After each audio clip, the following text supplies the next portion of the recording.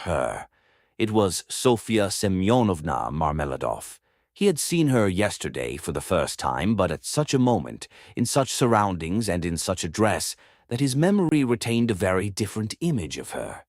Now she was a modestly and poorly dressed young girl, very young indeed, almost like a child, with a modest and refined manner, with a candid but somewhat frightened-looking face. She was wearing a very plain indoor dress and had on a shabby old-fashioned hat, but she still carried a parasol. Unexpectedly finding the room full of people, she was not so much embarrassed as completely overwhelmed with shyness, like a little child. She was even about to retreat.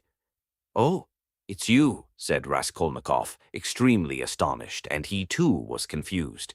He at once recollected that his mother and sister knew through Luzhin's letter of some young woman of notorious behavior. He had only just been protesting against Luzhin's calumny and declaring that he had seen the girl last night for the first time, and suddenly she had walked in. He remembered, too, that he had not protested against the expression of notorious behavior.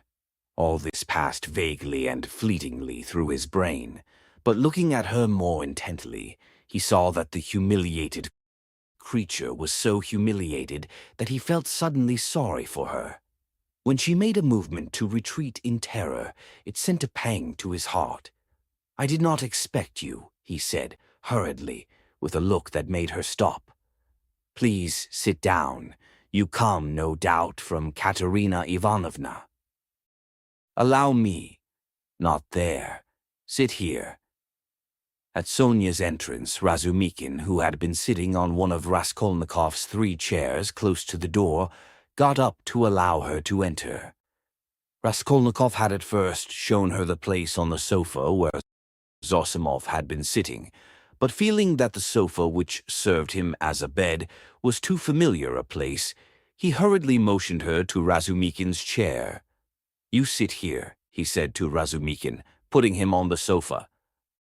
Sonia sat down, almost shaking with terror, and looked timidly at the 2 ladies.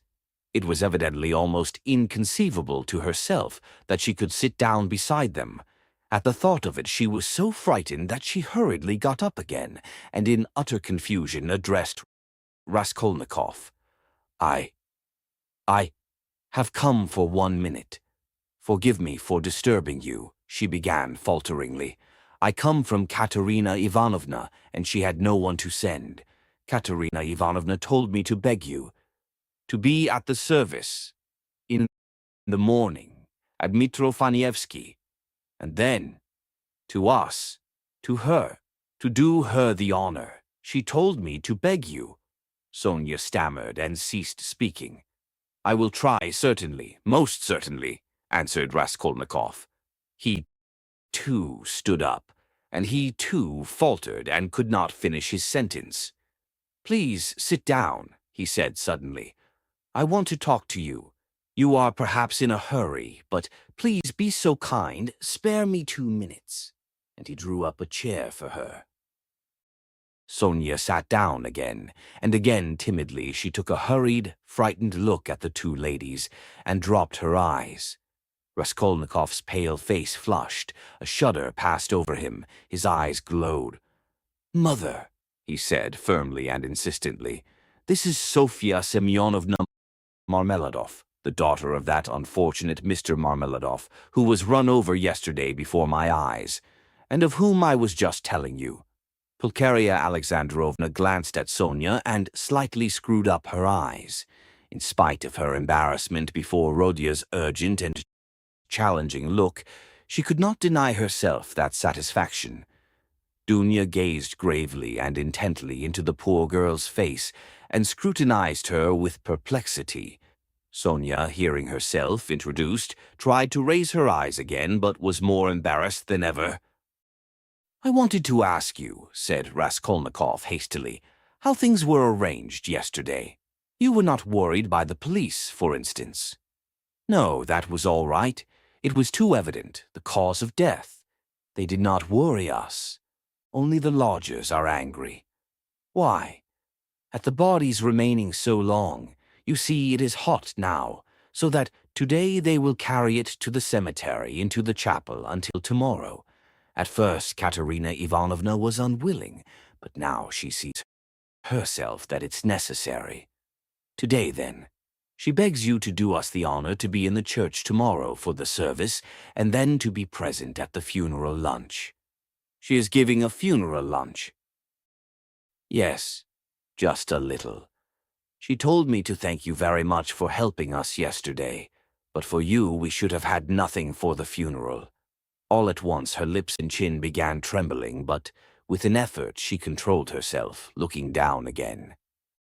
During the conversation, Raskolnikov watched her carefully. She had a thin, very thin, pale little face, rather irregular and angular, with a sharp little nose and chin. She could not have been called pretty, but her blue eyes were so clear, and when they lighted up, there was such a kindliness and simplicity in her expression that one could not help being attracted. Her face and her whole figure, indeed, had another peculiar characteristic. In spite of her 18 years, she looked almost a little girl, almost a child. And in some of her gestures this childishness seemed almost absurd. But has Katerina Ivanovna been able to manage with such small means? Does she even mean to have a funeral lunch? Raskolnikov asked, persistently keeping up the conversation. The coffin will be plain, of course, and everything will be plain, so it won't cost much. Katerina Ivanovna and I have reckoned it all out so that there will be enough left. And Katerina Ivanovna was very anxious it should be so. You know, one can't. It's a comfort to her. She is like that, you know.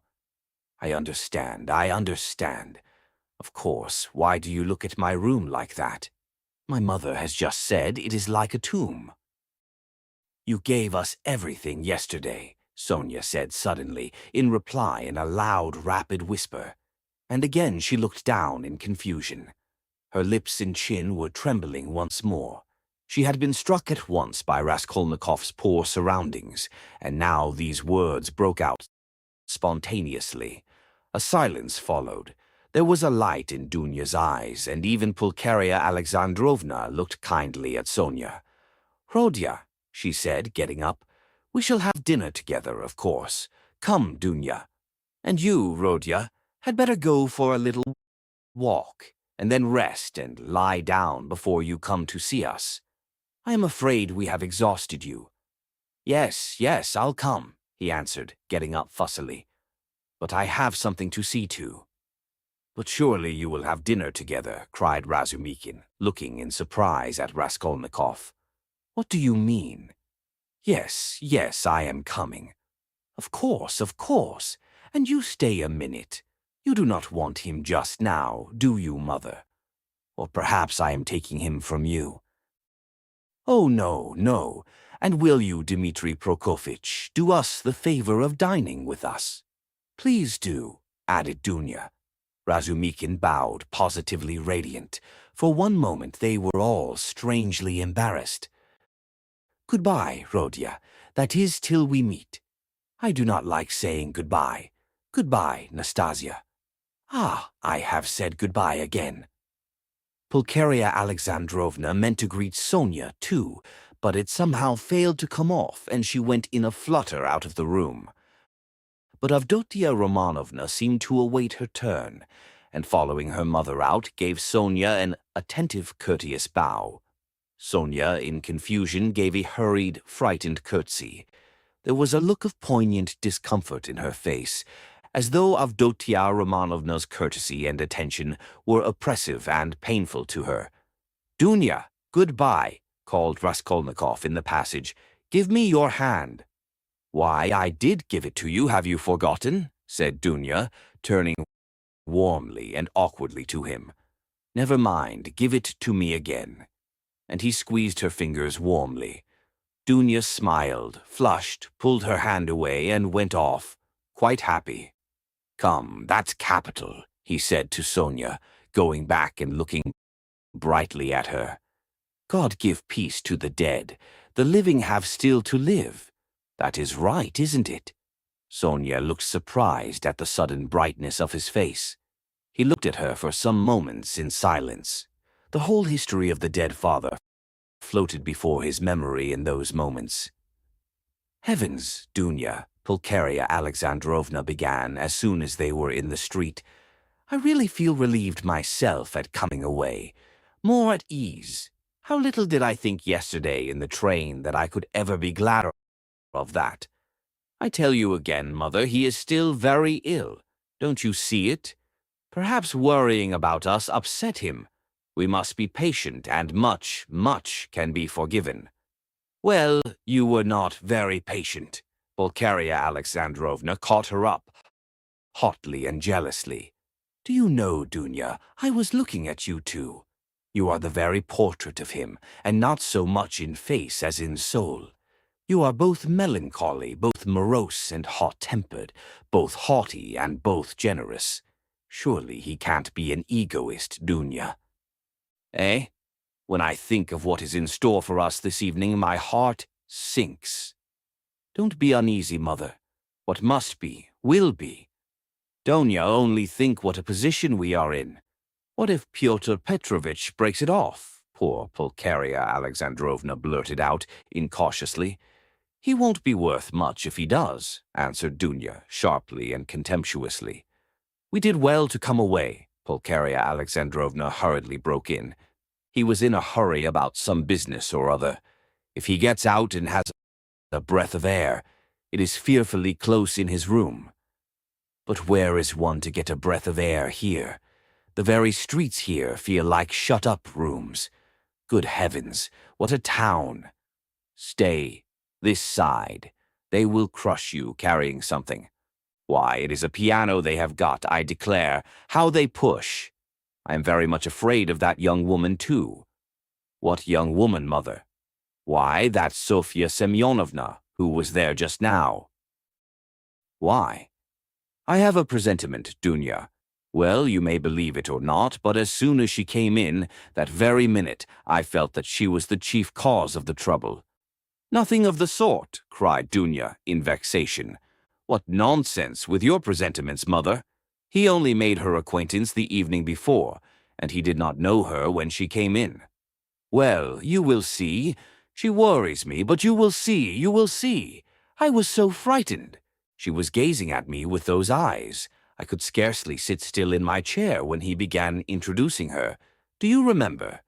It seems so strange, but Pyotr Petrovitch writes like that about her, and he introduces her to us, to you, so he must think a great deal of her. People will write anything. We were talked about and written about, too. Have you forgotten? I am sure that she is a good girl and that it is all nonsense." "God grant it may be." "And Pyotr Petrovitch is a contemptible slanderer," Dunya snapped out suddenly.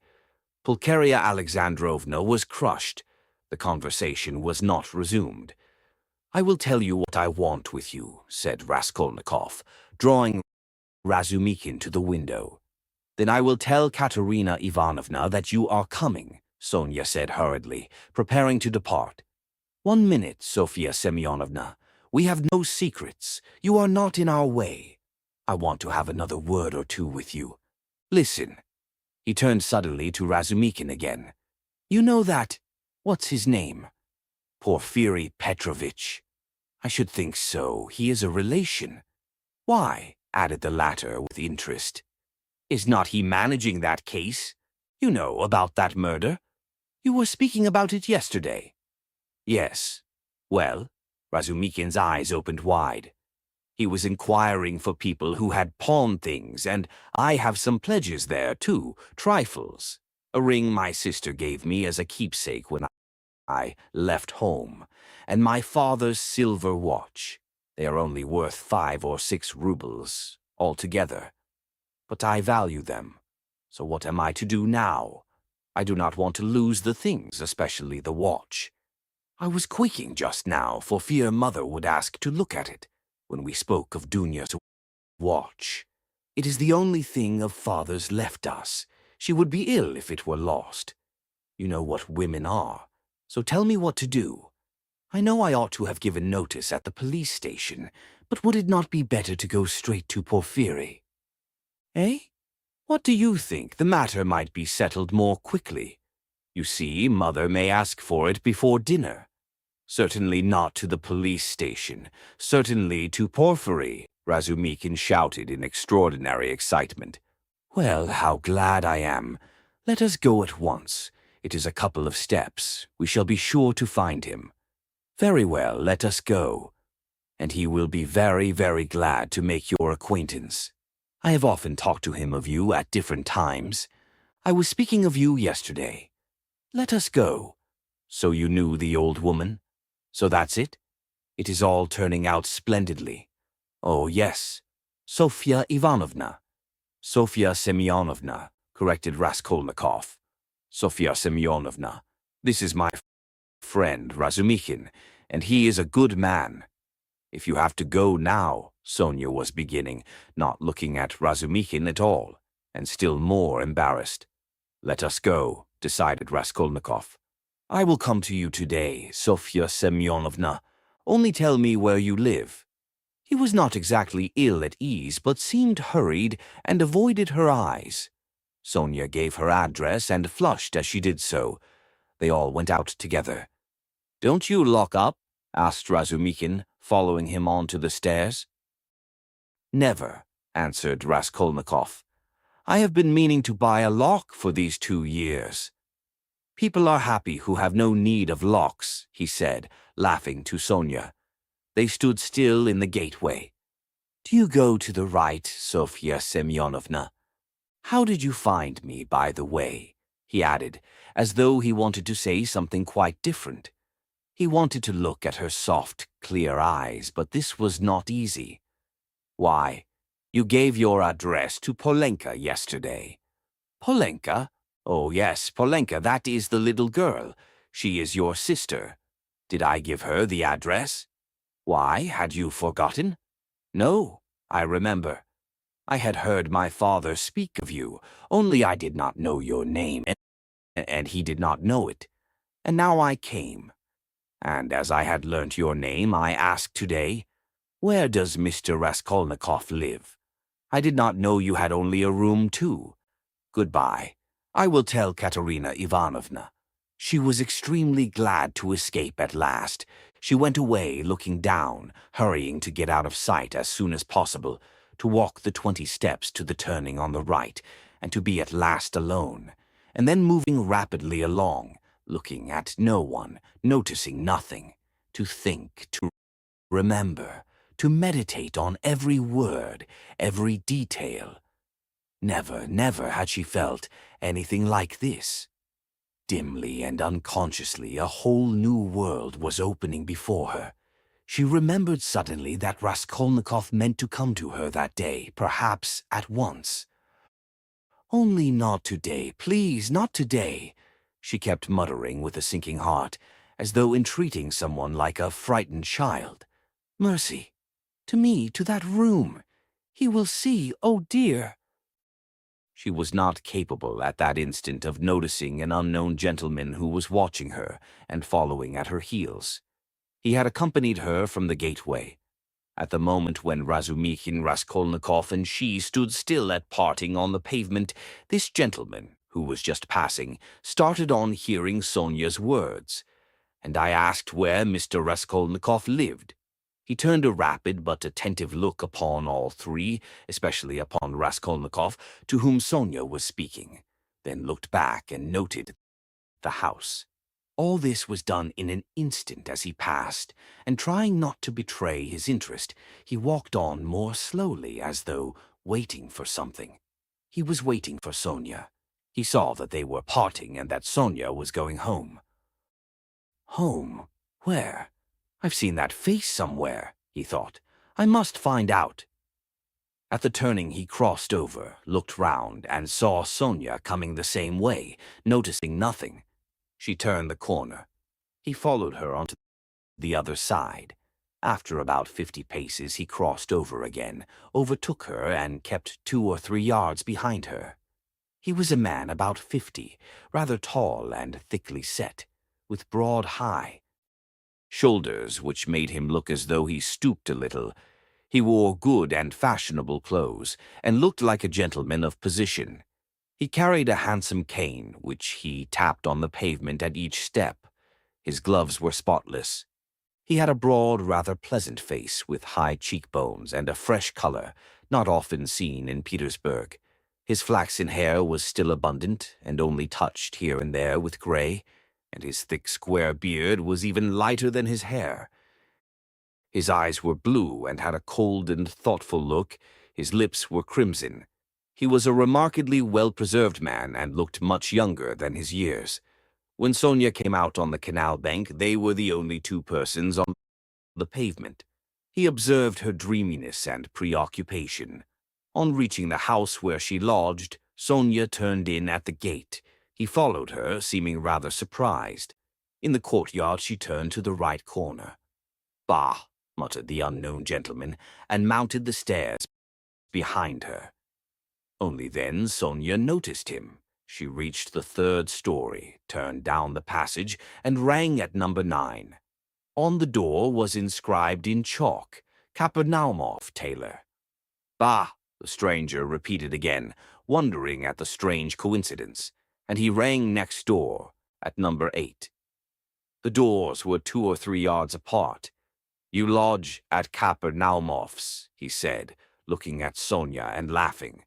"He altered a waistcoat for me yesterday. I am staying close here at Madame Reslich's. How odd." Sonia looked at him attentively. "We are neighbors," he went on gaily. "I only came to town the day before yesterday. Goodbye for the present." Sonia made no reply. The door opened and she slipped in. She felt for some reason ashamed and uneasy. On the way to Porfiry's, Razumikin was obviously excited. "That's capital, brother," he repeated several times, "and I am glad. I am glad." "What are you glad about?" Raskolnikov thought to himself. "I didn't know that you pledged things at the old woman's, too. And was it long ago? I mean, was it long since you were there? What a simple-hearted fool he is. When was it?" Raskolnikov stopped still to recollect. 2 or 3 days before her death it must have been. "But I am not going to redeem the things now," he put in with a sort of hurried and conspicuous solicitude about the things. "I've not more than a silver rouble left, after last night's accursed delirium." He laid special emphasis on the delirium. "Yes, yes," Razumikin hastened to agree with what was not clear. "Then that's why you were stuck." "Partly.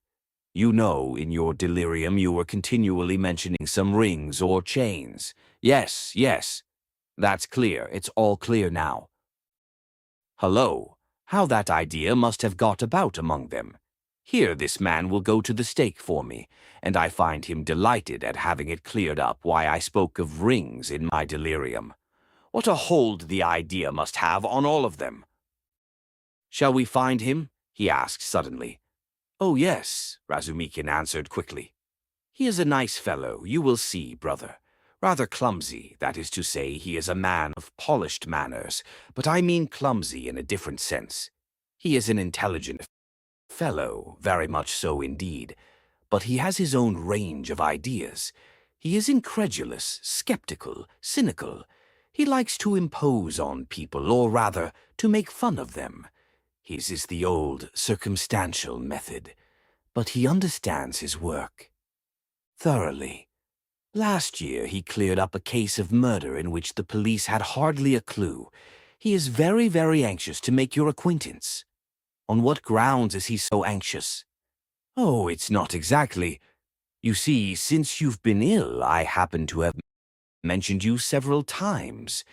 So when he heard about you, about your being a law student and not able to finish your studies, he said, 'What a pity.' And so I concluded, from everything together, not only that. Yesterday, Zamatov. You know, Rodya, I talked some nonsense on the way home to you yesterday when I was drunk. I'm afraid, brother, of your exaggerating it, you see." "What?"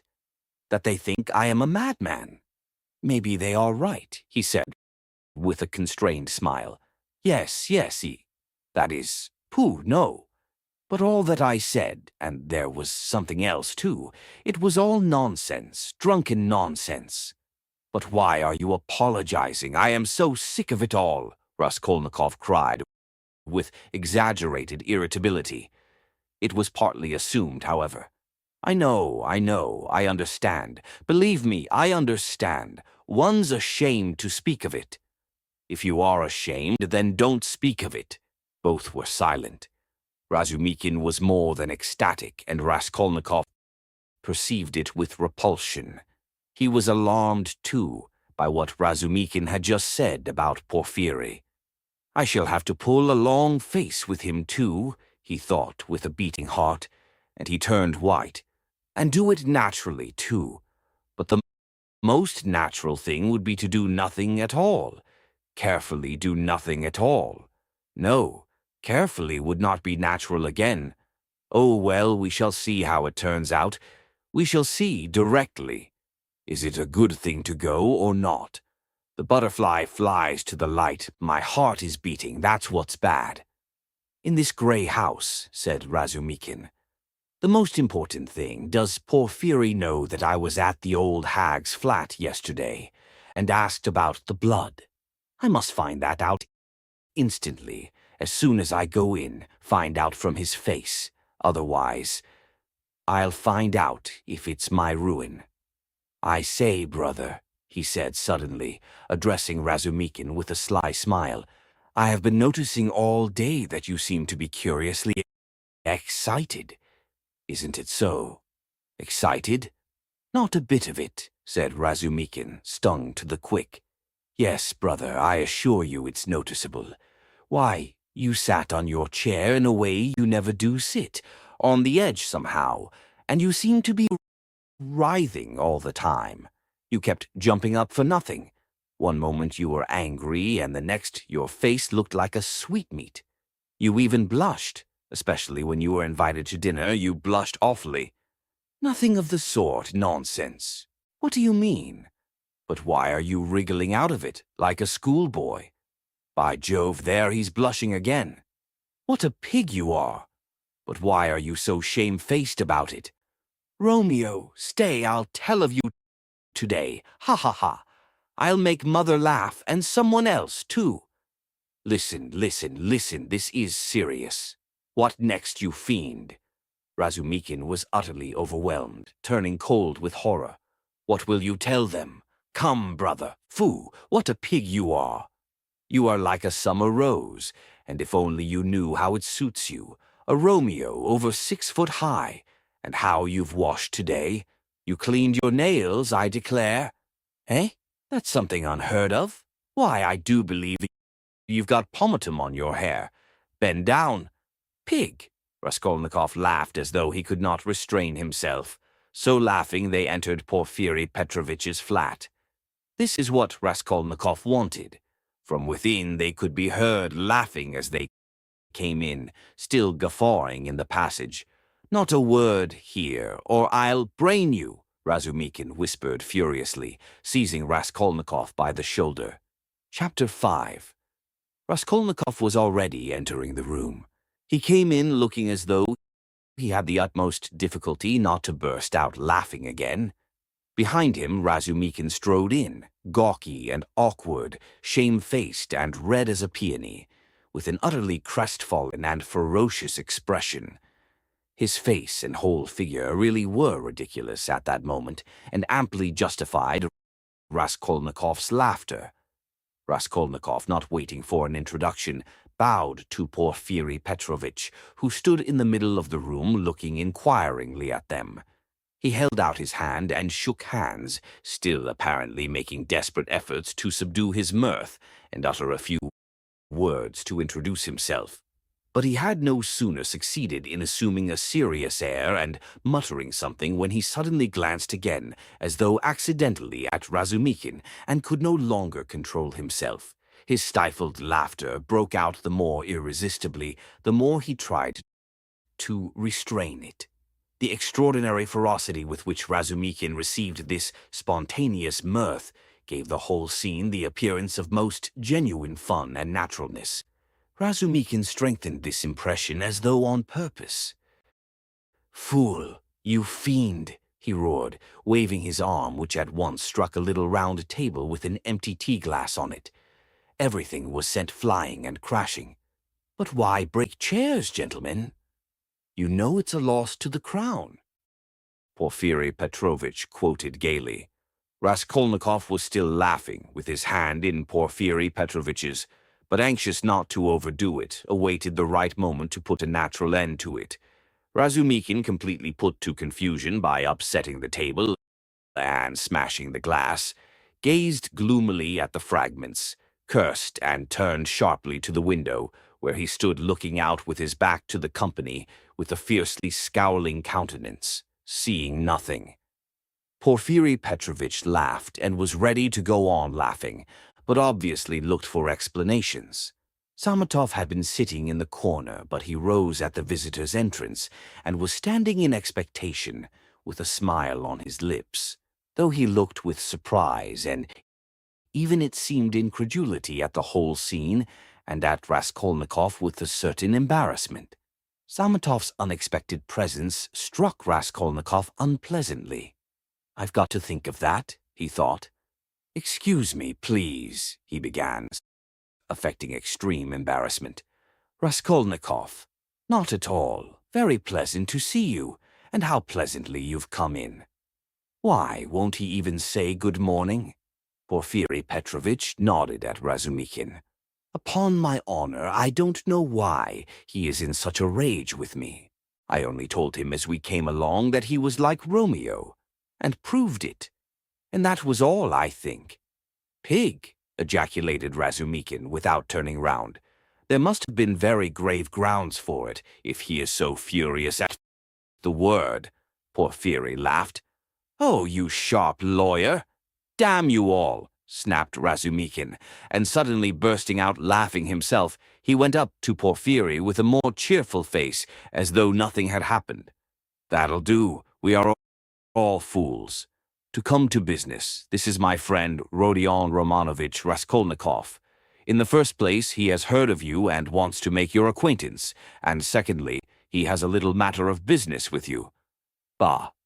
Zamatov, what brought you here? Have you met before? Have you known each other long? What does this mean?" thought Raskolnikov uneasily. Zamatov seemed taken aback, but not very much so. "Why, it was at your room we met yesterday," he said easily. "Then I have been spared the trouble. All last week he was begging me to introduce him to you. Porfiry and you have sniffed each other out without me. Where is your tobacco?" Porfiry Petrovitch was wearing a dressing gown, very clean linen, and trodden-down slippers. He was a man of about 35, short, stout even to corpulence, and clean-shaven. He wore his hair cut short and had a large round head, particularly prominent at the back.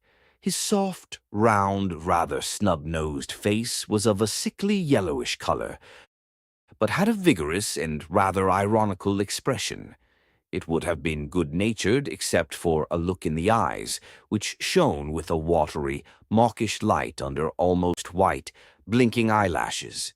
The expression of those eyes was strangely out of keeping with his somewhat womanish figure, and gave it something far more serious than could be guessed at first sight.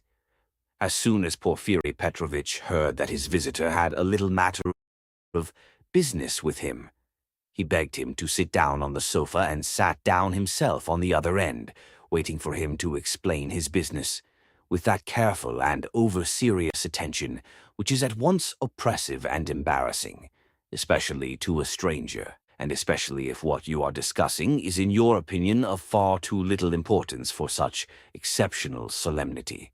But in brief and coherent phrases, Raskolnikov explained his business clearly and exactly, and was so well satisfied with himself that he even succeeded in taking a good look at Porfiry.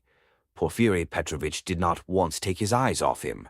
Razumikin, sitting opposite at the same table, listened warmly and impatiently, looking from one to the other every moment with rather excessive interest. "Fool," Raskolnikov swore to himself. "You have to give information to the police," Porfiry replied with a most businesslike air. "That having learnt of this incident, that is, of the murder, you beg to inform the lawyer in charge of the case that such and such things belong to you, and that you desire to redeem them. But they will write to you." "That's just the point, that at the present moment," Raskolnikov tried his utmost to feign embarrassment, "I am not quite in funds, and even this trifling sum is beyond me. I only wanted, you see, for the present to declare that the things are mine, and that when I have money—" "That's no matter," answered Porfiry Petrovitch, receiving his explanation of his pecuniary position coldly. "But you can, if you prefer, write straight to me, to say that, having been informed of the matter and claiming such and such as your property, you beg—" "On an ordinary sheet of paper," Raskolnikov interrupted eagerly, again interested in the financial side of the question. "Oh, the most ordinary!"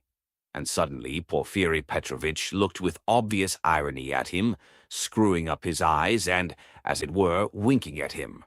But perhaps it was Raskolnikov's fancy, for it all lasted but a moment. There was certainly something of the sort. Raskolnikov could have sworn he winked at him. Goodness knows why. "He knows," flashed through his mind like lightning. "Forgive my troubling you about such trifles," he went on, a little disconcerted. "The things are only worth 5 rubles, but I prize them particularly for the sake of those from whom they came to me, and I must confess that I was alarmed when I heard— That's why you were so much struck when I mentioned to Zosimov that Porfiry was inquiring for everyone who had pledges," Razumikin put in with obvious intention. This was really unbearable. Raskolnikov could not help glancing at him with a flash of vindictive anger in his black eyes, but immediately recollected himself. "You seem to be jeering at me, brother," he said to him with a well-feigned irritability.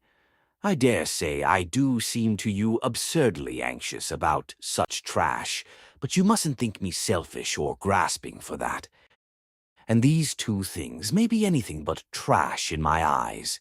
I told you just now that the silver watch, though it's not worth a cent, is the only thing left us of my father's. You may laugh at me, but my mother is here." He turned suddenly to Porfiry, "and if she knew—" He turned again hurriedly to Razumikin, carefully making his voice tremble, "that the watch was lost, she would be in despair. You know what women are." "Not a bit of it. I didn't mean that at all." "Quite the contrary," shouted Razumikin, distressed. "Was it right? Was it natural? Did I overdo it?" Raskolnikov asked himself in a tremor. "Why did I say that about women?" "Oh, your mother is with you?" Porfiry Petrovitch inquired. "Yes." "When did she come?" "Last night." Porfiry paused as though reflecting. "Your things would not in any case be lost," he went on calmly and coldly. "I have been expecting you here for some time." And as though that was a matter of no importance, he carefully offered the ashtray to Razumikin, who was ruthlessly scattering cigarette ash over the carpet. Raskolnikov shuddered, but Porfiry did not seem to be looking at him, and was still concerned with Razumikin's cigarette. "What? Expecting him? Why, did you know that he had pledges there?" cried Razumikin. Porfiry Petrovitch addressed himself to Raskolnikov. "Your things, the ring and the watch, were wrapped up together, and on the paper your name was legibly written in pencil, together with the date on which you left them with her." "How observant you are!" Raskolnikov smiled awkwardly, doing his very utmost to look him straight in the face, but he failed and suddenly added, "I say that because I suppose there were a great many pledges, that it must be difficult to remember them all. But you remember them all so clearly and stupid, feeble," he thought. Why did I add that? But we know all who had pledges, and you are the only one who hasn't come forward, Porphyry answered with hardly perceptible irony. I haven't been quite well. I heard that too. I heard indeed that you were in great distress about something. You look pale still. I am not pale at all. No, I am quite well, Raskolnikov snapped out rudely and angrily, completely changing his tone. His anger was mounting, he could not repress it. And in my anger I shall betray myself, flashed through his mind again. Why are they torturing me? Not quite well, Razumikin caught him up. What next? He was unconscious and delirious all yesterday. Would you believe, Porphyry, as soon as our backs were turned, he dressed, though he could hardly stand, and gave us the slip and went off on a spree somewhere till midnight.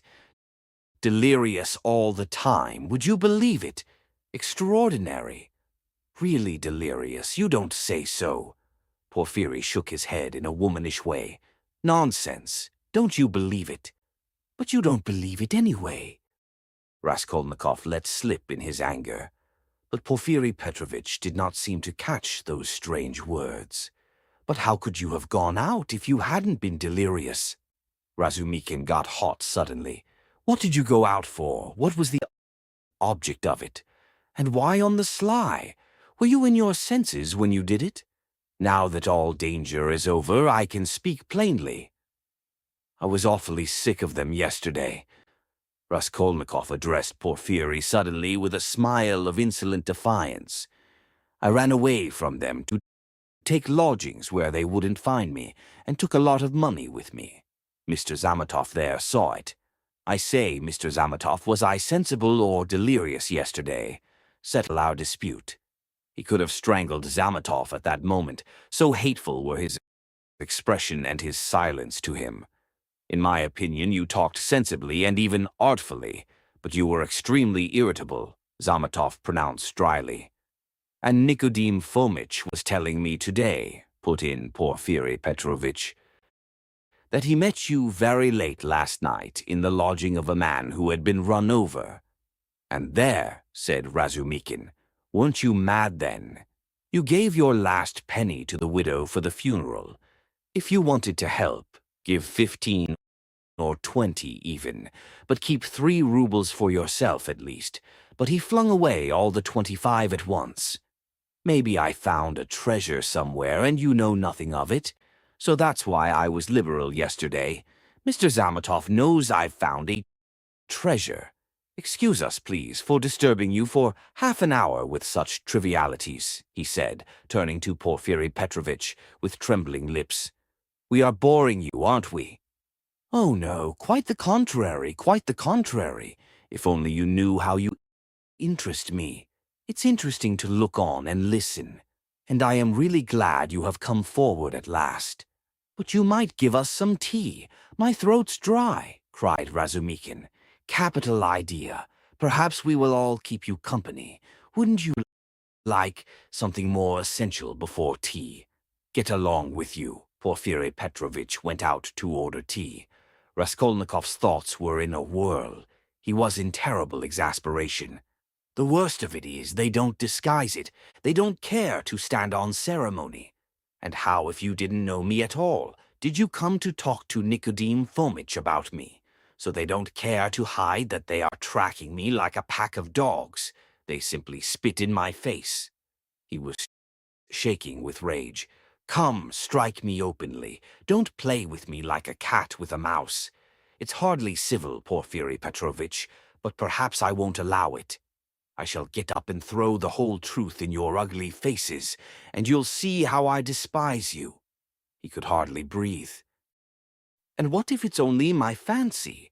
What if I am mistaken, and through inexperience I get angry and don't keep up my nasty part?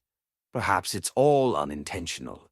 All their phrases are the usual ones, but there is something about them. It all might be said, but there is something. Why did he say bluntly, with her? Why did Zametov add that I spoke artfully? Why do they speak in that tone? Yes, the tone. Razumikin is sitting here. Why does he see nothing? That innocent blockhead never does see anything. Feverish again. Did Porphyry wink at me just now? Of course it's nonsense. What could he wink for? Are they trying to upset my nerves, or are they teasing me? Either it's ill fancy or they know. Even Zametov is rude. Is Zametov rude? Zametov has changed his mind. I foresaw he would change his mind. He is at home here while it's my first visit. Porphyry does not consider him a visitor, sits with his back to him. They're as thick as thieves, no doubt. Over me. Not a doubt they were talking about me before we came. Do they know about the flat? If only they'd make haste. When I said that I ran away to take a flat, he let it pass. I put that in cleverly about a flat. It may be of use afterwards. Delirious indeed. Ha ha ha. He knows all about last night. He didn't know of my mother's arrival. The hag had written the date on in pencil. You are wrong. You won't catch me. There are no facts. It's all supposition. You produce facts. The flat even isn't a fact, but delirium. I know what to say to them. Do they know about the flat? I won't go without finding out. What did I come for? But my being angry now maybe is a fact. Fool, how irritable I am. Perhaps that's right, to play the invalid. He is feeling me. He will try to catch me. Why did I come? All this flashed like lightning through his mind. Porphyry Petrovitch returned quickly. He became suddenly more jovial. Your party yesterday, brother, has left my head rather, and I am out of sorts altogether, he began in quite a different tone, laughing to Razumikin. Was it interesting? I left you yesterday at the most interesting point. Who got the best of it? Oh, no one, of course. They got on to everlasting questions, floated off into space. Only fancy, Rodia, what we got on to yesterday, whether there is such a thing as crime. I told you that we talked our heads off. What is there strange? It's an everyday social question, Raskolnikov answered casually. The question wasn't put quite like that, observed Porphyry. Not quite, that's true, Razumikin agreed at once, getting warm and hurried as usual. Listen, Rodion, and tell us your opinion. I want to hear it. I was fighting tooth and nail with them and wanted you to help me. I told them you were coming. It began with the socialist doctrine. You know their doctrine. Crime is a protest against the abnormality of the social organization, and nothing more, and nothing more. No other cause is admitted. You are wrong there, cried Porphyry Petrovitch. He was noticeably animated and kept laughing as he looked at Razumikin, which made him more excited than ever. Nothing is admitted, Razumikin interrupted with heat. I am not wrong. I'll show you their pamphlets. Everything with them is the influence of environment and nothing else. Their favorite phrase, from which it follows that if society is normally organized, all crime will cease at once, since there will be nothing to protest against, and all men will become righteous in one instant. Human nature is not taken into account. It is excluded. It's not supposed to exist. They don't recognize that humanity, developing by a historical living process, will become at last a normal society.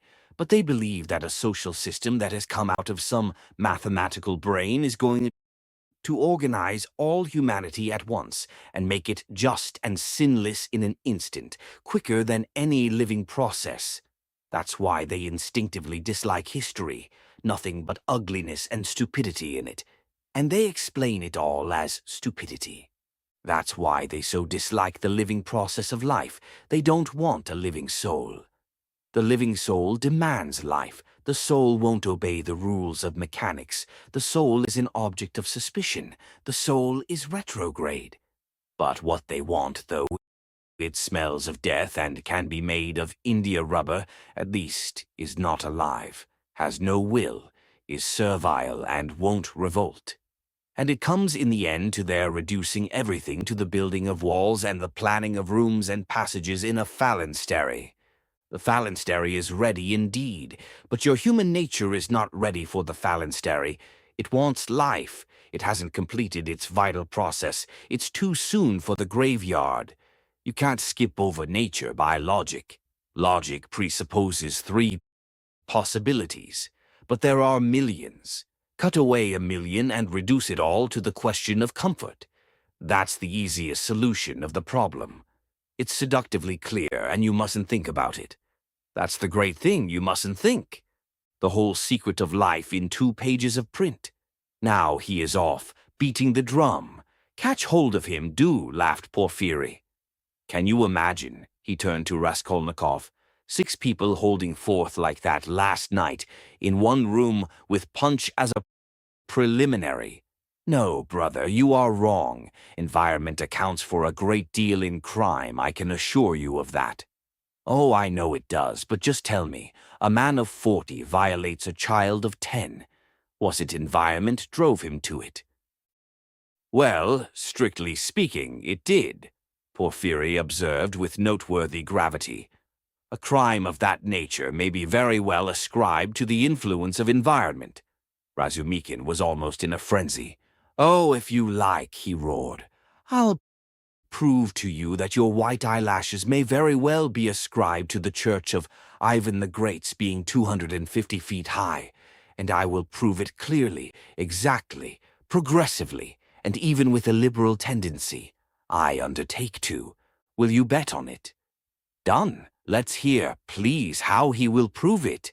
He is always humbugging. Confound him, cried Razumikin, jumping up and gesticulating. What's the use of talking to you? He does all that on purpose. You don't know him, Rodion. He took their side yesterday simply to make fools of them, and the things he said yesterday, and they were delighted. He can keep it up for a fortnight together. Last year he persuaded us that he was going into a monastery. He stuck to it for 2 months.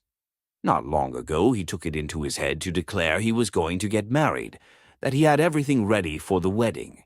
He ordered new clothes, indeed. We all began to congratulate him. There was no bride, nothing, all pure fantasy. Ah, you are wrong. I got the clothes before. It was the new clothes, in fact, that made me think of taking you in. Are you such a good dissembler? Raskolnikov asked carelessly. You wouldn't have supposed it, eh? Wait a bit, I shall take you in, too. Ha ha ha. No, I'll tell you the truth. All these questions about crime, environment, children, recalled to my mind an article of yours which interested me at the time. On crime, or something of the sort. I forget the title. I read it with pleasure 2 months ago in the Periodical Review. My article? In the Periodical Review? Raskolnikov asked in astonishment. I certainly did write an article upon a book 6 months ago when I left the university, but I sent it to the Weekly Review. But it came out in the Periodical, and the Weekly Review ceased to exist, so that's why it wasn't printed at the time. That's true, but when it ceased to exist, the Weekly Review was amalgamated with the Periodical, and so your article appeared 2 months ago in the latter. Didn't you know? Raskolnikov had not known. Why, you might get some money out of them for the article. What a strange person you are. You lead such a solitary life that you know nothing of matters that concern you directly. It's a fact, I assure you. Bravo, Rodya. I knew nothing about it either, cried Razumikin. I'll run today to the reading room and ask for the number. 2 months ago? What was the date? It doesn't matter, though. I will find it. Think of not telling us. How did you find out that the article was mine? It's only signed with an initial. I only learnt it by chance the other day. Through the editor. I know him. I was very much interested. I analyzed, if I remember, the psychology of a criminal before and after the crime. Yes, and you maintain that the perpetration of a crime is always accompanied by illness. Very, very original, but it was not that part of your article that interested me so much. but an idea at the end of the article which, I regret to say, you merely suggested without working it out clearly. There is, if you recollect, a suggestion that there are certain persons who can, that is, not precisely are able to, but have a perfect right to commit breaches of morality and crimes, and that the law is not for them. Raskolnikov smiled at the exaggerated and intentional distortion of his idea. What? What do you mean? A right to crime, but not because of the influence of environment? Razumikin inquired with some alarm even. No, not exactly because of it, answered Porfiry. In his article, all men are divided into ordinary and extraordinary. Ordinary men have to live in submission, have no right to transgress the law, because, don't you see, they are ordinary. But extraordinary men have a right to commit any crime and to transgress the law in any way, just because they are extraordinary. That was your idea, if I am not mistaken. What do you mean? That can't be right? Razumikin muttered in bewilderment. Raskolnikov smiled again. He saw the point at once and knew where they wanted to drive him. He decided to take up the challenge. That wasn't quite my contention, he began simply and modestly. Yet I admit that you have stated it almost correctly, perhaps, if you like, perfectly so. It almost gave him pleasure to admit this. The only difference is that I don't contend that extraordinary people are always bound to commit breaches of morals, as you call it. In fact, I doubt whether such an argument could be published.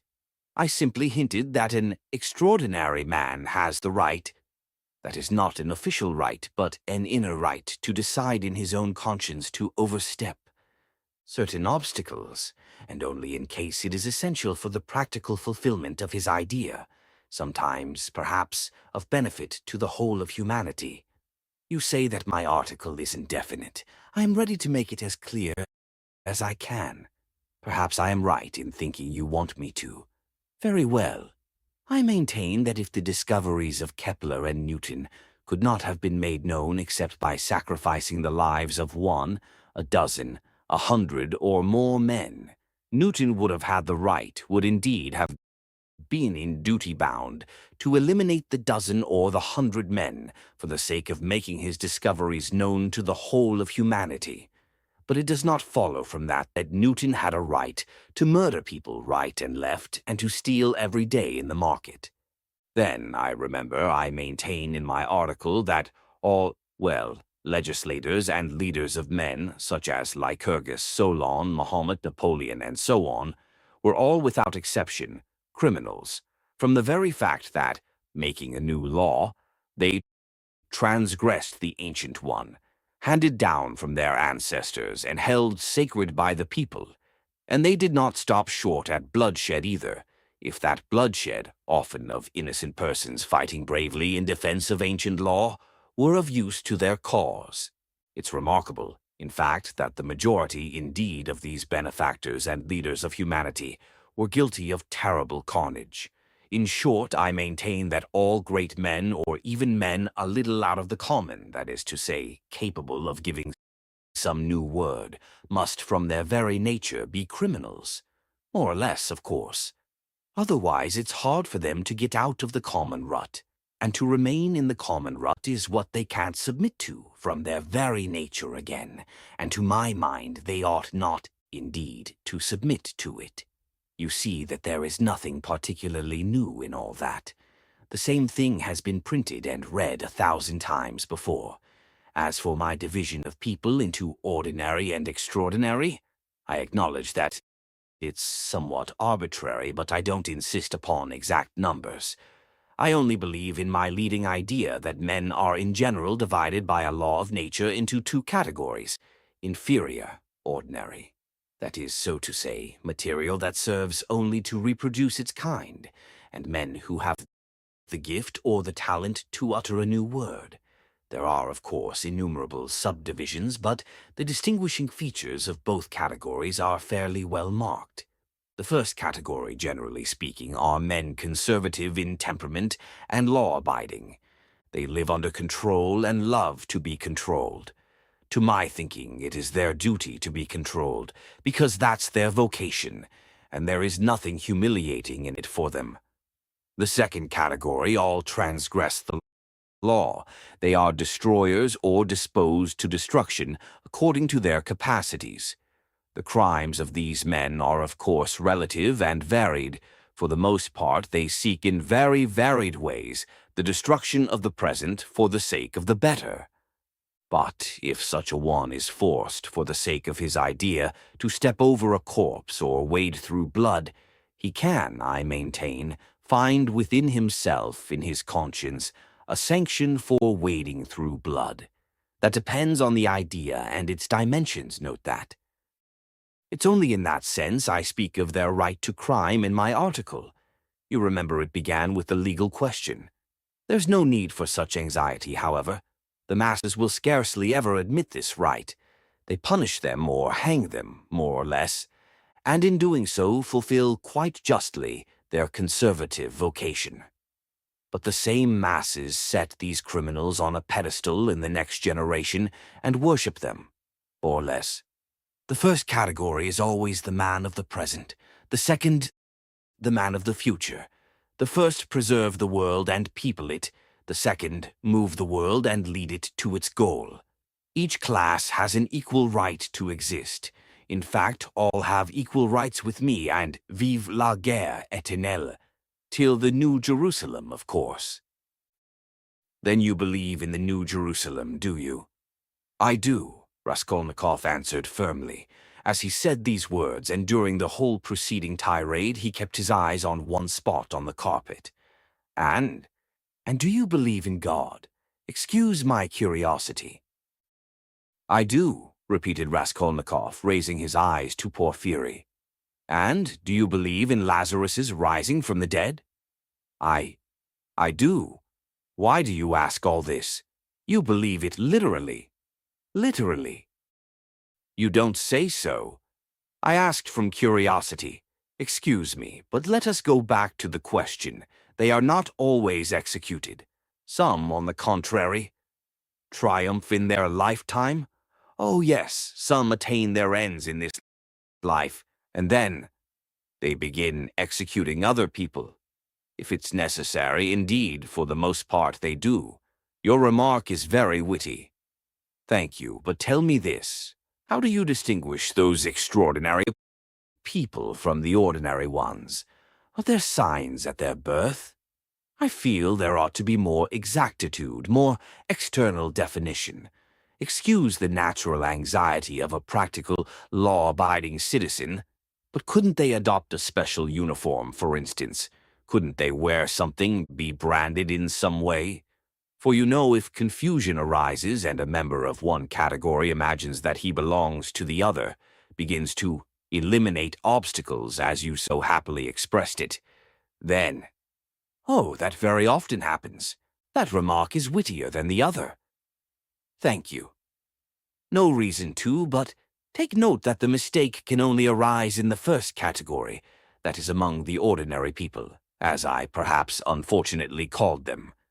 In spite of their predisposition to obedience, very many of them, through a playfulness of nature, sometimes vouchsafed even to the cow, like to imagine themselves advanced people, destroyers, and to push themselves into the new movement, and this quite sincerely. Meanwhile, the really new people are very often unobserved by them, or even despised as reactionaries of groveling tendencies. But I don't think there is any considerable danger here, and you really need not be uneasy, for they never go very far. Of course, they might have a thrashing sometimes for letting their fancy run away with them, and to teach them their place, but no more. In fact, even this isn't necessary, as they castigate themselves, for they are very conscientious. Some perform this service for one another, and others chastise themselves with their own hands. They will impose various public acts of penitence upon themselves with a beautiful and edifying effect. In fact, you've nothing to be uneasy about. It's a law of nature.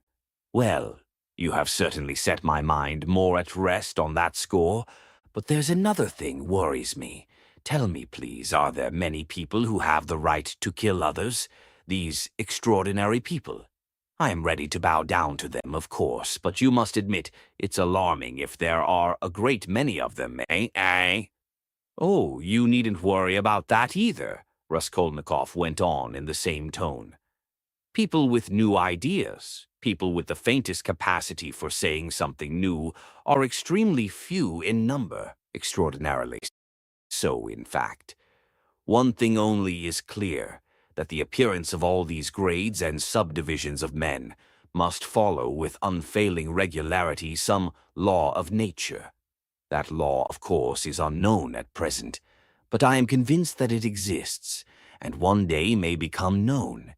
The vast mass of mankind is mere material, and only exists in order by some great effort, by some mysterious process, by means of some crossing of races and stocks, to bring into the world at last, perhaps, one man out of 1,000 with a spark of independence. 1 in 10,000, perhaps, I speak roughly approximately, is born with some independence, and with still greater independence 1 in 100,000. The man of genius is one of millions, and the great geniuses, the crown of humanity, appear on earth perhaps 1 in many thousand millions. In fact, I have not peeped into the retort in which all this takes place. But there certainly is and must be a definite law. It cannot be a matter of chance. Why, are you both joking? Razumikin cried at last. There you sit, making fun of one another. Are you serious, Rodya? Raskolnikov raised his pale and almost mournful face and made no reply, and the unconcealed, persistent, nervous, and discourteous sarcasm of Porfiry seemed strange to Razumikin beside that quiet and mournful face. Well, brother, if you are really serious, you are right, of course, in saying that it's not new, that it's like what we've read and heard 1,000 times already. But what is really original in all this, and is exclusively your own, to my horror, is that you sanction bloodshed in the name of conscience, and, excuse my saying so, with such fanaticism. That, I take it, is the point of your article. But that sanction of bloodshed by conscience is, to my mind, more terrible than the official legal sanction of bloodshed. You are quite right, it is more terrible, Porfiry agreed. Yes, you must have exaggerated. There is some mistake. I shall read it. You can't think that. I shall read it. All that is not in the article. There's only a hint of it, said Raskolnikov. Yes, yes. Porfiry couldn't sit still. Your attitude to crime is pretty clear to me now, but excuse me for my impertinence. I am really ashamed to be worrying you like this. You see, you've removed my anxiety as to the two grades getting mixed, but there are various practical possibilities that make me uneasy. What if some man or youth imagines that he is a Lycurgus or Mahomet, a future one, of course, and suppose he begins to remove all obstacles? He has some great enterprise before him and needs money for it, and tries to get it. Do you see? Zamatov gave a sudden guffaw in his corner. Raskolnikov did not even raise his eyes to him. I must admit, he went on calmly, that such cases certainly must arise. The vain and foolish are particularly apt to fall into that snare, young people especially. Yes, you see. Well then. What then? Raskolnikov smiled in reply. That's not my fault. So it is, and so it always will be. He said just now, he nodded at Razumikin, that I sanction bloodshed. Society is too well protected by prisons, banishment, criminal investigators, penal servitude. There's no need to be uneasy. You have but to catch the thief. And what if we do catch him? Then he gets what he deserves. You are certainly logical, but what of his conscience? Why do you care about that? Simply from humanity. If he has a conscience, he will suffer for his mistake. That will be his punishment as well as the prison. But the real geniuses, asked Razumikin, frowning, Those who have the right to murder. Oughtn't they to suffer at all, even for the blood they've shed? Why the word ought? It's not a matter of permission or prohibition. He will suffer if he is sorry for his victim. Pain and suffering are always inevitable for a large intelligence and a deep heart. The really great men must, I think, have great sadness on earth, he added dreamily, not in the tone of the conversation. He raised his eyes, looked earnestly at them all, smiled, and took his cap. He was too quiet by comparison with his manner at his entrance, and he felt this. Everyone got up. "Well, you may abuse me, be angry with me if you like," Porfiry Petrovitch began again. "But I can't resist. Allow me one little question. I know I am troubling you. There is just one little notion I want to express, simply that I may not forget it." "Very good. Tell me your little notion." Raskolnikov stood waiting, pale and grave before him. "Well, you see, I really don't know how to express it properly. It's a playful, psychological idea.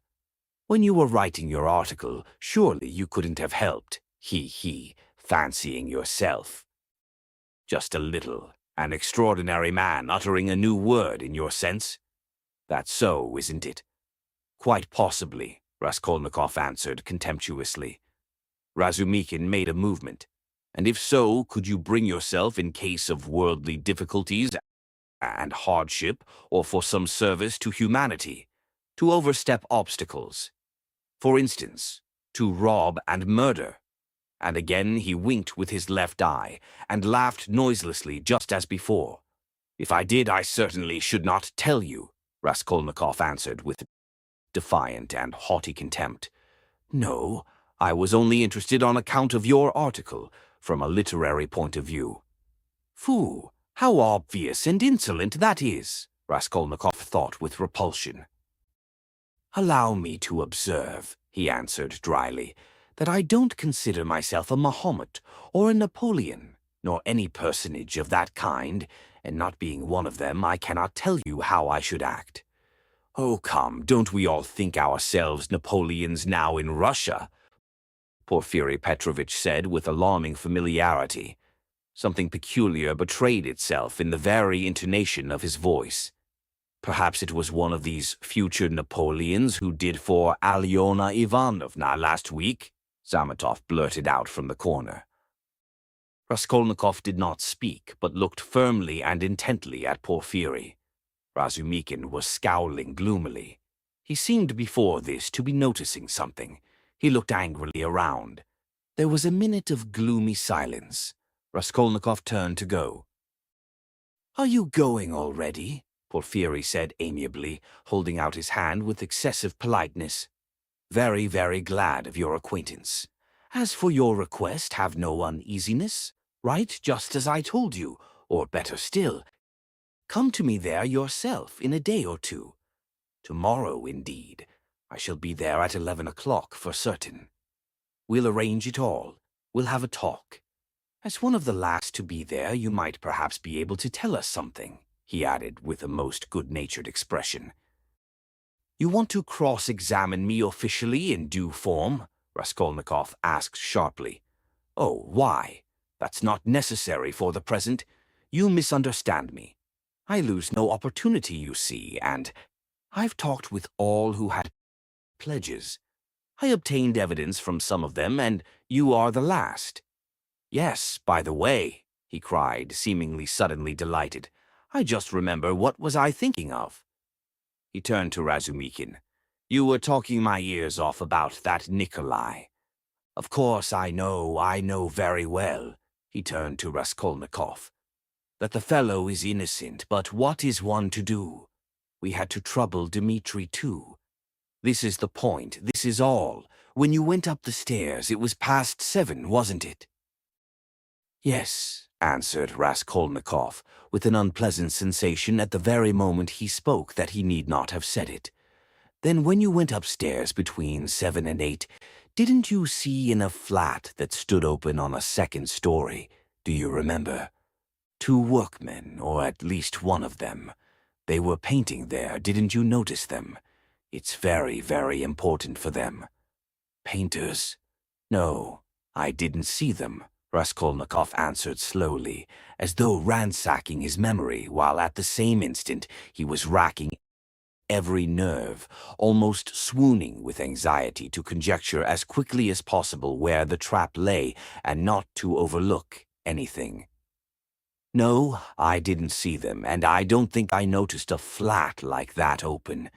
But on the fourth story, he had mastered the trap now and was triumphant. I remember now that someone was moving out of the flat opposite Alyona Ivanovna's. I remember it clearly. Some porters were carrying out a sofa, and they squeezed me against the wall. But painters? No, I don't remember that there were any painters, and I don't think that there was a flat open anywhere. No, there wasn't. What do you mean? Razumikin shouted suddenly, as though he had reflected and realized. Why, it was on the day of the murder the painters were at work, and he was there 3 days before. What are you asking? Foo, I have muddled it. Porfiry slapped himself on the forehead. Deuce take it. This business is turning my brain. He addressed Raskolnikov somewhat apologetically. It would be such a great thing for us to find out whether anyone had seen them between 7 and 8 at the flat, so I fancied you could perhaps have told us something. I quite muddled it. Then you should be more careful, Razumikin observed grimly. The last words were uttered in the passage. Porfiry Petrovitch saw them to the door with excessive politeness. They went out into the street, gloomy and sullen, and for some steps they did not say a word. Raskolnikov drew a deep breath. Chapter 6. I don't believe it. I can't believe it, repeated Razumikin, trying in perplexity to refute Raskolnikov's arguments. They were by now approaching Bakalaev's lodgings, where Pulcheria Alexandrovna and Dunya had been expecting them a long while. Razumikin kept stopping on the way in the heat of discussion, confused and excited by the very fact that they were for the first time speaking openly about it. Don't believe it, then, answered Raskolnikov with a cold, careless smile. You were noticing nothing as usual, but I was weighing every word. You are suspicious. That is why you weighed their words. Certainly, I agree Porfiry's tone was rather strange, and still more that wretch Samatov. You are right, there was something about him. But why? Why? He has changed his mind since last night. Quite the contrary. If they had that brainless idea, they would do their utmost to hide it and conceal their cards so as to catch you afterwards. But it was all impudent and careless. If they had had facts, I mean real facts, or at least grounds for suspicion, then they would certainly have tried to hide their game in the hope of getting more. They would have made a search long ago besides. But they have no facts, not one.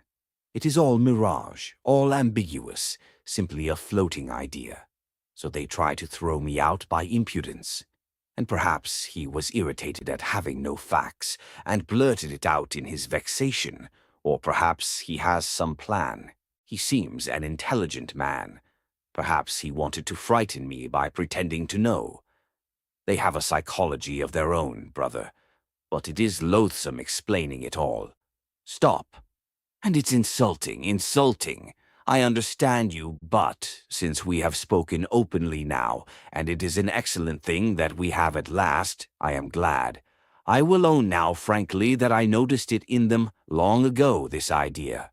Of course the merest hint only, an insinuation, but why an insinuation even? How dare they? What foundation have they? If only you knew how furious I have been. Think only. Simply because a poor student, unhinged by poverty and hypochondria, on the eve of a severe delirious illness, note that, suspicious, vain, proud, who has not seen a soul to speak to for 6 months, in rags and in boots without soles, has to face some wretched policeman and put up with their insolence. and the unexpected debt thrust under his nose, the IOU presented by Chabarov.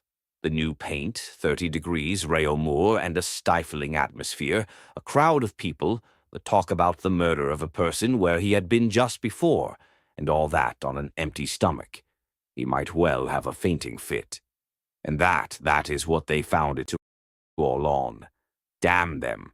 I understand how annoying it is, but in your place, Rodya, I would laugh at them, or better still, spit in their ugly faces and spit a dozen times in all directions. I had hit out in all directions neatly too, and so I'd put an end to it. Damn them. Don't be downhearted, it's a shame. He really has put it well, though, Raskolnikov thought. Damn them. But the cross-examination again, tomorrow, he said with bitterness. Must I really enter into explanations with them? I feel vexed as it is that I condescended to speak to Zametov yesterday in the restaurant.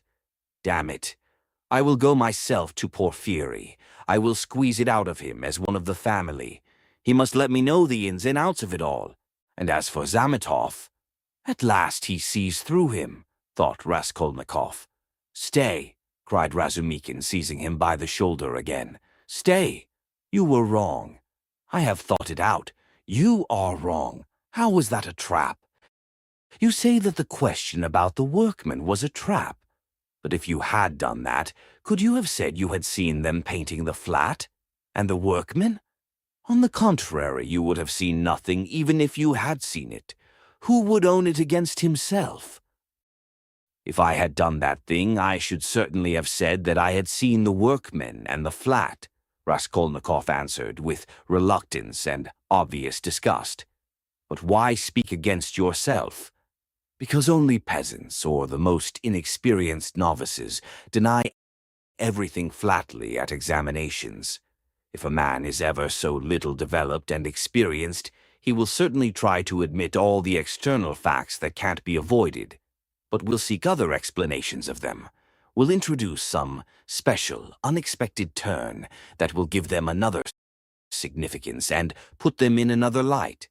Porfiry might well reckon that I should be sure to answer so, and say I had seen them to give an air of truth, and then make some explanation. But he would have told you at once that the workmen could not have been there 2 days before, and that, therefore, you must have been there on the day of the murder at 8 o'clock. And so he would have caught you over a detail. Yes, that is what he was reckoning on, that I should not have time to reflect, and should be in a hurry to make the most likely answer, and so would forget that the workmen could not have been there 2 days before. But how could you forget it? Nothing easier. It is in just such stupid things clever people are most easily caught. The more cunning a man is, the less he suspects that he will be caught in a simple thing. The more cunning a man is, the simpler the trap he must be caught in. Porfiry is not such a fool as you think. He is a knave, then, if that is so. Raskolnikov could not help laughing, but at the very moment he was struck by the strangeness of his own frankness, and the eagerness with which he had made this explanation, though he had kept up all the preceding conversation with gloomy repulsion, obviously with a motive from necessity. I am getting a relish for certain aspects, he thought to himself, but almost at the same instant he became suddenly uneasy, as though an unexpected and alarming idea had occurred to him. His uneasiness kept on increasing. They had just reached the entrance to Bakalaev's. Go in alone, said Raskolnikov suddenly. I will be back directly. Where are you going? Why, we are just here. I can't help it. I will come in half an hour. Tell them. Say what you like, I will come with you. You, too, want to torture me, he screamed, with such bitter irritation, such despair in his eyes that Razumikin's hands dropped. He stood for some time on the steps, looking gloomily at Raskolnikov striding rapidly away in the direction of his lodging. At last, gritting his teeth and clenching his fist, he swore he would squeeze Porfiry like a lemon that very day, and went up the stairs to reassure Pulcheria Alexandrovna, who was by now alarmed at their long absence. When Raskolnikov got home, his hair was soaked with sweat, and he was breathing heavily. He went rapidly up the stairs, walked into his unlocked room, and at once fastened the latch. Then, in senseless terror, he rushed to the corner, to that hole under the paper where he had put the things, put his hand in, and for some minutes felt carefully in the hole, in every crack and fold of the paper. Finding nothing, he got up and drew a deep breath.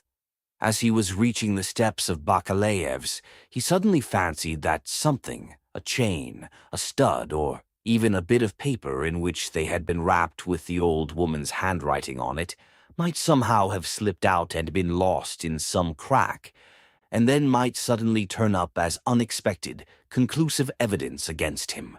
He stood as though lost in thought, and a strange, humiliated, half-senseless smile strayed on his lips. He took his cap at last and went quietly out of the room. His ideas were all tangled. He went dreamily through the gateway. "Here he is himself," shouted a loud voice. He raised his head. The porter was standing at the door of his little room and was pointing him out to a short man who looked like an artisan, wearing a long coat and a waistcoat, and looking at a distance remarkably like a woman. He stooped, and his head, in a greasy cap, hung forward. From his wrinkled, flabby face he looked over 50. His little eyes were lost in fat, and they looked out grimly, sternly, and discontentedly. "What is it?" Raskolnikov asked, going up to the porter. The man stole a look at him from under his brows, and he looked at him attentively, deliberately. Then he turned slowly and went out of the gate into the street, without saying a word. "What is it?" cried Raskolnikov. "Why, he there was asking whether a student lived here, mentioned your name and whom you lodged with. I saw you coming and pointed you out, and he went away. It's funny." The porter, too, seemed rather puzzled, but not much so, and, after wondering for a moment, he turned and went back to his room. Raskolnikov ran after the stranger and at once caught sight of him, walking along the other side of the street, with the same even, deliberate step, with his eyes fixed on the ground, as though in meditation. He soon overtook him, but for some time walked behind him. At last, moving on to a level with him, he looked at his face. The man noticed him at once, looked at him quickly, but dropped his eyes again, and so they walked for a minute side by side without uttering a word. "You were inquiring for me." "Of the porter?" Raskolnikov said at last, but in a curiously quiet voice. The man made no answer. He didn't even look at him. Again they were both silent. "Why do you come and ask for me, and say nothing? What's the meaning of it?" Raskolnikov's voice broke, and he seemed unable to articulate the words clearly. The man raised his eyes this time and turned a gloomy, sinister look at Raskolnikov. "Murderer," he said suddenly, in a quiet but clear and distinct voice. Raskolnikov went on walking beside him. His legs felt suddenly weak. A cold shiver ran down his spine, and his heart seemed to stand still for a moment, then suddenly began throbbing as though it were set free. So they walked for about 100 paces, side by side in silence. The man did not look at him. "What do you mean? Who is a murderer?" muttered Raskolnikov hardly audibly. "You are a murderer," the man answered still more articulately and emphatically, with a smile of triumphant hatred, and again he looked straight into Raskolnikov's pale face and stricken eyes. They had just reached the crossroads. The man turned to the left without looking behind him. Raskolnikov remained standing, gazing after him. He saw him turn round 50 paces away and look back at him, still standing there. Raskolnikov could not see clearly, but he fancied that he was again smiling the same smile of cold hatred and triumph. With slow, faltering steps, with shaking knees, Raskolnikov made his way back to his little garret, feeling chilled all over. He took off his cap and put it on the table, and for 10 minutes he stood without moving. Then he sank exhausted on the sofa, and with a weak moan of pain he stretched himself on it. So he lay for half an hour. He thought of nothing. Some thoughts or fragments of thoughts, some images without order or coherence floated before his mind, faces of people he had seen in his childhood or met somewhere once, whom he would never have recalled. The belfry of the church at V, the billiard table in a restaurant and some officers playing billiards, the smell of cigars in some underground tobacco shop, a tavern room, a back staircase quite dark, all sloppy with dirty water and strewn with eggshells, and the Sunday bells floating in from somewhere. The images followed one another, whirling like a hurricane. Some of them he liked and tried to clutch at, but they faded, and all the while there was an oppression within him, but it was not overwhelming.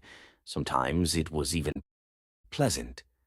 The slight shivering still persisted, but that too was an almost pleasant sensation. He heard the hurried footsteps of Razumikin. He closed his eyes and pretended to be asleep. Razumikin opened the door and stood for some time in the doorway as though hesitating. Then he stepped softly into the room and went cautiously to the sofa. Raskolnikov heard Nastasia's whisper, "Don't disturb him. Let him sleep. He can have his dinner later." "Quite so," answered Razumikin. Both withdrew carefully and closed the door. Another half-hour passed.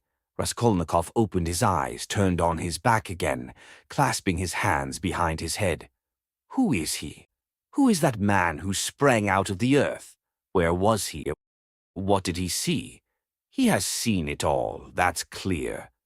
Where was he then? And from where did he see? Why has he only now sprung out of the earth? And how could he see?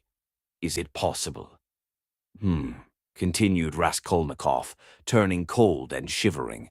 And the jewel case Nikolai found behind the door, was that possible? A clue? You miss an infinitesimal line and you can build it into a pyramid of evidence. A fly flew by and saw it. Is it possible? He felt with sudden loathing how weak, how physically weak he had become. I ought to have known it, he thought with a bitter smile. And how dared I, knowing myself, knowing how I should be, take up an axe and shed blood? I ought to have known beforehand. Oh, but I did know, he whispered in despair. At times he came to a standstill at some thought. No, those men are not made so. The real master to whom all is permitted storms, Toulon, makes a massacre in Paris, forgets an army in Egypt, wastes 500,000 men in the Moscow expedition, and gets off with a jest at Vilna. And altars are set up to him after his death, and so all is permitted.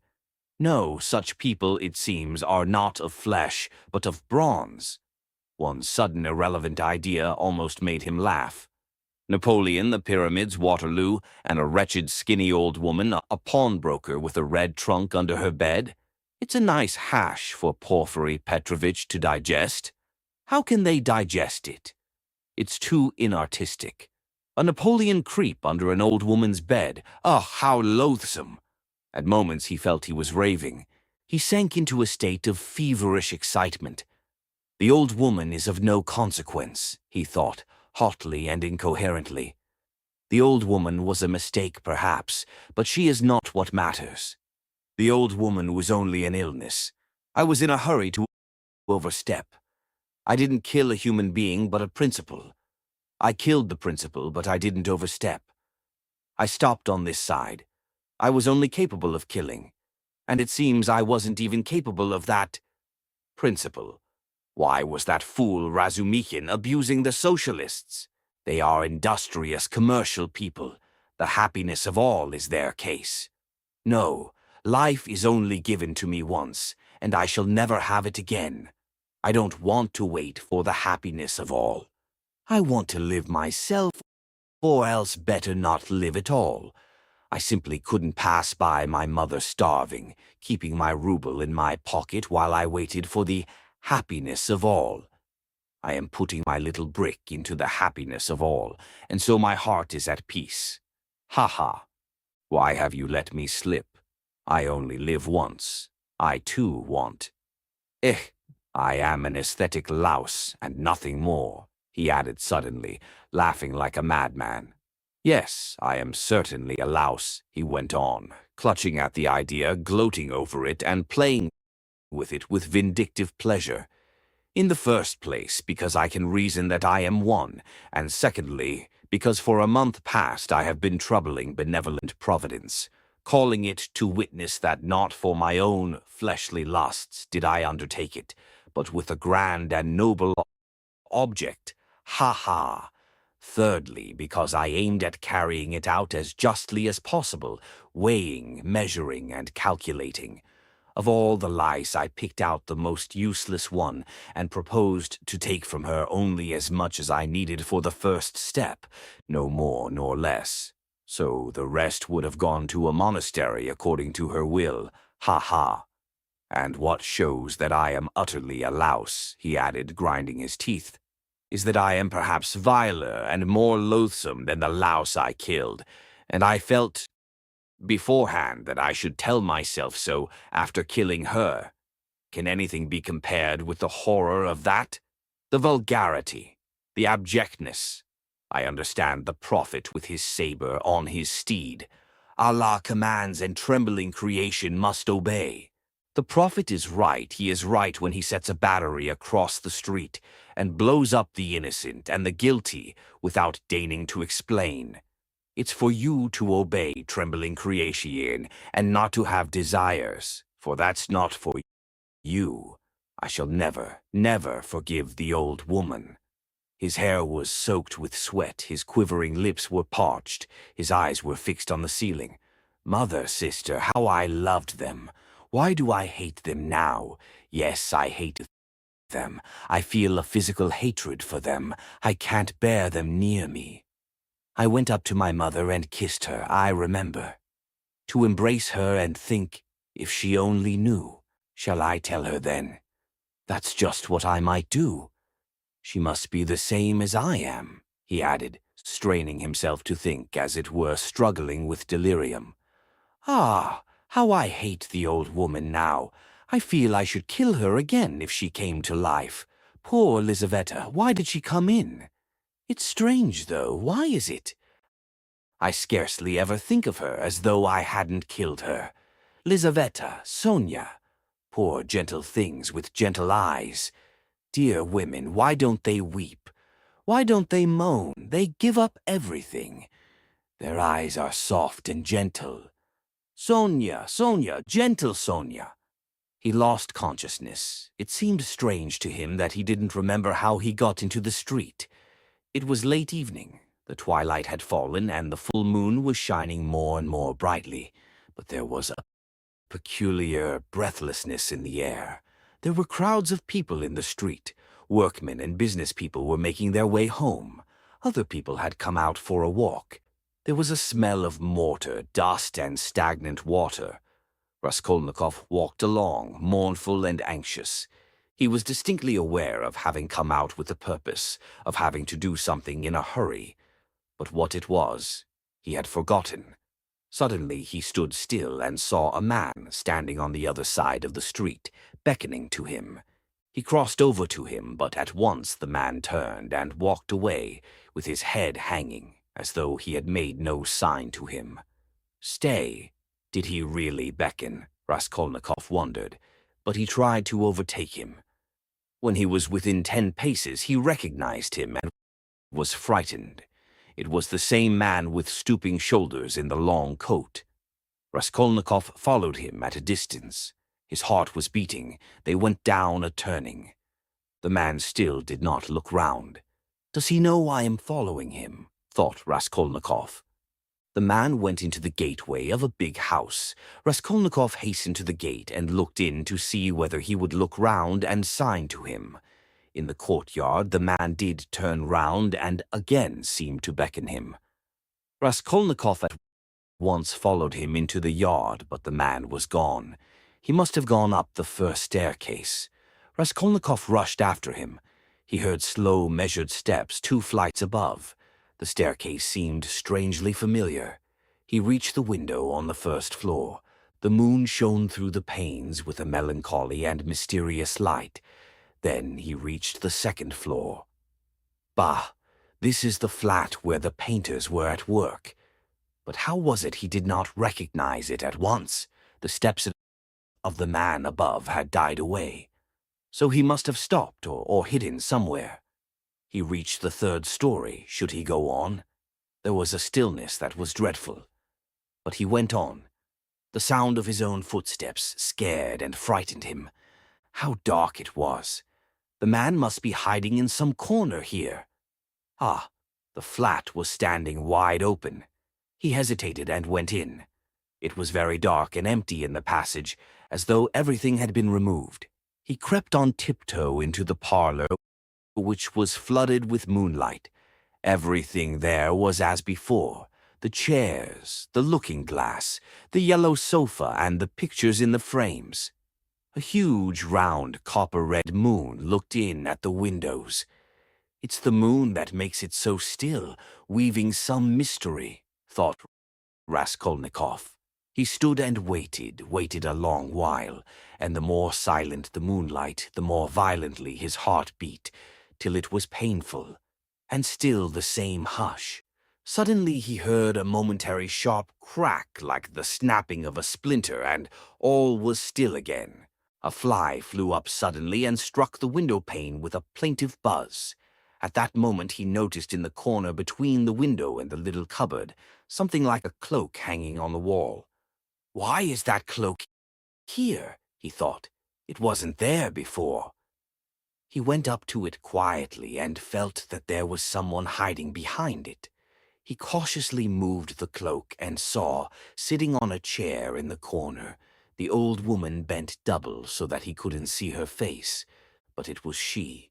He stood over her. She is afraid, he thought. He stealthily took the axe from the noose and struck her one blow, then another on the skull. But strange to say, she did not stir, as though she were made of wood. He was frightened, bent down nearer and tried to look at her, but she too bent her head lower. He bent right down to the ground and peeped up into her face from below. He peeped and turned cold with horror. The old woman was sitting and laughing, shaking with noiseless laughter, doing her utmost that he should not hear it. Suddenly he fancied that the door from the bedroom was opened a little, and that there was laughter and whispering within. He was overcome with frenzy, and he began hitting the old woman on the head with all his force. But at every blow of the axe, the laughter and whispering from the bedroom grew louder, and the old woman was simply shaking with mirth. He was rushing away, but the passage was full of people.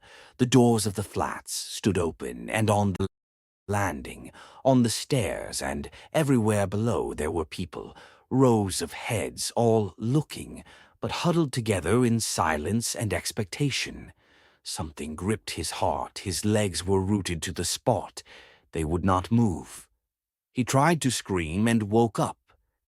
He drew a deep breath, but his dream seemed strangely to persist. His door was flung open, and a man whom he had never seen stood in the doorway watching him intently. Raskolnikov had hardly opened his eyes, and he instantly closed them again. He lay on his back without stirring. Is it still a dream? He wondered, and again raised his eyelids hardly perceptibly. The stranger was standing in the same place, still watching him. He stepped cautiously into the room, carefully closing the door after him, went up to the table, paused a moment, still keeping his eyes on Raskolnikov, and noiselessly seated himself on the chair by the sofa. He put his hat on the floor beside him, and leaned his hands on his cane, and his chin on his hands. It was evident that he was prepared to wait indefinitely. As far as Raskolnikov could make out from his stolen glances, he was a man no longer young, stout, with a full, fair, almost whitish beard. 10 minutes passed. It was still light, but beginning to get dusk. There was complete stillness in the room. Not a sound came from the stairs. Only a big fly buzzed and fluttered against the window pane. It was unbearable at last. Raskolnikov suddenly got up and sat on the sofa. "Come, tell me what you want." "I knew you were not asleep, but only pretending," the stranger answered oddly, laughing calmly. "Arkady Ivanovitch Svidrigailov, allow me to introduce myself." Part 4. Chapter 1. Can this be still a dream? Raskolnikov thought once more. He looked carefully and suspiciously at the unexpected visitor. "Svidrigailov, what nonsense! It can't be," he said at last aloud in bewilderment. His visitor did not seem at all surprised at this exclamation. "I've come to you for 2 reasons. In the first place, I wanted to make your personal acquaintance, as I have already heard a great deal about you that is interesting and flattering.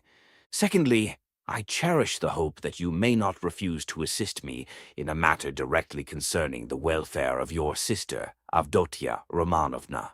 For without your support she might not let me come near her now, for she is prejudiced against me.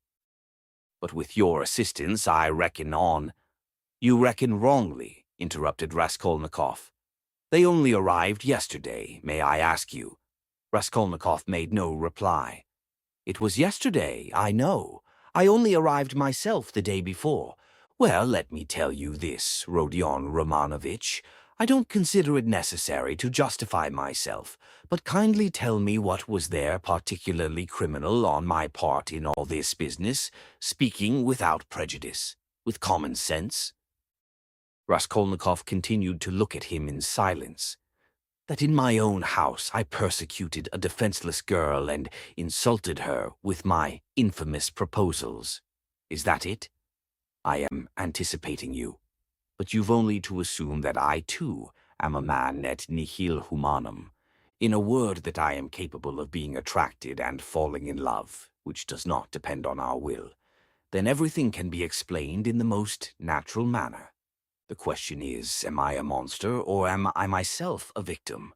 And what if I am a victim? In proposing to the object of my passion to elope with me to America or Switzerland, I may have cherished the deepest respect for her, and may have thought that I was promoting our mutual happiness. Reason is the slave of passion, you know. Why, probably I was doing more harm to myself than anyone." "But that's not the point," Raskolnikov interrupted with disgust. "It's simply that whether you are right or wrong, we dislike you. We don't want to have anything to do with you. We show you the door. Go out." Svidrigailov broke into a sudden laugh. But there's no getting round you," he said, laughing in the frankest way. "I hoped to get round you, but you took up the right line at once." "But you are trying to get round me still. What of it? What of it?" cried Svidrigailov, laughing openly. "But this is what the French call bonne guerre, and the most innocent form of deception. But still you have interrupted me. One way or another, I repeat again, there would never have been any unpleasantness except for what happened in the garden. Marfa Petrovna. You have got rid of Marfa Petrovna too, so they say," Raskolnikov interrupted rudely. "Oh, you've heard that too, then? You'd be sure to, though. But as for your question, I really don't know what to say, though my own conscience is quite at rest on that score. Don't suppose that I am in any apprehension about it. All was regular and in order. The medical inquiry diagnosed apoplexy due to bathing immediately after a heavy dinner and a bottle of wine, and indeed it could have proved nothing else. But I'll tell you what I have been thinking to myself of late on my way here in the train, especially. Didn't I contribute to all that calamity, morally, in a way, by irritation or something of the sort? But I came to the conclusion that that too was quite out of the question." Raskolnikov laughed. "I wonder you trouble yourself about it." "But what are you laughing at? Only consider, I struck her just twice with a switch. There were no marks even. Don't regard me as a cynic, please. I am perfectly aware how atrocious it was of me and all that. But I know for certain, too, that Marfa Petrovna was very likely pleased at my, so to say, warmth. The story of your sister had been wrung out to the last drop. For the last 3 days, Marfa Petrovna had been forced to sit at home. She had nothing to show herself with in the town. Besides, she had bored them so with that letter. You heard about her reading the letter. And all of a sudden those 2 switches fell from heaven. Her first act was to order the carriage to be got out. Not to speak of the fact that there are cases when women are very, very glad to be insulted in spite of all their show of indignation. There are instances of it with everyone. Human beings in general, indeed, greatly love to be insulted. Have you noticed that? But it's particularly so with women. One might even say it's their only amusement. At one time, Raskolnikov thought of getting up and walking out, and so finishing the interview. But some curiosity and even a sort of prudence made him linger for a moment. "You are fond of fighting?" he asked carelessly. "No, not very," Svidrigailov answered calmly. "And Marfa Petrovna and I scarcely ever fought. We lived very harmoniously, and she was always pleased with me. I only used the whip twice in all our 7 years, not counting a third occasion of a very ambiguous character. The first time, 2 months after our marriage, immediately after we arrived in the country, and the last time was that of which we are speaking. Did you suppose I was such a monster, such a reactionary, such a slave driver? Ha, ha! By the way, do you remember, Rodion Romanovich, how a few years ago, in those days of beneficent publicity, a nobleman, I've forgotten his name, was put to shame everywhere in all the papers for having thrashed a German woman in the railway train? You remember? It was in those days, that very year, I believe, the disgraceful action of the age took place. You know, the Egyptian Nights, that public reading, you remember? The dark eyes, you know, the golden days of our youth. Where are they? Well, as for the gentleman who thrashed the German, I feel no sympathy with him, because, after all, what need is there for sympathy? But I must say that there are sometimes such provoking Germans that I don't believe there is a progressive who could quite answer for himself. No one looked at the subject from that point of view then, but that's the truly humane point of view, I assure you." After saying this, Svidrigailov broke into a sudden laugh again. Raskolnikov saw clearly that this was a man with a firm purpose in his mind, and able to keep it to himself. "I expect you've not talked to anyone for some days?" he asked. "Scarcely anyone. I suppose you are wondering at my being such an adaptable man." "No, I am only wondering at your being too adaptable a man." "Because I am not offended at the rudeness of your questions. Is that it? But why take offense? As you asked, so I answered," he replied with a surprising expression of simplicity. "You know, there's hardly anything I take interest in," he went on, as it were dreamily. "Especially now. I've nothing to do. You are quite at liberty to imagine, though, that I am making up to you with a motive, particularly as I told you I want to see your sister about something. But I'll confess frankly I am very much bored, the last 3 days especially, so I am delighted to see you. Don't be angry, Rodion Romanovich, but you seem to be somehow awfully strange yourself. Say what you like, there's something wrong with you, and now, too, not this very minute, I mean, but now, generally. Well, I won't, don't scowl. I am not such a bear, you know, as you think." Raskolnikov looked gloomily at him. "You are not a bear, perhaps, at all," he said. "I fancy, indeed, that you are a man of very good breeding, or at least know how on occasion to behave like one." "I am not particularly interested in anyone's opinion," Svidrigailov answered, dryly and even with a shade of haughtiness. "And therefore, why not be vulgar at times when vulgarity is such a convenient cloak for our climate, and especially if one has a natural propensity that way?" he added, laughing again. "But I've heard you have many friends here. You are, as they say, not without connections. What can you want with me, then, unless you've some special object?" "That's true that I have friends here," Svidrigailov admitted, not replying to the chief point. "I've met some already. I've been lounging about for the last 3 days, and I've seen them, or they've seen me. That's a matter of course. I'm well dressed and reckoned not a poor man. The emancipation of the serfs hasn't affected me. My property consists chiefly of forests and water meadows. The revenue has not fallen off, but I am not going to see them. I was sick of them long ago. I've been here 3 days and have called on no one. What a town it is! How has it come into existence among us? Tell me that. A town of officials and students of all sorts. Yes, there's a great deal I didn't notice when I was here 8 years ago, kicking up my heels. My only hope now is in anatomy. By Jove, it is. Anatomy. But as for these clubs, Dussault, parades, or progressy, indeed, maybe, well, all that can go on without me," he went on again without noticing the question. "Besides, who wants to be a card sharper?"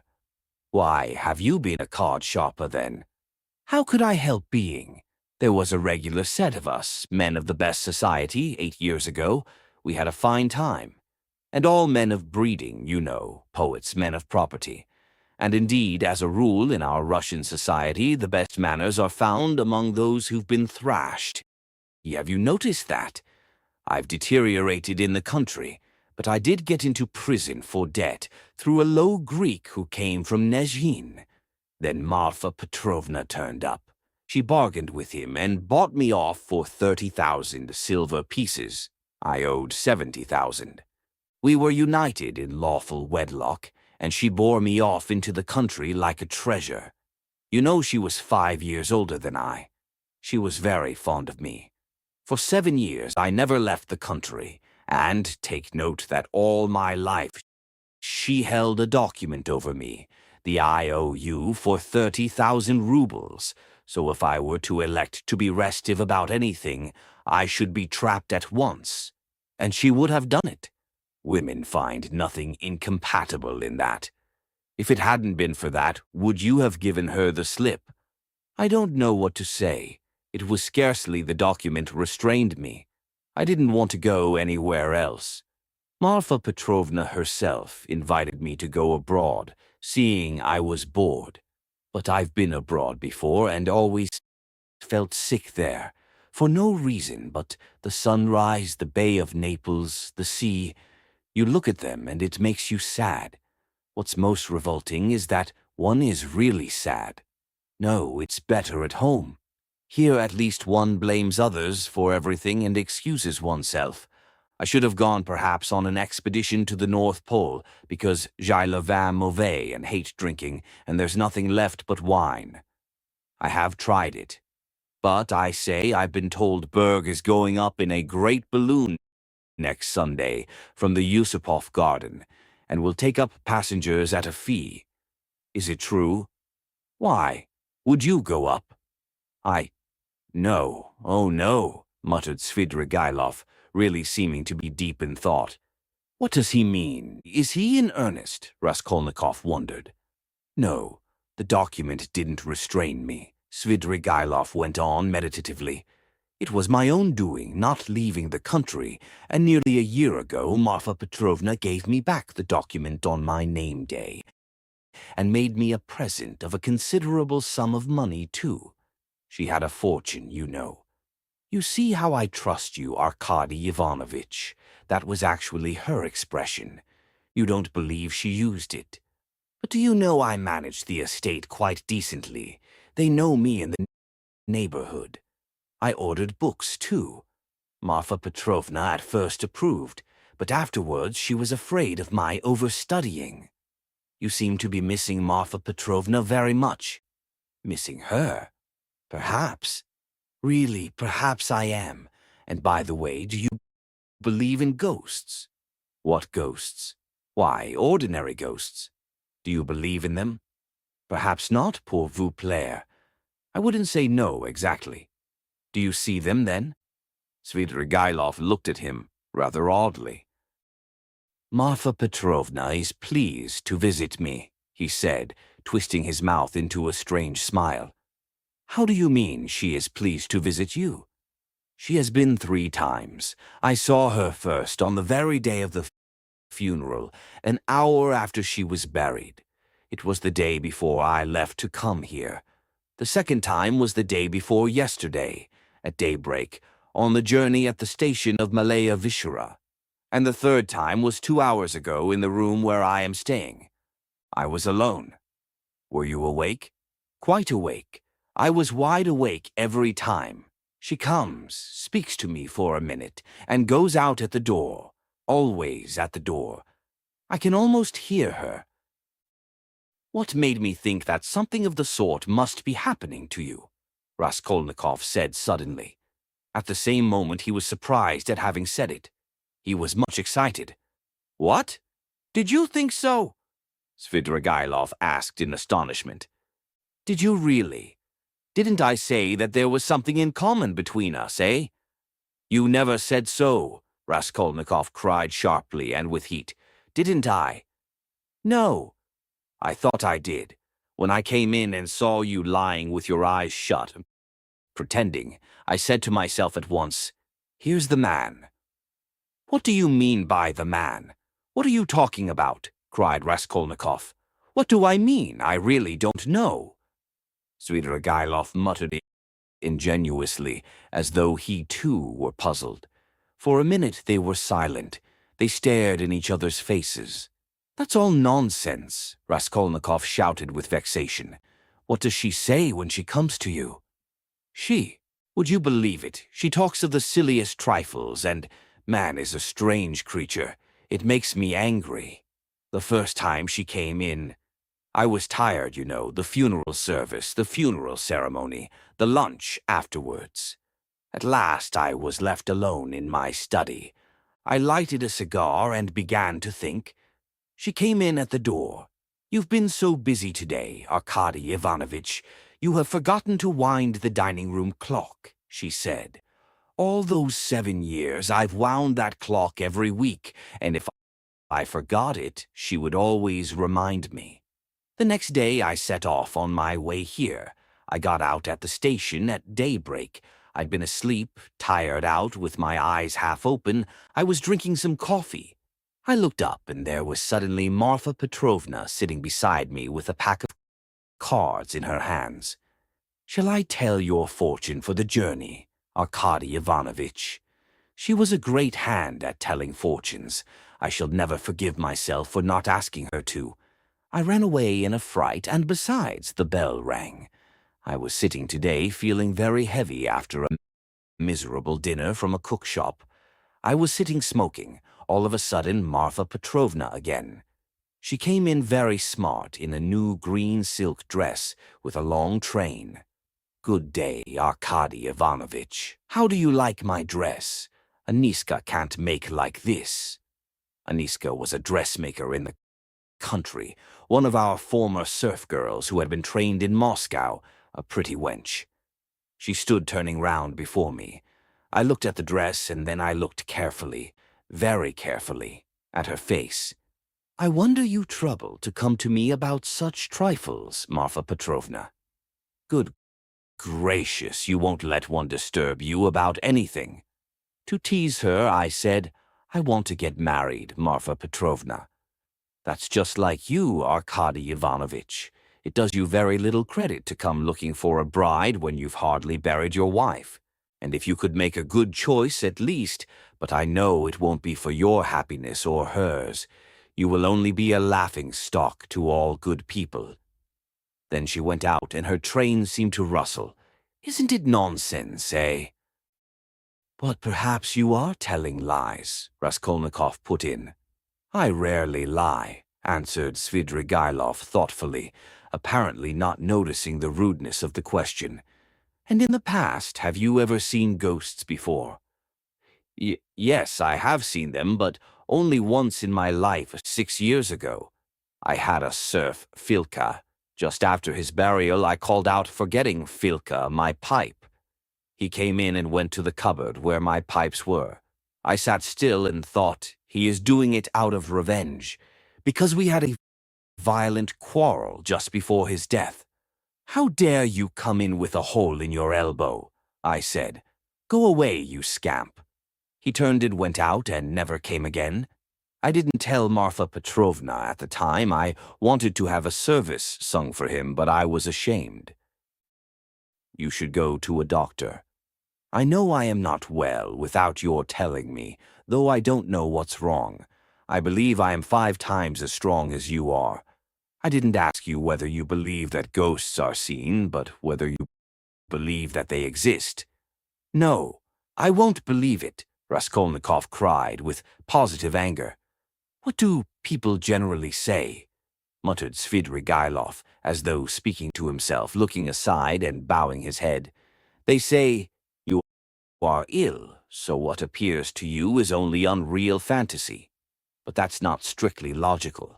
I agree that ghosts only appear to the sick, but that only proves that they are unable to appear except to the sick, not that they don't exist." "Nothing of the sort," Raskolnikov insisted irritably. "No, you don't think so?" Svidrigailov went on, looking at him deliberately.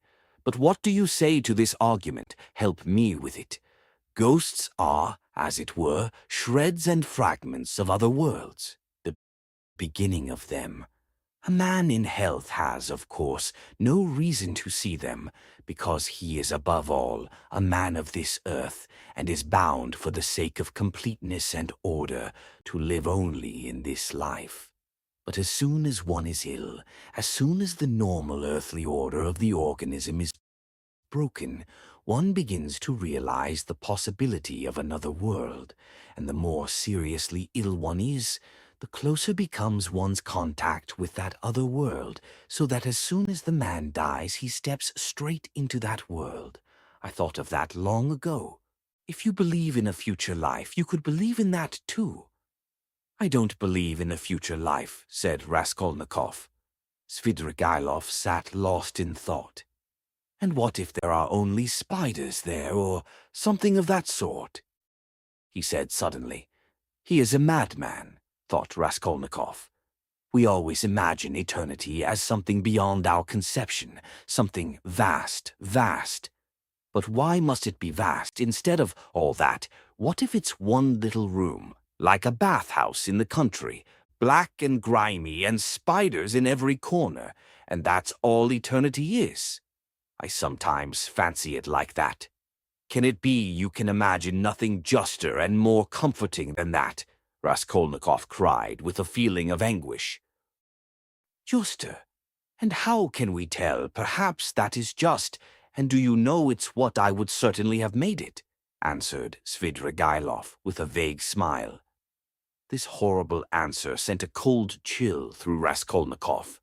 Svidrigailov raised his head, looked at him, and suddenly began laughing. "Only think," he cried. "Half an hour ago we had never seen each other. We regarded each other as enemies. There is a matter unsettled between us. We've thrown it aside, and away we've gone into the abstract. Wasn't I right in saying that we were birds of a feather? Kindly allow me," Raskolnikov went on irritably, "to ask you to explain why you have honored me with your visit. And I am in a hurry. I have no time to waste. I want to go out." By all means, by all means. Your sister, Avdotia Romanovna, is going to be married to Mr. Luzhin, Pyotr Petrovitch. Can you refrain from any question about my sister and from mentioning her name? I can't understand how you dare utter her name in my presence if you really are Svidrigailov. Why? But I've come here to speak about her. How can I avoid mentioning her? Very good. Speak, but make haste. I am sure that you must have formed your own opinion of this Mr. Luzhin, who is a connection of mine through my wife, if you have only seen him for half an hour or heard any facts about him. He is no match for Avdotia Romanovna. I believe Avdotia Romanovna is sacrificing herself generously and imprudently for the sake of for the sake of her family. I fancied from all I had heard of you that you would be very glad if the match could be broken off without the sacrifice of worldly advantages. Now I know you personally. I am convinced of it. All this is very naive. Excuse me, I should have said impudent on your part, said Raskolnikov. You mean to say that I am seeking my own ends? Don't be uneasy, Rodion Romanovich. If I were working for my own advantage, I would not have spoken out so directly. I am not quite a fool. I will confess something psychologically curious about that. Just now, defending my love for Avdotia Romanovna, I said I was myself the victim. Well, let me tell you that I've no feeling of love now, not the slightest, so that I wonder myself indeed, for I really did feel something. Through idleness and depravity, Raskolnikov put in. I certainly am idle and depraved, but your sister has such qualities that even I could not help being impressed by them. But that's all nonsense, as I see myself now. Have you seen that long? I began to be aware of it before, but was only perfectly sure of it the day before yesterday, almost at the moment I arrived in Petersburg. I still fancied in Moscow, though, that I was coming to try to get Avdotia Romanovna's hand and to cut out Mr. Luzhin. Excuse me for interrupting you. Kindly be brief and come to the object of your visit. I am in a hurry. I want to go out.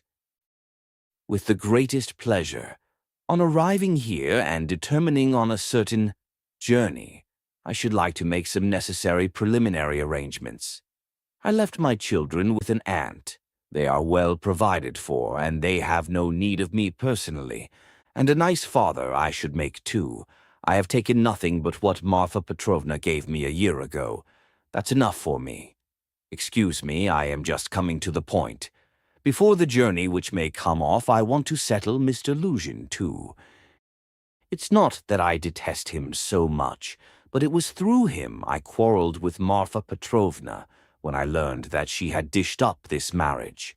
I want now to see Avdotia Romanovna through your mediation, and if you like, in your presence, to explain to her that in the first place, she will never gain anything but harm from Mr. Luzhin. Then, begging her pardon for all past unpleasantness, to make her a present of 10,000 rubles, and so assist the rupture with Mr. Luzhin, a rupture to which I believe she is herself not disinclined, if she could see the way to it. You are certainly mad, cried Raskolnikov, not so much angered as astonished. How dare you talk like that?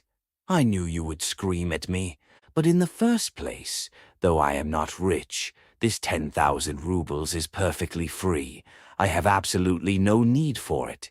If Avdotia Romanovna does not accept it, I shall waste it in some more foolish way. That's the first thing. Secondly, my conscience is perfectly easy. I make the offer with no ulterior motive.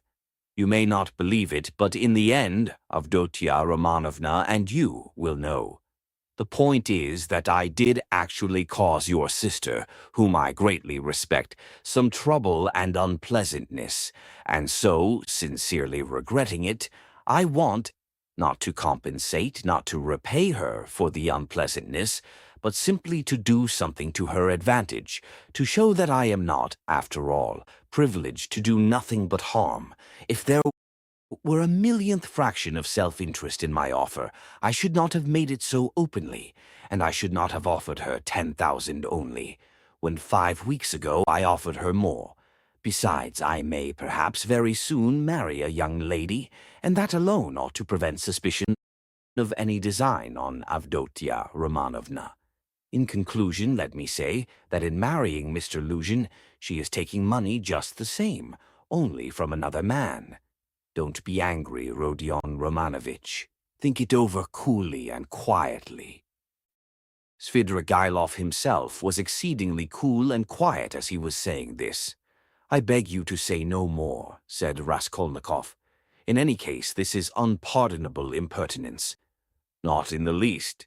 Then a man may do nothing but harm to his neighbor in this world and is prevented from doing the tiniest bit of good by trivial conventional formalities. That's absurd.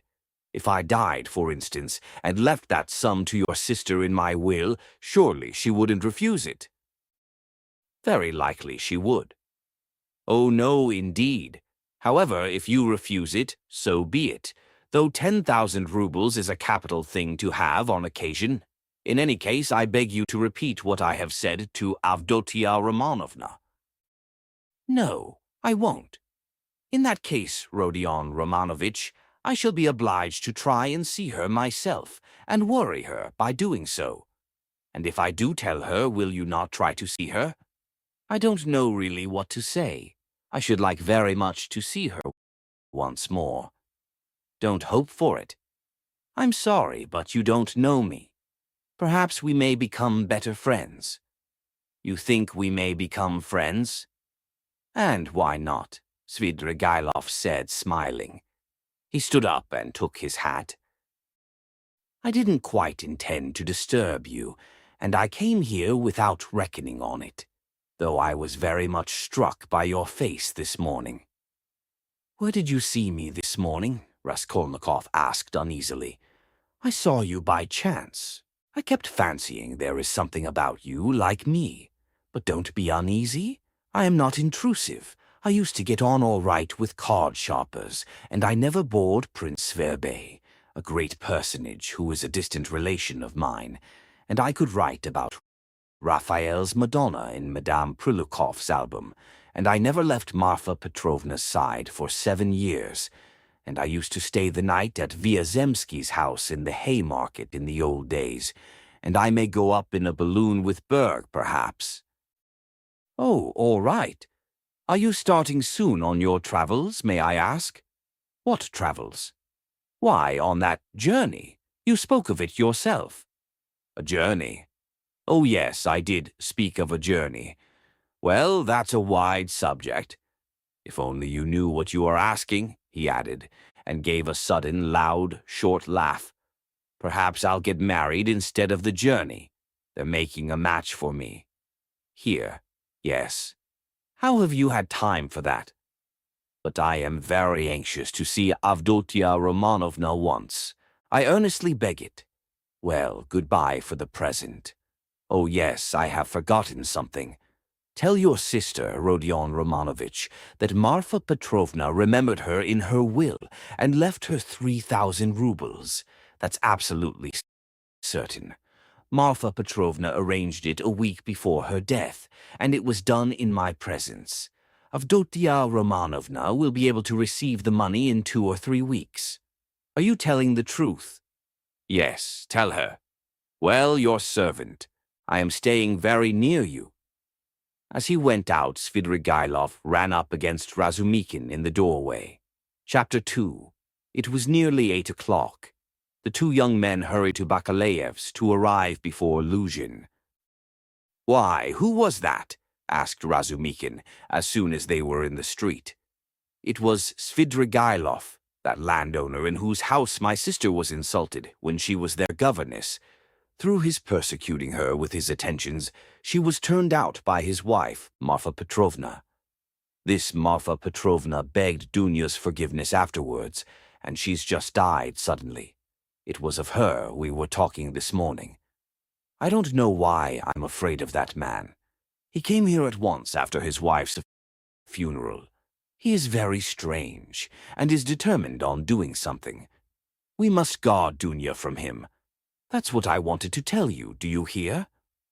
Guard her. What can he do to harm Avdotia Romanovna?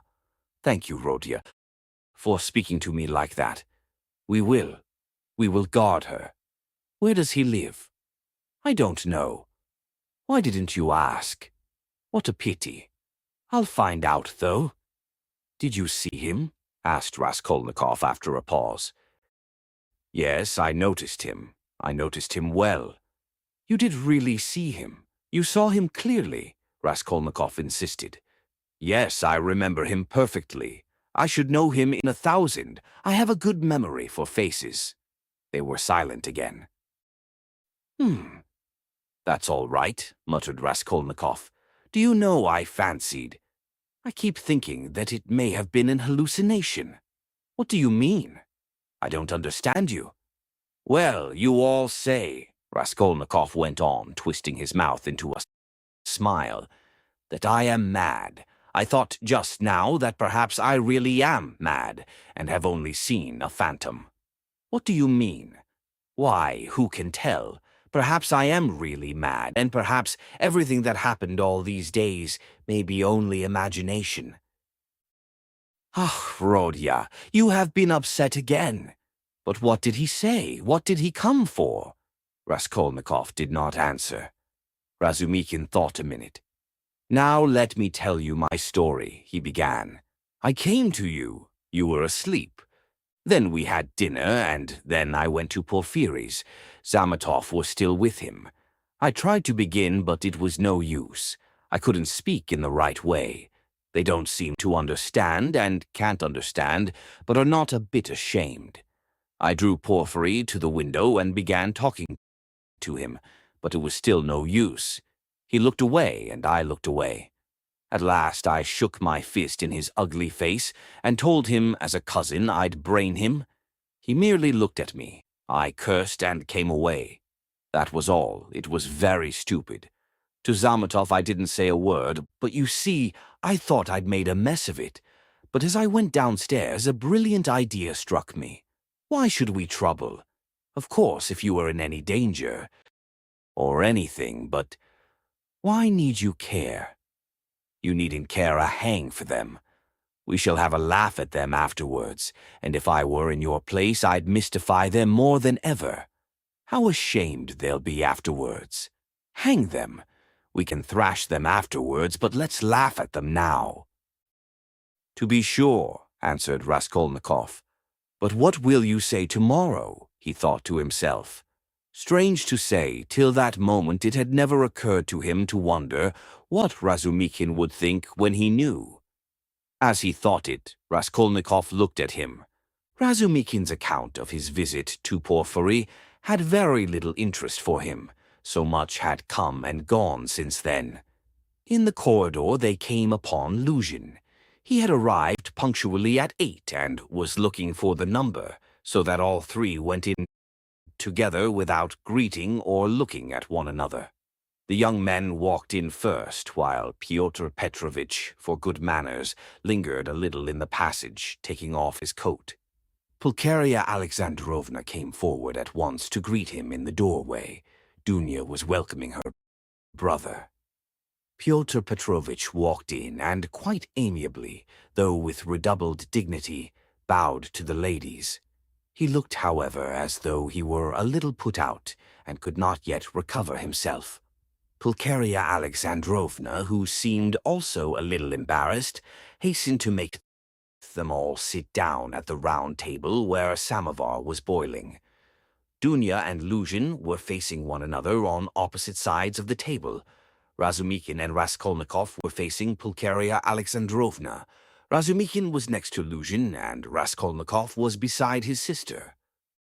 A moment's silence followed. Pyotr Petrovitch deliberately drew out a cambric handkerchief, reeking of scent, and blew his nose with an air of a benevolent man who felt himself slighted, and was firmly resolved to insist on an explanation. In the passage, the idea had occurred to him to keep on his overcoat and walk away, and so give the two ladies a sharp and emphatic lesson, and make them feel the gravity of the position. But he could not bring himself to do this. Besides, he could not endure uncertainty, and he wanted an explanation. If his request had been so openly disobeyed, there was something behind it, and in that case it was better to find it out beforehand.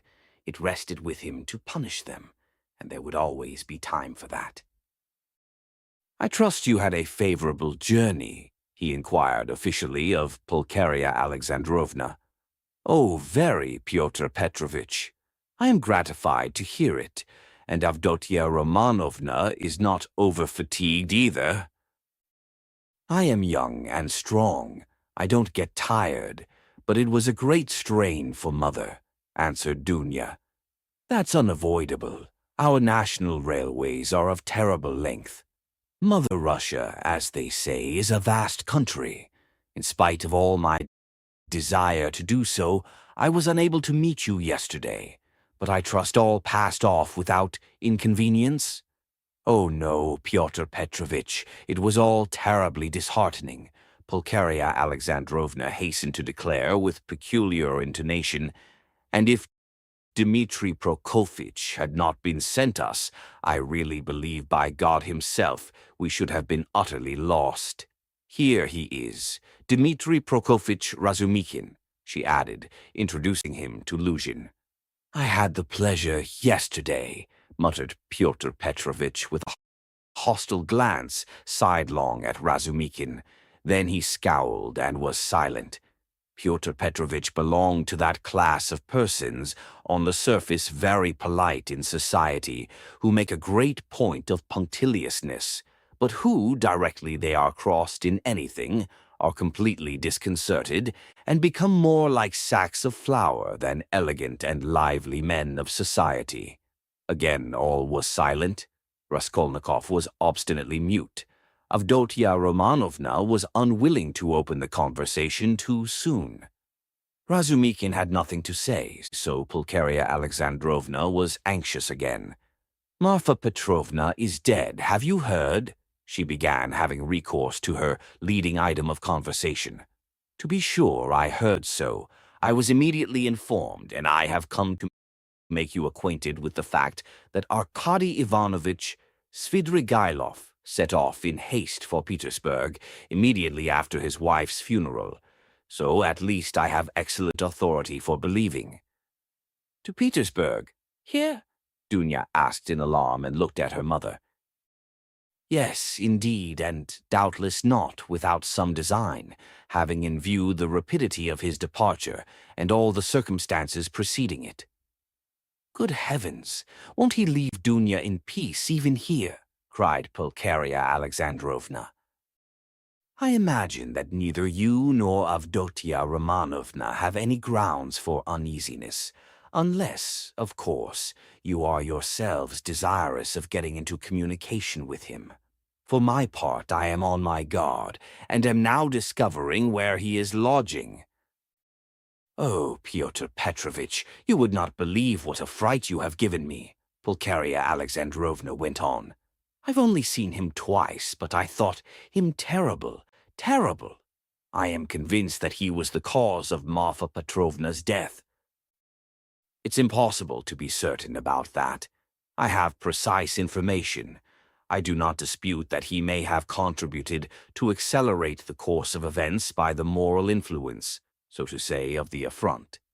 But as to the general conduct and moral characteristics of that personage, I am in agreement with you. I do not know whether he is well off now, and precisely what Marfa Petrovna left him. This will be known to me within a very short period, but no doubt here in Petersburg, if he has any pecuniary resources, he will relapse at once into his old ways. He is the most depraved and abjectly vicious specimen of that class of men. I have considerable reason to believe that Marfa Petrovna, who was so unfortunate as to fall in love with him, and to pay his debts 8 years ago, was of service to him also in another way. Solely by her exertions and sacrifices, a criminal charge involving an element of fantastic and homicidal brutality, for which he might well have been sentenced to Siberia, was hushed up. That's the sort of man he is, if you care to know. Good heavens, cried Pulcheria Alexandrovna. Raskolnikov listened attentively. Are you speaking the truth when you say that you have good evidence of this? Dunya asked sternly and emphatically. I only repeat what I was told in secret by Marfa Petrovna. I must observe that from the legal point of view, the case was far from clear. There was, and I believe still is, living here a woman called Reslik, foreigner, who lent small sums of money at interest, and did other commissions, and with this woman Svidrigailov had, for a long while, close and mysterious relations. She had a relation, a niece, I believe, living with her, a deaf and dumb girl of 15, or perhaps not more than 14. Restlich hated this girl and grudged her every crust. She used to beat her mercilessly. One day the girl was found hanging in the garret. At the inquest, the verdict was suicide. After the usual proceedings, the matter ended. But later on, information was given that the child had been cruelly outraged by Svidrigailov. It is true this was not clearly established. The information was given by another German woman of loose character, whose word could not be trusted. No statement was actually made to the police, thanks to Marfa Petrovna's money and exertions. It did not get beyond gossip. And yet the story is a very significant one. You heard, no doubt, of Avdotia Romanovna. When you were with them, the story of the servant Philip, who died of ill treatment he received 6 years ago, before the abolition of serfdom. I heard, on the contrary, that this Philip hanged himself. Quite so, but what drove him, or rather perhaps disposed him, to suicide was the systematic persecution and severity of Mr. Svidrigailov. I don't know that, answered Dunya dryly. I only heard a queer story that Philip was a sort of hypochondriac, a sort of domestic philosopher, the servants used to say. He read himself silly, and that he hanged himself partly on account of Mr. Svidrigailov's mockery of him, and not his blows. When I was there, he behaved well to the servants, and they were actually fond of him, though they certainly did blame him for Philip's death. I perceive, Avdotia Romanovna, that you seem disposed to undertake his defense all of a sudden, Luzhin observed, twisting his lips into an ambiguous smile. There's no doubt that he is an astute man, and insinuating where ladies are concerned, of which Marfa Petrovna, who has died so strangely, is a terrible instance. My only desire has been to be of service to you and your mother with my advice, in view of the renewed efforts which may certainly be anticipated from him. For my part, it's my firm conviction that he will end in a debtor's prison again. Marfa Petrovna had not the slightest intention of settling anything substantial on him, having regard for his children's interests, and if she left him anything, it would only be the merest sufficiency, something insignificant and ephemeral, which would not last a year for a man of his habits. Pyotr Petrovitch, I beg you, said Dunya, say no more of Mr. Svidrigailov. It makes me miserable. He has just been to see me, said Raskolnikov, breaking his silence for the first time. There were exclamations from all, and they all turned to him. Even Pyotr Petrovitch was roused. An hour and a half ago he came in when I was asleep, waked me and introduced himself, Raskolnikov continued. He was fairly cheerful and at ease, and quite hopes that we shall become friends. He is particularly anxious, by the way, Dunya, for an interview with you, at which he asked me to assist. He has a proposition to make to you, and he told me about it. He told me, too, that a week before her death, Marfa Petrovna left you 3,000 rubles in her will, Dunya, and that you can receive the money very shortly. Thank God, cried Pulcheria Alexandrovna, crossing herself. Pray for her soul, Dunya. It's a fact, broke from Luzhin. Tell us, what more? Dunya urged Raskolnikov. Then he said that he wasn't rich and all the estate was left to his children, who are now with an aunt. Then that he was staying somewhere not far from me, but where? I don't know, I didn't ask. But what? What does he want to propose to Dunya? Cried Pulcheria Alexandrovna in a fright. Did he tell you? Yes. What was it? I'll tell you afterwards. Raskolnikov ceased speaking and turned his attention to his tea. Pyotr Petrovitch looked at his watch.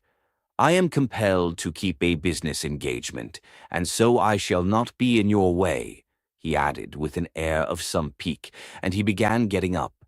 Don't go, Pyotr Petrovitch, said Dunya. You intended to spend the evening. Besides, you wrote yourself that you wanted to have an explanation with Mother. Precisely so, Avdotia Romanovna, Pyotr Petrovitch answered impressively, sitting down again, but still holding his hat. I certainly desired an explanation with you and your honored mother, upon a very important point indeed. But as your brother cannot speak openly in my presence of some proposals of Mr. Svidrigailov, I too do not desire and am not able to speak openly, in the presence of others, of certain matters of the greatest gravity. Moreover, my most weighty and urgent request has been disregarded. Assuming an aggrieved air, Luzhin relapsed into dignified silence. Your request that my brother should not be present at our meeting was disregarded solely at my insistence, said Dunya. You wrote that you had been insulted by my brother. I think that this must be explained at once, and you must be reconciled. And if Rodya really has insulted you, then he should and will apologize. Pyotr Petrovitch took a stronger line. There are insults, Avdotia Romanovna, which no good will can make us forget. There is a line in everything which it is dangerous to overstep, and when it has been overstepped, there is no return. That wasn't what I was speaking of exactly, Pyotr Petrovitch, Dunya interrupted with some impatience. Please understand that our whole future depends now on whether all this is explained and set right as soon as possible. I tell you frankly at the start that I cannot look at it in any other light, and if you have the least regard for me, all this business must be ended today, however hard that may be. I repeat that if my brother is to blame, he will ask your forgiveness. I am surprised at your putting the question like that, said Luzhin, getting more and more irritated. Esteeming and, so to say, adoring you, I may at the same time, very well indeed, be able to dislike some member of your family. Though I lay claim to the happiness of your hand, I cannot accept duties incompatible with— Ah, don't be so ready to take offense, Pyotr Petrovitch, Dunya interrupted with feeling. And be the sensible and generous man I have always considered, and wish to consider you to be. I've given you a great promise. I am your betrothed. Trust me in this matter, and believe me, I shall be capable of judging impartially. My assuming the part of judge is as much a surprise for my brother as for you. When I insisted on his coming to our interview today after your letter, I told him nothing of what I meant to do. Understand that, if you are not reconciled, I must choose between you. It must be either you or he. That is how the question rests on your side and on his. I don't want to be mistaken in my choice, and I must not be. For your sake, I must break off with my brother. For my brother's sake, I must break off with you. I can find out for certain now whether he is a brother to me, and I want to know it. And of you, whether I am dear to you, whether you esteem me, whether you are the husband for me. Avdotia Romanovna, Luzhin declared huffily, your words are of too much consequence to me. I will say more. They are offensive in view of the position I have the honor to occupy in relation to you. To say nothing of your strange and offensive setting me on a level with an impertinent boy, you admit the possibility of breaking your promise to me. You say, you or he, showing thereby of how little consequence I am in your eyes. I cannot let this pass considering the relationship and the obligations existing between us. What? Cried Dunya, flushing. I set your interest beside all that has hitherto been most precious in my life, what has made up the whole of my life, and here you are offended at my making too little account of you. Raskolnikov smiled sarcastically. Razumikin fidgeted, but Pyotr Petrovitch did not accept the reproof. On the contrary, at every word he became more persistent and irritable, as though he relished it. Love for the future partner of your life, for your husband, ought to outweigh your love for your brother, he pronounced sententiously. And in any case I cannot be put on the same level. Although I said so emphatically that I would not speak openly in your brother's presence. Nevertheless, I intend now to ask your honored mother for a necessary explanation on a point of great importance closely affecting my dignity. Your son, he turned to Pulcheria Alexandrovna, yesterday in the presence of Mr. Rasutkin, or I think that's it. Excuse me, I have forgotten your surname. He bowed politely to Razumikin. Insulted me by misrepresenting the idea I expressed to you in a private conversation, drinking coffee, that is, that marriage with a poor girl who has had experience of trouble is more advantageous from the conjugal point of view than with one who has lived in luxury, since it is more profitable for the moral character. Your son intentionally exaggerated the significance of my words and made them ridiculous in accusing me of malicious intentions and, as far as I could see, relied upon your correspondence with him. I shall consider myself happy, Pulcheria Alexandrovna, if it is possible for you to convince me of an opposite conclusion, and thereby considerately reassure me. Kindly let me know in what terms precisely you repeated my words in your letter to Rodion Romanovich. I don't remember, faltered Pulcheria Alexandrovna. I repeated them as I understood them. I don't know how Rodia repeated them to you. Perhaps he exaggerated. He could not have exaggerated them except at your instigation. Pyotr Petrovitch, Pulcheria Alexandrovna declared with dignity, the proof that Dunya and I did not take your words in a very bad sense is the fact that we are here. Good, mother, said Dunya approvingly. Then this is me fault again, said Luzhin, aggrieved. Well, Pyotr Petrovitch, you keep blaming Rodion, but you yourself have just written what was false about him, Pulcheria Alexandrovna added, gaining courage. I don't remember writing anything false. You wrote, Raskolnikov said sharply, not turning to Luzhin, that I gave money yesterday not to the widow of the man who was killed, as was the fact, but to his daughter, whom I had never seen till yesterday. You wrote this to make dissension between me and my family, and for that object added coarse expressions about the conduct of a girl whom you don't know. All that is mean slander. Excuse me, sir, said Luzhin, quivering with fury. I enlarged upon your qualities and conduct in my letter solely in response to your sister's and mother's inquiries, how I found you, and what impression you made on me. As for what you've alluded to in my letter, be so good as to point out one word of falsehood. Show, that is, that you didn't throw away your money, and that there are not worthless persons in that family, however unfortunate. To my thinking, you, with all your virtues, are not worth the little finger of that unfortunate girl at whom you throw stones. Would you go so far, then, as to let her associate with your mother and sister? I have done so already, if you care to know. I made her sit down today with mother and Dunya. Rodia, cried Pulcheria Alexandrovna. Dunya crimsoned. Razumikin knitted his brows. Luzhin smiled with lofty sarcasm. You may see for yourself, Avdotia Romanovna, he said, whether it is possible for us to agree.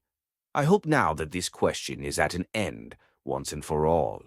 I will withdraw, that I may not hinder the pleasures of family intimacy and the discussion of secrets. He got up from his chair and took his hat. But in withdrawing, I venture to request that for the future I may be spared similar meetings and, so to say, compromises. I appeal particularly to you, honored Pulcheria Alexandrovna, on this subject, the more as my letter was addressed to you and to no one else. Pulcheria Alexandrovna was a little offended. You seem to think we are completely under your authority, Pyotr Petrovitch. Dunya has told you the reason your desire was disregarded. She had the best intentions, and indeed you write as though you were laying commands upon me.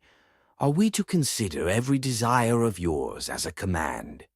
Let me tell you, on the contrary, that you ought to show particular delicacy and consideration for us now, because we have thrown up everything and have come here relying on you, and so we are in any case, in a sense, in your hands.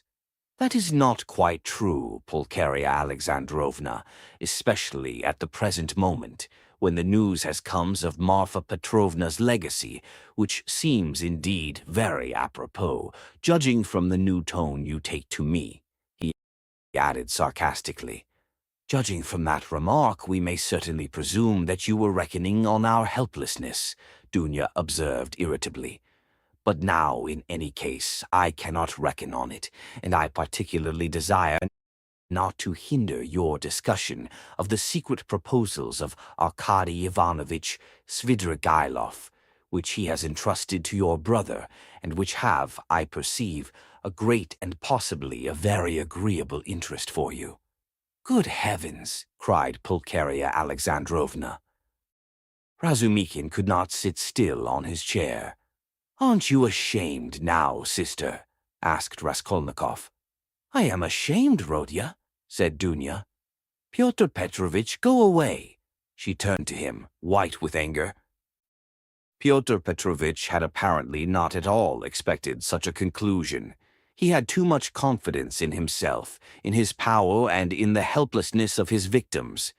He could not believe it even now. He turned pale, and his lips quivered. Avdotia Romanovna, if I go out of this door now after such a dismissal, then you may reckon on it. I will never come back. Consider what you are doing. My word is not to be shaken. What insolence! Cried Dunya, springing up from her seat. I don't want you to come back again. What? So that's how it stands, cried Luzhin, utterly unable to the last moment to believe in the rupture, and so completely thrown out of his reckoning now. So that's how it stands. But do you know, Avdotia Romanovna, that I might protest? What right have you to speak to her like that? Pulcheria Alexandrovna intervened hotly. And what can you protest about? What rights have you? Am I to give my Dunya to a man like you? Go away, leave us altogether. We are to blame for having agreed to a wrong action, and I above all. But you have bound me, Pulcheria Alexandrovna, Luzhin stormed in a frenzy, by your promise, and now you deny it, and... Besides, I have been led on account of that into expenses. This last complaint was so characteristic of Pyotr Petrovitch that Raskolnikov, pale with anger and with the effort of restraining it, could not help breaking into laughter. But Pulcheria Alexandrovna was furious. Expenses? What expenses? Are you speaking of our trunk? But the conductor brought it for nothing for you. Mercy on us, we have bound you. What are you thinking about, Pyotr Petrovitch? It was you bound us, hand and foot, not we. Enough, mother, no more, please, Avdotia Romanovna implored. Pyotr Petrovitch, do be kind and go. I am going, but one last word, he said, quite unable to control himself. Your mamma seems to have entirely forgotten that I made up my mind to take you, so to speak, after the gossip of the town had spread all over the district in regard to your reputation. Disregarding public opinion for your sake and reinstating your reputation, I certainly might very well reckon on a fitting return, and might indeed look for gratitude on your part. And my eyes have only now been opened. I see myself that I may have acted very, very recklessly in disregarding the universal verdict. Does the fellow want his head smashed? Cried Razumikin, jumping up. You are a mean and spiteful man, cried Dunya. Not a word, not a movement, cried Raskolnikov, holding Razumikin back. Then going close up to Luzhin, kindly leave the room, he said quietly and distinctly, and not a word more or... Pyotr Petrovitch gazed at him for some seconds with a pale face that worked with anger. Then he turned, went out, and rarely has any man carried away in his heart such vindictive hatred as he felt against Raskolnikov. Him, and him alone, he blamed for everything. It is noteworthy that as he went downstairs, he still imagined that his case was perhaps not utterly lost, and that so far as the ladies were concerned, all might very well indeed be set right again. Chapter 3. The fact was that up to the last moment he had never expected such an ending. He had been overbearing to the last degree, never dreaming that two destitute and defenseless women could escape from his control. This conviction was strengthened by his vanity and conceit, a conceit to the point of fatuity. Pyotr Petrovitch, who had made his way up from insignificance, was morbidly given to self-admiration, had the highest opinion of his intelligence and capacities, and sometimes even gloated in solitude over his image in the glass. But what he loved and valued above all was the money he had amassed by his labor and by all sorts of devices. That money made him the equal of all who had been his superiors. When he had bitterly reminded Dunya that he had decided to take her in spite of evil report, Pyotr Petrovitch had spoken with perfect sincerity, and had, indeed, felt genuinely indignant at such black ingratitude. And yet, when he made Dunya his offer, he was fully aware of the groundlessness of all the gossip. The story had been everywhere contradicted by Marfa Petrovna, and was by then disbelieved by all the townspeople, who were warm in Dunya's defense. And he would not have denied that he knew all that at the time. Yet he still thought highly of his own resolution in lifting Dunya to his level, and regarded it as something heroic. In speaking of it to Dunya, he had let out the secret feeling he cherished and admired, and he could not understand that others should fail to admire it too. He had called on Raskolnikov with the feelings of a benefactor who is about to reap the fruits of his good deeds and to hear agreeable flattery. And as he went downstairs now, he considered himself most undeservedly injured and unrecognized. Dunya was simply essential to him. To do without her was unthinkable. For many years he had had voluptuous dreams of marriage, but he had gone on waiting and amassing money. He brooded with relish in profound secret over the image of a girl, virtuous, poor, she must be poor, very young, very pretty, of good birth and education, very timid, one who had suffered much and was completely humbled before him, one who would all her life look on him as her savior, worship him, admire him, and only him. How many scenes, how many amorous episodes he had imagined on this seductive and playful theme when his work was over, and behold, the dream of so many years was all but realized. The beauty and education of Avdotia Romanovna had impressed him. Her helpless position had been a great allurement. In her he had found even more than he dreamed of. Here was a girl of pride, character, virtue, of education and breeding, superior to his own, he felt that. And this creature would be slavishly grateful all her life for his heroic condescension, and would humble herself in the dust before him, and he would have absolute, unbounded power over her. Not long before, he had, too, after long reflection and hesitation, made an important change in his career, and was now entering on a wider circle of business. With this change, his cherished dreams of rising into a higher class of society seemed likely to be realized. He was, in fact, determined to try his fortune in Petersburg. He knew that women could do a very great deal. The fascination of a charming, virtuous, highly educated woman might make his way easier, might do wonders in attracting people to him, throwing an aureole round him, and now everything was in ruins. This sudden horrible rupture affected him like a clap of thunder. It was like a hideous joke, an absurdity. He had only been a tiny bit masterful, had not even time to speak out, had simply made a joke, been carried away, and it had ended so seriously.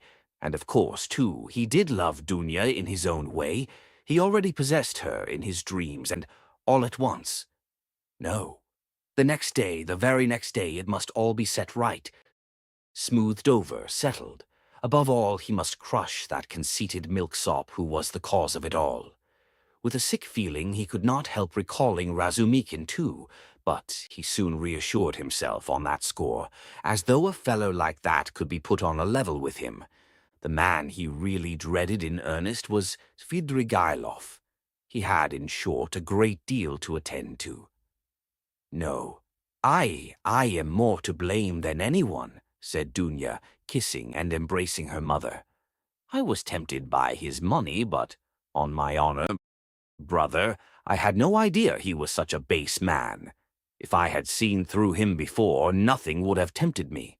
Don't blame me, brother." "God has delivered us. God has delivered us," Pulcheria Alexandrovna muttered, but half-consciously, as though scarcely able to realize what had happened.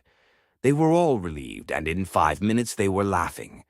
Only now and then Dunya turned white and frowned, remembering what had passed. Pulcheria Alexandrovna was surprised to find that she, too, was glad. She had only that morning thought rupture with Luzhin a terrible misfortune. Razumikin was delighted.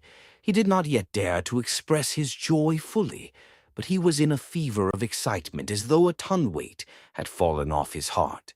Now he had the right to devote his life to them, to serve them. Anything might happen now, but he felt afraid to think of further possibilities and dared not let his imagination range. But Raskolnikov sat still in the same place, almost sullen and indifferent. Though he had been the most insistent on getting rid of Luzhin, he seemed now the least concerned at what had happened. Dunya could not help thinking that he was still angry with her, and Pulcheria Alexandrovna watched him timidly. "What did Svidrigailov say to you?" said Dunya, approaching him. "Yes, yes," cried Pulcheria Alexandrovna. Raskolnikov raised his head. "He wants to make you a present of 10,000 rubles, and he desires to see you once in my presence." "See her? On no account," cried Pulcheria Alexandrovna. "And how dare he offer her money?" Then Raskolnikov repeated, rather dryly, his conversation with Svidrigailov, omitting his account of the ghostly visitations of Marfa Petrovna, wishing to avoid all unnecessary talk. "What answer did you give him?" asked Dunya. "At first I said I would not take any message to you. Then he said that he would do his utmost to obtain an interview with you without my help. He assured me that his passion for you was a passing infatuation. Now he has no feeling for you. He doesn't want you to marry Luzhin. His talk was altogether rather muddled. How do you explain him to yourself, Rodya? How did he strike you? I must confess I don't quite understand him. He offers you 10,000 and yet says he is not well off. He says he is going away, and in 10 minutes he forgets he has said it. Then he says he is going to be married and has already fixed on the girl. No doubt he has a motive, and probably a bad one. But it's odd that he should be so clumsy about it if he had any designs against you. Of course, I refused this money on your account, once for all. Altogether, I thought him very strange. One might almost think he was mad. But I may be mistaken. That may only be the part he assumes. The death of Marfa Petrovna seems to have made a great impression on him. God rest her soul, exclaimed Pulcheria Alexandrovna. I shall always, always pray for her. Where should we be now, Dunya, without this 3,000? It's as though it had fallen from heaven. Why, Rodya, this morning we had only 3 rubles in our pocket, and Dunya and I were just planning to pawn her watch, so as to avoid borrowing from that man until he offered help. Dunya seemed strangely impressed by Svidrigailov's offer. She still stood meditating. He has got some terrible plan, she said in a half-whisper to herself, almost shuddering. Raskolnikov noticed this disproportionate terror. I fancy I shall have to see him more than once again, he said to Dunya. We will watch him, I will track him out, cried Razumikin vigorously. I won't lose sight of him. Rodia has given me leave. He said to me himself just now, 'Take care of my sister.' Will you give me leave too, Avdotia Romanovna?" Dunya smiled and held out her hand, but the look of anxiety did not leave her face. Pulcheria Alexandrovna gazed at her timidly, but the 3,000 rubles had obviously a soothing effect on her. A quarter of an hour later, they were all engaged in a lively conversation. Even Raskolnikov listened attentively for some time, though he did not talk. Razumikin was the speaker. "And why? Why should you go away?" he flowed on ecstatically. "And what are you to do in a little town? The great thing is, you are all here together and you need one another. You do need one another, believe me. For a time, anyway. Take me into partnership, and I assure you we'll plan a capital enterprise. Listen, I'll explain it all in detail to you. The whole project. It all flashed into my head this morning before anything had happened. I tell you what, I have an uncle. I must introduce him to you, a most accommodating and respectable old man. This uncle has got a capital of 1,000 rubles, and he lives on his pension and has no need of that money. For the last 2 years he has been bothering me to borrow it from him and pay him 6% interest. I know what that means. He simply wants to help me. Last year I had no need of it, but this year I resolved to borrow it as soon as he arrived. Then you lend me another 1,000 of your 3, and we have enough for a start. So we'll go into partnership, and what are we going to do?" Then Razumikin began to unfold his project, and he explained at length that almost all our publishers and booksellers know nothing at all of what they are selling, and for that reason they are usually bad publishers, and that any decent publications pay as a rule and give a profit, sometimes a considerable one. Razumikin had indeed been dreaming of setting up as a publisher. For the last 2 years he had been working in publishers' offices and knew 3 European languages well, though he had told Raskolnikov 6 days before that he was schwach in German, with an object of persuading him to take half his translation and half the payment for it. He had told a lie then, and Raskolnikov knew he was lying. Why should we let our chance slip when we have one of the chief means of success, money of our own?" cried Razumikin warmly. "Of course, there will be a lot of work, but we will work, you, Avdotia Romanovna. I, Rodion. You get a splendid profit on some books nowadays, and the great point of the business is that we shall know just what wants translating, and we shall be translating, publishing, learning all at once. I can be of use because I have experience. For nearly 2 years I've been scuttling about among the publishers, and now I know every detail of their business. You need not be a saint to make pots, believe me. And why? Why should we let our chance slip? Why, I know, and I kept the secret, 2 or 3 books which one might get 100 rubles simply for thinking of translating and publishing. Indeed, and I would not take 500 for the very idea of one of them. And what do you think? If I were to tell a publisher, I dare say he'd hesitate. They are such blockheads. And as for the business side, printing paper, selling, you trust to me, I know my way about. We'll begin in a small way and go on to a large. In any case, it will get us our living and we shall get back our capital." Dunya's eyes shone. "I like what you are saying, Dmitri Prokofitch," she said. "I know nothing about it, of course," put in Pulcheria Alexandrovna. "It may be a good idea, but again, God knows. It's new and untried. Of course, we must remain here at least for a time." She looked at Rodya. "What do you think, brother?" said Dunya. "I think he's got a very good idea," he answered. "Of course, it's too soon to dream of a publishing firm, but we certainly might bring out 5 or 6 books and be sure of success. I know of one book myself which would be sure to go well, and as for his being able to manage it, there's no doubt about that either. He knows the business. But we can talk it over later. "Hurrah!" cried Razumikin. "Now stay, there's a flat here in this house belonging to the same owner. It's a special flat apart, not communicating with these lodgings. It's furnished, rent moderate, 3 rooms. Suppose you take them to begin with. I'll pawn your watch tomorrow and bring you the money, and everything can be arranged then. You can all 3 live together, and Rodya will be with you. But where are you off to, Rodya?" "What, Rodya, you are going already?" Pulcheria Alexandrovna asked in dismay. "At such a minute?" cried Razumikin. Dunya looked at her brother with incredulous wonder. He held his cap in his hand. He was preparing to leave them. "One would think you were burying me or saying goodbye forever," he said somewhat oddly. He attempted to smile, but it did not turn out a smile. "But who knows? Perhaps it is the last time we shall see each other." He let slip accidentally. It was what he was thinking, and it somehow was uttered aloud. "What is the matter with you?" cried his mother. "Where are you going, Rodya?" asked Dunya rather strangely. "Oh, I'm quite obliged to," he answered vaguely, as though hesitating what he would say. But there was a look of sharp determination in his white face.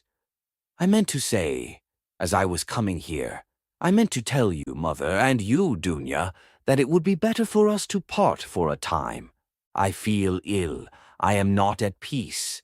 I will come afterwards. I will come of myself. When it's possible. I remember you and love you. Leave me alone. I decided this even before. I'm absolutely resolved on it. Whatever may come to me, whether I come to ruin or not, I want to be alone. Forget me altogether, it's better. Don't inquire about me. When I can, I'll come of myself, or I'll send for you. Perhaps it will all come back, but now, if you love me, give me up. Else I shall begin to hate you. I feel it. Goodbye." "Good God!" cried Pulcheria Alexandrovna. Both his mother and his sister were terribly alarmed. Razumikin was also. "Rodya, Rodya, be reconciled with us. Let us be as before," cried his poor mother.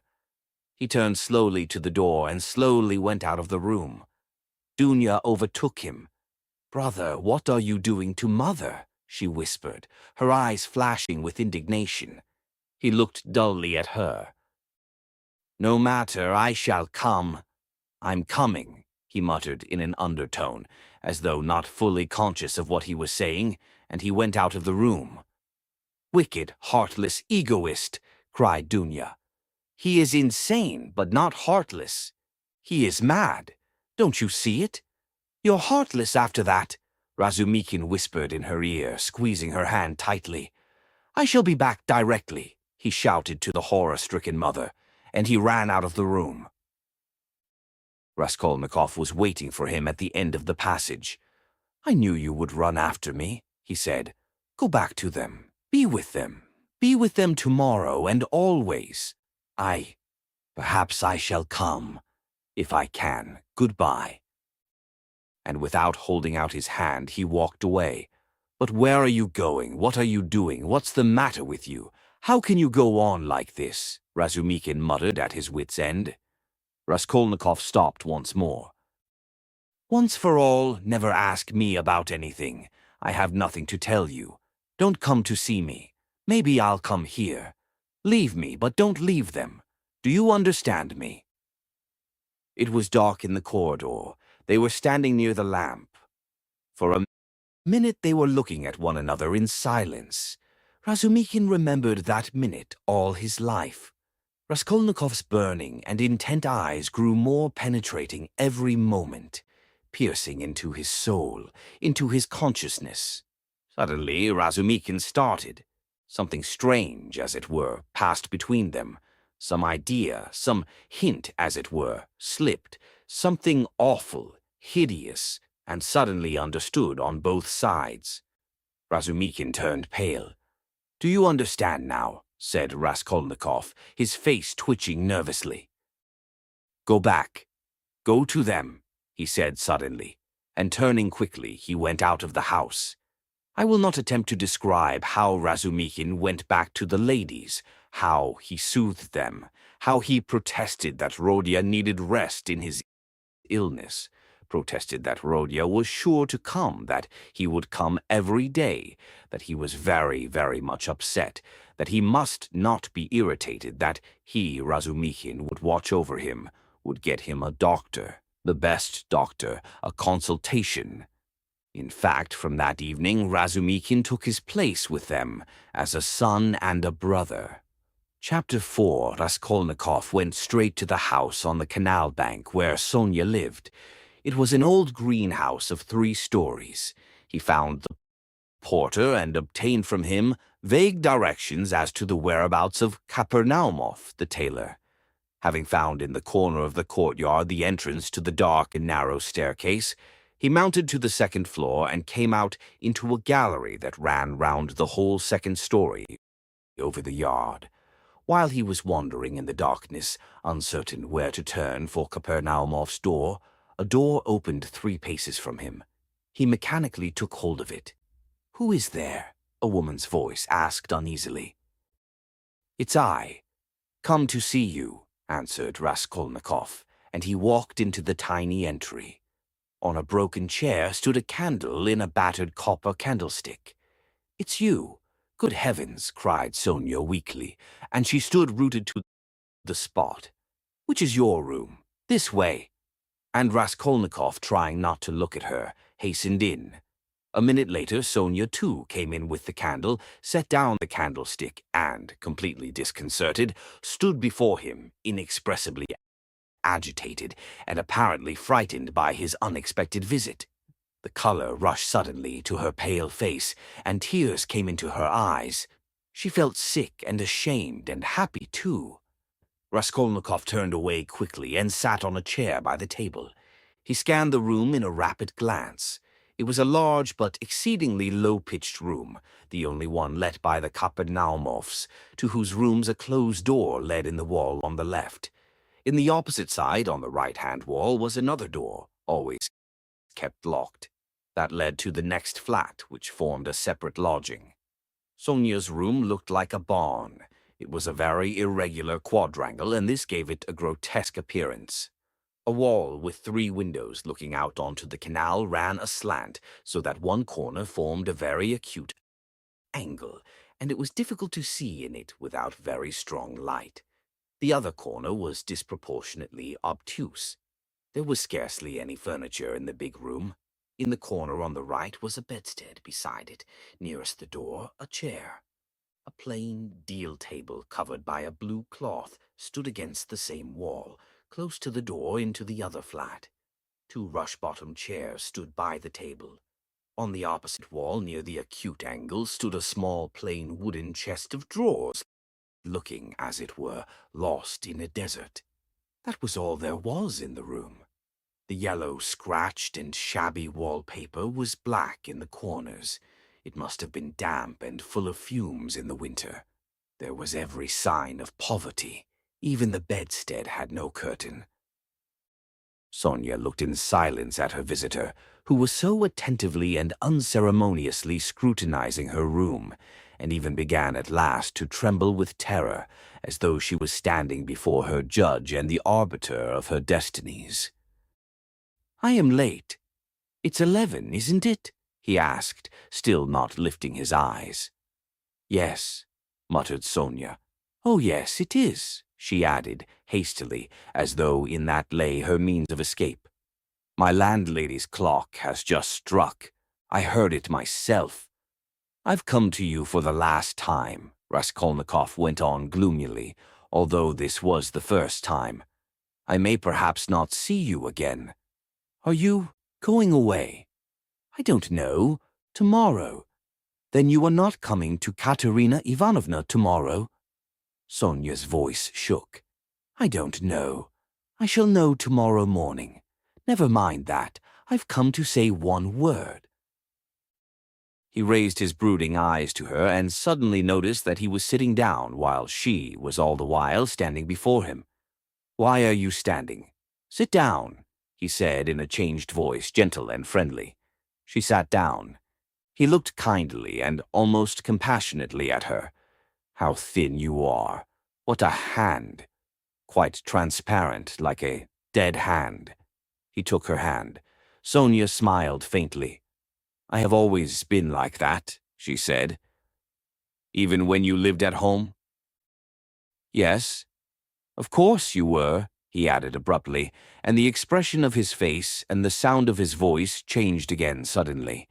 He looked round him once more. You rent this room from the Kapernaumovs? Yes. They live there through that door? Yes. They have another room like this. All in one room? Yes. I should be afraid in your room at night, he observed gloomily. They are very good people, very kind, answered Sonia, who still seemed bewildered. And all the furniture, everything is theirs. And they are very kind, and the children, too, often come to see me. They all stammer, don't they? Yes. He stammers, and he's lame.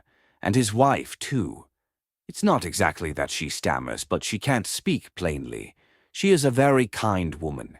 And he used to be a house serf. And there are 7 children. And it's only the eldest one that stammers, and the others are simply ill. But they don't stammer. But where did you hear about them? She added with some surprise. Your father told me then. He told me all about you, and how you went out at 6 o'clock and came back at 9, and how Katerina Ivanovna knelt down by your bed. Sonia was confused. I fancied I saw him today, she whispered hesitatingly. Whom? Father. I was walking in the street, out there, at the corner, about 10 o'clock, and he seemed to be walking in front. It looked just like him. I wanted to go to Katerina Ivanovna. You were walking in the streets.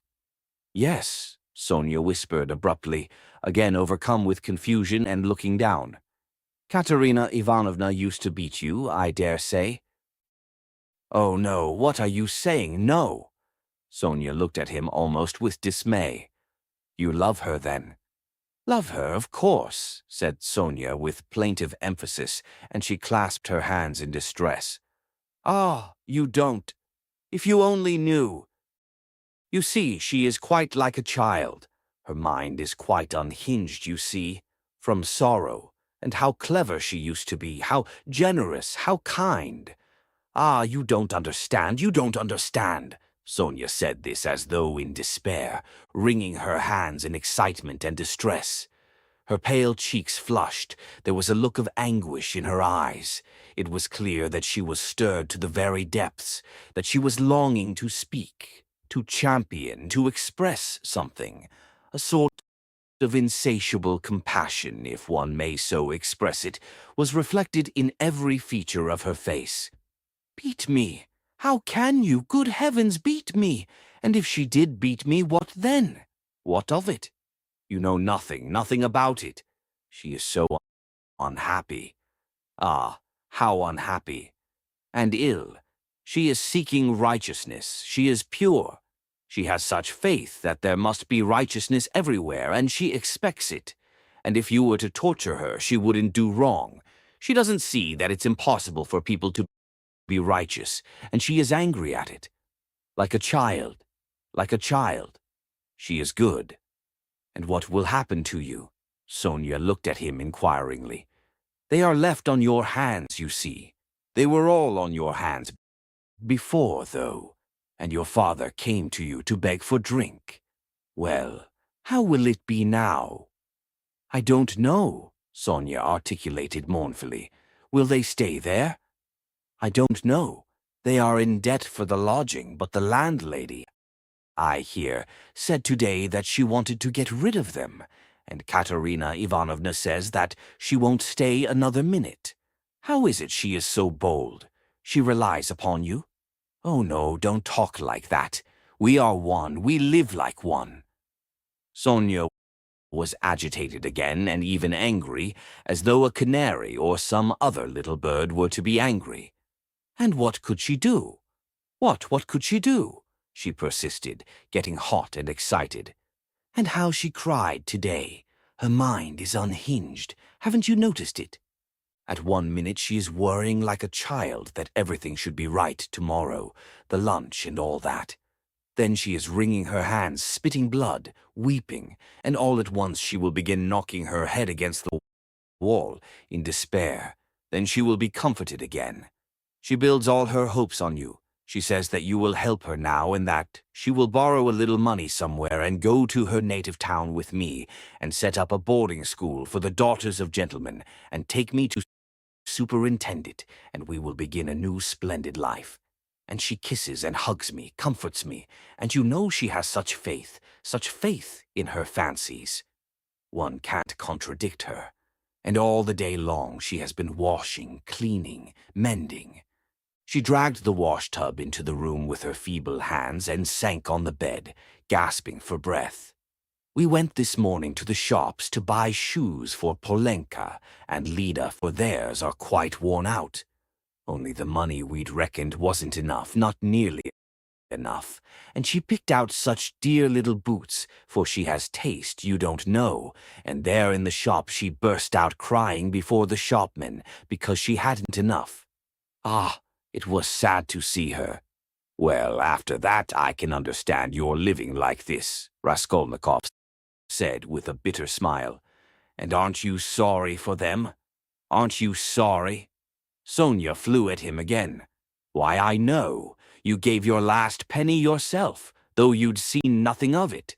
And if you'd seen everything, oh dear. And how often I've brought her to tears. Only last week. Yes, only a week before his death. I was cruel, and how often I've done it. Ah, I've been wretched at the thought of it all day. Sonia wrung her hands as she spoke at the pain of remembering it. You were cruel. Yes, I went to see them, she went on, weeping, and father said, "Read me something, Sonia. My head aches. Read to me. Here's a book." He had a book he had got from Andrei Semyonovich Lebeziatnikov. He lives there. He always used to get hold of such funny books. And I said, I can't stay, as I didn't want to read, and I'd gone in chiefly to show Katerina Ivanovna some collars. Lizaveta, the peddler, sold me some collars and cuffs, cheap, pretty, new embroidered ones. Katerina Ivanovna liked them very much. She put them on and looked at herself in the glass and was delighted with them. "Make me a present of them, Sonia," she said. "Please do." "Please do," she said. She wanted them so much. And when could she wear them? They just reminded her of her old happy days.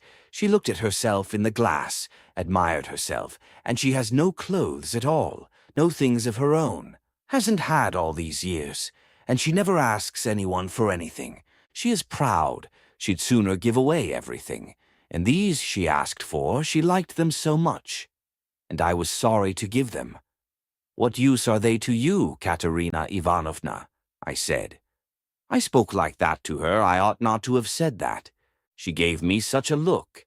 And she was so grieved at my refusing her. And it was so sad to see. And she was not grieved for the collars, but for my refusing. I saw that. Ah, if only I could bring it all back. Change it. Take back those words. Ah, if I... But it's nothing to you.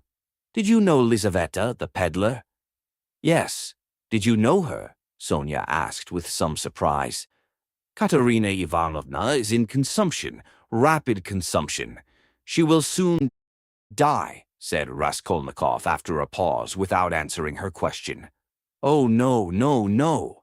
And Sonia unconsciously clutched both his hands as though imploring that she should not. But it will be better if she does die. No, not better, not at all better, Sonia unconsciously repeated in dismay. And the children? What can you do except take them to live with you? Oh, I don't know, cried Sonia, almost in despair, and she put her hands to her head. It was evident that that idea had very often occurred to her before, and he had only roused it again. And what, if even now, While Katerina Ivanovna is alive, you get ill and are taken to the hospital. What will happen then? He persisted pitilessly. How can you? That cannot be. And Sonia's face worked with awful terror. Cannot be, Raskolnikov went on with a harsh smile. You are not insured against it, are you? What will happen to them then? They will be in the street, all of them. She will cough and beg and knock her head against some wall, as she did today, and the children will cry. Then she will fall down, be taken to the police station and to the hospital. She will die, and the children— Oh, no, God will not let it be, broke at last from Sonia's overburdened bosom. She listened, looking imploringly at him, clasping her hands in dumb entreaty, as though it all depended upon him. Raskolnikov got up and began to walk about the room. A minute passed. Sonia was standing with her hands and her head hanging in terrible dejection. "And can't you save? Put by for a rainy day?" he asked, stopping suddenly before her. "No," whispered Sonia. "Of course not. Have you tried?" he added almost ironically. "Yes." "And it didn't come off? Of course not. No need to ask." And again he paced the room. Another minute passed.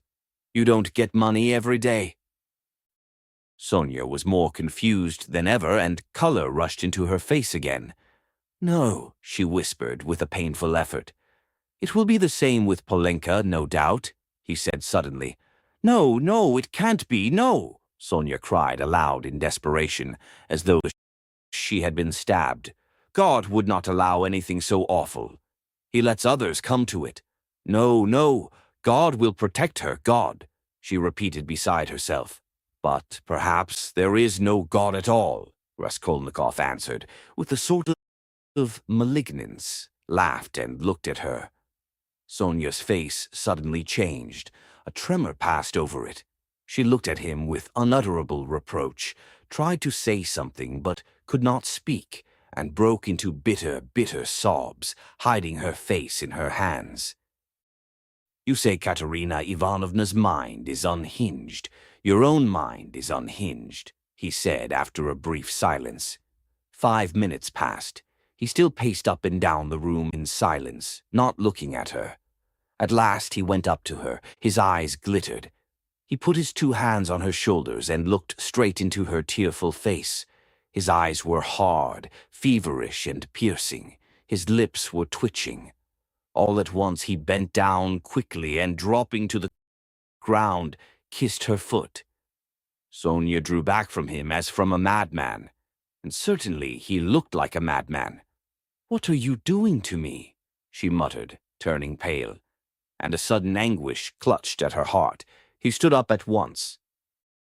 "I did not bow down to you. I bowed down to all the suffering of humanity," he said wildly, and walked away to the window.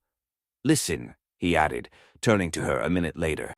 "I said just now to an insolent man that he was not worth your little finger, and that I did my sister honor making her sit beside you."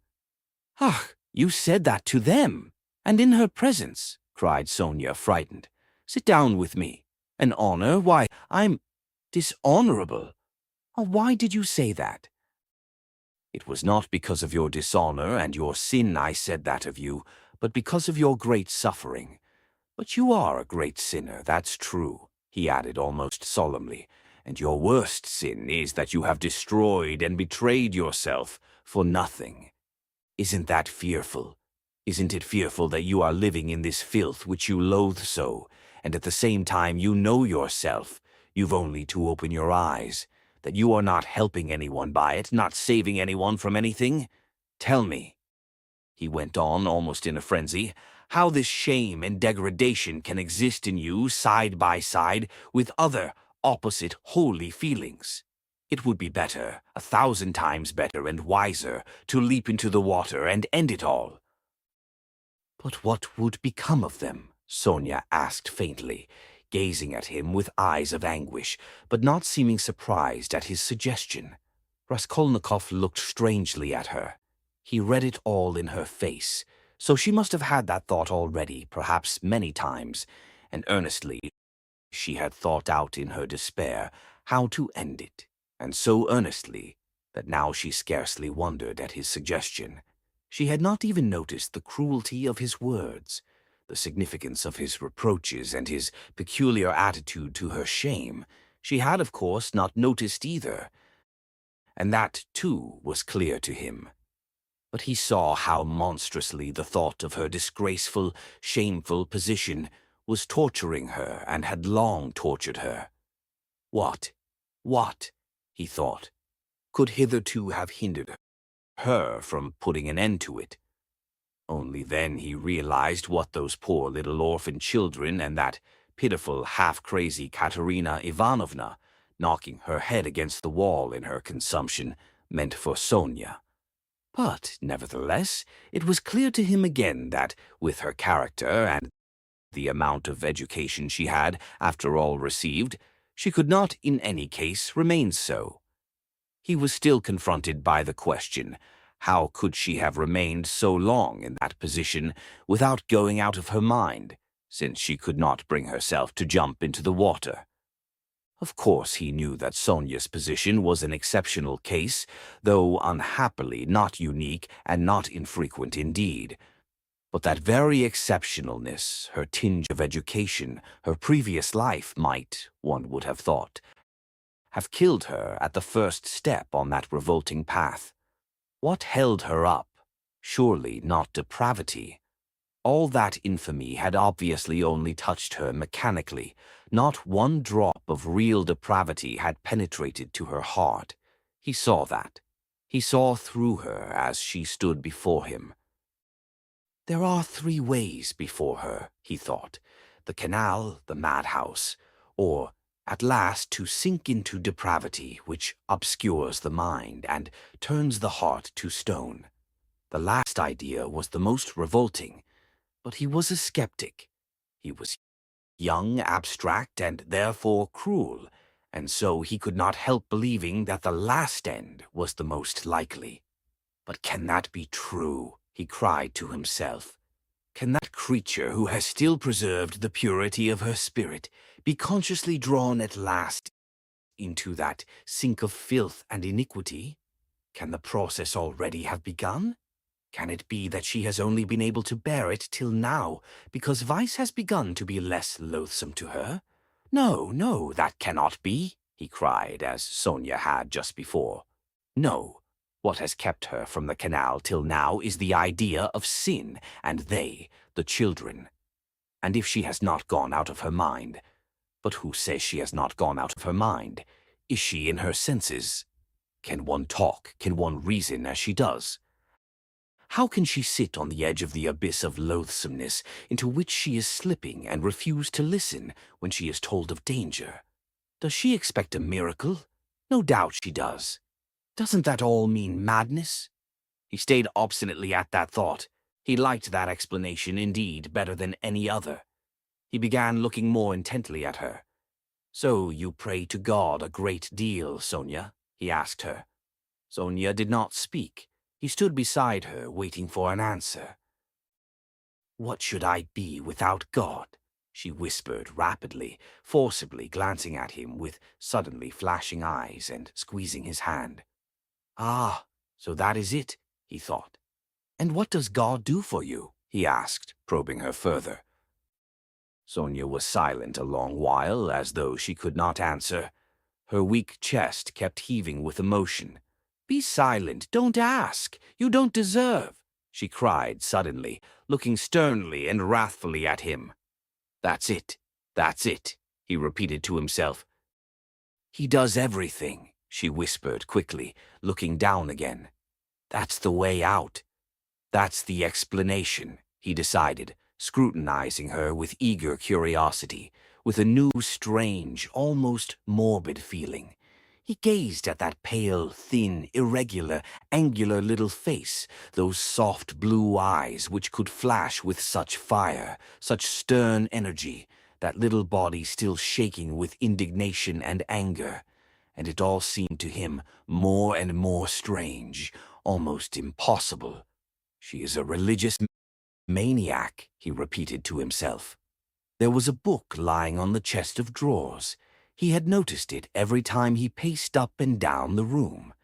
Now he took it up and looked at it. It was the New Testament in the Russian translation. It was bound in leather, old and worn. "Where did you get that?" he called to her across the room. She was still standing in the same place, 3 steps from the table.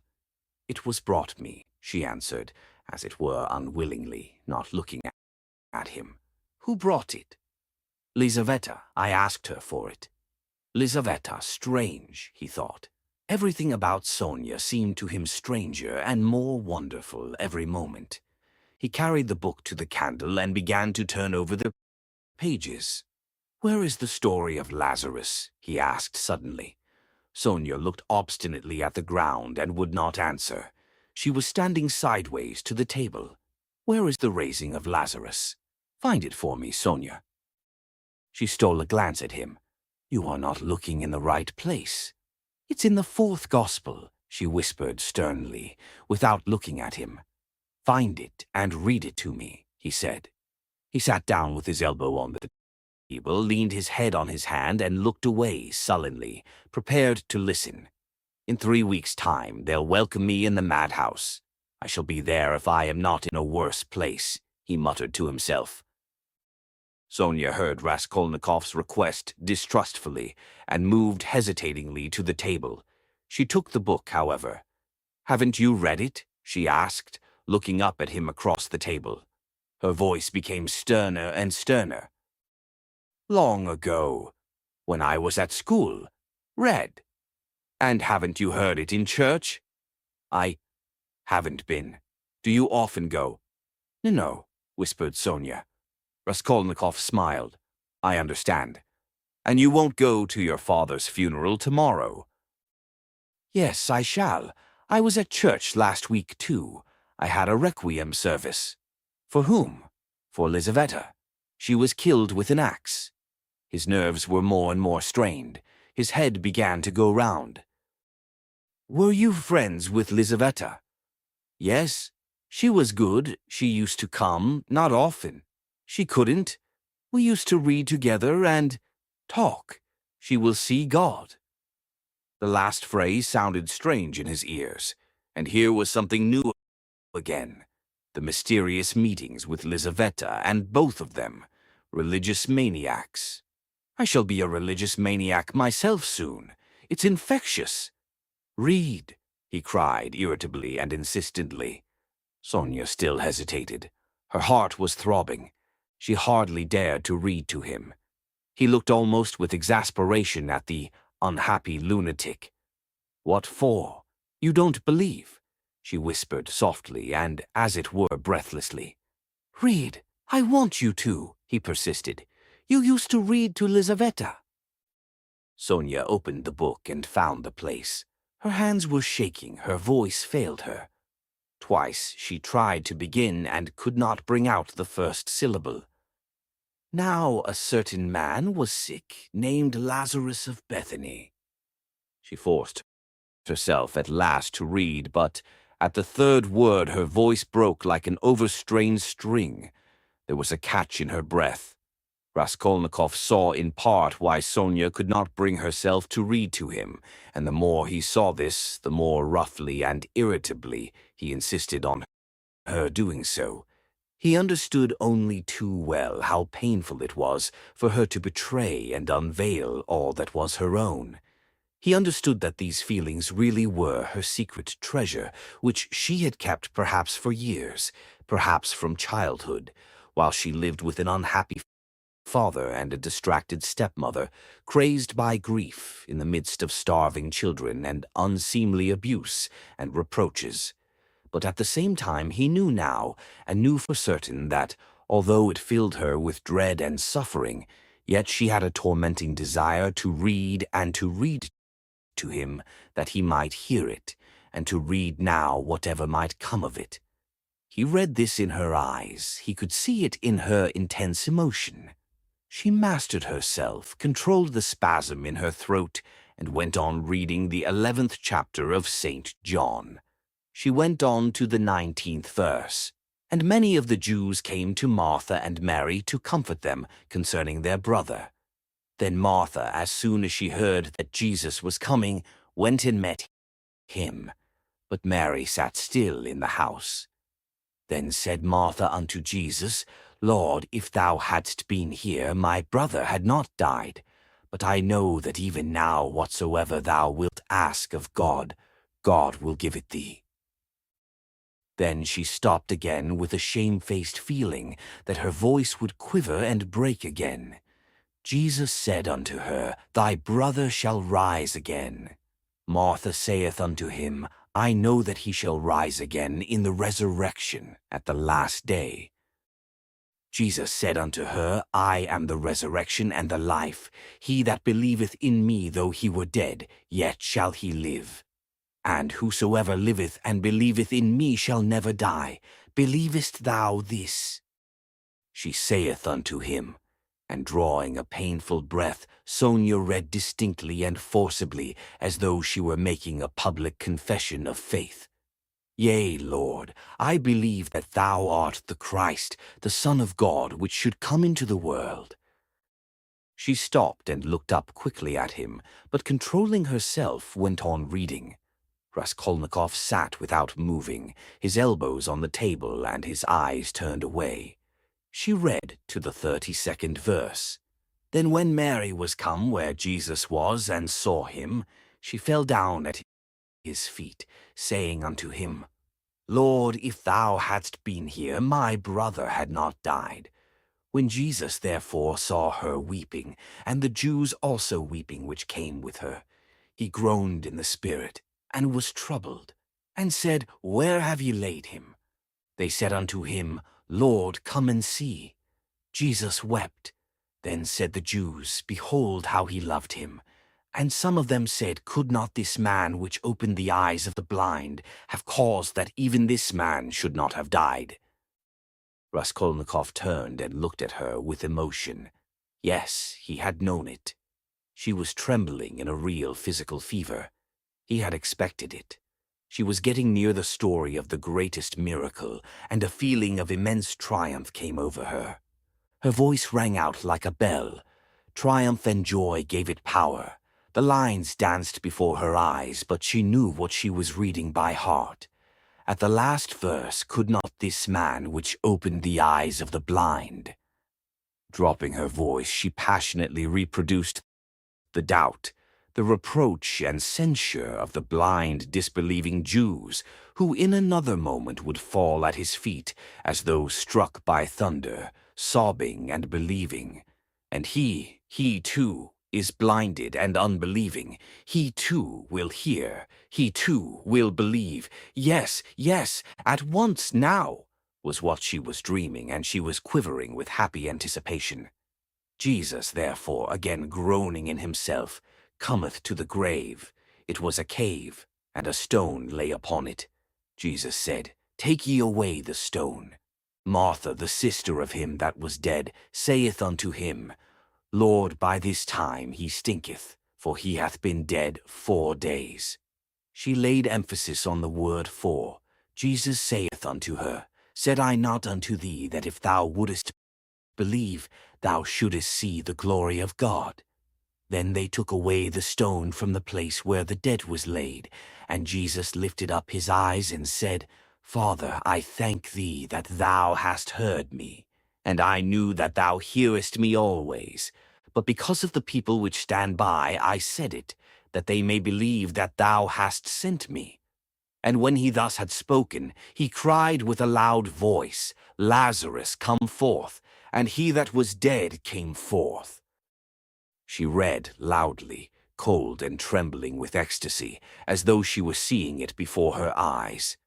Bound hand and foot with grave clothes, and his face was bound about with a napkin. Jesus saith unto them, Loose him and let him go. Then many of the Jews which came to Mary and had seen the things which Jesus did, believed on him. She could read no more, closed the book, and got up from her chair quickly. That is all about the raising of Lazarus, she whispered severely and abruptly, and turning away, she stood motionless, not daring to raise her eyes to him. She still trembled feverishly. The candle end was flickering out in the battered candlestick, dimly lighting up in the poverty-stricken room the murderer and the harlot, who had so strangely been reading together the eternal book. 5 minutes or more passed. "I came to speak of something," Raskolnikov said aloud, frowning. He got up and went to Sonia. She lifted her eyes to him in silence. His face was particularly stern, and there was a sort of savage determination in it. "I have abandoned my family today," he said. "My mother and sister. I am not going to see them. I've broken with them completely." "What for?" asked Sonia, amazed. Her recent meeting with his mother and sister had left a great impression which she could not analyze. She heard his news almost with horror. "I have only you now," he added. "Let us go together. I've come to you, we are both accursed. Let us go our way together." His eyes glittered as though he were mad, Sonia thought, in her turn. "Go where?" she asked in alarm, and she involuntarily stepped back. How do I know? I only know it's the same road. I know that and nothing more. It's the same goal." She looked at him and understood nothing. She knew only that he was terribly, infinitely unhappy. "No one of them will understand if you tell them, but I have understood. I need you. That is why I have come to you." "I don't understand," whispered Sonia. "You'll understand later. Haven't you done the same? You too have transgressed, have had the strength to transgress. You have laid hands on yourself. You have destroyed a life. Your own. It's all the same. You might have lived in spirit and understanding, but you'll end in the Haymarket. But you won't be able to stand it, and if you remain alone, you'll go out of your mind like me. You are like a mad creature already. So we must go together on the same road. Let us go." "What for? What's all this for?" said Sonia, strangely and violently agitated by his words. "What for? Because you can't remain like this, that's why. You must look things straight in the face at last and not weep like a child and cry that God won't allow it. What will happen if you should really be taken to the hospital tomorrow? She is mad and in consumption. She'll soon die, and the children. Do you mean to tell me Polenka won't come to grief? Haven't you seen children here at the street corners sent out by their mothers to beg? I found out where those mothers live and in what surroundings. Children can't remain children there. At 7, the child is vicious and a thief. Yet children, you know, are the image of Christ. Theirs is the kingdom of heaven. He bade us honor and love them. They are the humanity of the future." "What's to be done? What's to be done?" repeated Sonia, weeping hysterically and wringing her hands. "What's to be done? Break what must be broken once for all, that's all, and take the suffering on oneself. What you don't understand, you'll understand later. Freedom and power, and above all, power, over all trembling creation and all the ant-heap. That's the goal, remember that. That's my farewell message. Perhaps it's the last time I shall speak to you. If I don't come tomorrow, you'll hear of it all, and then remember these words. And some day later on, in years to come, you'll understand perhaps what they meant. If I come tomorrow, I'll tell you who killed Lizaveta. Goodbye." Sonia started with terror. "Why, do you know who killed her?" she asked, chilled with horror, looking wildly at him. "I know and will tell. You, only you. I have chosen you out. I'm not coming to you to ask forgiveness, but simply to tell you. I chose you out long ago to hear this. When your father talked of you and when Lizaveta was alive, I thought of it. Goodbye, don't shake hands. Tomorrow." He went out. Sonia gazed at him as at a madman, but she herself was like one insane and felt it. Her head was going round. Good heavens, how does he know who killed Lizaveta? What did those words mean? It's awful. But at the same time, the idea did not enter her head, not for a moment. Oh, he must be terribly unhappy. He has abandoned his mother and sister. What for? What has happened? And what had he in his mind? What did he say to her? He had kissed her foot and said, yes, he had said it clearly, that he could not live without her. Merciful heavens! Sonia spent the whole night feverish and delirious. She jumped up from time to time, wept and wrung her hands, then sank again into feverish sleep and dreamt of Polenka, Katerina Ivanovna, and Lizaveta, of reading the Gospel and him with pale face, with burning eyes, kissing her feet, weeping. On the other side of the door on the right, which divided Sonia's room from Madame Reslich's flat, was a room which had long stood empty. A card was fixed on the gate, and a notice stuck in the windows over the canal advertising it to let.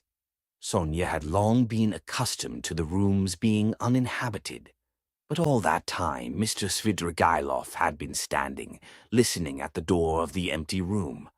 When Raskolnikov went out, he stood still, thought a moment, went on tiptoe to his own room, which adjoined the empty one, brought a chair and noiselessly carried it to the door that led to Sonia's room. The conversation had struck him as interesting and remarkable, and he had greatly enjoyed it, so much so that he brought a chair that he might not in the future, tomorrow, for instance, have to endure the inconvenience of standing a whole hour, but might listen in comfort. Chapter 5. When next morning at 11 o'clock, punctually, Raskolnikov went into the department of the investigation of criminal causes and sent his name in to Porfiry Petrovitch. He was surprised at being kept waiting so long. It was at least 10 minutes before he was summoned. He had expected that they would pounce upon him, but he stood in the waiting room, and people who apparently had nothing to do with him were continually passing to and fro before him. In the next room, which looked like an office, several clerks were sitting writing, and obviously they had no notion who or what Raskolnikov might be. He looked uneasily and suspiciously about him to see whether there was not some guard, some mysterious watch being kept on him to prevent his escape. But there was nothing of the sort. He saw only the faces of clerks absorbed in petty details, then other people. No one seemed to have any concern with him. He might go where he liked for them. The conviction grew stronger in him that if that enigmatic man of yesterday, that phantom sprung out of the earth, had seen everything, they would not have let him stand and wait like that. And would they have waited till he elected to appear at 11? Either the man had not yet given information, or simply he knew nothing, had seen nothing, and how could he have seen anything? And so all that had happened to him the day before was again a phantom, exaggerated by his sick and overstrained imagination. This conjecture had begun to grow strong the day before, in the midst of all his alarm and despair. Thinking it all over now and preparing for a fresh conflict, he was suddenly aware that he was trembling, and he felt a rush of indignation at the thought that he was trembling with fear at facing that hateful Porfiry Petrovitch. What he dreaded above all was meeting that man again. He hated him with an intense, unmitigated hatred, and was afraid his hatred might betray him. His indignation was such that he ceased trembling at once. He made ready to go in with a cold and arrogant bearing, and vowed to himself to keep as silent as possible, to watch and listen, and for once, at least, to control his overstrained nerves. At that moment he was summoned to Porfiry Petrovitch. He found Porfiry Petrovitch alone in his study. His study was a room neither large nor small, furnished with a large writing table that stood before a sofa, upholstered in checked material, a bureau, a bookcase in the corner, and several chairs, all government furniture of polished yellow wood. In the further wall there was a closed door. Beyond it there were no doubt other rooms. On Raskolnikov's entrance, Porfiry Petrovitch had at once closed the door by which he had come in, and they remained alone.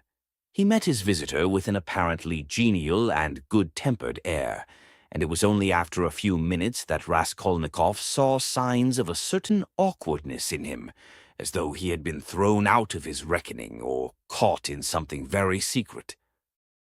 "Ah, my dear fellow, here you are in our domain," began Porfiry, holding out both hands to him. "Come, sit down, old man. Or perhaps you don't like to be called my dear fellow and old man? Tout court? Please don't think it too familiar. Here, on the sofa." Raskolnikov sat down, keeping his eyes fixed on him. "In our domain, the apologies for familiarity, the French phrase tout court, were all characteristic signs. He held out both hands to me, but he did not give me one.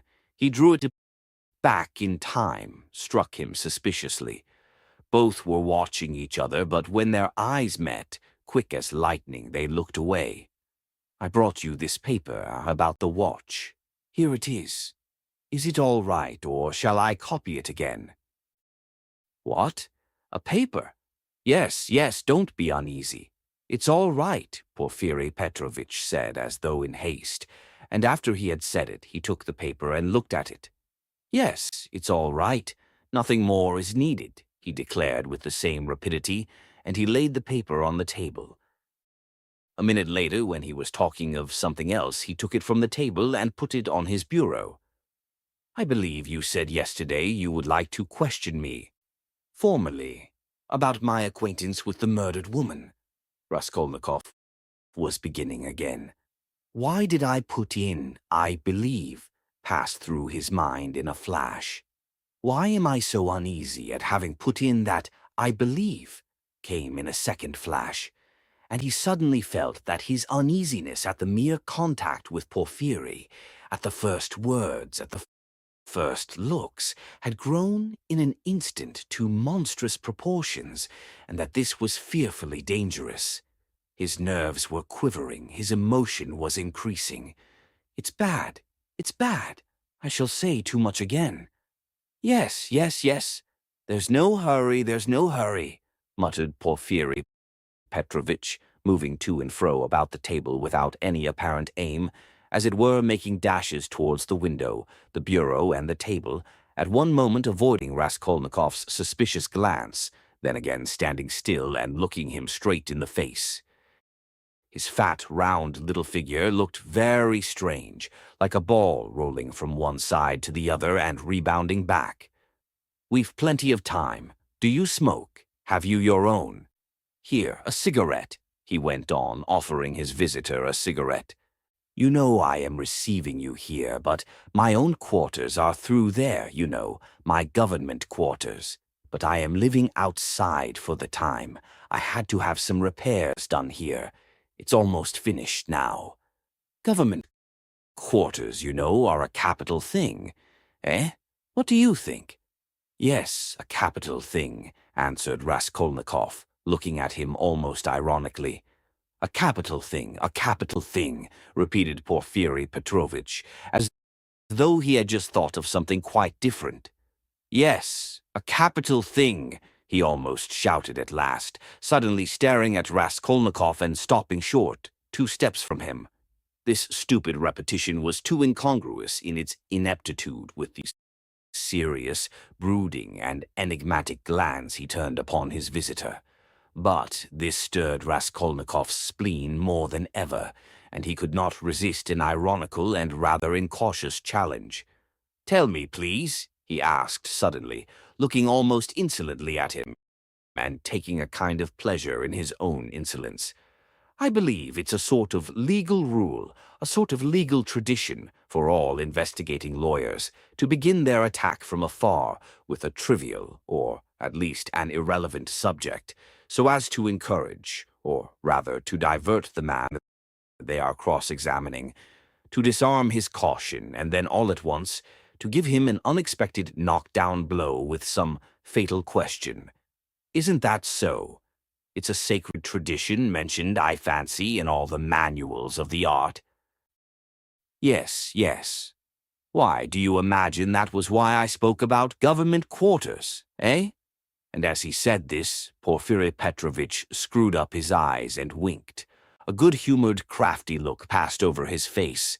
The wrinkles on his forehead were smoothed out, his eyes contracted, his features broadened, and he suddenly went off into a nervous, prolonged laugh, shaking all over and looking Raskolnikov straight in the face. The latter forced himself to laugh too, but when Porfiry, seeing that he was laughing, broke into such a guffaw that he turned almost crimson, Raskolnikov's repulsion overcame all precaution. He left off laughing, scowled, and stared with hatred at Porfiry, keeping his eyes fixed on him while his intentionally prolonged laughter lasted. There was lack of precaution on both sides, however, for Porfiry Petrovitch seemed to be laughing in his visitor's face, and to be very little disturbed at the annoyance with which the visitor received it. The latter fact was very significant in Raskolnikov's eyes. He saw that Porfiry Petrovitch had not been embarrassed just before either, but that he, Raskolnikov, had perhaps fallen into a trap, that there must be something, some motive here unknown to him, that perhaps everything was in readiness, and in another moment would break upon him. He went straight to the point at once, rose from his seat, and took his cap. "Porfiry Petrovitch," he began resolutely, though with considerable irritation, "yesterday you expressed a desire that I should come to you for some inquiries." He laid special stress on the word inquiries. "I have come, and if you have anything to ask me, ask it, and if not, allow me to withdraw. I have no time to spare. I have to be at the funeral of that man who was run over, of whom you know also," he added, feeling angry at once at having made this addition, and more irritated at his anger. "I am sick of it all, do you hear, and have long been. It's partly what made me ill. In short," he shouted, feeling that the phrase about his illness was still more out of place, "in short, kindly examine me or let me go at once. And if you must examine me, do so in the proper form. I will not allow you to do so otherwise, and so meanwhile, goodbye, as we have evidently nothing to keep us now." "Good heavens, what do you mean? What shall I question you about?" cackled Porfiry Petrovitch with a change of tone, instantly leaving off laughing. "Please don't disturb yourself," he began, fidgeting from place to place and fussily making Raskolnikov sit down. "There's no hurry. There's no hurry. It's all nonsense. Oh no, I'm very glad you've come to see me at last. I look upon you simply as a visitor. And as for my confounded laughter, please excuse it, Rodion Romanovitch." "Rodion Romanovitch? That is your name? It's my nerves. You tickled me so with your witty observation. I assure you sometimes I shake with laughter like an india-rubber ball for half an hour at a time. I'm often afraid of an attack of paralysis. Do sit down. Please do, or I shall think you are angry." Raskolnikov did not speak. He listened, watching him, still frowning angrily. He did sit down, but still held his cap. "I must tell you one thing about myself, my dear Rodion Romanovitch," Porfiry Petrovitch continued, moving about the room and again avoiding his visitor's eyes. "You see, I'm a bachelor, a man of no consequence, and not used to society. Besides, I have nothing before me. I'm set, I'm running to seed, and have you noticed, Rodion Romanovitch, that in our Petersburg circles, if two clever men meet who are not intimate but respect each other like you and me, it takes them half an hour before they can find a subject for conversation. They are dumb, they sit opposite each other and feel awkward. Everyone has subjects of conversation. Ladies, for instance. People in high society always have their subjects of conversation, c'est de rigueur. But people of the middle sort, like us, thinking people, that is, are always tongue-tied and awkward. What is the reason of it? Whether it is the lack of public interest, or whether it is we are so honest we don't want to deceive one another, I don't know. What do you think? Do put down your cap. It looks as if you were just going. It makes me uncomfortable. I am so delighted." Raskolnikov put down his cap and continued listening in silence, with a serious frowning face, to the vague and empty chatter of Porfiri Petrovitch. Does he really want to distract my attention with his silly babble?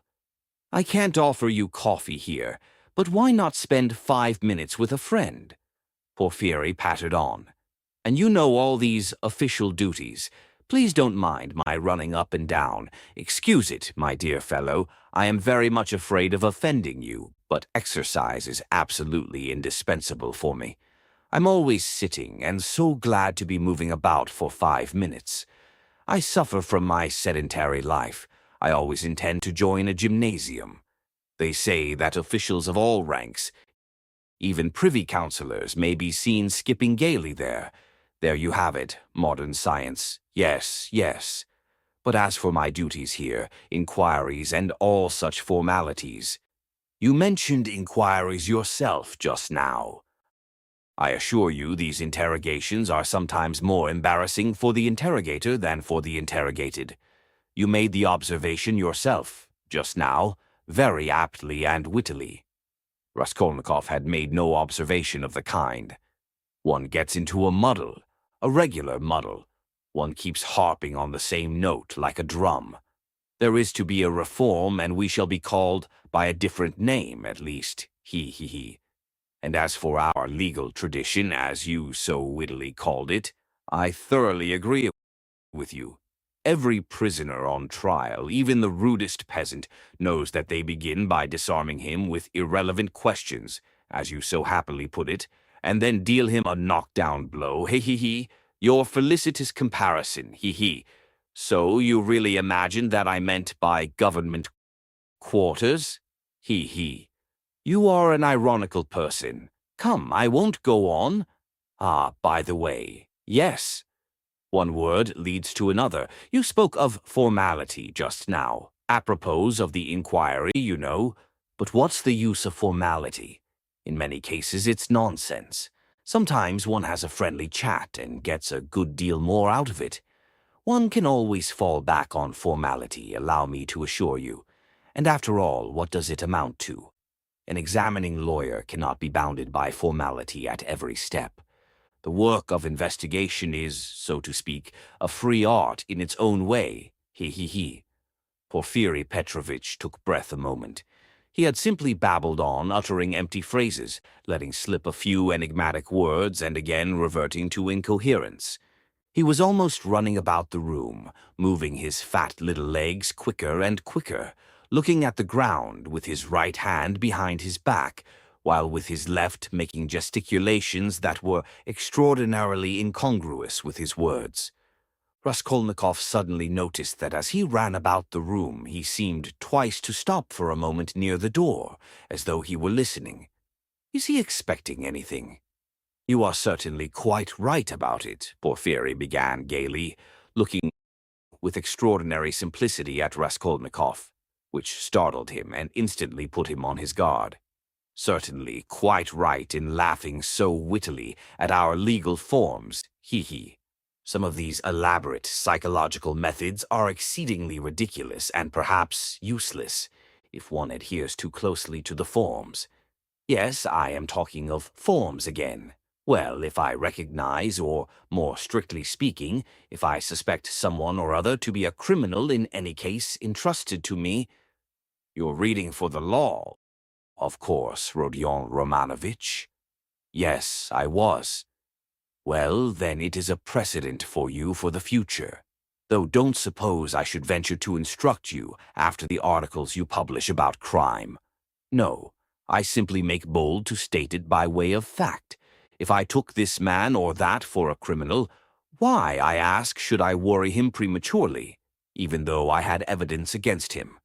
In one case I may be bound, for instance, to arrest a man at once, but another may be in quite a different position, you know. So why shouldn't I let him walk about the town a bit? He. But I see you don't quite understand, so I'll give you a clearer example. If I put him in prison too soon, I may very likely give him, so to speak, moral support. Ha-he. You're laughing. Raskolnikov had no idea of laughing. He was sitting with compressed lips, his feverish eyes fixed on Porfiry Petrovitch's.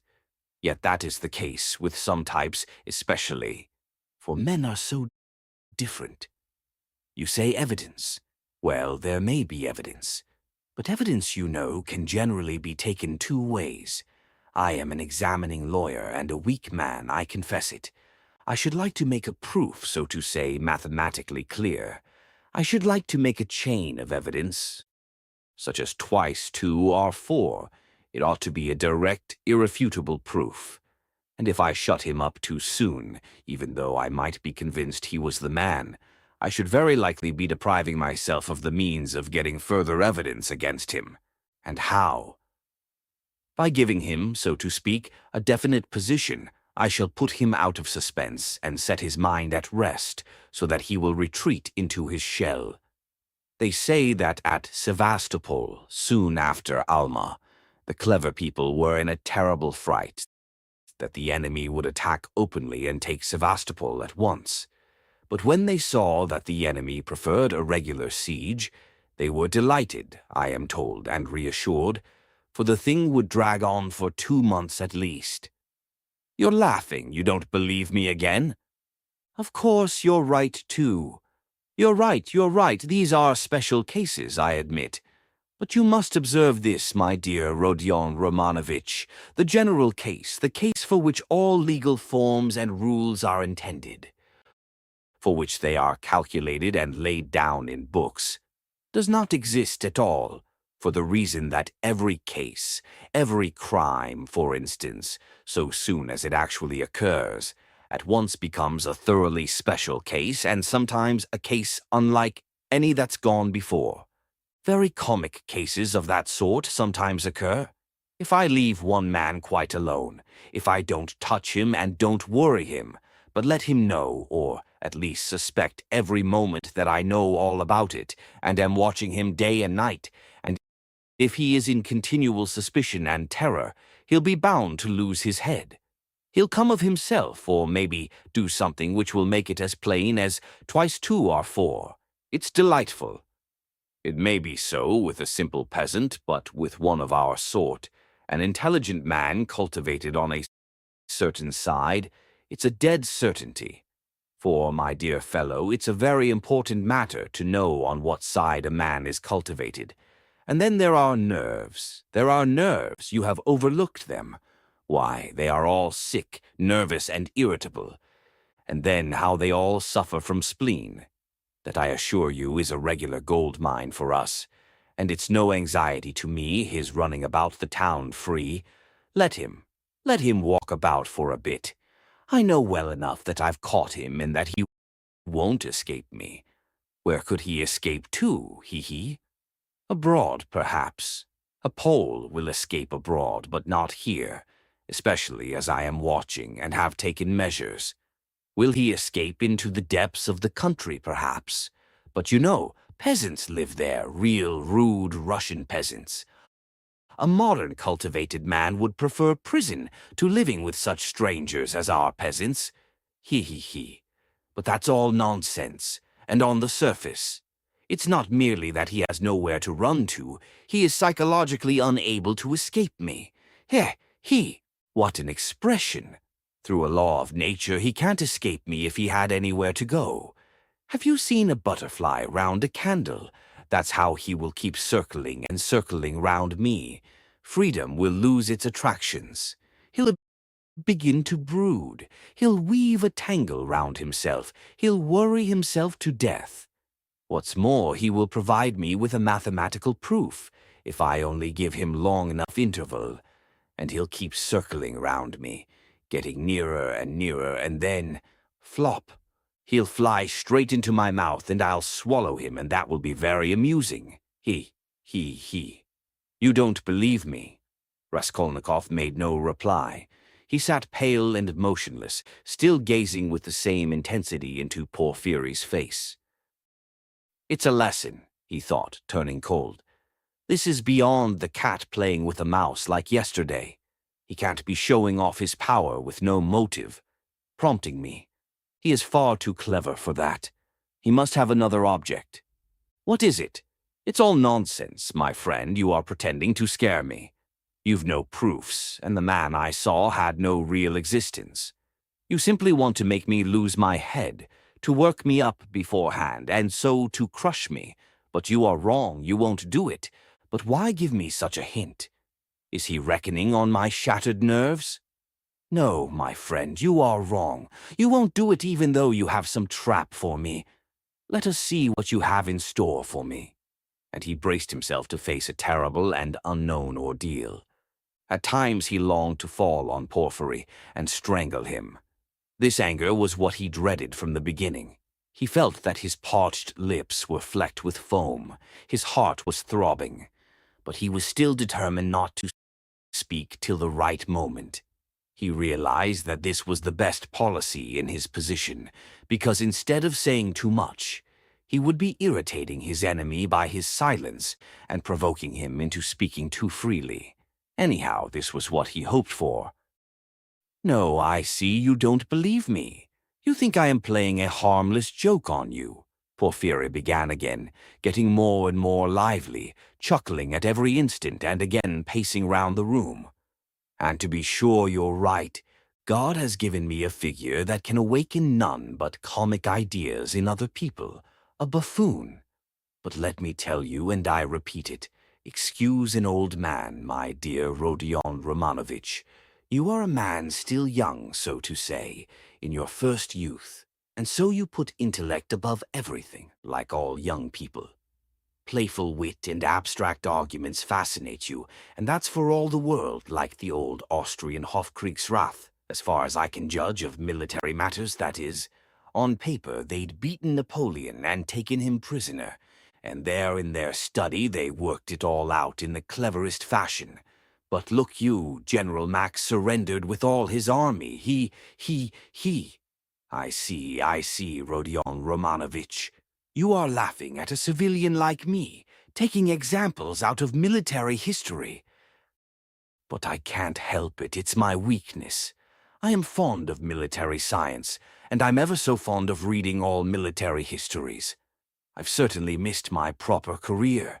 I ought to have been in the army, upon my word I ought. I shouldn't have been a Napoleon, but I might have been a major, hee. Well, I'll tell you the whole truth, my dear fellow, about this special case. I mean, actual fact and a man's temperament, my dear sir, are weighty matters, and it's astonishing how they sometimes deceive the sharpest calculation. I listen to an old man, am speaking seriously. Rodion Romanovich. As he said this, Porfiry Petrovitch, who was scarcely 35, actually seemed to have grown old. Even his voice changed, and he seemed to shrink together. Moreover, I'm a candid man. Am I a candid man or not? What do you say? I fancy I really am. I tell you these things for nothing, and don't even expect a reward for it. Hee. Well, to proceed, wit, in my opinion, is a splendid thing. It is, so to say, an adornment of nature and a consolation of life, and what tricks it can play, so that it sometimes is hard for a poor examining lawyer to know where he is, especially when he's liable to be carried away by his own fancy too, for you know he is a man after all. But the poor fellow is saved by the criminal's temperament. Worse luck for him. But young people carried away by their own wit don't think of that when they overstep all obstacles, as you wittily and cleverly expressed it yesterday.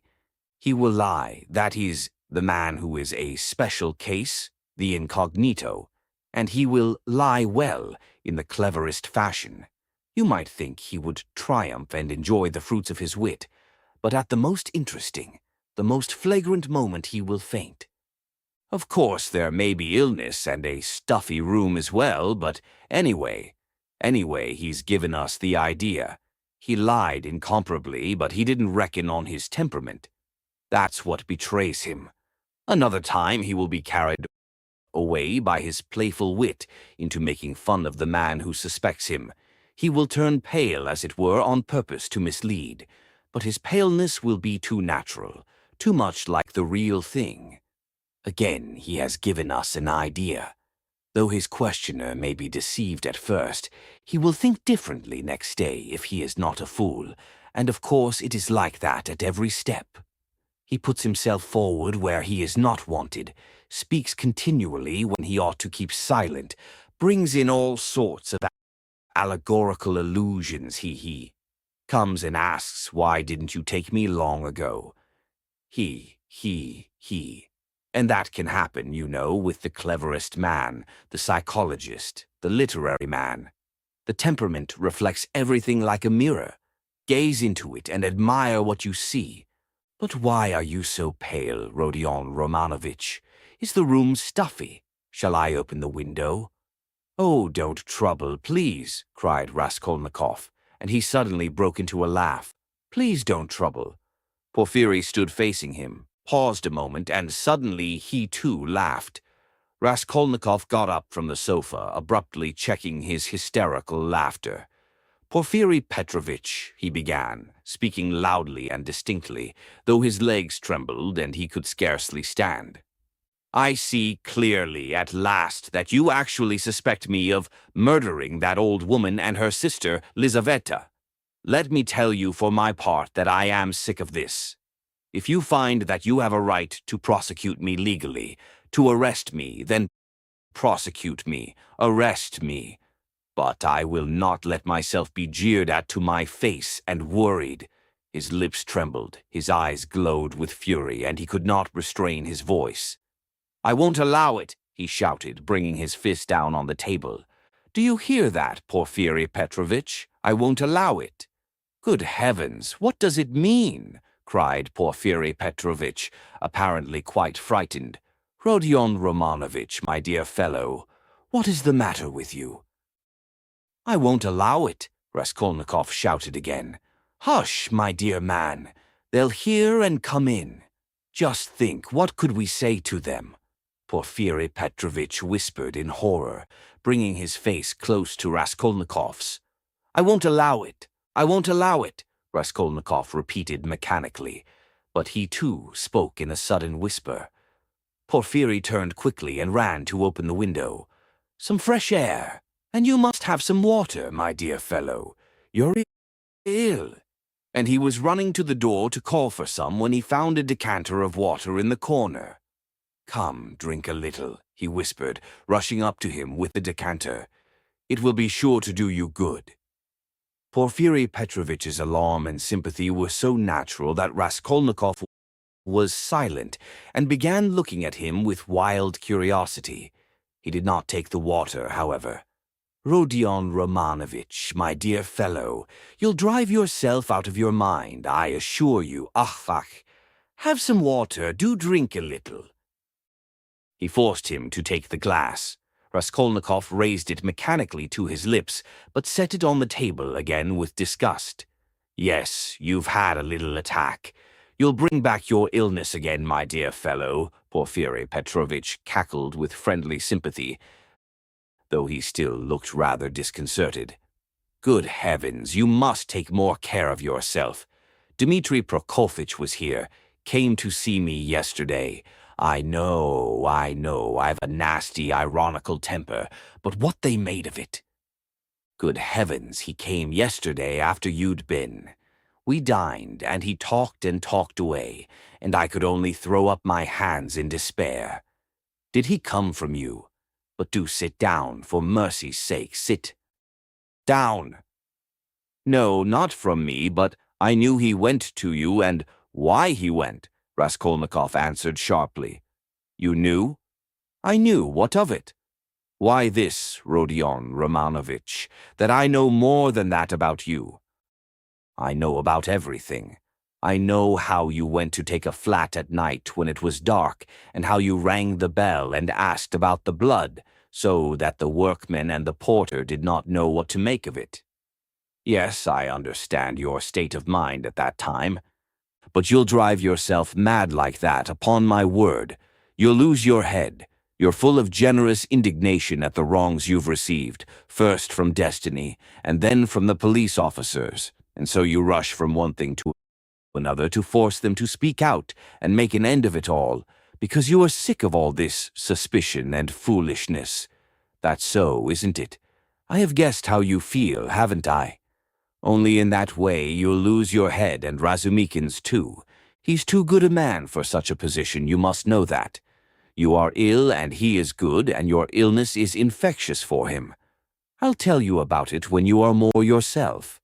But do sit down, for goodness sake. Please rest. You look shocking. Do sit down. Raskolnikov sat down. He no longer shivered. He was hot all over. In amazement, he listened with strained attention to Porfiri Petrovitch, who still seemed frightened as he looked after him with friendly solicitude. But he did not believe a word he said, though he felt a strange inclination to believe. Porfiry's unexpected words about the flat had utterly overwhelmed him. How can it be he knows about the flat then? He thought suddenly. And he tells it me himself. Yes, in our legal practice there was a case almost exactly similar, a case of morbid psychology. Porfiry went on quickly.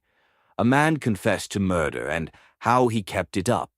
It was a regular hallucination. He brought forward facts. He imposed upon everyone, and why?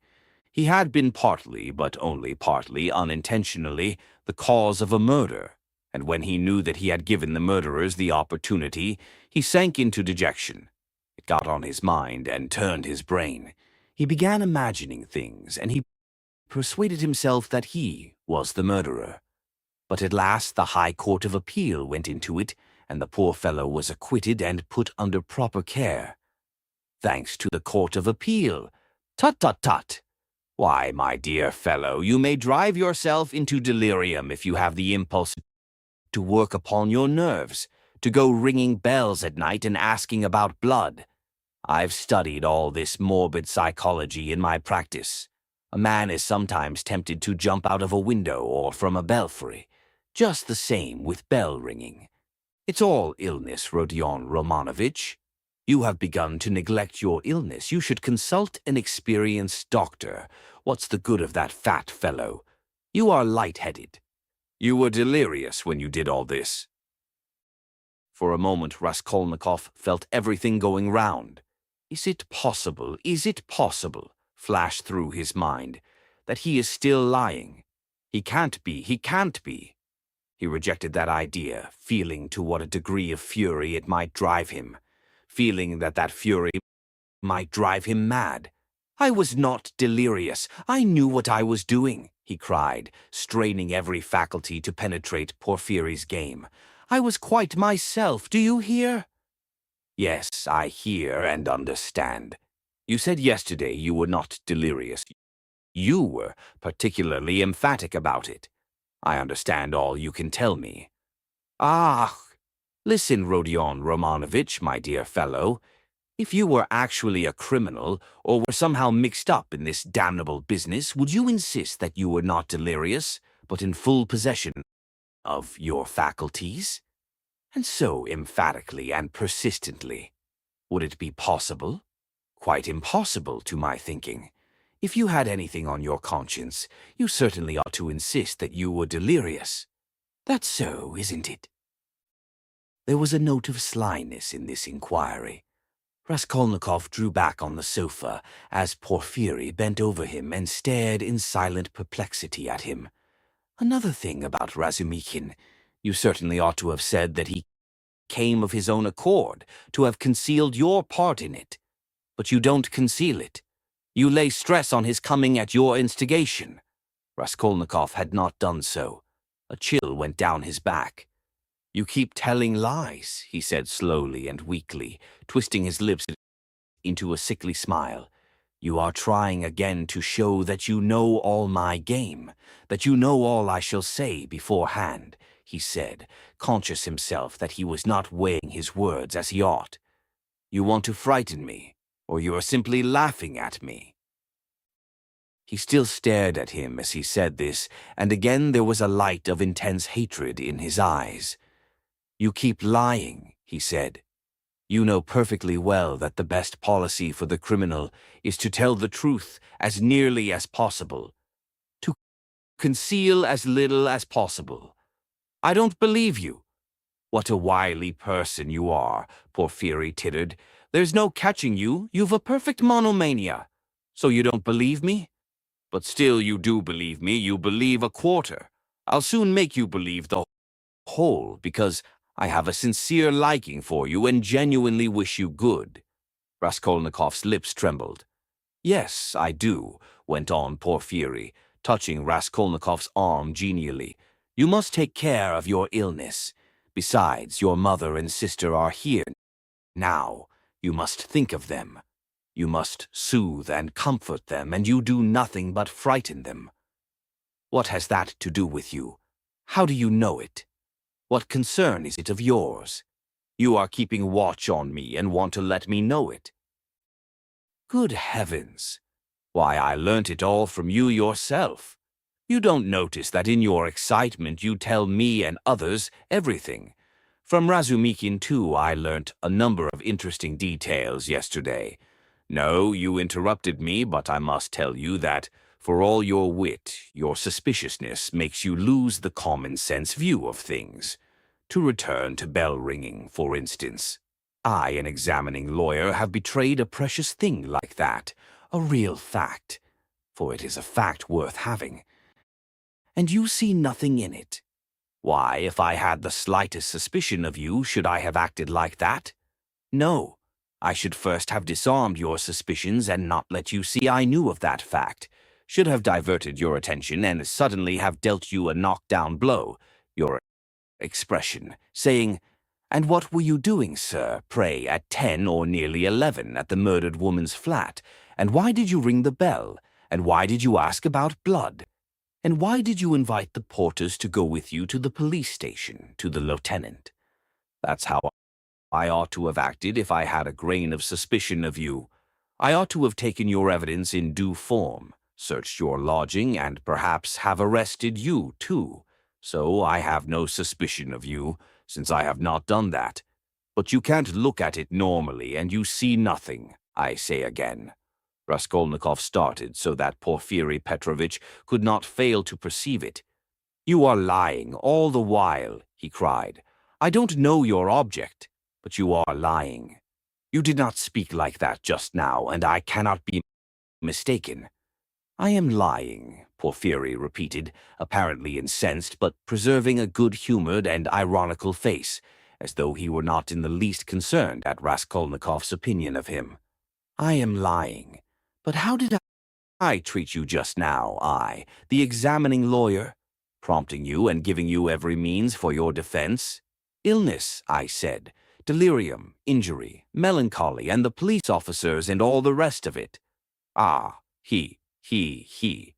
Though, indeed, all those psychological means of defense are not very reliable and cut both ways. Illness, delirium, I don't remember. That's all right, but why, my good sir, in your illness and in your delirium were you haunted by just those delusions and not by any others? There may have been others, eh? He. Raskolnikov looked haughtily and contemptuously at him. Briefly, he said loudly and imperiously, rising to his feet and in so doing pushing Porfiry back a little. Briefly, I want to know, do you acknowledge me perfectly free from suspicion or not? Tell me, Porfiry Petrovitch, tell me once for all and make haste. What a business I'm having with you, cried Porfiry with a perfectly good-humored, sly and composed face. And why do you want to know? Why do you want to know so much, since they haven't begun to worry you? Why you are like a child asking for matches, and why are you so uneasy? Why do you force yourself upon us, eh? He. I repeat, Raskolnikov cried furiously, that I can't put up with it. With what? Uncertainty, interrupted Porfiry. Don't jeer at me. I won't have it. I tell you I won't have it. I can't and I won't. Do you hear? Do you hear? He shouted, bringing his fist down on the table again. Hush! Hush! They'll overhear. I warn you seriously, take care of yourself. I am not joking, Porfiry whispered. But this time there was not the look of old womanish good nature and alarm in his face. Now he was peremptory, stern, frowning, and for once laying aside all mystification. But this was only for an instant. Raskolnikov, bewildered, suddenly fell into actual frenzy, but, strange to say, he again obeyed the command to speak quietly, though he was in a perfect paroxysm of fury. "I will not allow myself to be tortured," he whispered, instantly recognizing with hatred that he could not help obeying the command, and driven to even greater fury by the thought. "Arrest me, search me, but kindly act in due form and don't play with me. Don't dare." "Don't worry about the form," Porfiry interrupted with the same sly smile, as it were, gloating with enjoyment over Raskolnikov. "I invited you to see me quite in a friendly way. I don't want your friendship, and I spit on it. Do you hear? And here I take my cap and go. What will you say now if you mean to arrest me?" He took up his cap and went to the door. "And won't you see my little surprise?" chuckled Porfiry, again taking him by the arm and stopping him at the door. He seemed to become more playful and good-humored, which maddened Raskolnikov. "What surprise?" he asked, standing still and looking at Porfiry in alarm. "My little surprise, it's sitting there behind the door. Hey!" He pointed to the locked door. "I locked him in that he should not escape." "What is it? Where? What?" Raskolnikov walked to the door and would have opened it, but it was locked. "It's locked. Here is the key." And he brought a key out of his pocket. "You are lying," roared Raskolnikov without restraint. "You lie, you damned Punchinello!" And he rushed at Porfiry, who retreated to the other door, not at all alarmed. "I understand it all. You are lying and mocking so that I may betray myself to you. Why, you could not betray yourself any further, my dear Rodion Romanovitch. You are in a passion. Don't shout, I shall call the clerks." "You are lying. Call the clerks. You knew I was ill and tried to work me into a frenzy to make me betray myself. That was your object. Produce your facts." "I understand it all. You've no evidence. You have only wretched, rubbishly suspicions like Zamatov's. You knew my character. You wanted to drive me to fury and then to knock me down with priests and deputies. Are you waiting for them? Eh? What are you waiting for? Where are they? Produce them. Why deputies, my good man? What things people will imagine. And to do so would not be acting in form, as you say. You don't know the business, my dear fellow. And there's no escaping form, as you see," Porfiry muttered, listening at the door through which a noise could be heard. "Ah, they're coming," cried Raskolnikov. "You've sent for them. You expected them. Well, produce them all, your deputies, your witnesses, what you like. I am ready." But at this moment a strange incident occurred, something so unexpected that neither Raskolnikov nor Porfiry Petrovitch could have looked for such a conclusion to their interview. Chapter 6. When he remembered the scene afterwards, this is how Raskolnikov saw it. The noise behind the door increased, and suddenly the door was opened a little. "What is it?" cried Porfiry Petrovitch, annoyed. "Why, I gave orders." For an instant there was no answer, but it was evident that there were several persons at the door, and that they were apparently pushing somebody back. "What is it?" Porfiry Petrovitch repeated uneasily. "The prisoner Nikolai has been brought," someone answered. "He is not wanted. Take him away. Let him wait. What's he doing here?" "How irregular!" cried Porfiry, rushing to the door. "But he," began the same voice, and suddenly ceased. 2 seconds, not more, were spent in actual struggle. Then someone gave a violent shove, and then a man, very pale, strode into the room. This man's appearance was at first sight very strange. He stared straight before him as though seeing nothing. There was a determined gleam in his eyes. At the same time, there was a deathly pallor in his face, as though he were being led to the scaffold. His white lips were faintly twitching. He was dressed like a workman and was of medium height, very young, slim, his hair cut in round crop, with thin, spare features. The man whom he had thrust back followed him into the room and succeeded in seizing him by the shoulder. He was a warder, but Nikolai pulled his arm away. Several persons crowded inquisitively into the doorway. Some of them tried to get in.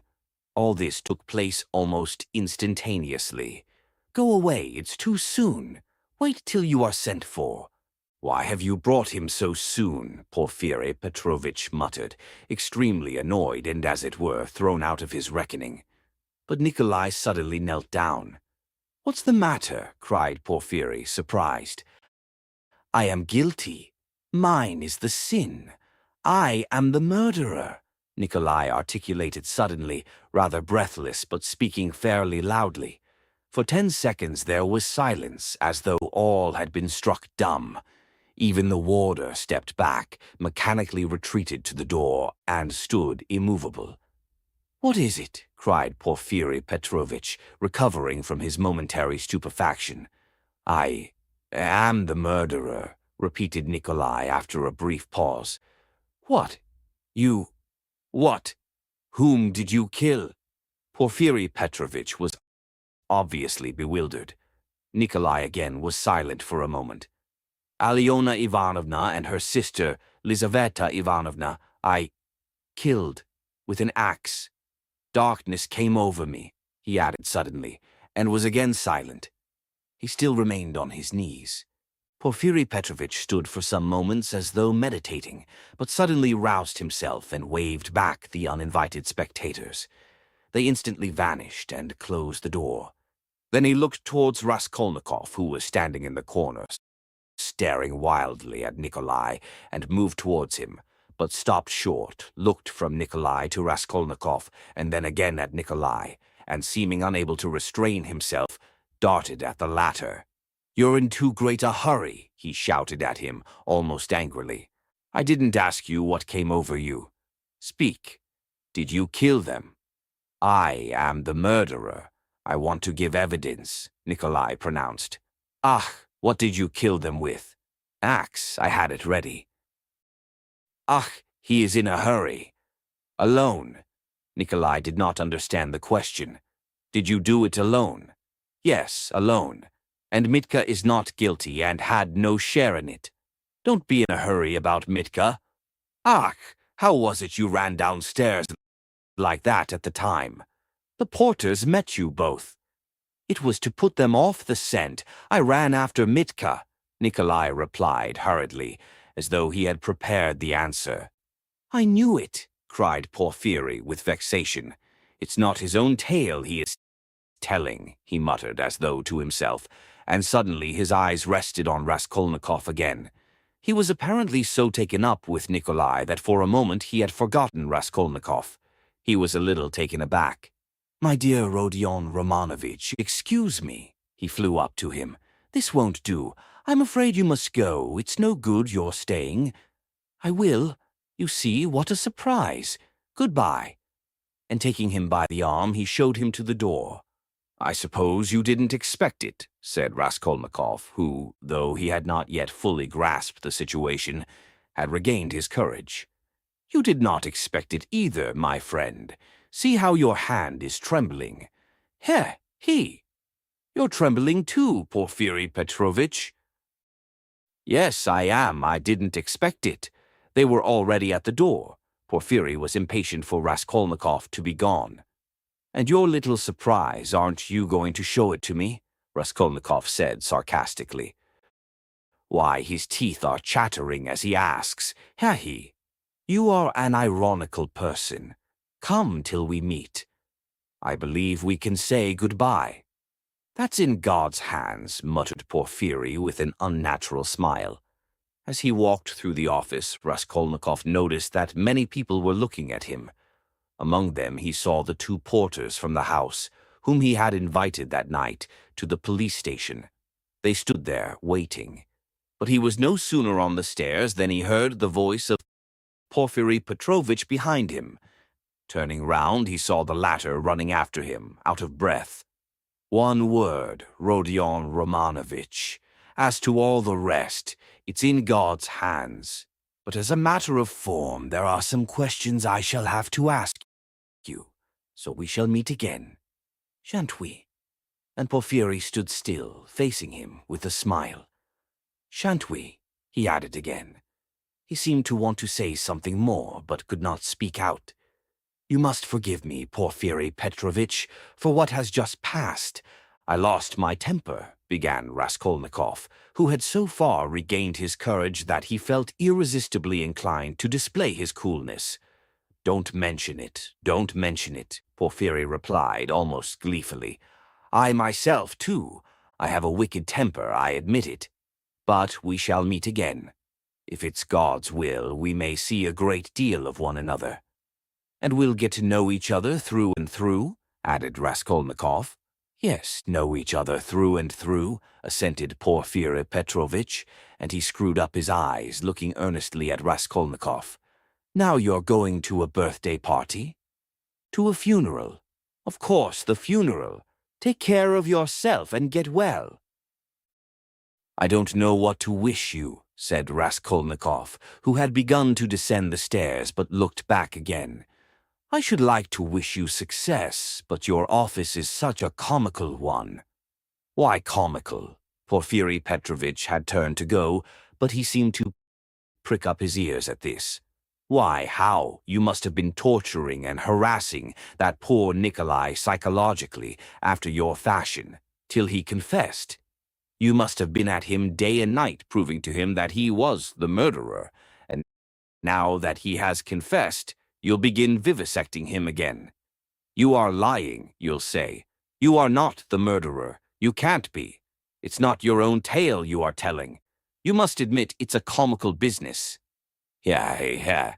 You noticed then that I said to Nikolai just now that it was not his own tale he was telling.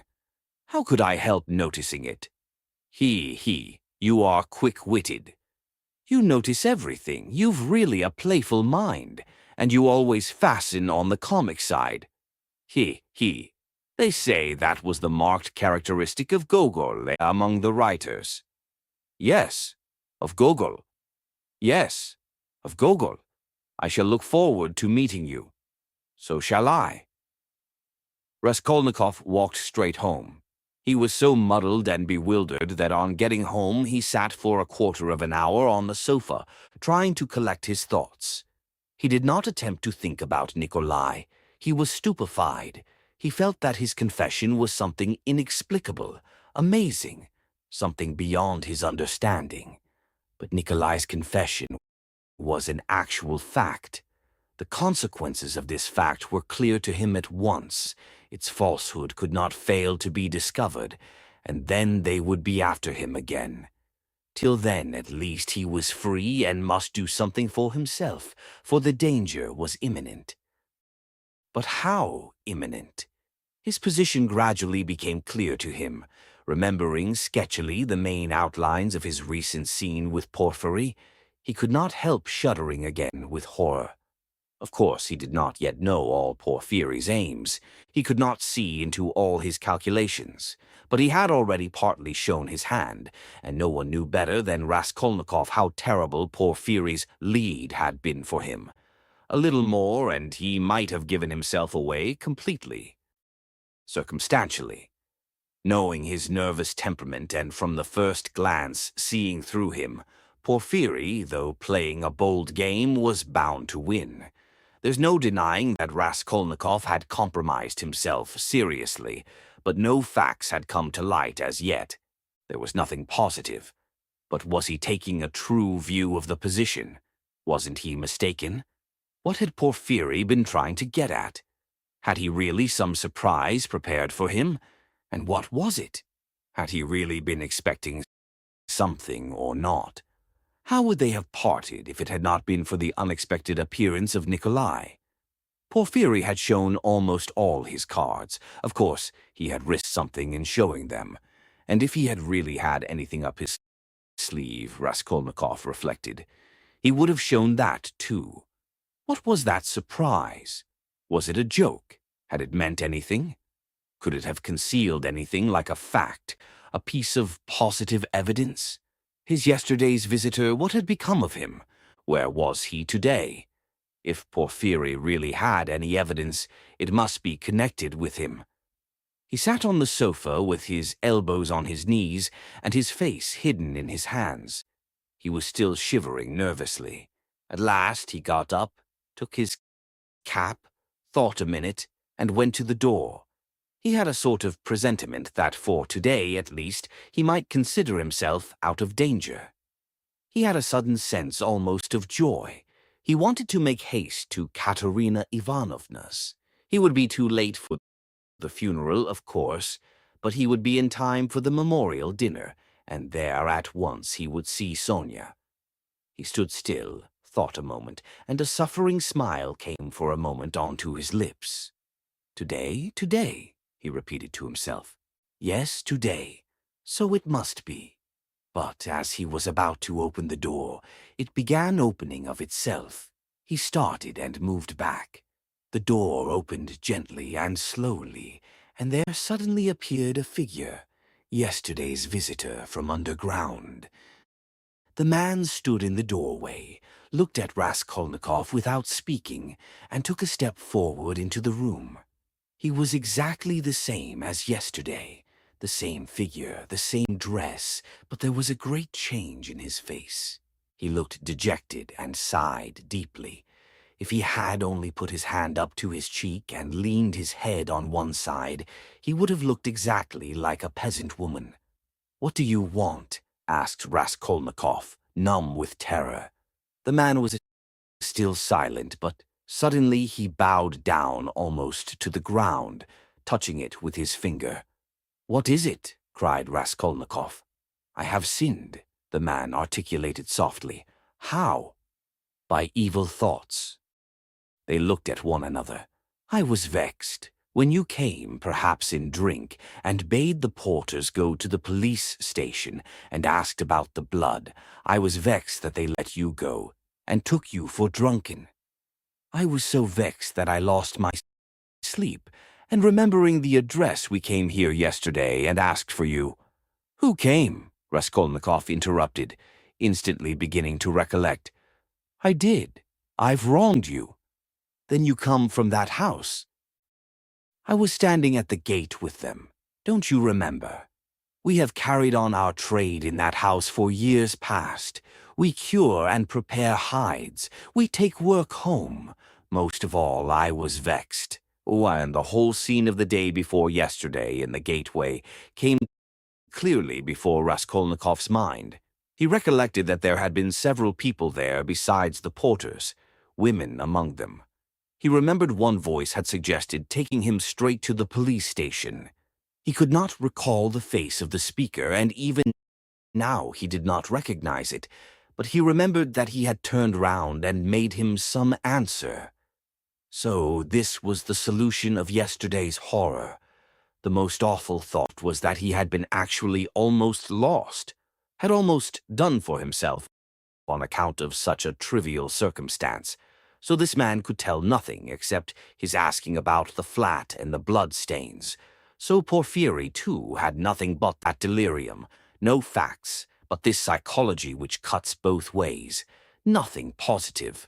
So if no more facts come to light, and they must not, then what can they do to him? How can they convict him, even if they arrest him? And Porfiry then had only just heard about the flat and had not known about it before. "Was it you who told Porfiry that I'd been there?" he cried, struck by a sudden idea. "What Porfiry?" "The head of the detective department?" "Yes, the porters did not go there, but I went." "Today?" "I got there 2 minutes before you, and I heard it all. How he worried you." "Where? What? When?" "Why, in the next room. I was sitting there all the time." "What? Why, then you were the surprise. But how could it happen, upon my word?" "I saw that the porters did not want to do what I said," began the man. "For it's too late," said they, "and maybe he'll be angry that we did not come at the time. I was vexed, and I lost my sleep, and I began making inquiries, and finding out yesterday where to go, I went today. The first time I went, he wasn't there. When I came an hour later, he couldn't see me. I went the third time, and they showed me in. I informed him of everything just as it happened, and he began skipping about the room and punching himself on the chest. What do you scoundrels mean by it? If I'd known about it, I should have arrested him. Then he ran out, called somebody, and began talking to him in the corner. Then he turned to me, scolding and questioning me. He scolded me a great deal, and I told him everything, and I told him that you didn't dare to say a word in answer to me yesterday, and that you didn't recognize me.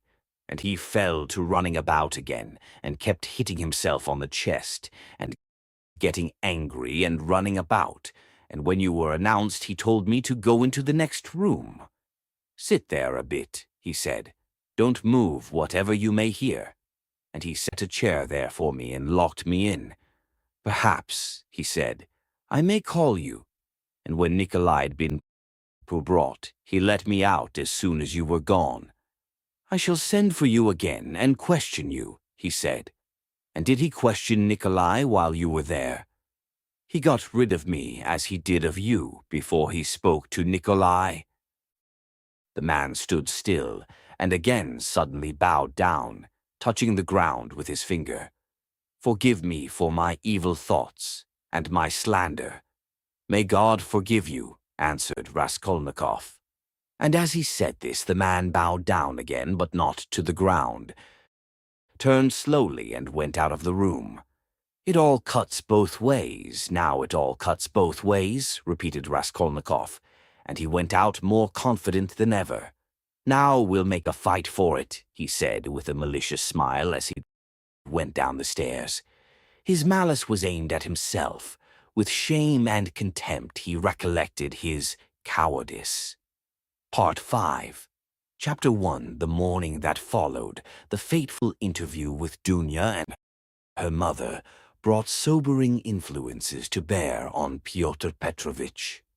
Intensely unpleasant as it was, he was forced little by little to accept as a fact beyond recall what had seemed to him only the day before fantastic and incredible.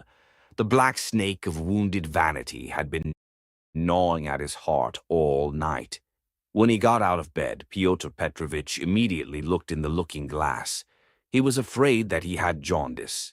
However, his health seemed unimpaired so far, and looking at his noble, clear-skinned countenance, which had grown fattish of late, Pyotr Petrovitch, for an instant, was positively comforted in the conviction that he would find another bride, and perhaps even a better one. But coming back to the sense of his present position, he turned aside and spat vigorously, which excited a sarcastic smile in Andrei Semyonovitch Lebeziatnikov, the young friend with whom he was staying. That smile Pyotr Petrovitch noticed, and at once set it down against his young friend's account. He had set down a good many points against him of late. His anger was redoubled when he reflected that he ought not to have told Andrei Semyonovitch about the result of yesterday's interview. That was the second mistake he had made in temper, through impulsiveness and irritability. Moreover, all that morning one unpleasantness followed another. He even found a hitch awaiting him in his legal case in the Senate. He was particularly irritated by the owner of the flat which had been taken in view of his approaching marriage and was being redecorated at his own expense. The owner, a rich German tradesman, would not entertain the idea of breaking the contract which had just been signed and insisted on the full forfeit money, though Pyotr Petrovitch would be giving him back the flat practically redecorated. In the same way, the upholsterers refused to return a single ruble of the installment paid for the furniture purchased but not yet removed to the flat. Am I to get married simply for the sake of the furniture? Pyotr Petrovitch ground his teeth And at the same time, once more, he had a gleam of desperate hope. Can all that be really so irrevocably over? Is it no use to make another effort? The thought of Dunya sent a voluptuous pang through his heart.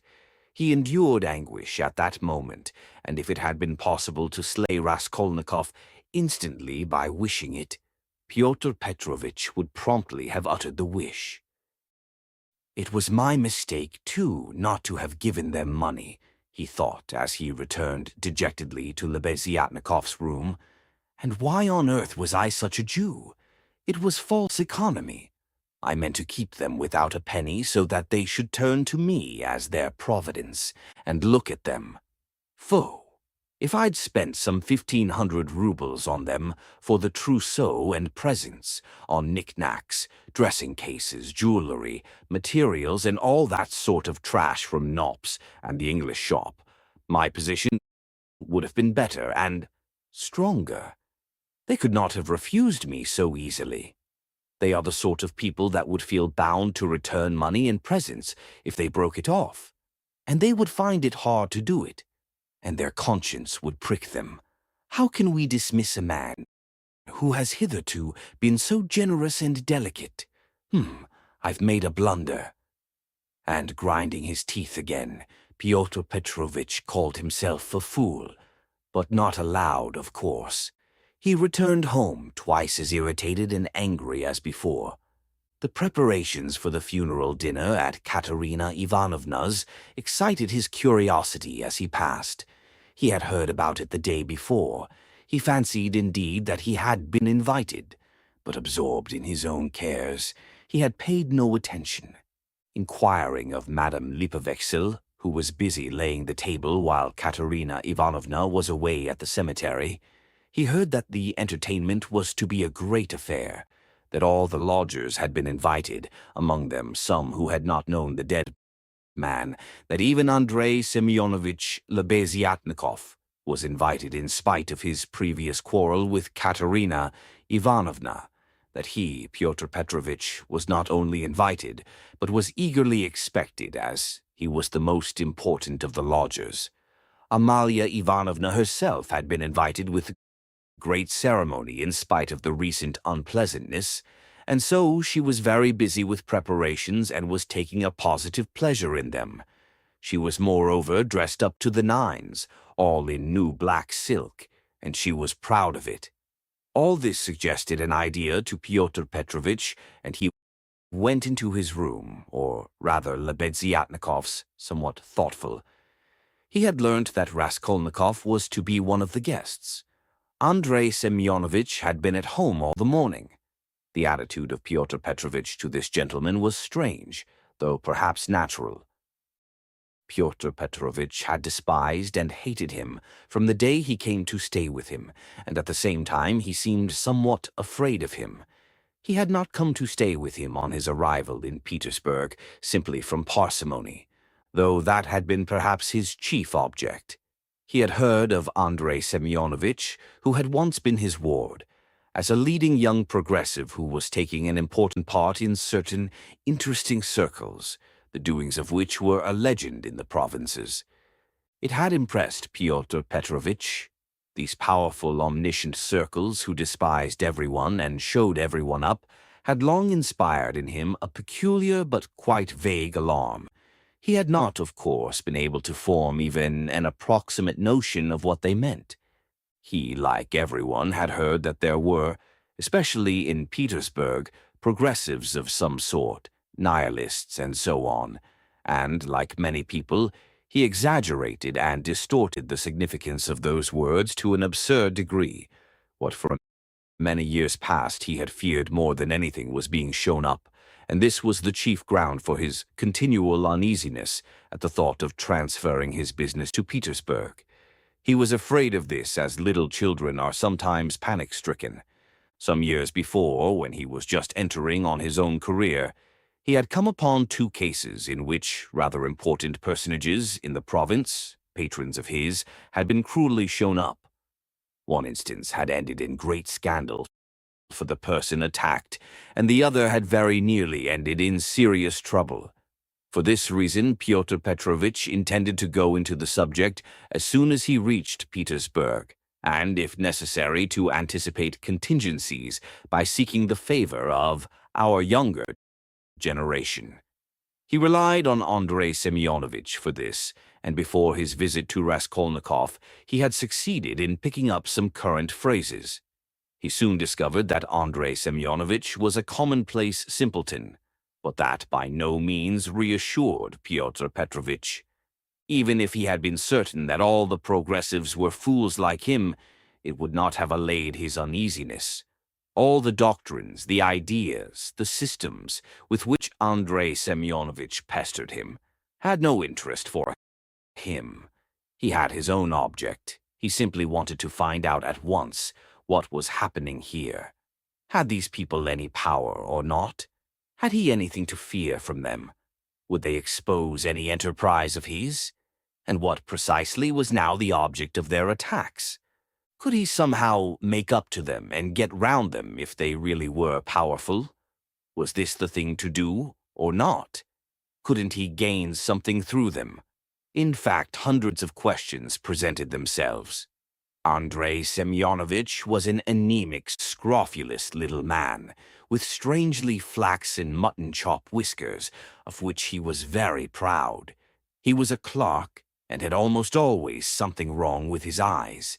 He was rather soft-hearted, but self-confident and sometimes extremely conceited in speech, which had an absurd effect, incongruous with his little figure.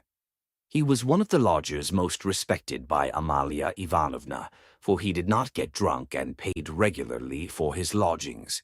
Andrei Semyonovitch really was rather stupid. He attached himself to the cause of progress and our younger generation from enthusiasm. He was one of the numerous and varied legion of dullards, of half-animate abortions, conceited, half-educated coxcombs, who attach themselves to the idea most in fashion only to vulgarize it, and who caricature every cause they serve, however sincerely. Though Lebeziatnikov was so good-natured, he too was beginning to dislike Pyotr Petrovitch. This happened on both sides unconsciously. However simple Andrei Semyonovitch might be, he began to see that Pyotr Petrovitch was duping him and secretly despising him, and that he was not the right sort of man. He had tried expounding to him the system of Fourier and the Darwinian theory, but of late Pyotr Petrovitch began to listen too sarcastically and even to be rude. The fact was he had begun instinctively to guess that Lebeziatnikov was not merely a commonplace simpleton, but perhaps a liar too, and that he had no connections of any consequence even in his own circle, but had simply picked things up third hand, and that very likely he did not even know much about his own work of propaganda, for he was in too great a muddle. A fine person he would be to show anyone up. It must be noted, by the way, that Pyotr Petrovitch had, during those 10 days, eagerly accepted the strangest praise from Andrei Semyonovitch. He had not protested, for instance, when Andrei Semyonovitch belauded him for being ready to contribute to the establishment of the new commune, or to abstain from christening his future children, or to acquiesce if Dunya were to take a lover a month after marriage, and so on. Pyotr Petrovitch so enjoyed hearing his own praises that he did not disdain even such virtues when they were attributed to him. Pyotr Petrovitch had had occasion that morning to realize some 5% bonds, and now he sat down to the table and counted over bundles of notes. Andrei Semyonovitch, who hardly ever had any money, walked about the room pretending to himself to look at all those banknotes with indifference and even contempt. Nothing would have convinced Pyotr Petrovitch that Andrei Semyonovitch could really look on the money unmoved, and the latter, on his side, kept thinking bitterly that Pyotr Petrovitch was capable of entertaining such an idea about him, and was perhaps glad of the opportunity of teasing his young friend by reminding him of his inferiority and the great difference between them. He found him incredibly inattentive and irritable, though he, Andrei Semyonovitch, began enlarging on his favorite subject, the foundation of a new special commune. The brief remarks that dropped from Pyotr Petrovitch between the clicking of the beads on the reckoning frame betrayed unmistakable and discourteous irony. But the humane Andrei Semyonovitch ascribed Pyotr Petrovitch's ill humor to his recent breach with Dunya, and he was burning with impatience to discourse on that theme. He had something progressive to say on the subject which might console his worthy friend and could not fail to promote his development. There is some sort of festivity being prepared at the widow's, isn't there? Pyotr Petrovitch asked suddenly, interrupting Andrei Semyonovitch at the most interesting passage. Why, don't you know? Why, I was telling you last night what I think about all such ceremonies. And she invited you, too, I heard. You were talking to her yesterday. I should never have expected that beggarly fool would have spent on this feast all the money she got from that other fool, Raskolnikov. I was surprised just now as I came through at the preparations there, the wines. Several people are invited. It's beyond everything, continued Pyotr Petrovitch, who seemed to have some object in pursuing the conversation. What? You say I am asked too. When was that? I don't remember, but I shan't go. Why should I?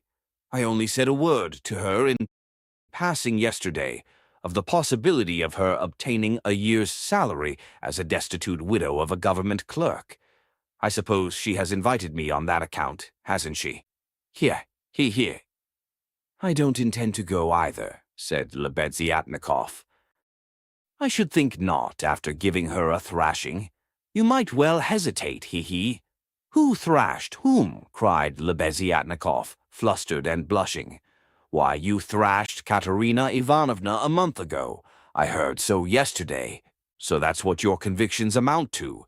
And the woman question, too, wasn't quite sound. Hey, he. And Pyotr Petrovitch, as though comforted, went back to clicking his beads. It's all slander and nonsense, cried Lebeziatnikov, who was always afraid of allusions to the subject. It was not like that at all. It was quite different. You've heard it wrong. It's a libel.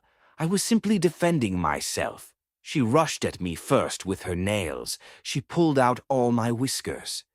It's permissible for anyone, I should hope, to defend himself, and I never allow anyone to use violence to me on principle, for it's an act of despotism. What was I to do? I simply pushed her back. He, Luzhin went on, laughing maliciously. You keep on like that because you are out of humor yourself. But that's nonsense, and it has nothing whatever to do with the woman question.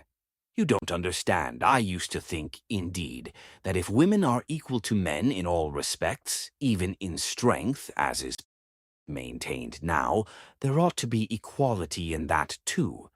Of course, I reflected afterwards that such a question ought not really to arise, for there ought not to be fighting, and in the future, society fighting is unthinkable, and that it would be a queer thing to seek for equality in fighting. I am not so stupid, though of course there is fighting. There won't be later, but at present there is. Confound it! How muddled one gets with you! It's not on that account that I am not going.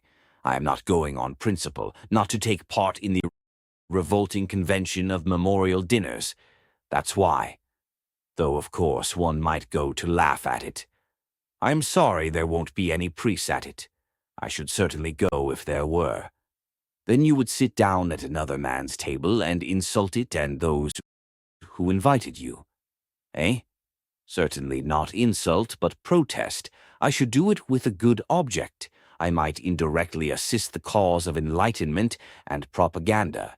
It's a duty of every man to work for enlightenment and propaganda, and the more harshly, perhaps, the better.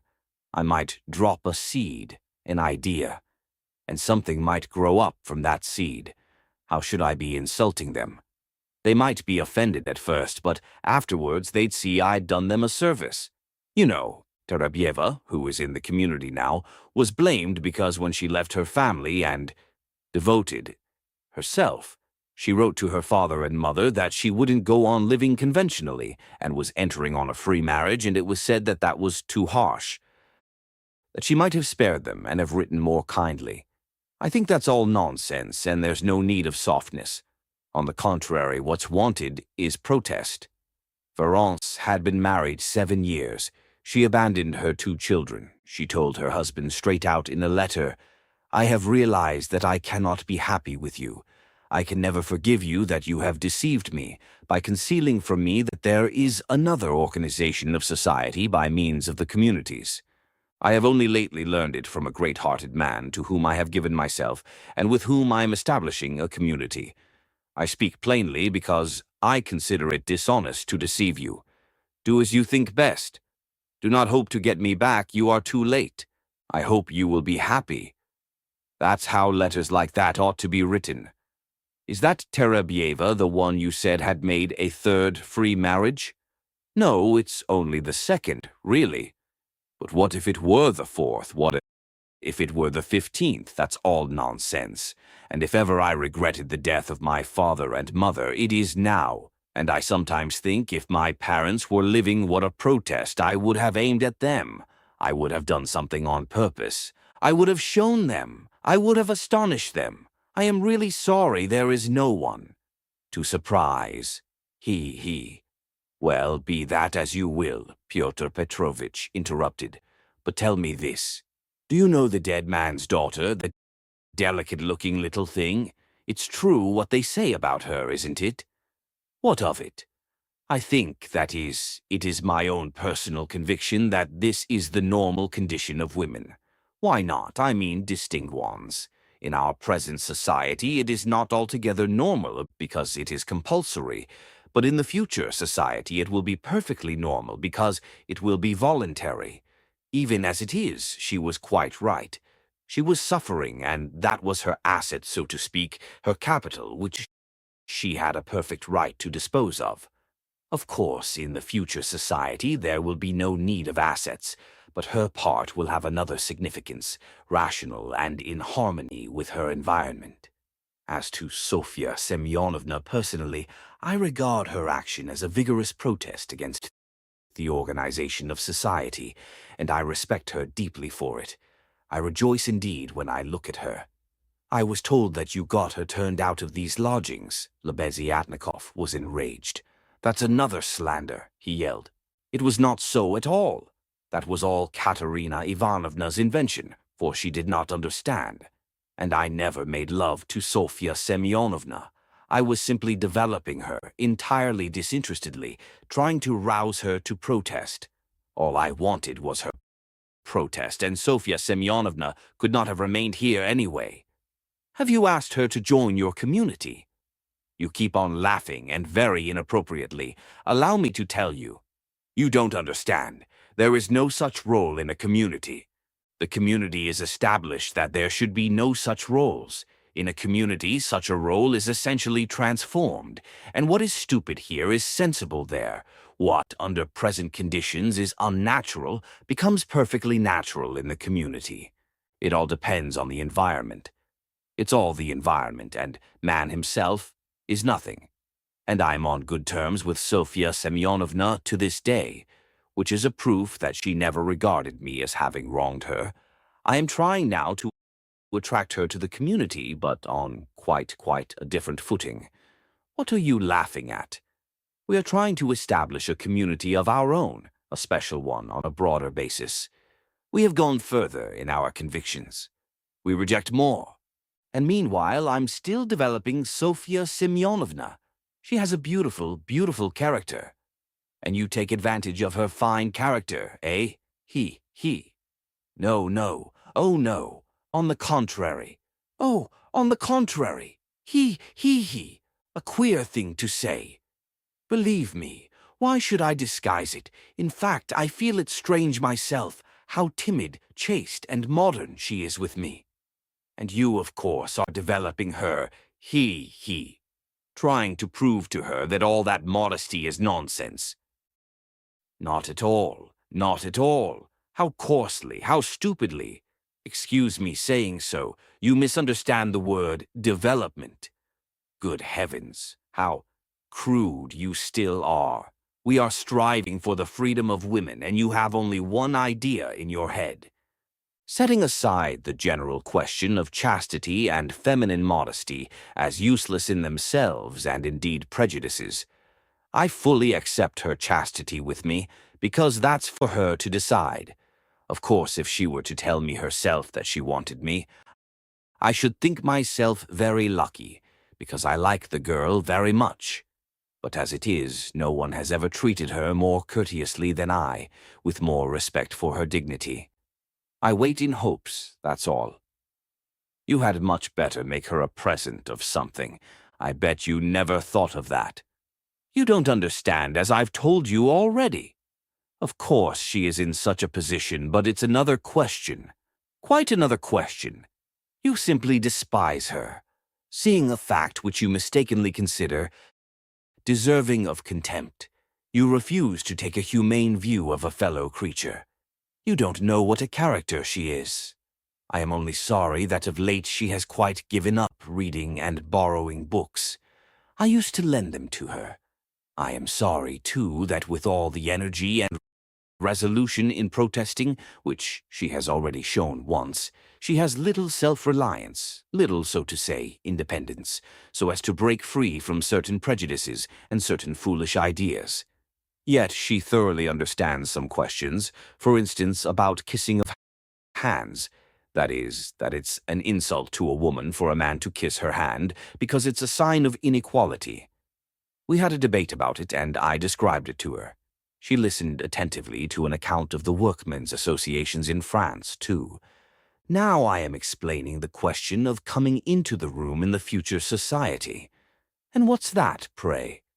We had a debate lately on the question, has a member of the community the right to enter another member's room, whether man or woman, at any tea time?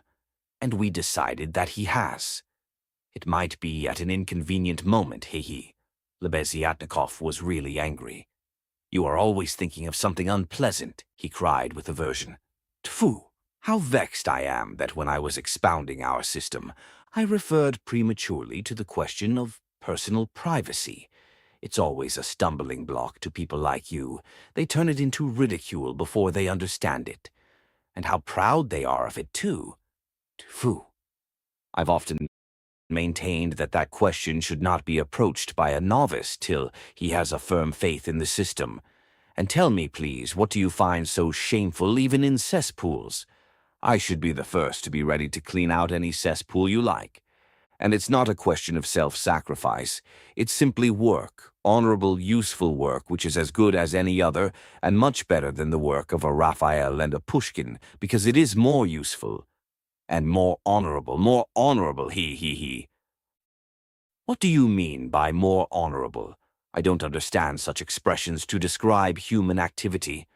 More honorable, nobler, all those are old-fashioned prejudices which I reject.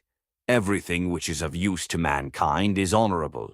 I only understand one word, useful. You can snigger as much as you like, but that's so. Pyotr Petrovitch laughed heartily. He had finished counting the money and was putting it away. But some of the notes he left on the table. The cesspool question had already been a subject of dispute between them. What was absurd was that it made Lebeziatnikov really angry, while it amused Luzhin, and at that moment he particularly wanted to anger his young friend. "It's your ill luck yesterday that makes you so ill-humored and annoying," blurted out Lebeziatnikov, who, in spite of his independence and his protests, did not venture to oppose Pyotr Petrovitch and still behaved to him with some of the respect habitual in earlier years. "You'd better tell me this," Pyotr Petrovitch interrupted with haughty displeasure. "Can you, or rather are you really friendly enough with that young person to ask her to step in here for a minute? I think they've all come back from the cemetery." I heard the sound of steps. "I want to see her, that young person." "What for?" Lebeziatnikov asked with surprise. "Oh, I want to. I am leaving here today or tomorrow, and therefore I wanted to speak to her about. However, you may be present during the interview. It's better you should be indeed, for there's no knowing what you might imagine.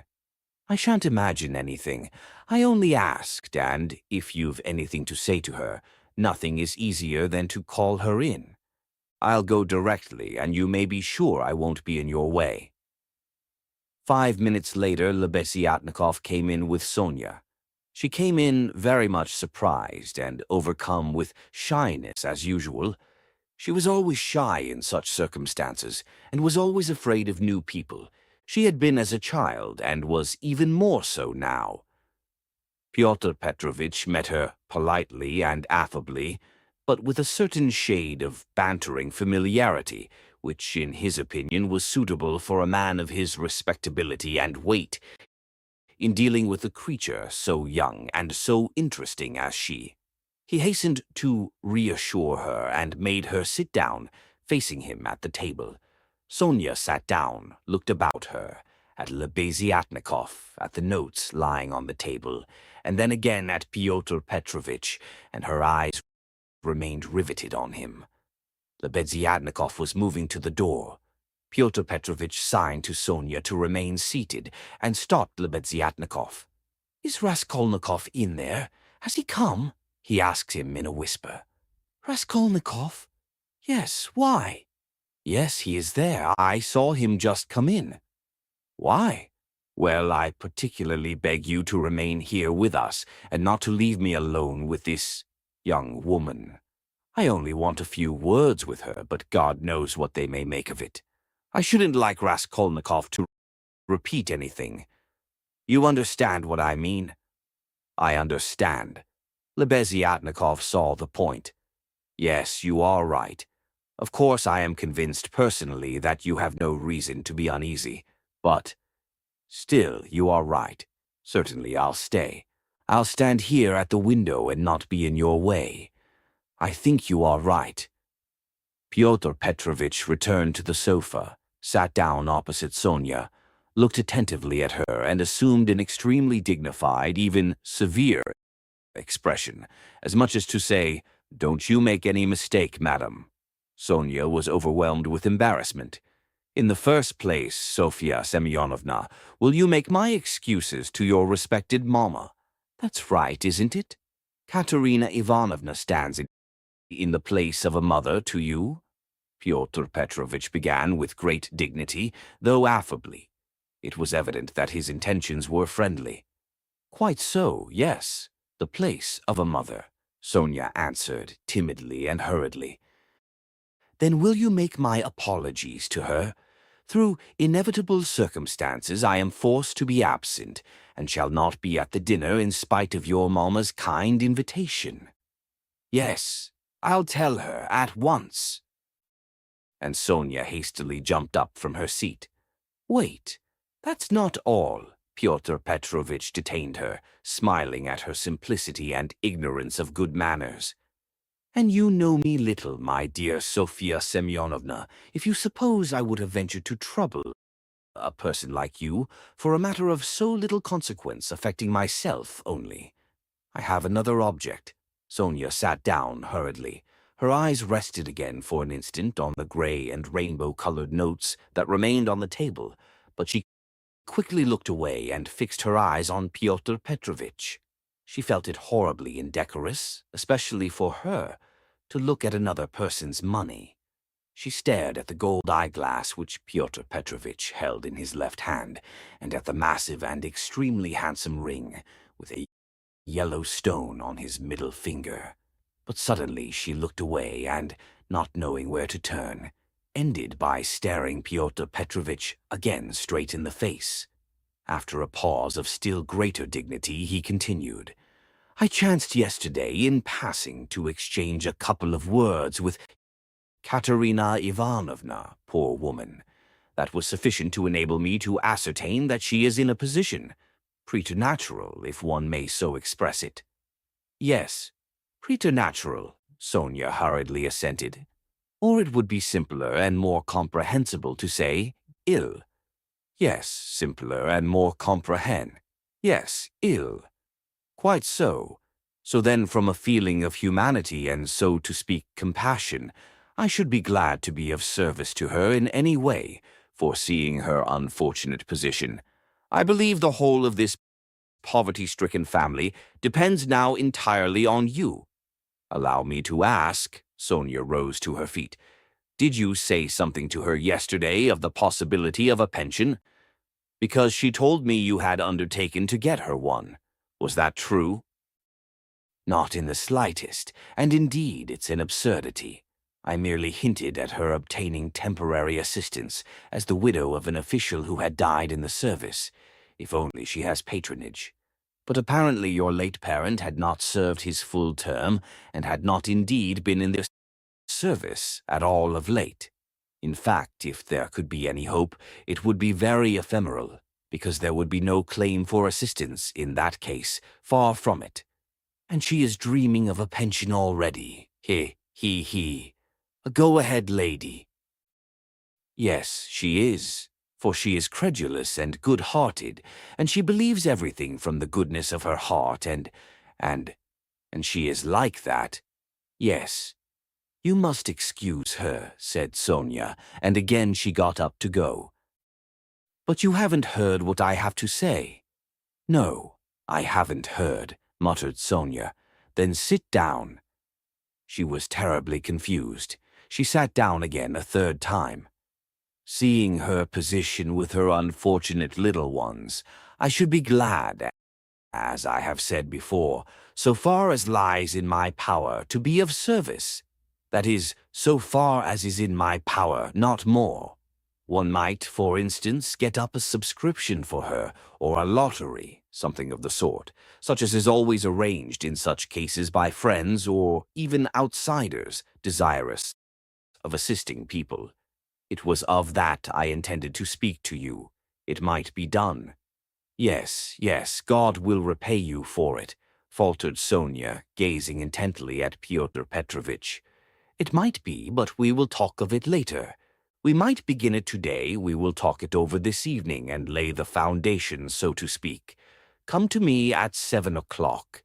Mr. Lebeziatnikov, I hope, will assist us. But there is one circumstance of which I ought to warn you beforehand, and for which I venture to trouble you, Sofya Semyonovna, to come here. In my opinion, money cannot be, indeed it's unsafe to put it into Katerina Ivanovna's own hands. The dinner today is a proof of that, though she has not, so to speak, a crust of bread for tomorrow and, well, boots or shoes or anything. She has bought today Jamaica rum, and even, I believe, Madeira, and coffee. I saw it as I passed through. Tomorrow it will all fall upon you again. They won't have a crust of bread. It's absurd, really, and so, to my thinking, a subscription ought to be raised, so that the unhappy widow should not know of the money, but only you, for instance. Am I right? I don't know. This is only today, once in her life. She was so anxious to do honor, to celebrate the memory. And she is very sensible. But just as you think, and I shall be very, they will all be. And God will reward. And the orphans. Sonia burst into tears. Very well, then. Keep it in mind.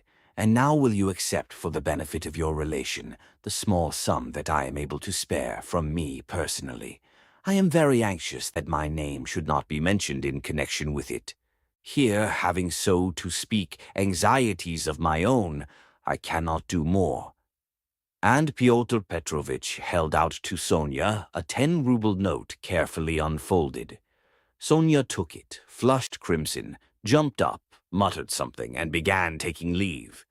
Pyotr Petrovitch accompanied her ceremoniously to the door. She got out of the room at last, agitated and distressed, and returned to Katerina Ivanovna, overwhelmed with confusion. All this time Lebeziatnikov had stood at the window or walked about the room, anxious not to interrupt the conversation. When Sonia had gone, he walked up to Pyotr Petrovitch and solemnly held out his hand. I heard and saw everything, he said, laying stress on the last verb. That is honorable, I mean to say, it's humane. You wanted to avoid gratitude, I saw, and although I cannot, I confess, in principle, sympathize with private charity, for it not only fails to eradicate the evil, but even promotes it, yet I must admit that I saw your action with pleasure. Yes, yes, I like it. That's all nonsense, muttered Pyotr Petrovitch, somewhat disconcerted, looking carefully at Lebeziatnikov. No, it's not nonsense. A man who has suffered distress and annoyance as you did yesterday, and who yet can sympathize with the misery of others, such a man, even though he is making a social mistake, is still deserving of respect.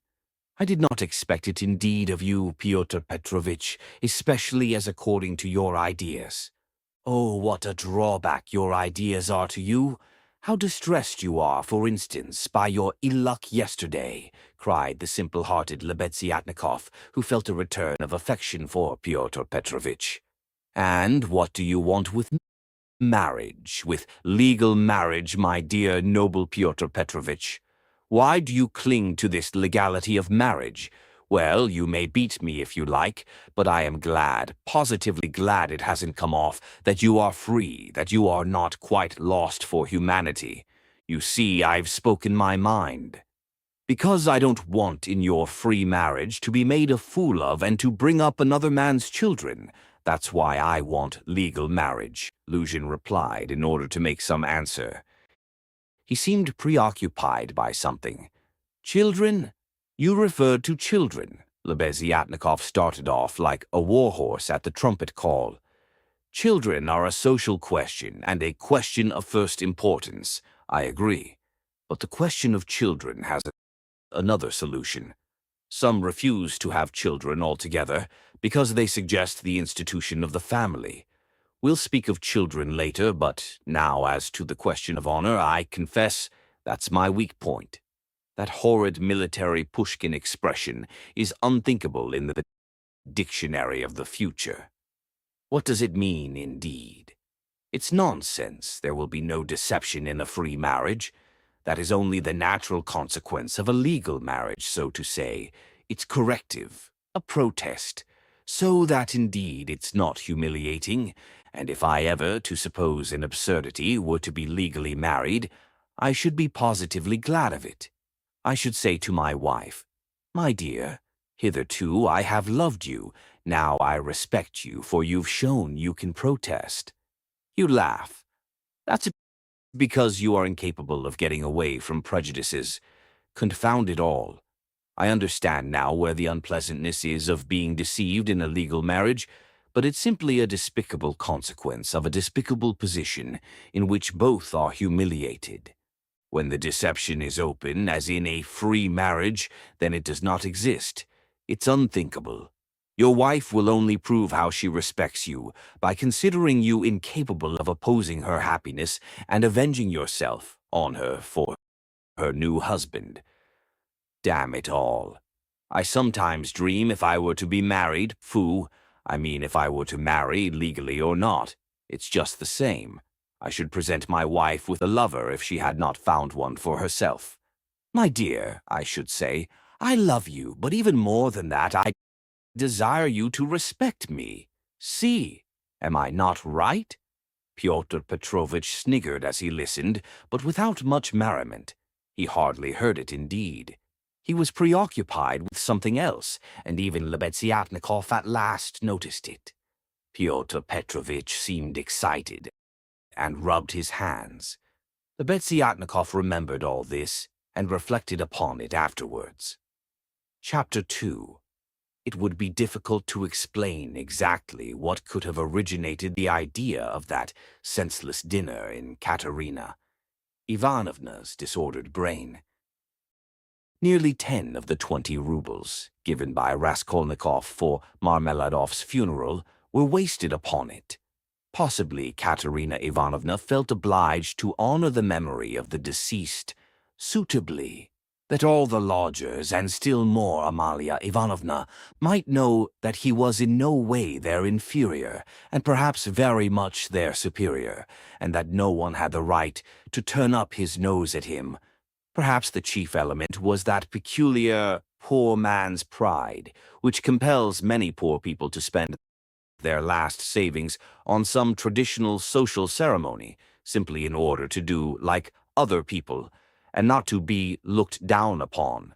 It is very probable, too, that Katerina Ivanovna longed on this occasion, at the moment when she seemed to be abandoned by everyone, to show those wretched, contemptible lodgers that she knew how to do things, how to entertain, and that she had been brought up in a genteel, she might almost say aristocratic, colonel's family, and had not been meant for sweeping floors and washing the children's rags at night. Even the poorest and most broken-spirited people are sometimes liable to these paroxysms of pride and vanity, which take the form of an irresistible nervous craving. And Katerina Ivanovna was not broken-spirited. She might have been killed by circumstance, but her spirit could not have been broken.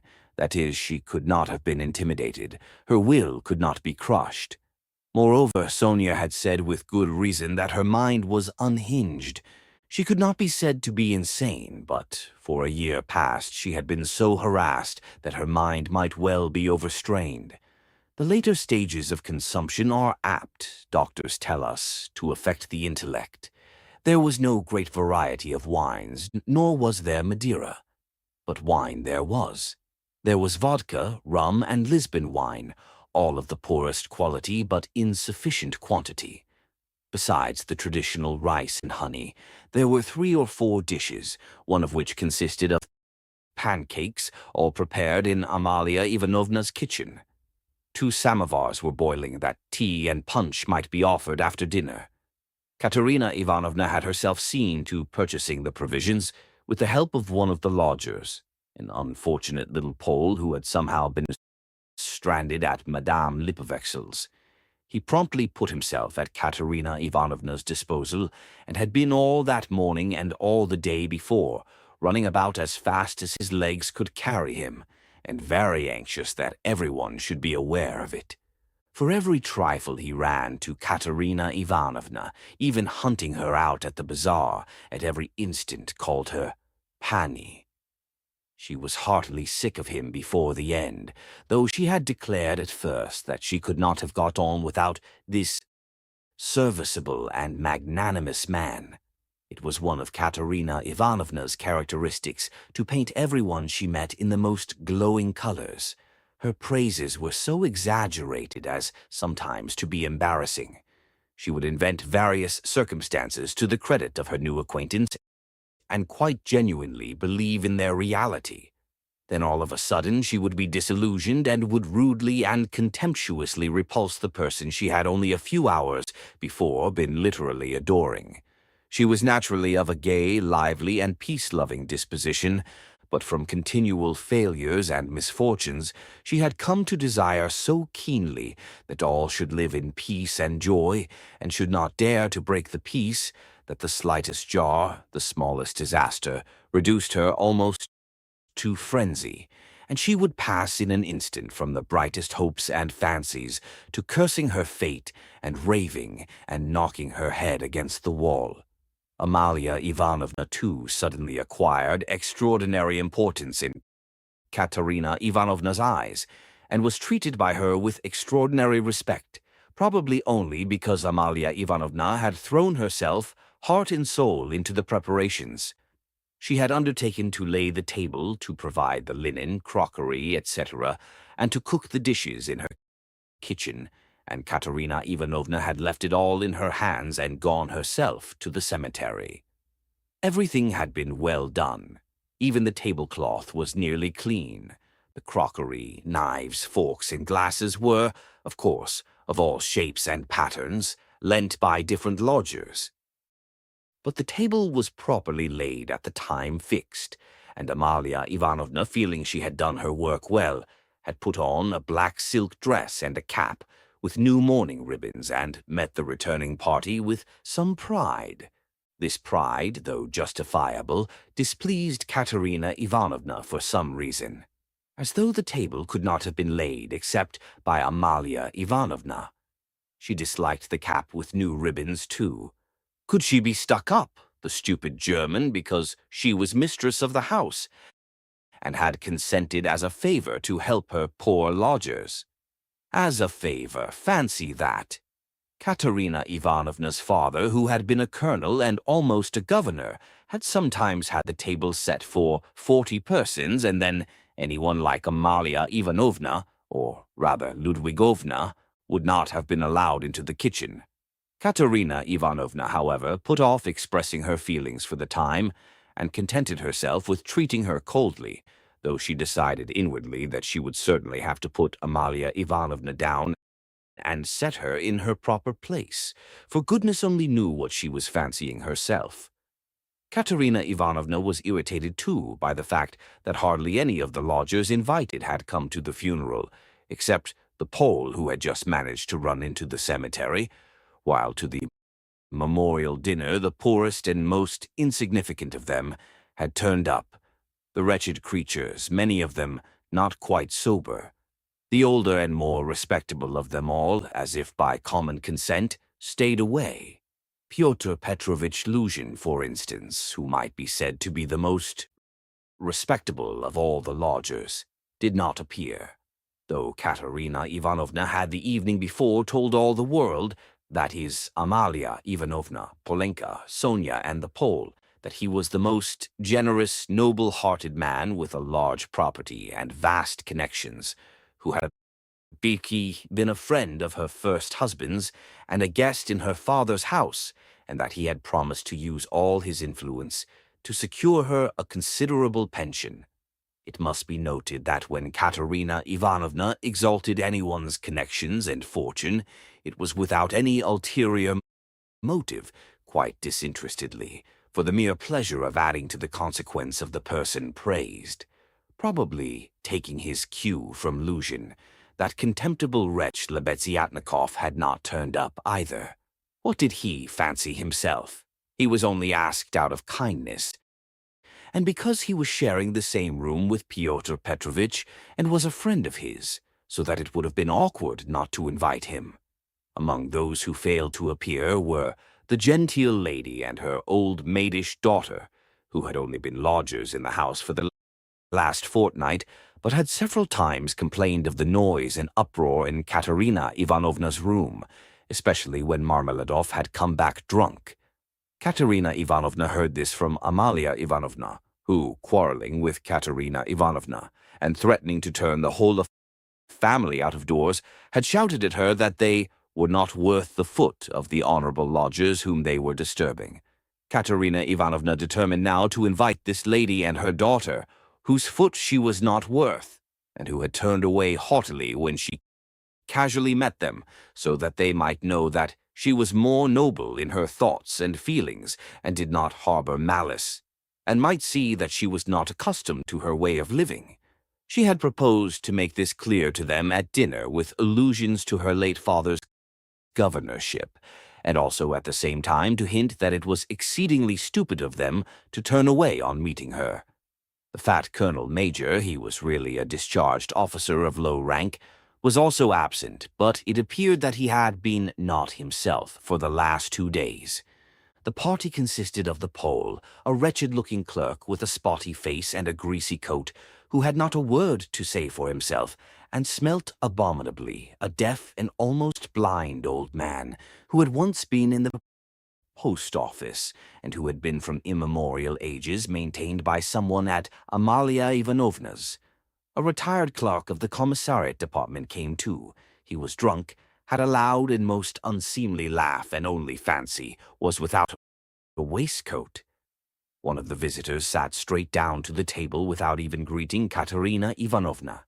Finally, one person, having no suit, appeared in his dressing gown, but this was too much, and the efforts of Amalia Ivanovna and the Pole succeeded in removing him.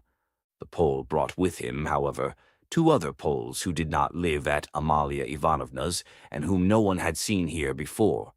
All this irritated Katerina Ivanovna intensely. For whom had they made all these preparations then? To make room for the visitors, the children had not even been laid for at the table, but the two little ones were sitting on a bench in the furthest corner, with their dinner laid on a box, while Polenka, as a big girl, had to look after them, feed them, and keep their noses wiped like well-bred children's. Katerina Ivanovna, in fact, could hardly help meeting her guests with increased dignity and even haughtiness. She stared at some of them with special severity and loftily invited them to take their seats. Rushing to the conclusion that Amalia Ivanovna must be responsible for those who were absent, she began treating her with extreme nonchalance, which the latter promptly observed and resented. Such a beginning was no good omen for the end. All were seated at last. Raskolnikov came in almost at the moment of their return from the cemetery. Katerina Ivanovna was greatly delighted to see him, in the first place, because he was the one educated visitor, and, as everyone knew, was in 2 years to take a professorship in the university, and secondly, because he immediately and respectfully apologized for having been unable to be at the funeral. She positively pounced upon him and made him sit on her left hand. Amalia Ivanovna was on her right.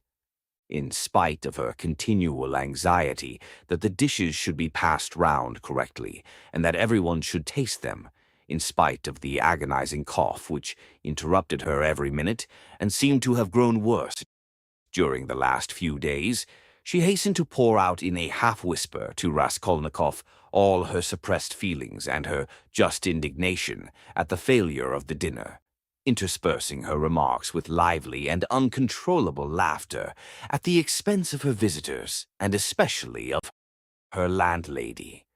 "It's all that cuckoo's fault. You know whom I mean." Her?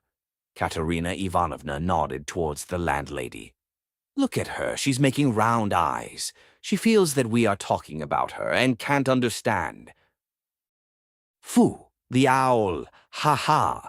Cough, cough, cough. And what does she put on that cap for? Cough, cough, cough. Have you noticed that she wants everyone to consider that she is patronizing me and doing me an honor by being here? I asked her like a sensible woman to invite people, especially those who knew my late husband, and look at the set of fools she has brought. The sweeps. Look at that one with the spotty face, and those wretched Poles, ha. Cough, cough, cough. Not one of them has ever poked his nose in here. I've never set eyes on them. What have they come here for, I ask you? There they sit in a row. Hey, Pan, she cried suddenly to one of them. Have you tasted the pancakes? Take some more. Have some beer. Won't you have some vodka? Look, he's jumped up and is making his bows. They must be quite starved, poor things. Never mind, let them eat.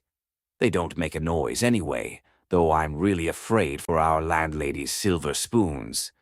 Amalia Ivanovna, she addressed her, suddenly almost aloud. If your spoon should happen to be stolen, I won't be responsible. I warn you. Ha. She laughed, turning to Raskolnikov and again nodding towards the landlady in high glee at her sally. She didn't understand again. Look how she sits with her mouth open. An owl, a real owl. An owl in new ribbons, ha. Here her laugh turned again to an insufferable fit of coughing that lasted 5 minutes. Drops of perspiration stood out on her forehead, and her handkerchief was stained with blood. She showed Raskolnikov the blood in silence, and as soon as she could get her breath began whispering to him again with extreme animation and a hectic flush on her cheeks. Do you know, I gave her the most delicate instructions, so to speak, for inviting that lady and her daughter. You understand of whom I am speaking? It needed the utmost delicacy, the greatest nicety, but she has managed things so that that fool, that conceited baggage, that provincial nonentity, simply because she is the widow of a major, and has come to try and get a pension and to fray out her skirts in the government offices, because at 50 she paints her face. Everybody knows it. A creature like that did not think fit to come, and has not even answered the invitation, which the most ordinary good manners required. I can't understand why Pyotr Petrovitch has not come. But where's Sonia? Where has she gone? There she is at last. What is it, Sonia? Where have you been? It's odd that even at your father's funeral you should be so unpunctual. Rodion Romanovich, make room for her beside you. That's your place, Sonia. Take what you like. Have some of the cold entree with jelly, that's the best. They'll bring the pancakes directly. Have they given the children some? Polenka, have you got everything? Cough, cough, cough. That's all right. Be a good girl, Lida. And Kolya, don't fidget with your feet. Sit like a little gentleman. What are you saying, Sonia?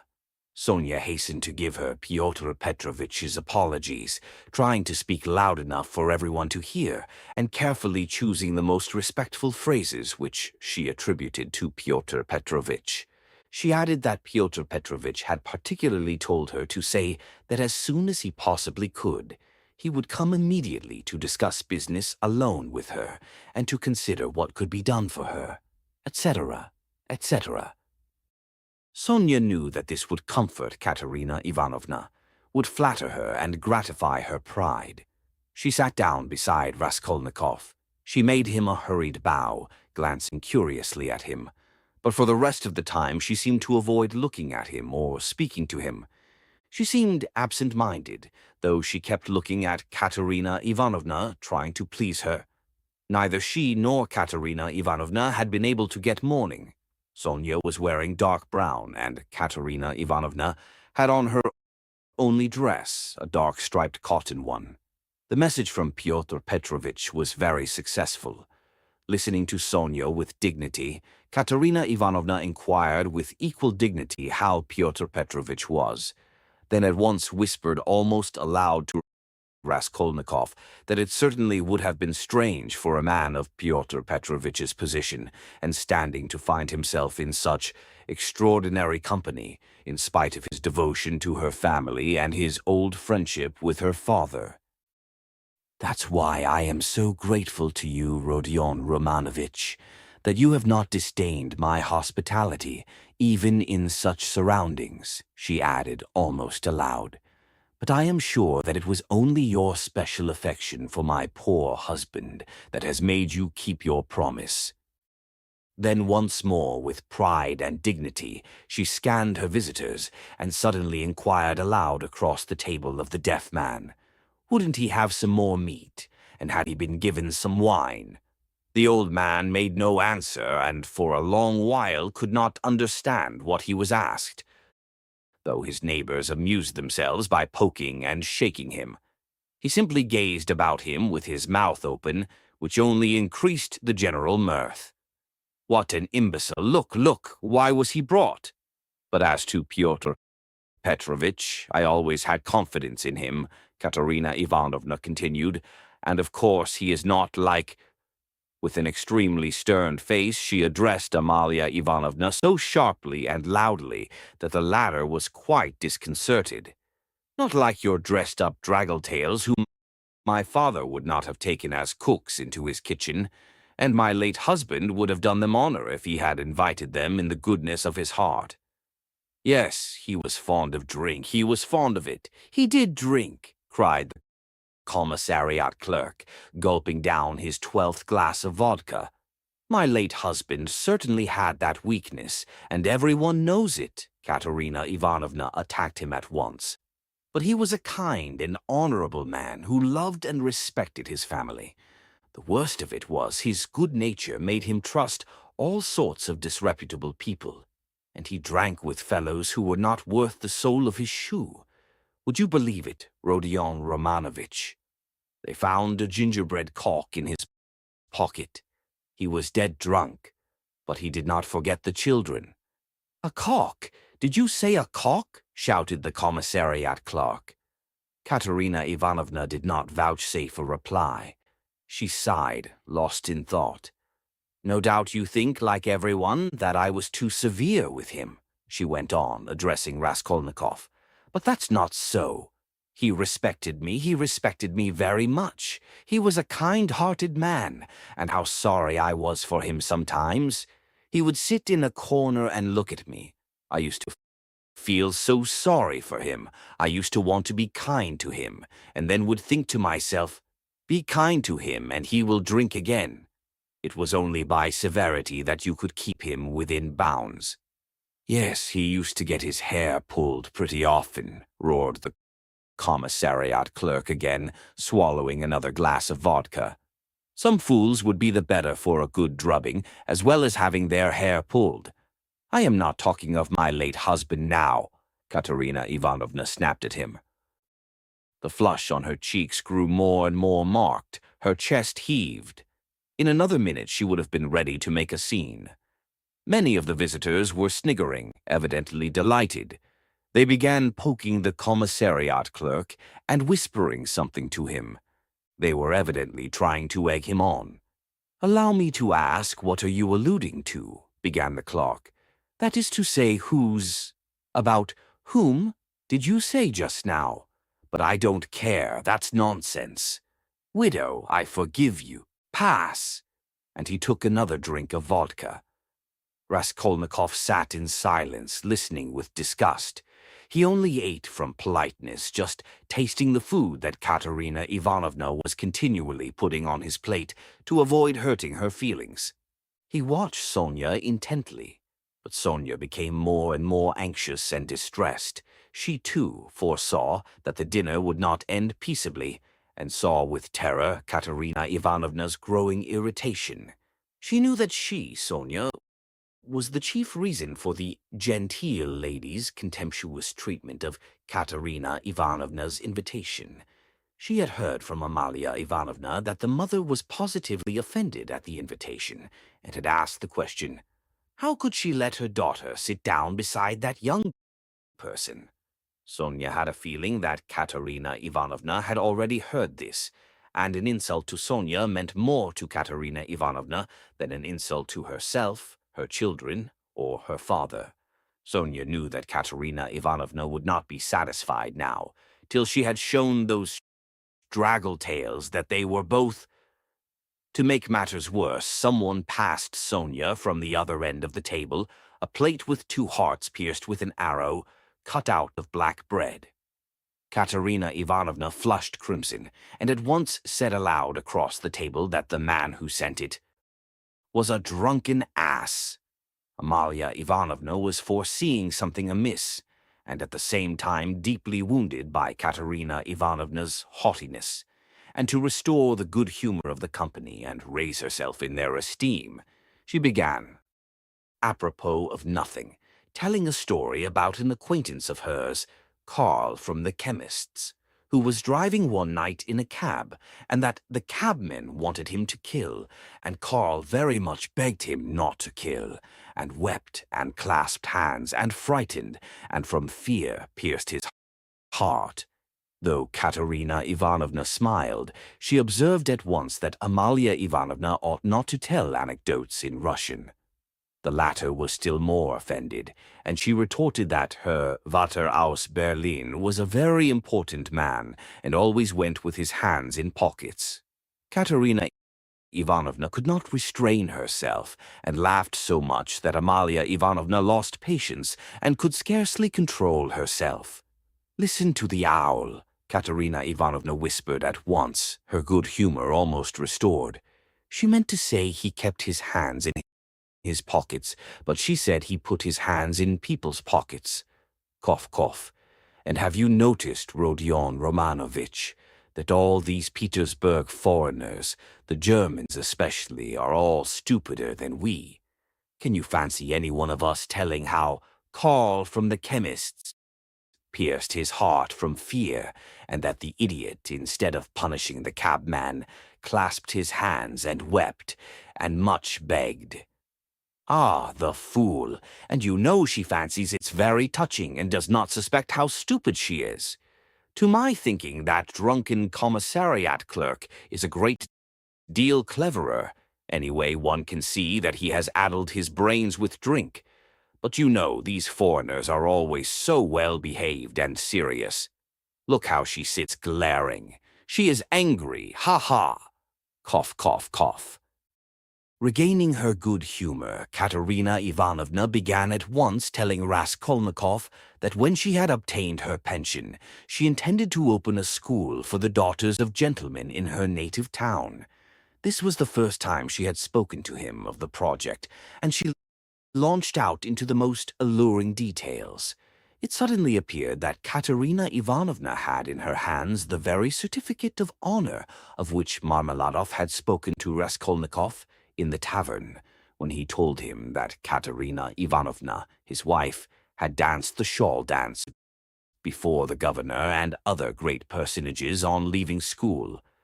This certificate of honor was obviously intended now to prove Katerina Ivanovna's right to open a boarding school, but she had armed herself with it chiefly with the object of overwhelming those two stuck-up draggle-tails if they came to the dinner, and proving incontestably that Katerina Ivanovna was of the most noble, she might even say aristocratic family, a colonel's daughter, and was far superior to certain adventuresses who have been so much to the fore of late. The certificate of honor immediately passed into the hands of the drunken guests, and Katerina Ivanovna did not try to retain it, for it actually contained the statement en toutes lettres that her father was of the rank of a major, and also a companion of an order, so that she really was almost the daughter of a colonel. Warming up, Katerina Ivanovna proceeded to enlarge on the peaceful and happy life they would lead in, on the gymnasium teachers whom she would engage to give lessons in her boarding school, one a most respectable old Frenchman, one Manget, who had taught Katerina Ivanovna herself in old days and was still living in, and would no doubt teach in her school on moderate terms. Next, she spoke of Sonia, who would go with her to tea and help her in all her plans. At this, someone at the further end of the table gave a sudden guffaw.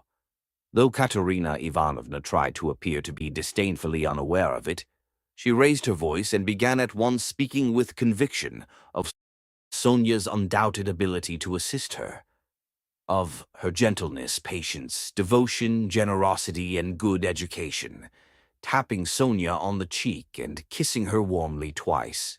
Sonia flushed crimson, and Katerina Ivanovna suddenly burst into tears, immediately observing that she was nervous and silly, that she was too much upset, that it was time to finish, and as the dinner was over, it was time to hand round the tea. At that moment, Amalia Ivanovna, deeply aggrieved at taking no part in the conversation and not being listened to, made one last effort, and with secret misgivings ventured on an exceedingly deep and weighty observation that, in the future boarding school, she would have to pay particular attention to dye wash, and that there certainly must be a good dame to look after the linen, and secondly, that the young ladies must not novels at night read. Katerina Ivanovna, who certainly was upset and very tired, as well as heartily sick of the dinner, at once cut short Amalia Ivanovna, saying she knew nothing about it and was talking nonsense, that it was the business of the laundry maid and not of the directress of a high-class boarding school to look after dye wash. And as for novel reading, that was simply rudeness, and she begged her to be silent. Amalia Ivanovna fired up, and getting angry observed that she only meant her good, and that she had meant her very good, and that it was long since she had paid her gold for the lodgings. Katerina Ivanovna at once set her down, saying that it was a lie to say she wished her good, because only yesterday, when her dead husband was lying on the table, she had worried her about the lodgings. To this Amalia Ivanovna very appropriately observed that she had invited those ladies. But those ladies had not come because those ladies are ladies and cannot come to a lady who is not a lady. Katerina Ivanovna at once pointed out to her that as she was a slut, she could not judge what made one really a lady. Amalia Ivanovna at once declared that her Vater aus Berlin was a very, very important man, and both hands in pockets went, and always used to say, "Poof, poof." and she leapt up from the table to represent her father, sticking her hands in her pockets, puffing her cheeks, and uttering vague sounds resembling poof, poof, amid loud laughter from all the lodgers, who purposely encouraged Amalia Ivanovna, hoping for a fight. But this was too much for Katerina Ivanovna, and she at once declared, so that all could hear, that Amalia Ivanovna probably never had a father, but was simply a drunken Petersburg Finn, and had certainly once been a cook, and probably something worse. Amalia Ivanovna turned as red as a lobster and squealed that perhaps Katerina Ivanovna never had a father, but she had a Vater aus Berlin, and that he wore a long coat and always said, "Poof, poof, poof." Katerina Ivanovna observed contemptuously that all knew what her family was, and that on that very certificate of honor it was stated in print that her father was a colonel, while Amalia Ivanovna's father, if she really had one, was probably some Finnish milkman, but that probably she never had a father at all, since it was still uncertain whether her name was Amalia Ivanovna or Amalia Ludwigovna. At this, Amalia Ivanovna, lashed to fury, struck the table with her fist and shrieked that she was Amalia Ivanovna, and not Ludwigovna, that her Vater was named Johann, and that he was a burgomeister, and that Katerina Ivanovna's Vater was quite never a burgomeister. Katerina Ivanovna rose from her chair, and with a stern and apparently calm voice, though she was pale and her chest was heaving, observed that if she dared for one moment to set her contemptible wretch of a father on a level with her papa, she, Katerina Ivanovna, would tear her cap off her head and trample it underfoot. Amalia Ivanovna ran about the room, shouting at the top of her voice that she was mistress of the house and that Katerina Ivanovna should leave the lodgings that minute. Then she rushed for some reason to collect the silver spoons from the table. There was a great outcry and uproar. The children began crying. Sonia ran to restrain Katerina Ivanovna, but when Amalia Ivanovna shouted something about the yellow ticket, Katerina Ivanovna pushed Sonia away and rushed at the landlady to carry out her threat. At that minute the door opened, and Pyotr Petrovitch Luzhin appeared on the threshold. He stood scanning the party with severe and vigilant eyes. Katerina Ivanovna rushed to him. Chapter 3. "Pyotr Petrovitch," she cried, "protect me, you at least. Make this foolish woman understand that she can't behave like this to a lady in misfortune, that there is a law for such things. I'll go to the Governor-General himself. She shall answer for it. Remembering my father's hospitality, protect these orphans." "Allow me, madam. Allow me." Pyotr Petrovitch waved her off. "Your papa, as you are well aware, I had not the honor of knowing." Someone laughed aloud. "And I do not intend to take part in your everlasting squabbles with Amalia Ivanovna. I have come here to speak of my own affairs, and I want to have a word with your stepdaughter, Sofia Ivanovna, I think it is. Allow me to pass." Pyotr Petrovitch, edging by her, went to the opposite corner where Sonia was.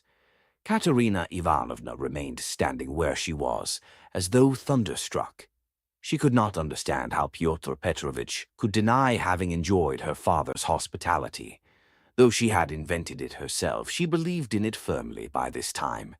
She was struck, too, by the businesslike, dry, and even contemptuous menacing tone of Pyotr Petrovitch. All the clamor gradually died away at his entrance.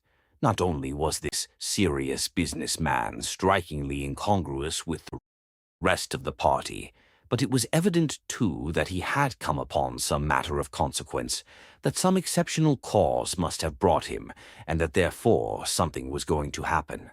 Raskolnikov, standing beside Sonia, moved aside to let him pass. Pyotr Petrovitch did not seem to notice him. A minute later, Lebeziatnikov, too, appeared in the doorway. He did not come in, but stood still, listening with marked interest, almost wonder, and seemed for a time perplexed. Excuse me for possibly interrupting you, but it's a matter of some importance, Pyotr Petrovitch observed, addressing the company generally. I am glad indeed to find other persons present. Amalia Ivanovna, I humbly beg you, as mistress of the house, to pay careful attention to what I have to say to Sofya Ivanovna. Sofya Ivanovna, he went on, addressing Sonia, who was very much surprised and already alarmed. Immediately after your visit, I found that 100-ruble note was missing from my table in the room of my friend Mr. Lebeziatnikov.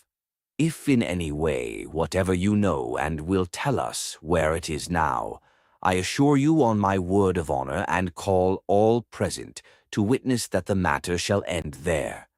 In the opposite case, I shall be compelled to have recourse to very serious measures, and then you must blame yourself. Complete silence reigned in the room. Even the crying children were still.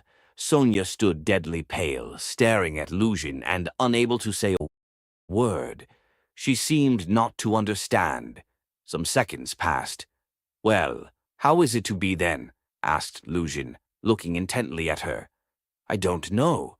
I know nothing about it," Sonia articulated faintly at last. "No, you know nothing," Luzhin repeated, and again he paused for some seconds. "Think a moment, mademoiselle," he began severely, but still, as it were, admonishing her. "Reflect, I am prepared to give you time for consideration. Kindly observe this. If I were not so entirely convinced I should not, you may be sure, with my experience, venture to accuse you so directly. Seeing that for such direct accusation before witnesses, if false or even mistaken, I should myself, in a certain sense, be made responsible. I am aware of that. This morning I changed for my own purposes several 5% securities for the sum of approximately 3,000 rubles. The account is noted down in my pocketbook. On my return home, I proceeded to count the money, as Mr. Lebeziatnikov will bear witness, and after counting 2,300 rubles, I put the rest in my pocketbook in my coat pocket. About 500 rubles remained on the table, and among them 3 notes of 100 rubles each. At that moment you entered, at my invitation, and all the time you were present you were exceedingly embarrassed, so that 3 times you jumped up in the middle of the conversation and tried to make off. Mr. Lebeziatnikov can bear witness to this. You yourself, mademoiselle, probably will not refuse to confirm my statement that I invited you through Mr. Lebeziatnikov solely in order to discuss with you the hopeless and destitute position of your relative, Katerina Ivanovna, whose dinner I was unable to attend, and the advisability of getting up something of the nature of a subscription, lottery or the like for her benefit. You thanked me and even shed tears. I describe all this as it took place, primarily to recall it to your mind, and secondly to show you that not the slightest detail has escaped my recollection. Then I took a 10-ruble note from the table and handed it to you by way of a first installment on my part for the benefit of your relative. Mr. Lebeziatnikov saw all this. Then I accompanied you to the door, you being still in the same state of embarrassment. After which, being left alone with Mr. Lebeziatnikov, I talked to him for 10 minutes. Then Mr. Lebeziatnikov went out, and I returned to the table with the money lying on it, intending to count it and to put it aside, as I proposed doing before.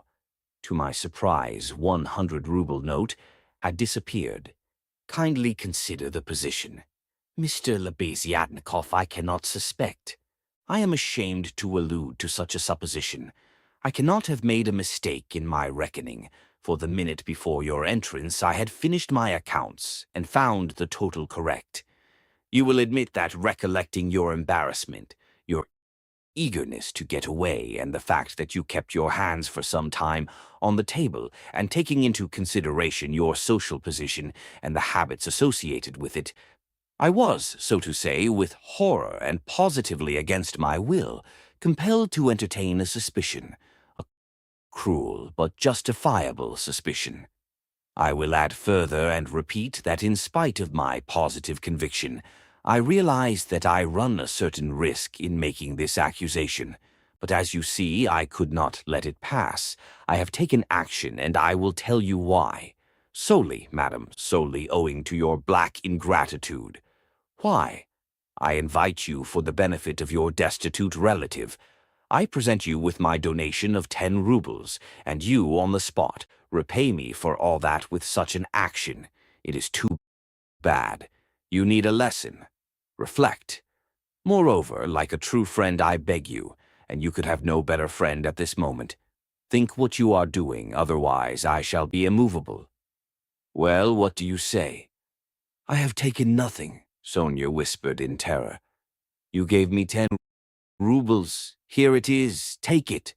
Sonia pulled her handkerchief out of her pocket, untied a corner of it, took out the 10-ruble note, and gave it to Luzhin.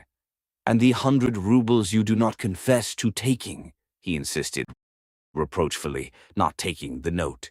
Sonia looked about her. All were looking at her with such awful, stern, ironical, hostile eyes. She looked at Raskolnikov. He stood against the wall with his arms crossed, looking at her with glowing eyes. Good God, broke from Sonia. Amalia Ivanovna, we shall have to send word to the police, and therefore I humbly beg you meanwhile to send for the house porter, Luzhin said softly and even kindly. Gott der Barmherzige. I knew she was the thief, cried Amalia Ivanovna, throwing up her hands. You knew it? Luzhin caught her up. Then I suppose you had some reason before this for thinking so. I beg you, worthy Amalia Ivanovna, to remember your words, which have been uttered before witnesses. There was a buzz of loud conversation on all sides. All were in movement. What? Cried Katerina Ivanovna, suddenly realizing the position, and she rushed at Luzhin. What? You accuse her of stealing? Sonia? Ah, the wretches, the wretches! And running to Sonia, she flung her wasted arms round her, and held her as in a vice. Sonia, how dared you take 10 rubles from him? Foolish girl, give it to me. Give me the 10 rubles at once, here. And snatching the note from Sonia, Katerina Ivanovna crumpled it up and flung it straight into Luzhin's face. It hit him in the eye and fell on the ground. Amalia Ivanovna hastened to pick it up. Pyotr Petrovitch lost his temper. Hold that mad woman, he shouted. At that moment several other persons, besides Lebeziatnikov, appeared in the doorway, among them the 2 ladies. What? Mad? Am I mad? Idiot, shrieked Katerina Ivanovna. You are an idiot yourself, pettifogging lawyer, base man. Sonia take his money. Sonia a thief. Why, she'd give away her last penny. And Katerina Ivanovna broke into hysterical laughter. Did you ever see such an idiot? She turned from side to side. And you too. She suddenly saw the landlady. And you too, sausage-eater, you declare that she is a thief, you trashy Prussian hen's leg in a crinoline. She hasn't been out of this room. She came straight from you, you wretch, and sat down beside me. Everyone saw her. She sat here by Rodion Romanovitch. Search her. Since she's not left the room, the money would have to be on her. Search her, search her. But if you don't find it, then excuse me, my dear fellow, you'll answer for it. I'll go to our sovereign, to our gracious Tsar himself, and throw myself at his feet, today, this minute. I am alone in the world. They would let me in. Do you think they wouldn't? You're wrong. I will get in. I will get in. You reckoned on her meekness. You relied upon that. But I am not so submissive, let me tell you. You've gone too far yourself. Search her, search her. And Katerina Ivanovna, in a frenzy, shook Luzhin and dragged him towards Sonia. I am ready. I'll be responsible. But calm yourself, madam. Calm yourself. I see that you are not so submissive. Well, well, but as to that, Luzhin muttered, that ought to be before the police. Though, indeed, there are witnesses enough as it is. I am ready. But in any case, it's difficult for a man, on account of her sex. But with the help of Amalia Ivanovna, though of course it's not the way to do things, how is it to be done? As you will. Let anyone who likes search her, cried Katerina Ivanovna. Sonia, turn out your pockets. See, look, monster, the pocket is empty. Here was her handkerchief. Here is the other pocket. Look! Do you see? Do you see? And Katerina Ivanovna turned, or rather snatched, both pockets inside out.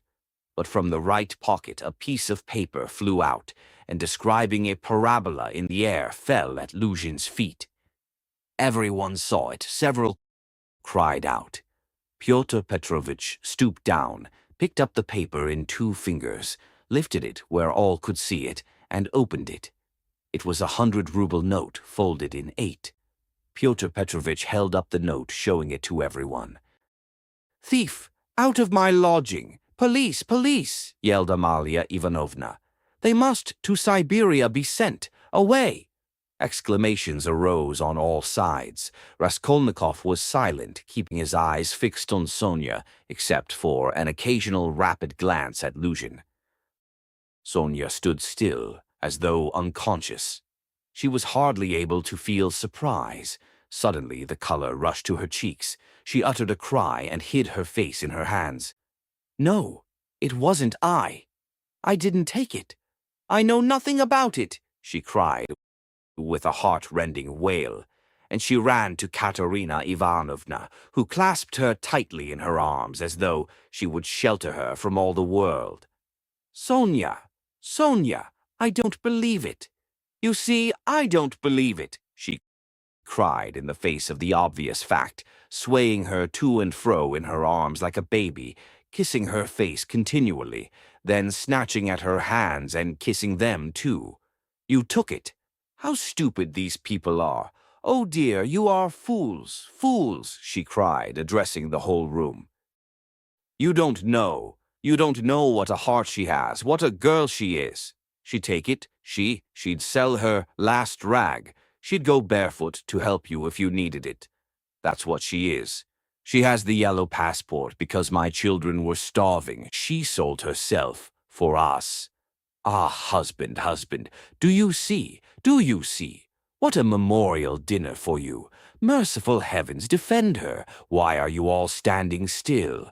Rodion Romanovich, why don't you stand up for her? Do you believe it too? You are not worth her little finger, all of you together.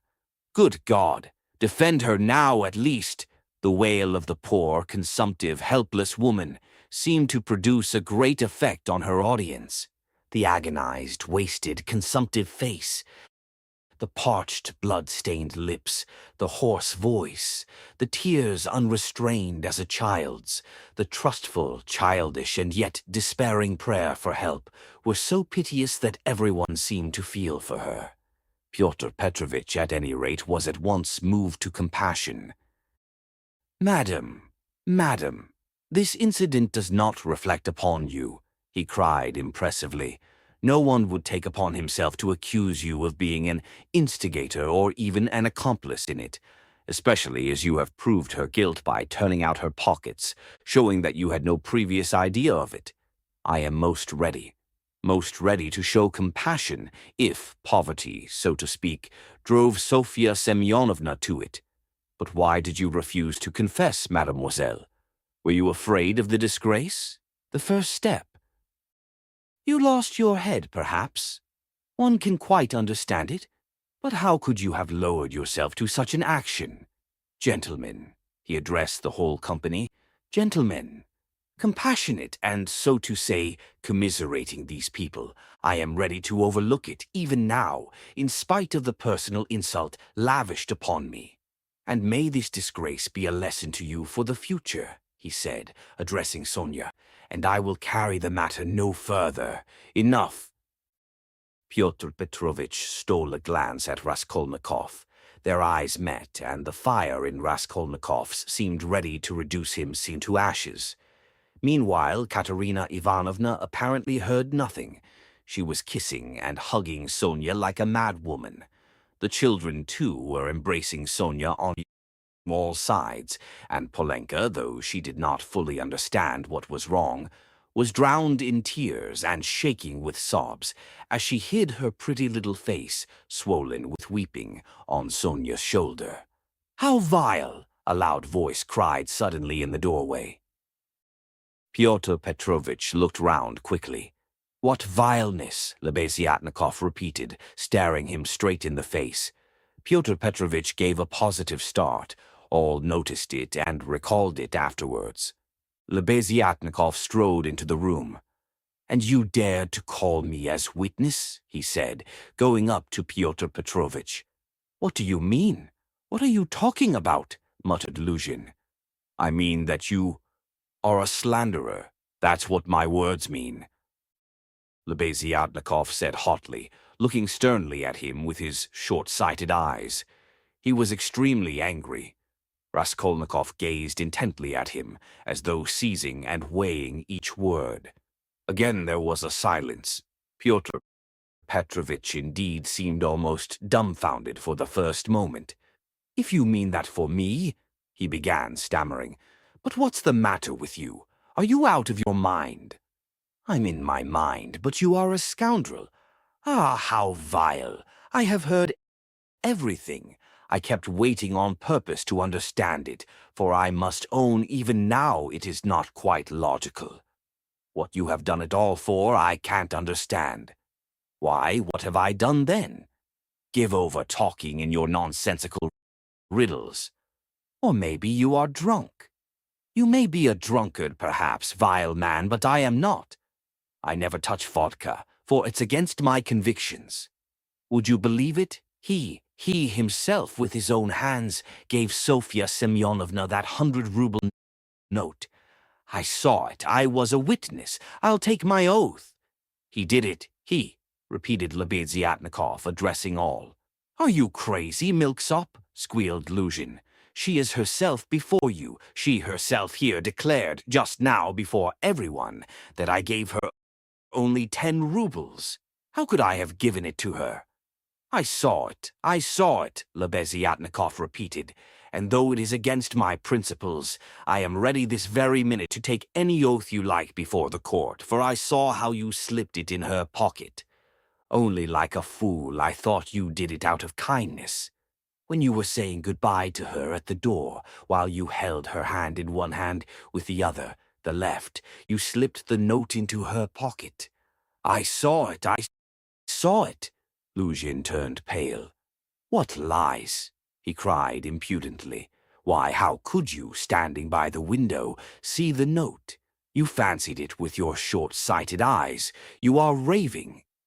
"No, I didn't fancy it, and though I was standing some way off, I saw it all.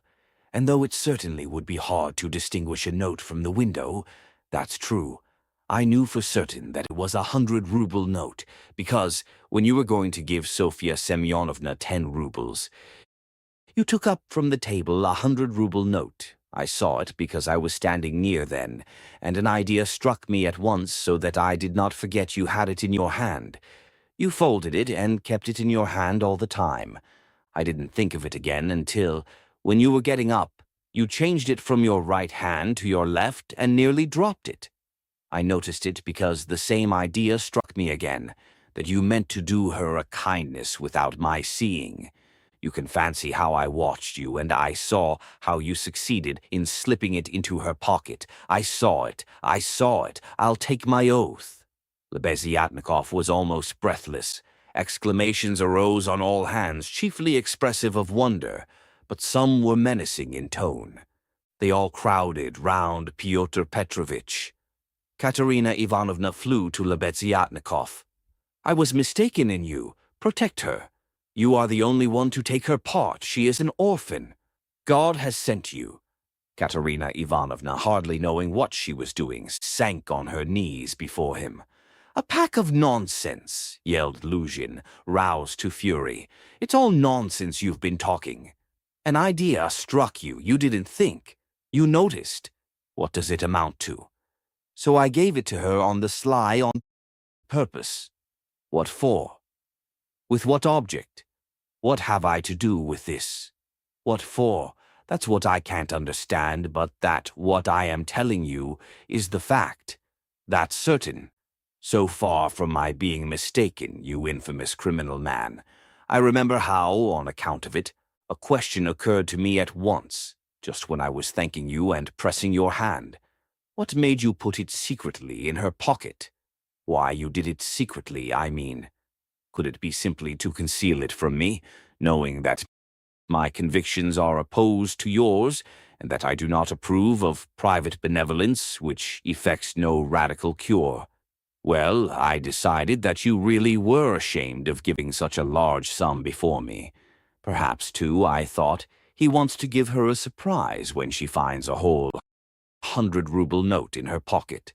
For I know some benevolent people are very fond of decking out their charitable actions in that way. Then the idea struck me, too, that you wanted to test her, to see whether, when she found it, she would come to thank you. Then, too, that you wanted to avoid thanks, and that, as the saying is, your right hand should not know. Something of that sort, in fact. I thought of so many possibilities that I put off considering it, but still thought it indelicate to show you that I knew your secret. But another idea struck me again, that Sofya Semyonovna might easily lose the money before she noticed it. That was why I decided to come in here, to call her out of the room and to tell her that you put 100 rubles in her pocket. But on my way I went first to Madame Kobilatnikov's to take them the general treatise on the positive method, and especially to recommend Petersburg's article, and also Wagner's. Then I come on here, and what a state of things I find. Now, could I have all these ideas and reflections if I had not seen you put the 100-ruble note in her pocket? When Lebeziatnikov finished his long-winded harangue with the logical deduction, at the end he was quite tired, and the perspiration streamed from his face. He could not, alas, even express himself correctly in Russian, though he knew no other language, so that he was quite exhausted, almost emaciated after this heroic exploit. But his speech produced a powerful effect. He had spoken with such vehemence, with such conviction, that everyone obviously believed him. Pyotr Petrovitch felt that things were going badly with him. "What is it to do with me if silly ideas did occur to you?" he shouted. "That's no evidence. You may have dreamt it, that's all. And I tell you, you are lying, sir. You are lying and slandering from some spite against me, simply from pique, because I did not agree with your free-thinking, godless social propositions." But this retort did not benefit Pyotr Petrovitch. Murmurs of disapproval were heard on all sides. "Ah, that's your line now, is it?" cried Lebeziatnikov. "That's nonsense. Call the police and I'll take my oath.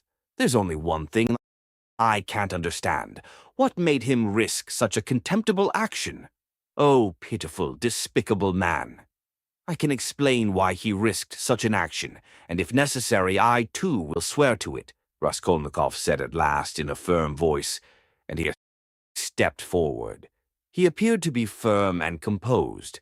Everyone felt clearly from the very look of him that he really knew about it, and that the mystery would be solved. "Now I can explain it all to myself," said Raskolnikov, addressing Lebeziatnikov. "From the very beginning of the business, I suspected that there was some scoundrelly intrigue at the bottom of it. I began to suspect it from some special circumstances known to me only, which I will explain at once to everyone. They account for everything. Your valuable evidence has finally made everything clear to me. I beg all to listen. This gentleman," he pointed to Luzhin, "was recently engaged to be married to a young lady, my sister, Avdoya Romanovna Raskolnikov. But coming to Petersburg, he quarreled with me the day before yesterday, at our first meeting, and I drove him out of my room. I have 2 witnesses to prove it. He is a very spiteful man. The day before yesterday, I did not know that he was staying here in your room, and that consequently on the very day we quarreled, the day before yesterday. He saw me give Katerina Ivanovna some money for the funeral as a friend of the late Mr. Marmeladov. He at once wrote a note to my mother and informed her that I had given away all my money, not to Katerina Ivanovna but to Sofya Semyonovna, and referred in a most contemptible way to the character of Sofya Semyonovna, that is, hinted at the character of my attitude to Sofya Semyonovna. All this, you understand, was with the object of dividing me from my mother and sister, by insinuating that I was squandering on unworthy objects the money which they had sent me and which was all they had. Yesterday evening, before my mother and sister and in his presence, I declared that I had given the money to Katerina Ivanovna for the funeral and not to Sofya Semyonovna, and that I had no acquaintance with Sofya Semyonovna and had never seen her before indeed. At the same time, I added that he, Pyotr Petrovitch Luzhin, with all his virtues, was not worth Sofya Semyonovna's little finger, though he spoke so ill of her. To his question, would I let Sofya Semyonovna sit down beside my sister, I answered that I had already done so that day.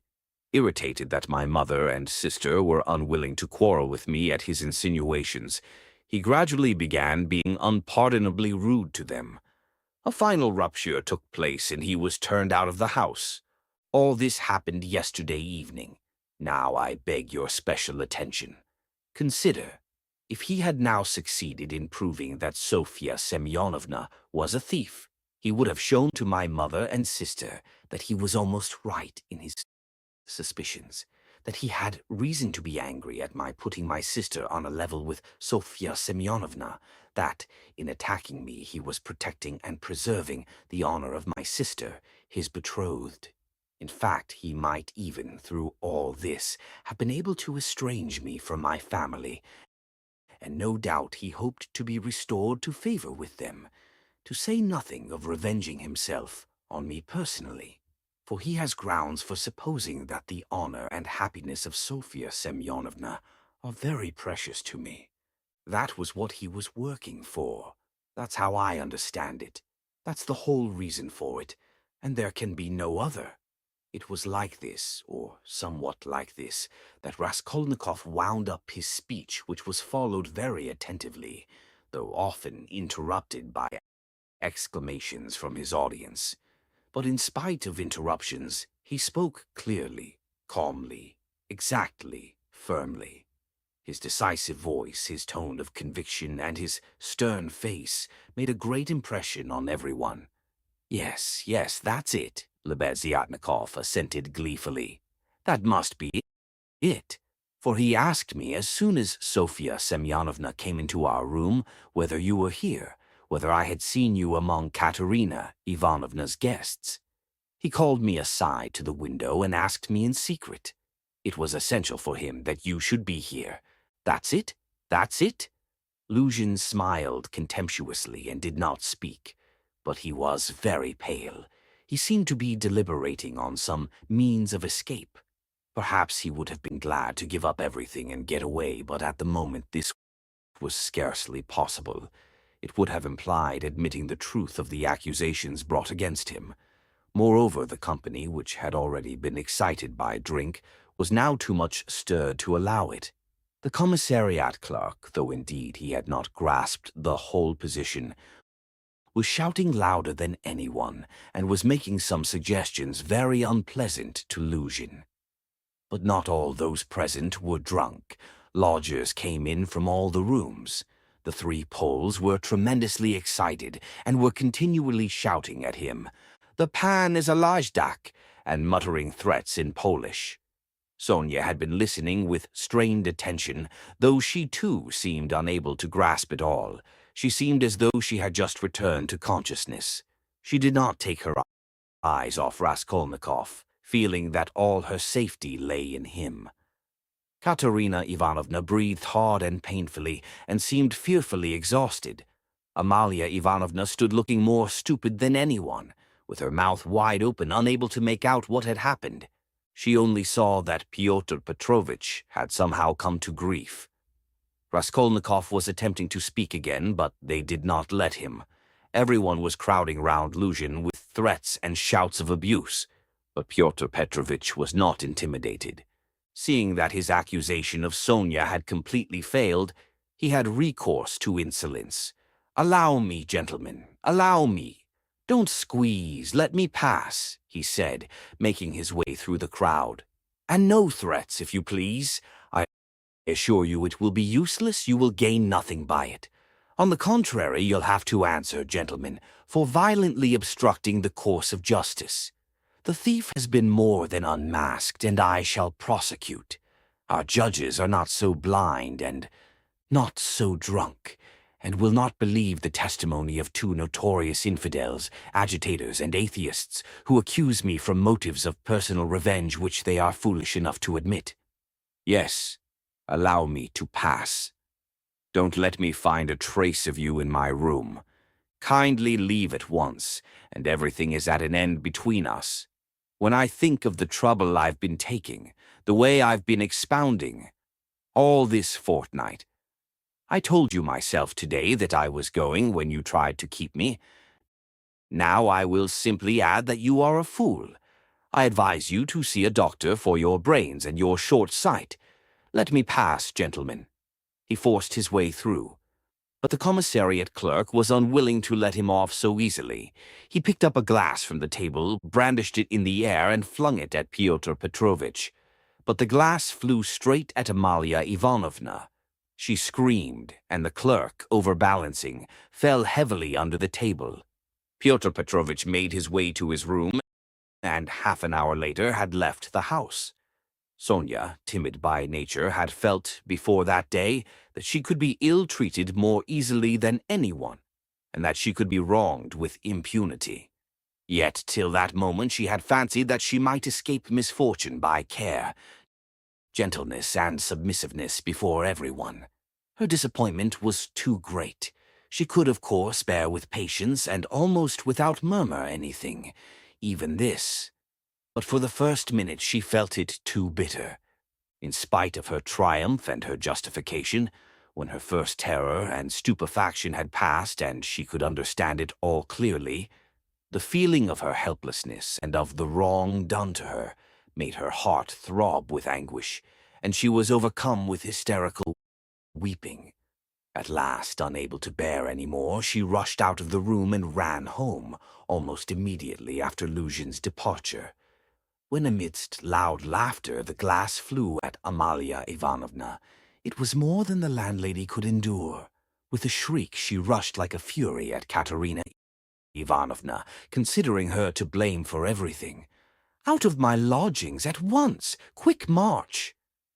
And with these words she began snatching up everything she could lay her hands on that belonged to Katerina Ivanovna and throwing it on the floor. Katerina Ivanovna, pale, almost fainting and gasping for breath, jumped up from the bed where she had sunk in exhaustion and darted at Amalia Ivanovna. But the battle was too unequal. The landlady waved her away like a feather. "What? As though that godless calumny was not enough, this vile creature attacks me. What? On the day of my husband's funeral I am turned out of my lodging. After eating my bread and salt, she turns me into the street with my orphans. Where am I to go?" wailed the poor woman, sobbing and gasping. "Good God!" she cried with flashing eyes. "Is there no justice upon earth? Whom should you protect if not us orphans? We shall see. There is law and justice on earth. There is. I will find it. Wait a bit, godless creature. Polenka, stay with the children. I'll come back. Wait for me if you have to wait in the street. We will see whether there is justice on earth." And throwing over her head that green shawl which Marmeladov had mentioned to Raskolnikov, Katerina Ivanovna squeezed her way through the disorderly and drunken crowd of lodgers who still filled the room, and, wailing and tearful, she ran into the street, with a vague intention of going at once somewhere to find justice. Polenka, with the two little ones in her arms, crouched, terrified, on the trunk in the corner of the room, where she waited trembling for her mother to come back. Amalia Ivanovna raged about the room, shrieking, lamenting, and throwing everything she came across on the floor. The lodgers talked incoherently. Some commented to the best of their ability on what had happened. Others quarreled and swore at one another, while others struck up a song. "Now it's time for me to go," thought Raskolnikov. "Well, Sofya Semyonovna, we shall see what you'll say now." And he set off in the direction of Sonia's lodgings. Chapter 4. Raskolnikov had been a vigorous and active champion of Sonia against Luzhin, although he had such a load of horror and anguish in his own heart. But having gone through so much in the morning, he found a sort of relief in a change of sensations, apart from the strong personal feeling which impelled him to defend Sonia. He was agitated too, especially at some moments, by the thought of his approaching interview with Sonia. He had to tell her who had killed Lizaveta. He knew the terrible suffering it would be to him and, as it were, brushed away the thought of it. So when he cried as he left Katerina Ivanovna's, "Well, Sofya Semyonovna, we shall see what you'll say now," he was still superficially excited, still vigorous and defiant from his triumph over Luzhin. But, strange to say, by the time he reached Sonia's lodging, he felt a sudden impotence and fear. He stood still in hesitation at the door, asking himself the strange question: must he tell her who killed Lizaveta? It was a strange question because he felt at the very time not only that he could not help telling her, but also that he could not put off the telling. He did not yet know why it must be so. He only felt it, and the agonizing sense of his impotence before the inevitable almost crushed him. To cut short his hesitation and suffering, he quickly opened the door and looked at Sonia from the doorway. She was sitting with her elbows on the table and her face in her hands, but seeing Raskolnikov, she got up at once and came to meet him as though she were expecting him. "What would have become of me but for you?" she said quickly, meeting him in the middle of the room. Evidently she was in haste to say this to him. It was what she had been waiting for. Raskolnikov went to the table and sat down on the chair from which she had only just risen. She stood facing him, 2 steps away, just as she had done the day before. "Well, Sonia," he said, and felt that his voice was trembling. "It was all due to your social position and the habits associated with it. Did you understand that just now?" Her face showed her distress. "Only don't talk to me as you did yesterday," she interrupted him. "Please don't begin it. There is misery enough without that." She made haste to smile, afraid that he might not like the reproach. "I was silly to come away from there. What is happening there now? I wanted to go back directly, but I kept thinking that you would come." He told her that Amalia Ivanovna was turning them out of their lodging and that Katerina Ivanovna had run off somewhere to seek justice. "My God!" cried Sonia. "Let's go at once!" And she snatched up her cape. "It's everlastingly the same thing," said Raskolnikov irritably. "You've no thought except for them. Stay a little with me." "But Katerina Ivanovna? You won't lose Katerina Ivanovna, you may be sure. She'll come to you herself, since she has run out," he added peevishly. "If she doesn't find you here, you'll be blamed for it." Sonia sat down in painful suspense. Raskolnikov was silent, gazing at the floor and deliberating. "This time Luzhin did not want to prosecute you," he began, not looking at Sonia. "But if he had wanted to, if it had suited his plans, he would have sent you to prison if it had not been for Lebeziatnikov and me." "Ah?" "Yes," she assented in a faint voice. "Yes," she repeated, preoccupied and distressed, "but I might easily not have been there.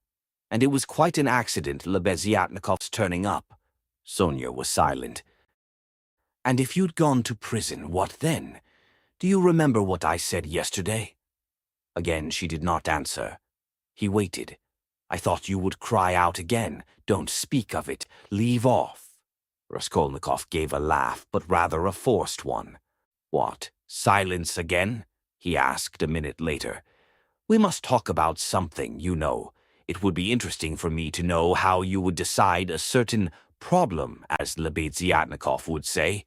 He was beginning to lose the thread. No, really, I am serious. Imagine, Sonia, that you had known all Luzhin's intentions beforehand. Known, that is, for a fact, that they would be the ruin of Katerina Ivanovna and the children and yourself thrown in, since you don't count yourself for anything. Polenka, too, for she'll go the same way. Well, if suddenly it all depended on your decision whether he or they should go on living, that is, whether Luzhin should go on living and doing wicked things, or Katerina Ivanovna should die. How would you decide which of them was to die? I ask you. Sonia looked uneasily at him. There was something peculiar in this hesitating question, which seemed approaching something in a roundabout way. I felt that you were going to ask some question like that, she said, looking inquisitively at him. I dare say you did. But how is it to be answered? Why do you ask about what could not happen? Said Sonia reluctantly. Then it would be better for Luzhin to go on living and doing wicked things? You haven't dared to decide even that. But I can't know the divine providence. And why do you ask what can't be answered? What's the use of such foolish questions? How could it happen that it should depend on my decision? Who has made me a judge to decide who is to live and who is not to live?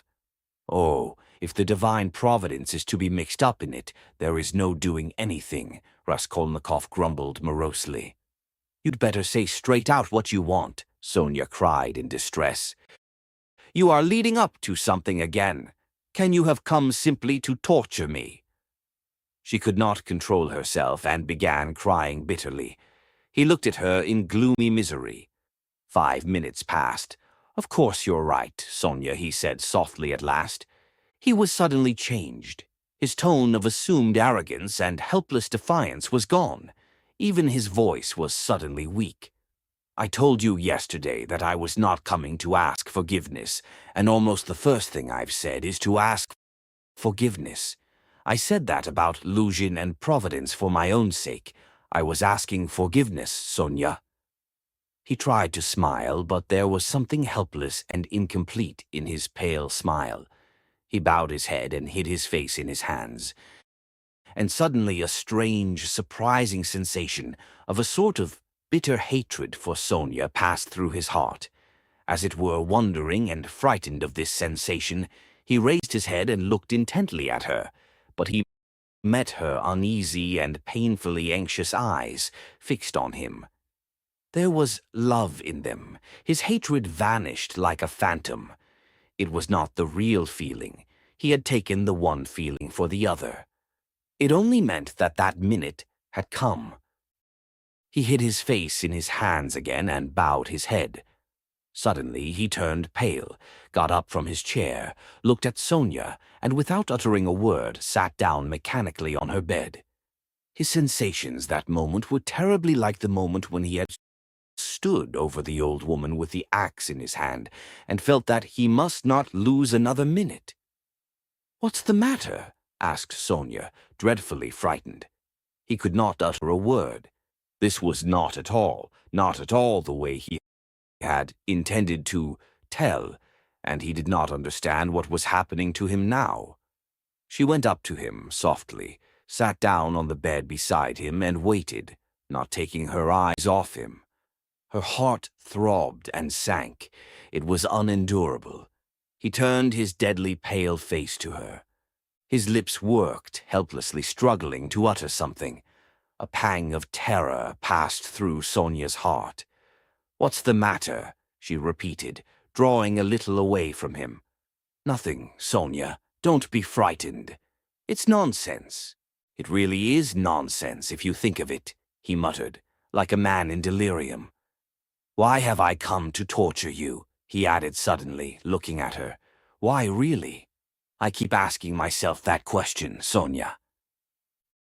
He had perhaps been asking himself that question a quarter of an hour before, but now he spoke helplessly, hardly knowing what he said and feeling a continual tremor all over.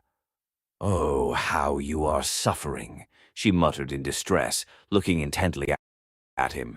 "It's all nonsense. Listen, Sonia." He suddenly smiled, a pale, helpless smile for 2 seconds. "You remember what I meant to tell you yesterday?" Sonia waited uneasily. "I said as I went away that perhaps I was saying goodbye forever, but that if I came today, I would tell you who killed Lizaveta." She began trembling all over. "Well, here I've come to tell you." "Then you really meant it yesterday?" she whispered with difficulty. "How do you know?" she asked quickly, as though suddenly regaining her reason. Sonia's face grew paler and paler, and she breathed painfully. "I know."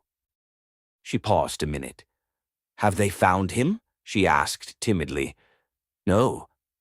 "Then how do you know about it?" she asked again, hardly audibly, and again after a minute's pause.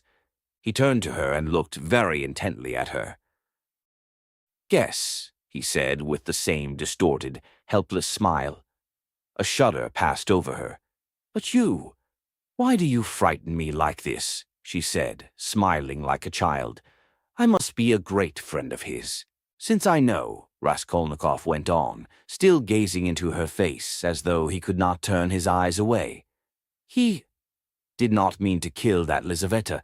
He killed her accidentally. He meant to kill the old woman when she was alone, and he went there. And then Lizaveta came in. He killed her too." Another awful moment passed. Both still gazed at one another. "You can't guess, then?" he asked suddenly, feeling as though he were flinging himself down from a steeple. "No," whispered Sonia. "Take a good look." As soon as he had said this again, the same familiar sensation froze his heart. He looked at her and all at once seemed to see in her face the face of Lizaveta. He remembered clearly the expression in Lizaveta's face when he approached her with the axe, and she stepped back to the wall, putting out her hand with childish terror in her face, looking as little children do when they begin to be frightened of something, looking intently and uneasily at what frightens them, shrinking back and holding out their little hands on the point of crying. Almost the same thing happened now to Sonia.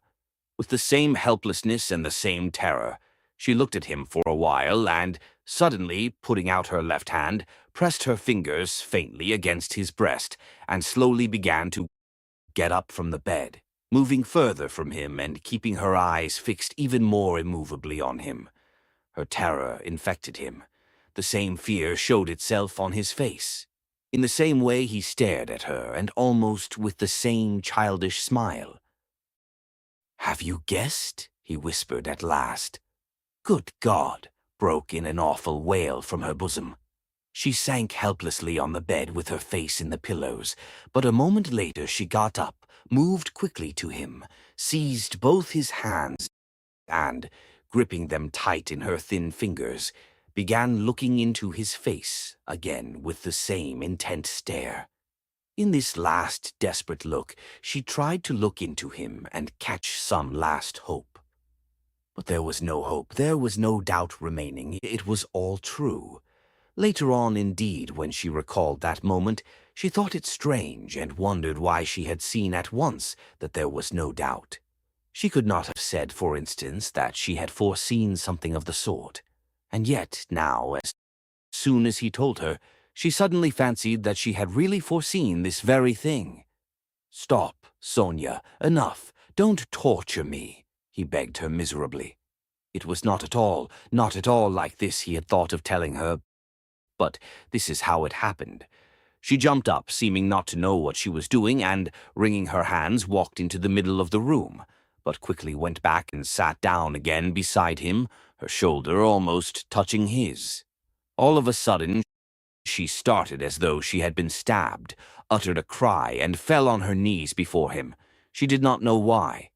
"What have you done? What have you done to yourself?" she said in despair, and, jumping up, she flung herself on his neck, threw her arms around him, and held him tightly. Raskolnikov drew back and looked at her with a mournful smile. "You are a strange girl, Sonia.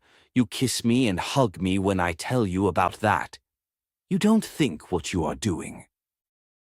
There is no one in the whole world now so unhappy as you," she cried in a frenzy, not hearing what he said, and she suddenly broke into violent hysterical weeping. A feeling long unfamiliar to him flooded his heart and softened it at once. He did not struggle against it. 2 tears started into his eyes and hung on his eyelashes. "Then you won't leave me, Sonia," he said, looking at her almost with hope. "No, no, never, nowhere," cried Sonia.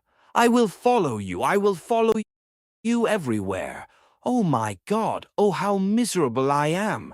Why didn't I know you before? Why didn't you come before? Oh dear. Here I have come. Yes, now.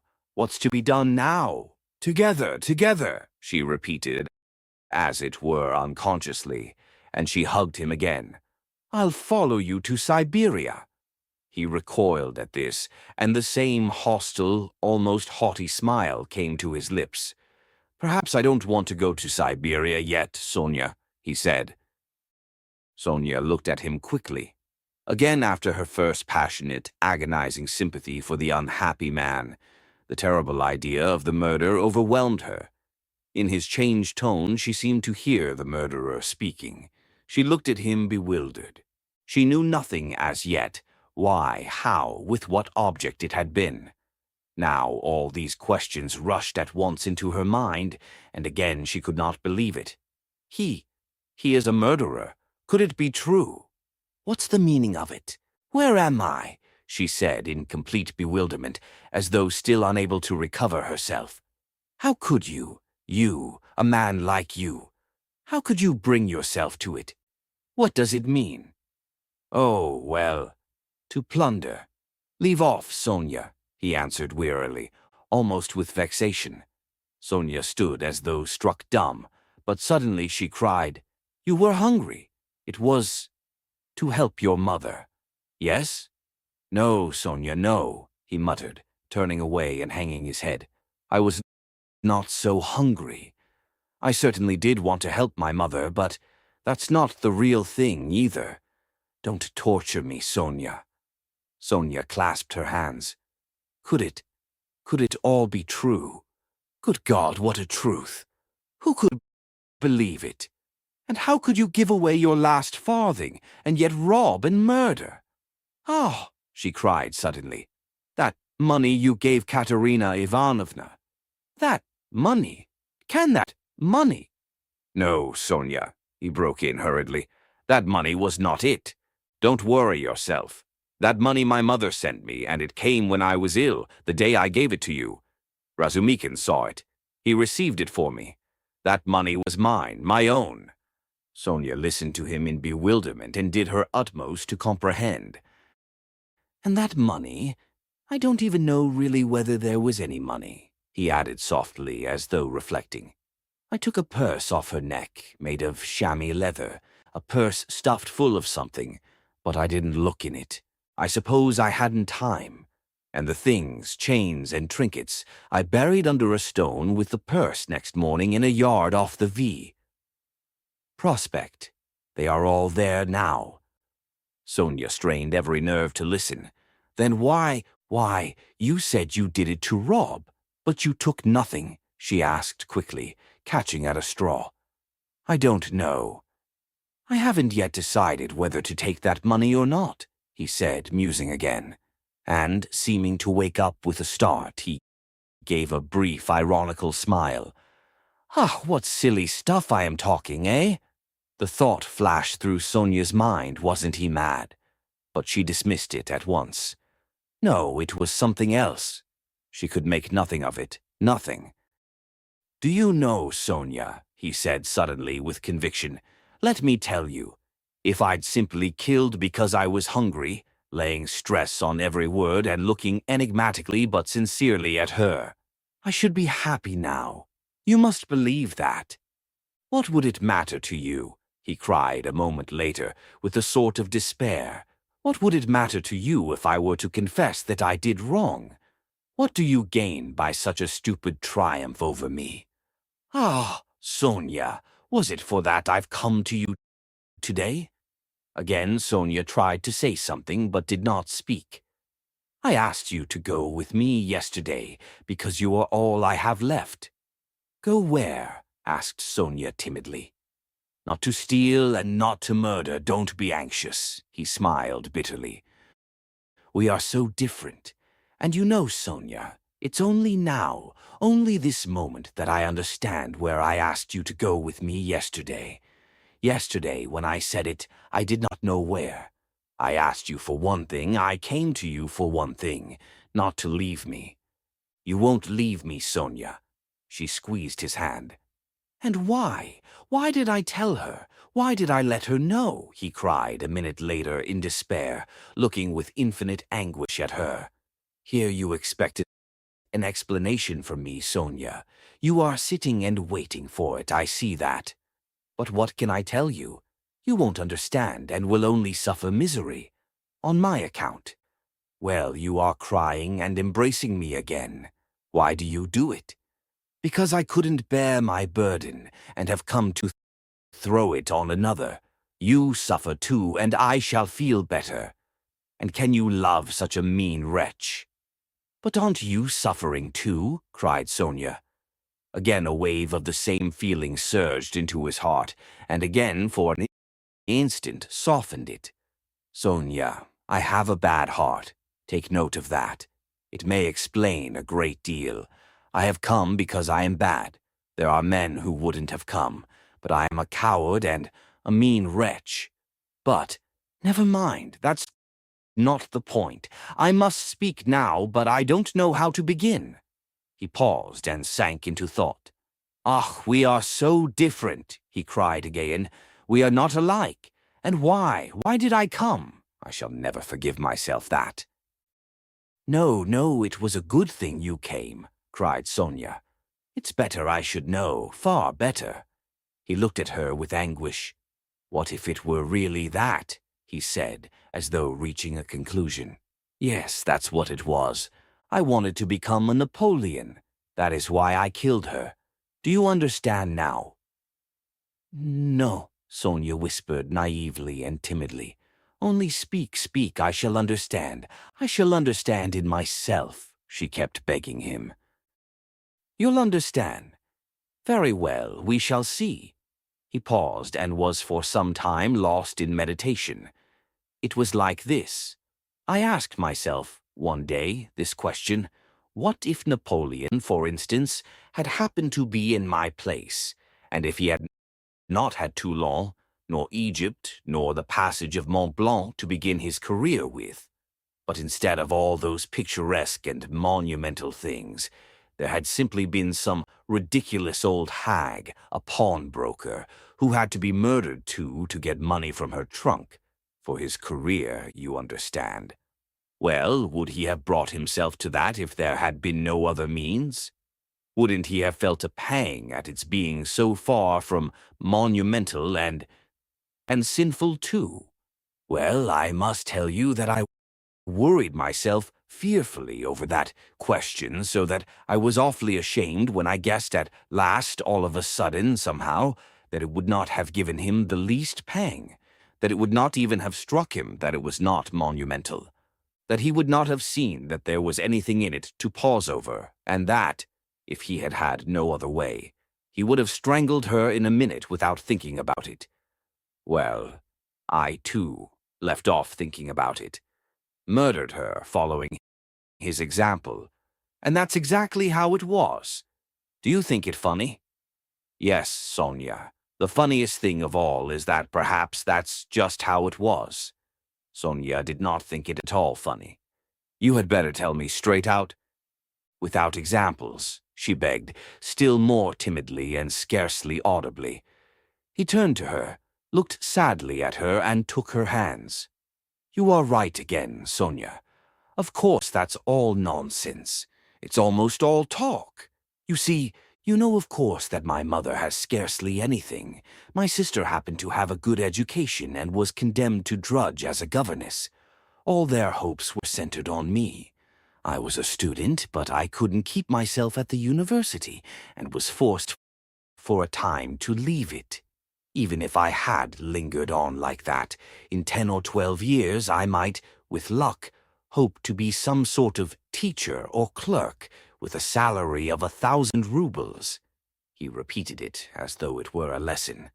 And by that time my mother would be worn out with grief and anxiety, and I could not succeed in keeping her in comfort, while my sister, well, my sister might well have fared worse.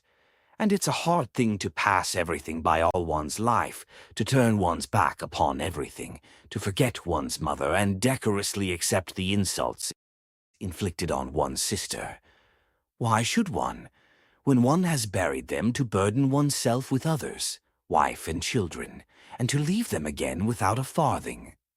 So I resolved to gain possession of the old woman's money, and to use it for my first year without worrying my mother, to keep myself at the university, and for a little while after leaving it, and to do this all on a broad, thorough scale, so as to build up a completely new career and enter upon a new life of independence.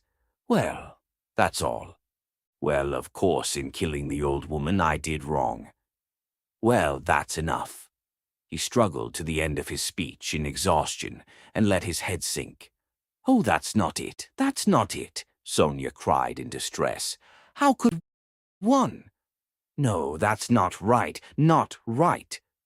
You see yourself that it's not right. But I've spoken truly. It's the truth.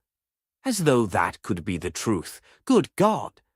I've only killed a louse, Sonia, a useless, loathsome, harmful creature. A human being. A louse. I too know it wasn't a louse, he answered, looking strangely at her. But I am talking nonsense, Sonia, he added. I've been talking nonsense a long time. That's not it. You are right there. There were quite other causes for it. I haven't talked to anyone for so long, Sonia. My head aches dreadfully now. His eyes shone with feverish brilliance. He was almost delirious. An uneasy smile strayed on his lips. His terrible exhaustion could be seen through his excitement. Sonia saw how he was suffering. She too was growing dizzy, and he talked so strangely. It seemed somehow comprehensible, but how? How? Good God! And she wrung her hands in despair. No, Sonia, that's not it, he began again suddenly, raising his head, as though a new and sudden train of thought had struck, and as it were roused him. That's not it. Better, imagine, yes, it's certainly better. Imagine that I am vain, envious, malicious, base, vindictive, and, well, perhaps with a tendency to insanity. Let's have it all out at once. They've talked of madness already, I noticed. I told you just now I could not keep myself at the university, but do you know that perhaps I might have done? My mother would have sent me what I needed for the fees, and I could have earned enough for clothes, boots, and food, no doubt. Lessons had turned up at 50 rubles. Razumikin works. But I turned sulky and wouldn't.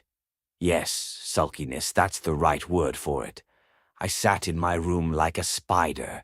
You've been in my den, you've seen it. And do you know, Sonia, that low ceilings and tiny rooms cramp the soul and the mind? Ah, how I hated that garret, and yet I wouldn't go out of it. I wouldn't on purpose. I didn't go out for days together, and I wouldn't work. I wouldn't even eat. I just lay there doing nothing. If Nastasia brought me anything, I ate it. If she didn't, I went all day without. I wouldn't ask, on purpose, from sulkiness. At night I had no light. I lay in the dark, and I wouldn't earn money for candles.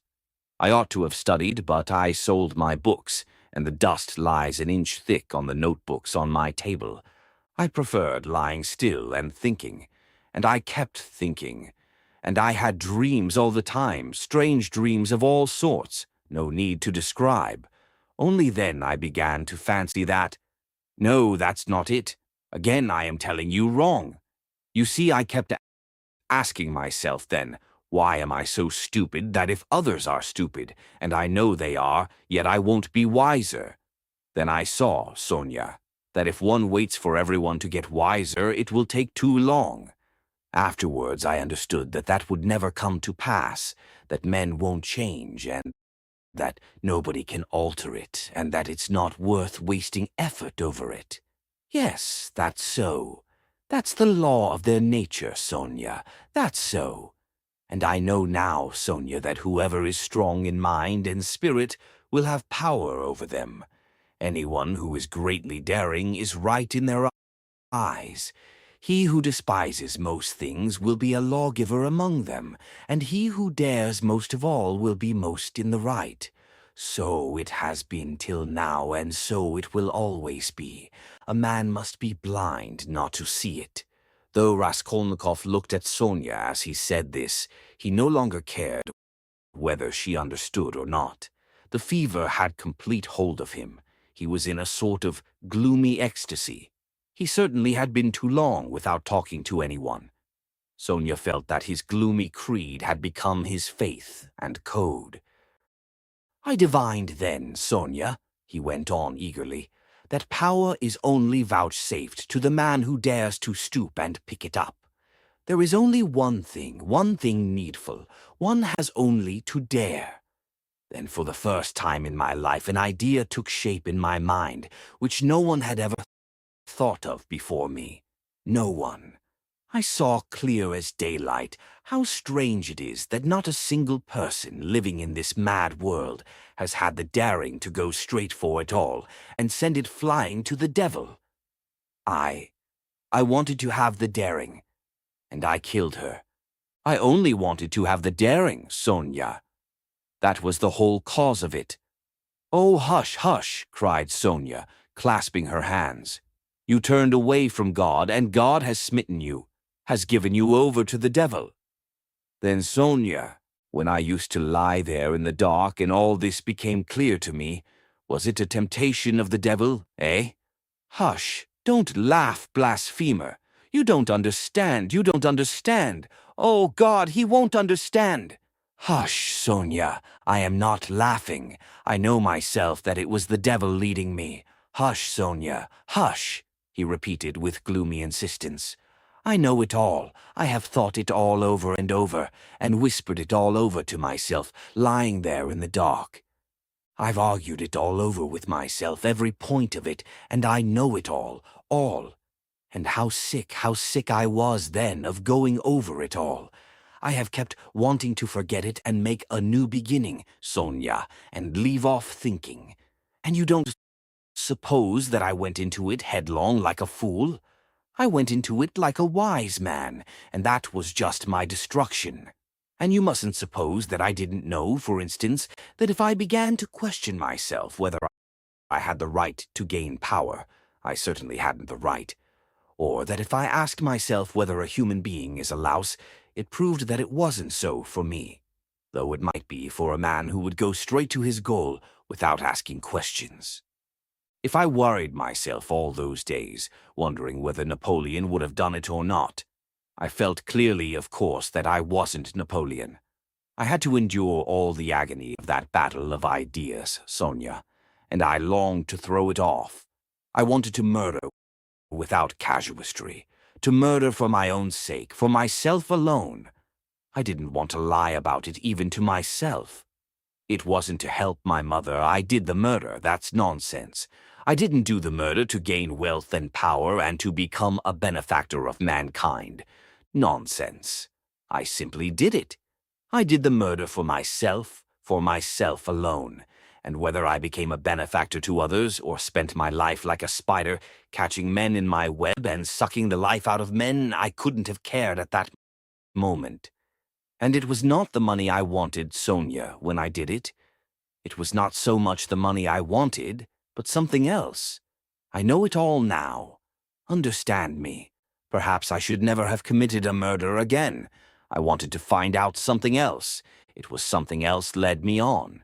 I wanted to find out then and quickly whether I was a louse like everybody else or a man, whether I can step over barriers or not, whether I dare stoop to pick up or not, whether I am a trembling creature or whether I have the right to kill, have the right to kill. Sonia clasped her hands. "Ach, Sonia!" he cried irritably, and seemed about to make some retort, but was contemptuously silent. "Don't interrupt me, Sonia. I want to prove one thing only, that the devil led me on then, and he has shown me since that I had not the right to take that path, because I am just such a louse as all the rest. He was mocking me, and here I've come to you now. Welcome your guest. If I were not a louse, should I have come to you? Listen, when I went then to the old woman's, I only went to try. You may be sure of that. And you murdered her. But how did I murder her? Is that how men do murders? Do men go to commit a murder as I went then? I will tell you some day how I went. Did I murder the old woman? I murdered myself, not her. I crushed myself once for all, forever. But it was the devil that killed that old woman, not I. Enough, enough, Sonia, enough. Let me be, he cried in a sudden spasm of agony. Let me be. He leaned his elbows on his knees and squeezed his head in his hands as in a vice. What suffering! A wail of anguish broke from Sonia. Well, what am I to do now? He asked, suddenly raising his head and looking at her with a face hideously distorted by despair. What are you to do? She cried, jumping up, and her eyes that had been full of tears suddenly began to shine. Stand up! She seized him by the shoulder. He got up, looking at her almost bewildered. Go at once, this very minute. Stand at the crossroads. Bow down. First kiss the earth which you have defiled, and then bow down to all the world and say to all men aloud, I am a murderer. Then God will send you life again. Will you go? Will you go? She asked him, trembling all over, snatching his two hands, squeezing them tight in hers, and gazing at him with eyes full of fire. He was amazed at her sudden ecstasy. You mean Siberia, Sonia? I must give myself up, he asked gloomily. Suffer and expiate your sin by it, that's what you must do. No, I am not going to them, Sonia. But how will you go on living? What will you live for? Cried Sonia. How is it possible now? Why, how can you talk to your mother? Oh, what will become of them now? But what am I saying? You have abandoned your mother and your sister already. He has abandoned them already. Oh, God, she cried. Why, he knows it all himself. How can he live by himself? What will become of you now? Don't be a child, Sonia, he said softly. What wrong have I done them? Why should I go to them? What should I say to them? That's only a phantom. They destroy men by millions themselves and look on it as a virtue. They are knaves and scoundrels, Sonia. I am not going to them. And what should I say to them? That I murdered her but did not dare to take the money and hid it under a stone? He added with a bitter smile. Why, they would laugh at me and would call me a fool for not getting it. A coward and a fool. They wouldn't understand, and they don't deserve to understand. Why should I go to them? I won't. Don't be a child, Sonia. It will be too much for you to bear, too much, she repeated, holding out her hands in despairing supplication. Perhaps I've been unfair to myself, he observed gloomily, pondering. Perhaps, after all, I am a man and not a louse, and I've been in too great a hurry to condemn myself. I'll make another fight for it. A haughty smile appeared on his lips. What a burden to bear! And your whole life, your whole life! I shall get used to it, he said grimly and thoughtfully. Listen, he began a minute later. Stop crying. It's time to talk of the facts. I've come to tell you that the police are after me, on my track. Ah! Sonia cried in terror. Well, why do you cry out? You want me to go to Siberia, and now you are frightened. But let me tell you, I shall not give myself up. I shall make a struggle for it, and they won't do anything to me. They've no real evidence. Yesterday I was in great danger and believed I was lost, but today things are going better. All the facts they know can be explained two ways. That's to say, I can turn their accusations to my credit. Do you understand? And I shall, for I've learnt my lesson. But they will certainly arrest me. If it had not been for something that happened, they would have done so today for certain. Perhaps even now they will arrest me today. But that's no matter, Sonia. They'll let me out again. For there isn't any real proof against me, and there won't be. I give you my word for it. And they can't convict a man on what they have against me. Enough. I only tell you that you may know. I will try to manage somehow to put it to my mother and sister so that they won't be frightened. My sister's future is secure, however, now, I believe. And my mother's must be too. Well, that's all. Be careful, though. Will you come and see me in prison when I am there? Oh, I will, I will. They sat side by side, both mournful and dejected, as though they had been cast up by the tempest alone on some deserted shore. He looked at Sonia and felt how great was her love for him, and strange to say, he felt it suddenly burdensome and painful to be so loved. Yes, it was a strange and awful sensation. On his way to see Sonia, he had felt that all his hopes rested on her. He expected to be rid of at least part of his suffering, and now, when all her heart turned towards him, he suddenly felt that he was immeasurably unhappier than before. "Sonia," he said, "you'd better not come and see me when I am in prison." Sonia did not answer. She was crying. Several minutes passed. "Have you a cross on you?" she asked, as though suddenly thinking of it. He did not at first understand the question. "No, of course not." "Here, take this one, of cypress wood. I have another, a copper one that belonged to Lizaveta. I changed with Lizaveta. She gave me her cross, and I gave her my little icon. I will wear Lizaveta's now and give you this. Take it. It's mine. It's mine, you know," she begged him. "We will go to suffer together, and together we will bear our cross." "Give it me," said Raskolnikov. He did not want to hurt her feelings, but immediately he drew back the hand he held out for the cross. "Not now, Sonia. Better later," he added to comfort her. "Yes, yes, better," she repeated with conviction. "When you go to meet your suffering, then put it on. You will come to me, I'll put it on you, we will pray and go together." At that moment someone knocked 3 times at the door. "Sofya Semyonovna, may I come in?" they heard in a very familiar and polite voice. Sonia rushed to the door in a fright. The flaxen head of Mr. Lebeziatnikov appeared at the door. Chapter 5. Lebeziatnikov looked perturbed. "I've come to you, Sofya Semyonovna," he began. "Excuse me, I thought I should find you," he said, addressing Raskolnikov suddenly. "That is, I didn't mean anything of that sort, but I just thought—" "Katerina Ivanovna has gone out of her mind," he blurted out suddenly, turning from Raskolnikov to Sonia. Sonia screamed. "At least it seems so. But we don't know what to do, you see. She came back. She seems to have been turned out somewhere, perhaps beaten." "So it seems, at least. She had run to your father's former chief. She didn't find him at home. He was dining at some other general's. Only fancy, she rushed off there to the other general's, and imagine she was so persistent that she managed to get the chief to see her, had him fetched out from dinner, it seems. You can imagine what happened. She was turned out, of course, but according to her own story, she abused him and threw something at him. One may well believe it. How it is she wasn't taken up, I can't understand.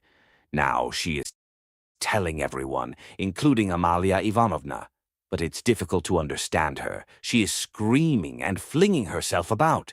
Oh yes, She shouts that since everyone has abandoned her, she will take the children and go into the street with a barrel organ, and the children will sing and dance, and she too, and collect money, and will go every day under the general's window, to let everyone see well-born children whose father was an official begging in the street. She keeps beating the children, and they are all crying. She is teaching Lida to sing My Village, the boy to dance, Polenka the same. She is tearing up all the clothes and making them little caps like actors.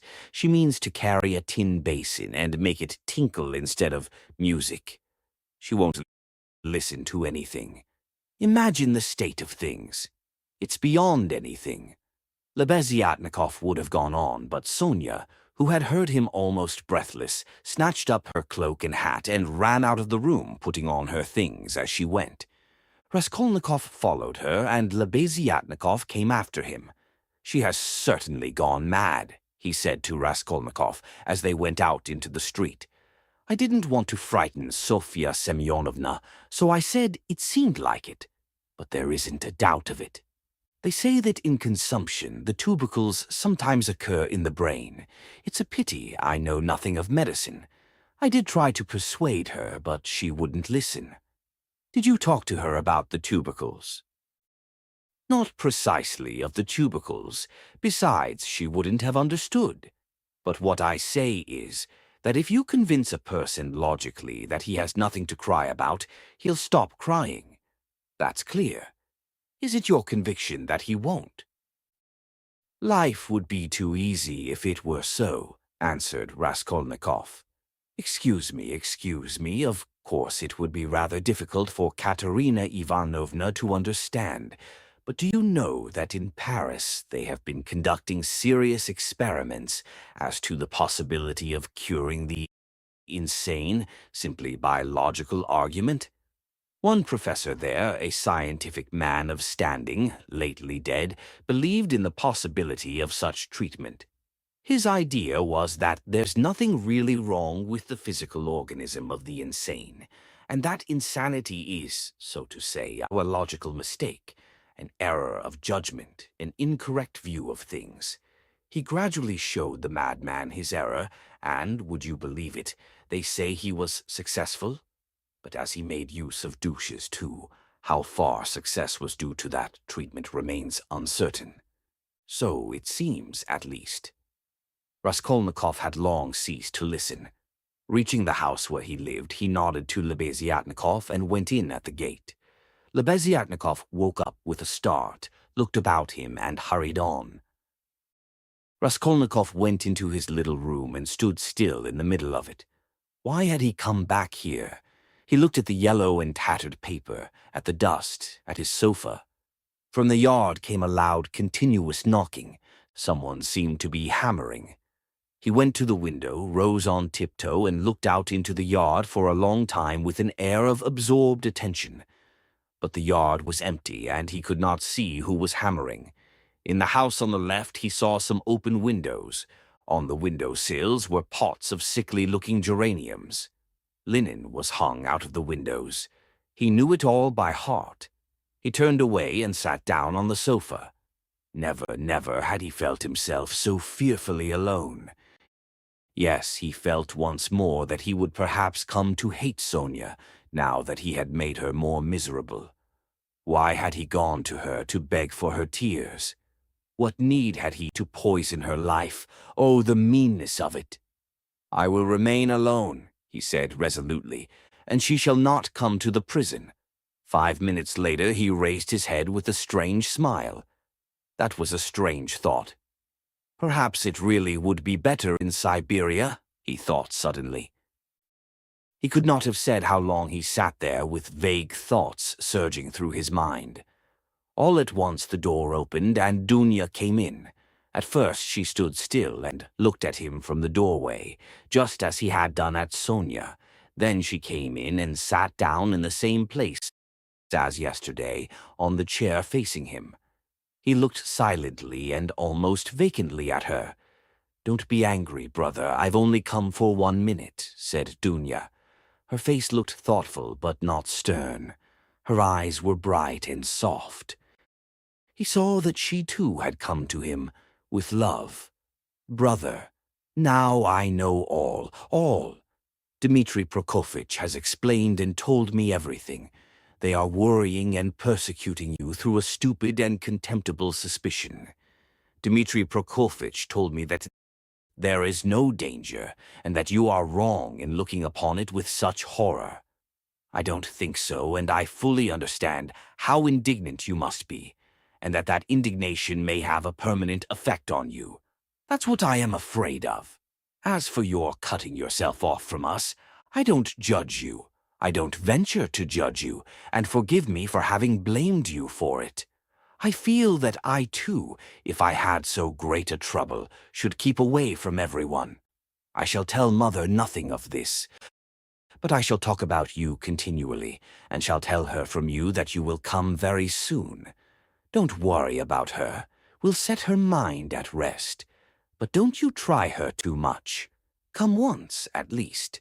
Remember that she is your mother. And now I have come simply to say, Donya began to get up, that if you should need me, or should need all my life or anything, call me and I'll come. Goodbye. She turned abruptly and went towards the door. Dunya! Raskolnikov stopped her and went towards her. That Razumikin, Dmitri Prokofitch, is a very good fellow.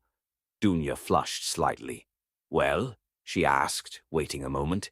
He is competent, hard-working, honest, and capable of real love. Goodbye, Dunya. Dunya flushed crimson, then suddenly she took alarm. But what does it mean, brother? Are we really parting forever that you give me such a parting message? Never mind, goodbye. He turned away and walked to the window. She stood a moment, looked at him uneasily, and went out troubled. No, he was not cold to her.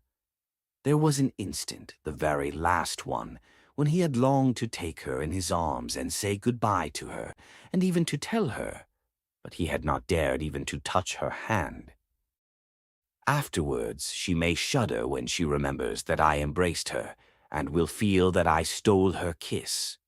And would she stand that test? He went on a few minutes later to himself. No, she wouldn't. Girls like that can't stand things. They never do. And he thought of Sonia. There was a breath of fresh air from the window. The daylight was fading. He took up his cap and went out. He could not, of course, and would not consider how ill he was. But all this continual anxiety and agony of mind could not but affect him. And if he were not lying in high fever, it was perhaps just because this continual inner strain helped to keep him on his legs and in possession of his faculties. But this artificial excitement could not last long. He wandered aimlessly. The sun was setting. A special form of misery had begun to oppress him of late. There was nothing poignant, nothing acute about it, but there was a feeling of permanence, of eternity about it. It brought a foretaste of hopeless years of this cold, leaden misery, a foretaste of an eternity on a square yard of space. Towards evening, this sensation usually began to weigh on him more heavily. With this idiotic, purely physical weakness, depending on the sunset or something, one can't help doing something stupid. You'll go to Dunya as well as to Sonia, he muttered bitterly.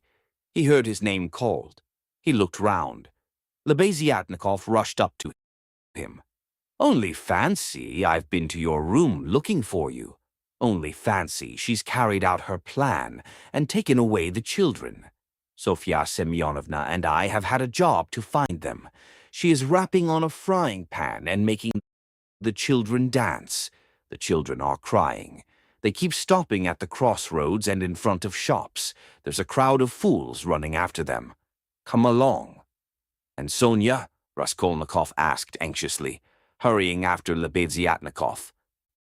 Simply frantic. That is, it's not Sofya Semyonovna's frantic, but Katerina Ivanovna, though Sofya Semyonova's frantic too. But Katerina Ivanovna is absolutely frantic. I tell you she is quite mad. They'll be taken to the police. You can fancy what an effect that will have. They're on the canal bank near the bridge now, not far from Sofia Semyonovna's. Quite close. On the canal bank near the bridge and not 2 houses away from the one where Sonia lodged, there was a crowd of people consisting principally of gutter children. The hoarse, broken voice of Katerina Ivanovna could be heard from the bridge, and it certainly was a strange spectacle likely to attract a street crowd. Katerina Ivanovna, in her old dress with the green shawl, wearing a torn straw hat, crushed in a hideous way on one side, was really frantic. She was exhausted and breathless. Her wasted, consumptive face looked more suffering than ever, and indeed, out of doors in the sunshine, a consumptive always looks worse than at home. But her excitement did not flag, and every moment her irritation grew more intense. She rushed at the children, shouted at them, coaxed them, told them before the crowd how to dance and what to sing, began explaining to them why it was necessary, and driven to desperation by their not understanding, beat them. Then she would make a rush at the crowd. If she noticed any decently dressed person stopping to look, she immediately appealed to him to see what these children, from a genteel, one may say, aristocratic house, had been brought to. If she heard laughter or jeering in the crowd, she would rush at once at the scoffers and begin squabbling with them. Some people laughed, others shook their heads, but everyone felt curious at the sight of the mad woman with the frightened children. The frying pan of which Lebeziatnikov had spoken was not there. At least, Raskolnikov did not see it. But instead of rapping on the pan, Katerina Ivanovna began clapping her wasted hands when she made Lida and Kolya dance and Polenka sing. She too joined in the singing, but broke down at the second note with a fearful cough, which made her curse in despair and even shed tears. What made her most furious was the weeping and terror of Kolya and Lida. Some effort had been made to dress the children up as street singers are dressed. The boy had on a turban made of something red and white to look like a Turk. There had been no costume for Lida. She simply had a red knitted cap, or rather a nightcap that had belonged to Marmeladov, decorated with a broken piece of white ostrich feather, which had been Katerina Ivanovna's grandmother's, and had been preserved as a family possession. Polenka was in her everyday dress. She looked in timid perplexity at her mother, and kept at her side, hiding her tears. She dimly realized her mother's condition, and looked uneasily about her. She was terribly frightened of the street and the crowd. Sonia followed Katerina Ivanovna, weeping and beseeching her to return home. But Katerina Ivanovna was not to be persuaded. "Leave off, Sonia, leave off," she shouted, speaking fast, panting and coughing. "You don't know what you ask. You are like a child. I've told you before that I am not coming back to that drunken German. Let everyone, let all Petersburg see the children begging in the streets," though their father was an honorable man who served all his life in truth and fidelity, and one may say, died in the service. Katerina Ivanovna had by now invented this fantastic story, and thoroughly believed it. Let that wretch of a general see it. "And you are silly, Sonia. What have we to eat? Tell me that. We have worried you enough. I won't go on so." "Ah, Rodion Romanovitch, is that you?" she cried, seeing Raskolnikov and rushing up to him. "Explain to this silly girl, please, that nothing better could be done. Even organ grinders earn their living, and everyone will see at once that we are different, that we are an honorable and bereaved family reduced to beggary. And that general will lose his post, you'll see. We shall perform under his windows every day, and if the Tsar drives by, I'll fall on my knees, put the children before me, show them to him, and say, 'Defend us, Father.' He is the father of the fatherless. He is merciful. He'll protect us, you'll see. And that wretch of a general, Lida tenez vous droite. Kolya, you'll dance again. Why are you whimpering? Whimpering again? What are you afraid of, stupid? Goodness, what am I to do with them, Rodion Romanovitch?" If you only knew how stupid they are. What's one to do with such children? And she, almost crying herself, which did not stop her uninterrupted, rapid flow of talk, pointed to the crying children. Raskolnikov tried to persuade her to go home, and even said, hoping to work on her vanity, that it was unseemly for her to be wandering about the streets like an organ grinder, as she was intending to become the principal of a boarding school. A boarding school, ha ha ha, a castle in the air, cried Katerina Ivanovna, her laugh ending in a cough. No, Rodion Romanovich, that dream is over. All have forsaken us. And that general, you know, Rodion Romanovich, I threw an ink pot at him. It happened to be standing in the waiting room by the paper where you sign your name. I wrote my name, threw it at him, and ran away. Oh, the scoundrels, the scoundrels! But enough of them. Now I'll provide for the children myself. I won't bow down to anybody. She has had to bear enough for us. She pointed to Sonia. Polenka, how much have you got? Show me, what, only 2 farthings? Oh, the mean wretches, they give us nothing, only run after us, putting their tongues out. There, what is that blockhead laughing at? She pointed to a man in the crowd. It's all because Kolya here is so stupid. I have such a bother with him. What do you want, Polenka? Tell me in French. Parlez-moi français. Why, I've taught you, you know some phrases. Else, how are you to show that you are of good family, well-brought-up children, and not at all like other organ grinders? We aren't going to have a Punch and Judy show in the street, but to sing a genteel song? Ah, yes. What are we to sing? You keep putting me out, but you see, we are standing here, Rodion Romanovich, to find something to sing and get money, something Kolya can dance to. For, as you can fancy, our performance is all impromptu. We must talk it over and rehearse it all thoroughly, and then we shall go to Nevsky, where there are far more people of good society, and we shall be noticed at once. Lida knows my village only, nothing but my village, and everyone sings that. We must sing something far more genteel. Well, have you thought of anything, Polenka? If only you'd help your mother. My memory's quite gone, or I should have thought of something. We really can't sing an hussar. Ah, let us sing in French, 5 sous. I have taught it you, I have taught it you.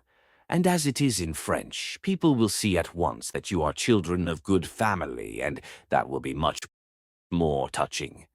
You might sing Marlborough s'en va en guerre, for that's quite a child's song, and is sung as a lullaby in all the aristocratic houses. Marlborough s'en va en guerre ne sait quand reviendra. She began singing. But no, better sing 5 sous. Now, Kolya, your hands on your hips, make haste, and you, Lida, keep turning the other way, and Polenka and I will sing and clap our hands. 5 sous pour monter notre ménage. Cough, cough, cough. Set your dress straight, Polenka. It's slipped down on your shoulders, she observed, panting from coughing. Now it's particularly necessary to behave nicely and genteelly, that all may see that you are well-born children. I said at the time that the bodice should be cut longer and made of 2 widths. It was your fault, Sonia, with your advice to make it shorter, and now you see the child is quite deformed by it. Why, you're all crying again. What's the matter, stupids? Come, Kolya, begin. Make haste, make haste. Oh, what an unbearable child. 5 sous, 5 sous. A policeman again? What do you want? A policeman was indeed forcing his way through the crowd, but at that moment a gentleman in civilian uniform and an overcoat, a solid-looking official of about 50 with a decoration on his neck, which delighted Katerina Ivanovna and had its effect on the policeman, approached and without a word handed her a green 3-ruble note. His face wore a look of genuine sympathy. Katerina Ivanovna took it and gave him a polite, even ceremonious bow. "I thank you, honored sir," she began loftily. "The causes that have induced us. Take the money, Polenka. You see, there are generous and honorable people who are ready to help a poor gentlewoman in distress. You see, honored sir, these orphans of good family, I might even say of aristocratic connections, and that wretch of a general sat eating grouse, and stamped at my disturbing him. 'Your Excellency,' I said, 'protect the orphans, for you knew my late husband, Semyon Zaharovitch, and on the very day of his death, the basest of scoundrels slandered his only daughter.' That policeman again. 'Protect me,' she cried to the official. 'Why is that policeman edging up to me? We have only just run away from one of them.' 'What do you want, fool?' 'It's forbidden in the streets. You mustn't make a disturbance.' 'It's your making a disturbance. It's just the same as if I were grinding an organ. What business is it of yours? You have to get a license for an organ, and you haven't got one, and in that way you collect a crowd. Where do you lodge?' 'What? A license?' wailed Katerina Ivanovna. 'I buried my husband today. What need of a license?' 'Calm yourself, madam, calm yourself,' began the official. 'Come along, I will escort you. This is no place for you in the crowd. You are ill.' 'Honored sir, you don't know,' screamed Katerina Ivanovna. 'We are going to the Nevsky. Sonia, Sonia, where is she? She is crying too. What's the matter with you all? Kolya, Lida, where are you going?' she cried suddenly in alarm. 'Oh, silly children! Kolya, Lida, where are they off to?' Kolya and Lida, scared out of their wits by the crowd and their mother's mad pranks, suddenly seized each other by the hand and ran off at the sight of the policeman who wanted to take them away somewhere. Weeping and wailing, poor Katerina Ivanovna ran after them. She was a piteous and unseemly spectacle as she ran, weeping and panting for breath. Sonia and Polenka rushed after them. Bring them back, Sonia!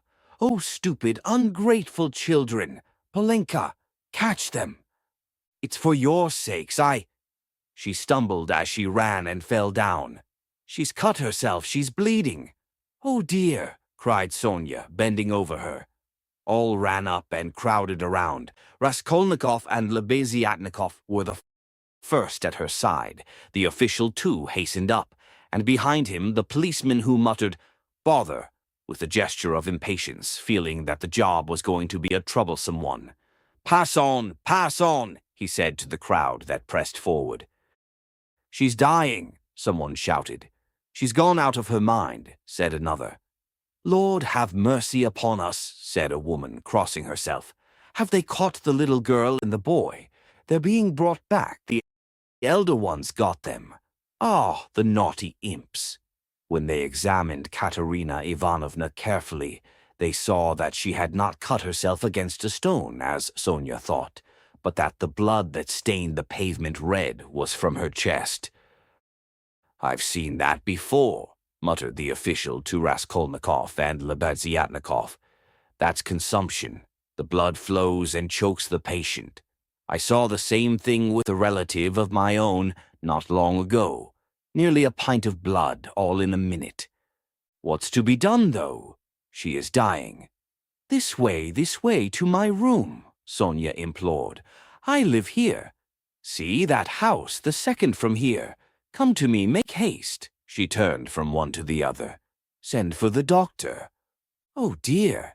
Thanks to the official's efforts, this plan was adopted, the policeman even helping to carry Katerina Ivanovna. She was carried to Sonia's room, almost unconscious, and laid on the bed. The blood was still flowing, but she seemed to be coming to herself. Raskolnikov, Lebeziatnikov, and the official accompanied Sonia into the room and were followed by the policemen, who first drove back the crowd which followed to the very door. Polenka came in holding Kolya and Lida, who were trembling and weeping. Several persons came in too from the Kapernaumov's room. The landlord, a lame, one-eyed man of strange appearance with whiskers and hair that stood up like a brush. His wife, a woman with an everlastingly scared expression, and several open-mouthed children with wonder-struck faces. Among these, Svidrigailov suddenly made his appearance. Raskolnikov looked at him with surprise, not understanding where he had come from and not having noticed him in the crowd. A doctor and priest were spoken of. The official whispered to Raskolnikov that he thought it was too late now for the doctor, but he ordered him to be sent for. Kapernaumov ran himself. Meanwhile, Katerina Ivanovna had regained her breath. The bleeding ceased for a time. She looked with sick but intent and penetrating eyes at Sonia, who stood pale and trembling, wiping the sweat from her brow with a handkerchief. At last she asked to be raised. They sat her up on the bed, supporting her on both sides. "Where are the children?" she said in a faint voice. "You've brought them? Polenka? Oh, the sillies! Why did you run away?" Oh! Once more her parched lips were covered with blood. She moved her eyes, looking about her. "So that's how you live, Sonia? Never once have I been in your room." She looked at her with a face of suffering. "We have been your ruin, Sonia. Polenka, Lida, Kolya, come here." "Well, here they are, Sonia. Take them all. I hand them over to you. I've had enough. The ball is over." "Cough. Lay me down. Let me die in peace." They laid her back on the pillow. "What, the priest? I don't want him. You haven't got a ruble to spare." "I have no sins. God must forgive me without that. He knows how I have suffered. And if he won't forgive me, I don't care." She sank more and more into uneasy delirium. At times she shuddered, turned her eyes from side to side, recognized everyone for a minute, but at once sank into delirium again. Her breathing was hoarse and difficult. There was a sort of rattle in her throat. "I said to him, Your Excellency," she ejaculated, gasping after each word. "That Amalia Ludwigovna. Ah, Lida, Kolya, hands on your hips. Make haste. Glissez, glissez, pas de basque. Tap with your heels, be a graceful child. Du hast Diamanten und Perlen. What next? That's the thing to sing. Du hast die schönsten Augen, Mädchen. Was willst du mehr?" What an idea. Was willst du mehr? What things the fool invents. Ah, yes. In the heat of midday, in the vale of Dagestan. Ah, how I loved it. I loved that song to distraction, Polenka. Your father, you know, used to sing it when we were engaged. Oh, those days. Oh, that's the thing for us to sing. How does it go? I've forgotten. Remind me. How was it? She was violently excited and tried to sit up. At last, in a horribly hoarse, broken voice, she began shrieking and gasping at every word, with a look of growing terror. "In the heat of midday, in the vale of Dagestan, with lead in my breast. Your Excellency," she wailed suddenly, with a heart-rending scream and a flood of tears. "Protect the orphans. You have been their father's guest, one may say aristocratic." She started, regaining consciousness, and gazed at all with a sort of terror, but at once recognized Sonia. "Sonia, Sonia," she articulated softly and caressingly, as though surprised to find her there. "Sonia, darling, are you here too?" They lifted her up again. "Enough, it's over.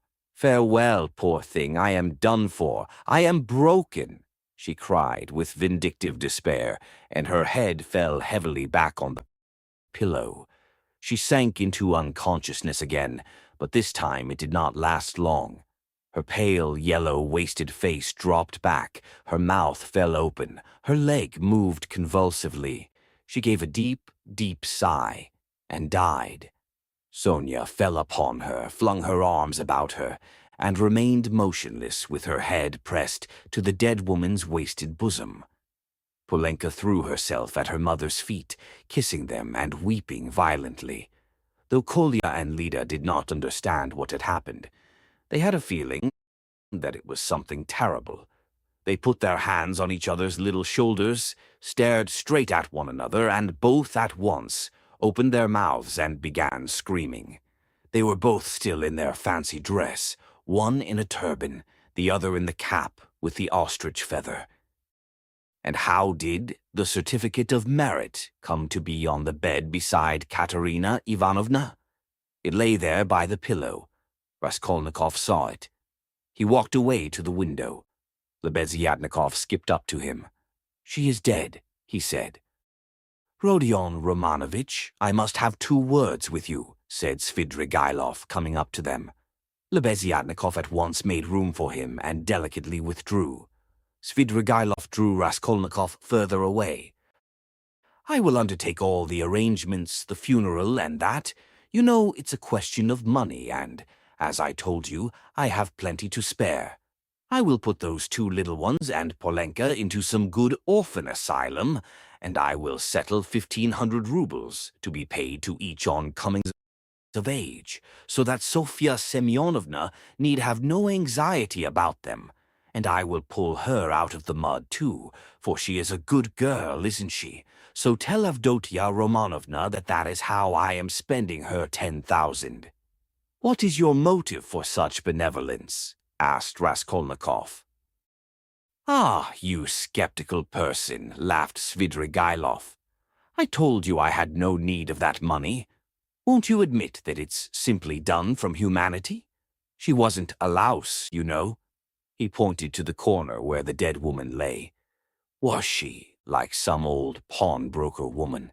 Come, you'll agree, is Luzhin to go on living and doing wicked things, or is she to die?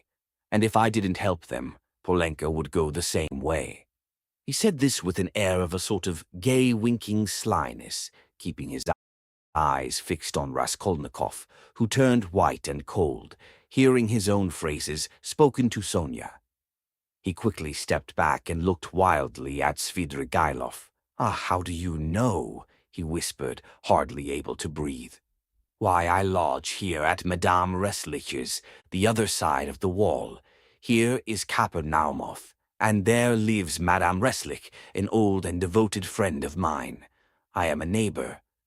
"You?" "Yes," continued Svidrigailov, shaking with laughter. "I assure you, on my honor, dear Rodion Romanovitch, that you have interested me enormously. I told you we should become friends. I foretold it. Well, here we have. And you will see what an accommodating person I am. You'll see that you can get on with me." Part 6. Chapter 1. A strange period began for Raskolnikov. It was as though a fog had fallen upon him and wrapped him in a dreary solitude from which there was no escape. Recalling that period long after, he believed that his mind had been clouded at times, and that it had continued so with intervals till the final catastrophe. He was convinced that he had been mistaken about many things at that time, for instance, as to the date of certain events. Anyway, when he tried later on to piece his recollections together, he learnt a great deal about himself from what other people told him. He had mixed up incidents and had explained events as due to circumstances which existed only in his imagination. At times he was a prey to agonies of morbid uneasiness, amounting sometimes to panic. But he remembered, too, moments, hours, perhaps whole days, of complete apathy which came upon him as a reaction from his previous terror and might be compared with the abnormal insensibility sometimes seen in the dying. He seemed to be trying in that latter stage to escape from a full and clear understanding of his position. Certain essential facts which required immediate consideration were particularly irksome to him.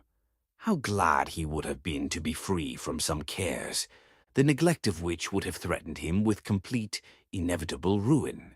He was particularly worried about Svidrigailov. He might be said to be permanently thinking of Svidrigailov.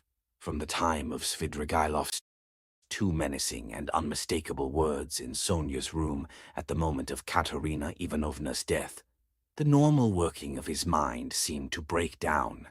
But although this new fact caused him extreme uneasiness, Raskolnikov was in no hurry for an explanation of it. At times, finding himself in a solitary and remote part of the town, in some wretched eating-house, sitting alone, lost in thought, hardly knowing how he had come there, he suddenly thought of Svidrigailov. He recognized suddenly, clearly, and with dismay, that he ought at once to come to an understanding with that man, and to make what terms he could. Walking outside the city gates one day, he positively fancied that they had fixed a meeting there, that he was waiting for Svidrigailov.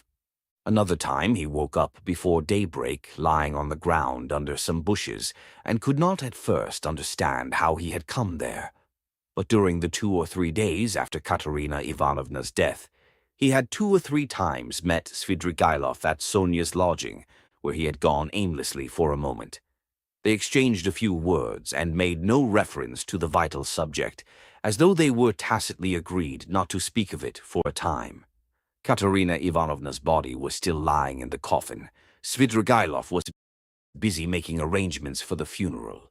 Sonia, too, was very busy.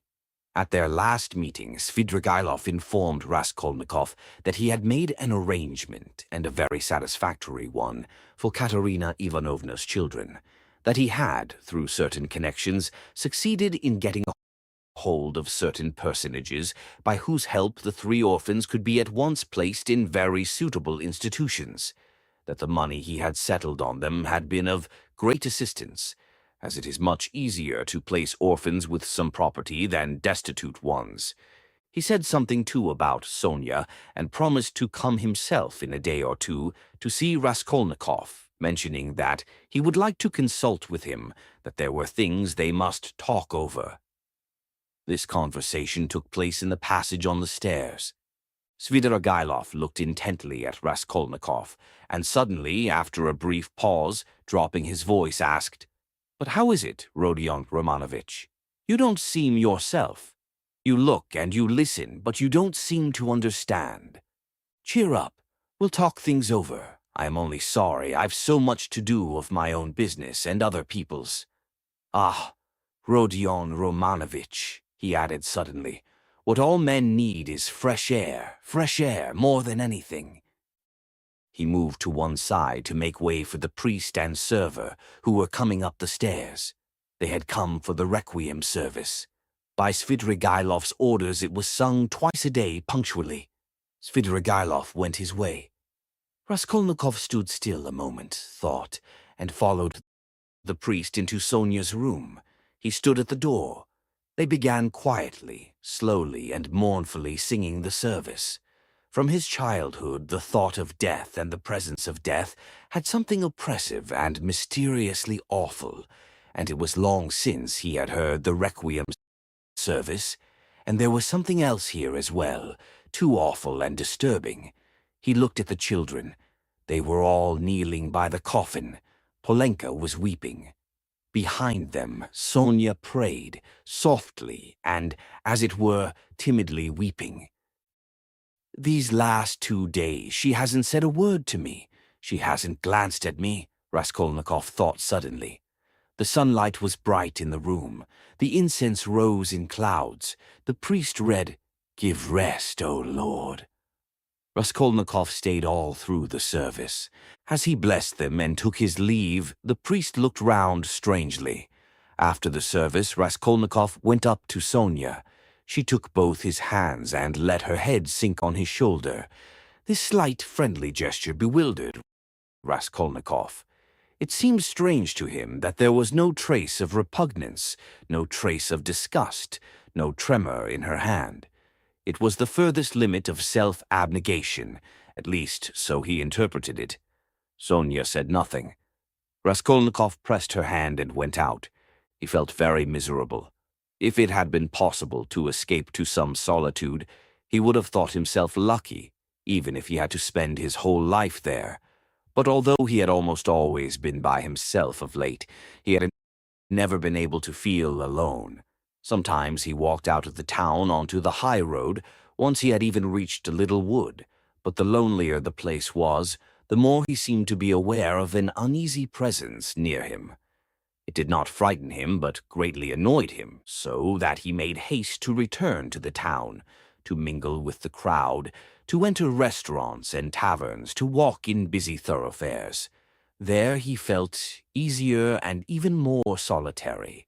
One day at dusk he sat for an hour listening to songs in a tavern, and he remembered that he positively enjoyed it. But at last he had suddenly felt the same uneasiness again, as though his conscience smote him. Here I sit listening to singing. Is that what I ought to be doing? He thought. Yet he felt at once that that was not the only cause of his uneasiness. There was something requiring immediate decision, but it was something he could not clearly understand or put into words. It was a hopeless tangle. No, better the struggle again, better Porphyry again, or Svidrigailov. Better some challenge again, some attack. Yes, yes, he thought. He went out of the tavern and rushed away almost at a run. The thought of Dunya and his mother suddenly reduced him almost to a panic. That night he woke up before morning among some bushes in Krestovsky Island, trembling all over with fever. He walked home, and it was early morning when he arrived.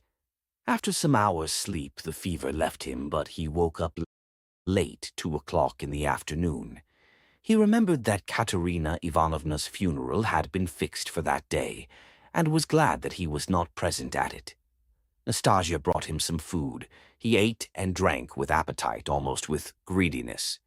His head was fresher, and he was calmer than he had been for the last 3 days. He even felt a passing wonder at his previous attacks of panic. The door opened, and Razumikin came in. "Ah, he's eating, then he's not ill," said Razumikin. He took a chair and sat down at the table opposite Raskolnikov. He was troubled and did not attempt to conceal it. He spoke with evident annoyance, but without hurry or raising his voice. He looked as though he had some special fixed determination. "Listen," he began resolutely. "As far as I am concerned, you may all go to hell, but from what I see, it's clear to me that I can't make head or tail of it. Please don't think I've come to ask you questions. I don't want to know. Hang it. If you begin telling me your secrets, I dare say I shouldn't stay to listen. I should go away cursing. I have only come to find out once for all whether it's a fact that you are mad. There is a conviction in the air that you are mad, or very nearly so. I admit I've been disposed to that opinion myself, judging from your stupid, repulsive, and quite inexplicable actions, and from your recent behavior to your mother and sister. Only a monster or a madman could treat them as you have, so you must be mad. When did you see them last? Just now. Haven't you seen them since then? What have you been doing with yourself? Tell me, please. I've been to you 3 times already. Your mother has been seriously ill since yesterday. She had made up her mind to come to you. Avdotia Romanovna tried to prevent her. She wouldn't hear a word. If he is ill, if his mind is giving way, who can look after him like his mother? She said. We all came here together. We couldn't let her come alone all the way.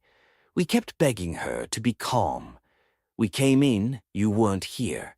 She sat down and stayed 10 minutes while we stood waiting in silence. She got up and said, if he's gone out, that is, if he is well and has forgotten his mother, it's humiliating and unseemly for his mother to stand at his door begging for kindness. She returned home and took to her bed. Now she is in a fever. I see, she said, that he has time for his girl. She means by your girl Sofia Semyonovna, your betrothed or your mistress, I don't know. I went at once to Sofia Semyonovna's, for I wanted to know what was going on. I looked round, I saw the coffin, the children crying, and Sofia Semyonovna trying them on mourning dresses. No sign of you. I apologized, came away, and reported to Avdotia Romanovna. So that's all nonsense, and you haven't got a girl. The most likely thing is that you are mad. But here you sit, guzzling boiled beef as though you'd not had a bite for 3 days, though as far as that goes, madmen eat too, but though you have not said a word to me yet, you are not mad. That I'd swear. Above all, you are not mad. So you may go to hell, all of you, for there's some mystery, some secret about it, and I don't intend to worry my brains over your secrets. So I've simply come to swear at you, he finished, getting up, to relieve my mind, and I know what to do now. What do you mean to do now? What business is it of yours what I mean to do? You are going in for a drinking bout. How did you know? Why, it's pretty plain. Razumikin paused for a minute. You always have been a very rational person, and you've never been mad. Never, he observed suddenly with warmth. You're right, I shall drink. Goodbye. And he moved to go out. I was talking with my sister, the day before yesterday, I think it was. About you, Razumikin. About me? But where can you have seen her the day before yesterday? Razumikin stopped short and even turned a little pale. One could see that his heart was throbbing slowly and violently. She came here by herself, sat there and talked to me. She did? Yes. What did you say to her? I mean, about me? I told her you were a very good, honest, and industrious man. I didn't tell her you love her because she knows that herself. She knows that herself. Well, it's pretty plain. Wherever I might go, whatever happened to me, you would remain to look after them. I, so to speak, give them into your keeping, Razumikin. I say this because I know quite well how you love her, and am convinced of the purity of your heart. I know that she, too, may love you, and perhaps does love you already. Now decide for yourself, as you know best, whether you need go in for a drinking bout or not. Rhodia, you see... Well, damn it, but where do you mean to go? Of course, if it's all a secret, never mind. But I shall find out the secret, and I'm sure that it must be some ridiculous nonsense and that you've made it all up. Anyway, you are a capital fellow, a capital fellow. That was just what I wanted to add, only you interrupted. That was a very good decision of yours not to find out these secrets. Leave it to time, don't worry about it. You'll know it all in time when it must be. Yesterday a man said to me that what a man needs is fresh air, fresh air, fresh air. I mean to go to him directly to find out what he meant by that. Razumikin stood lost in thought and excitement, making a silent conclusion. He's a political conspirator. He must be. And he's on the eve of some desperate step, that's certain. It can only be that. And Dunya knows, he thought suddenly. So Avdotia Romanovna comes to see you, he said, weighing each syllable. And you're going to see a man who says we need more air. And so, of course, that letter... That, too, must have something to do with it, he concluded to himself. What letter? She got a letter today. It upset her very much indeed. Too much so. I began speaking of you, she begged me not to. Then she said that perhaps we should very soon have to part. Then she began warmly thanking me for something. Then she went to her room and locked herself in. She got a letter, Raskolnikov asked thoughtfully. Yes, and you didn't know? They were both silent. Goodbye, Rodion. There was a time, brother, when I... Never mind, goodbye. You see, there was a time. Well, goodbye. I must be off too, I'm not going to drink. There's no need now, that's all stuff. He hurried out, but when he had almost closed the door behind him, he suddenly opened it again and said, looking away, Oh, by the way, do you remember that murder, you know Porphyry's, that old woman? Do you know the murderer has been found? He has confessed and given the proofs. It's one of those very workmen, the painter, only fancy. Do you remember I defended them here? Would you believe it? All that scene of fighting and laughing with his companions on the stairs, while the porter and the two witnesses were going up. He got up on purpose to disarm suspicion. The cunning, the presence of mind of the young dog. One can hardly credit it, but it's his own explanation. He has confessed it all. And what a fool I was about it. Well, he's simply a genius of hypocrisy and resourcefulness in disarming the suspicions of the lawyers.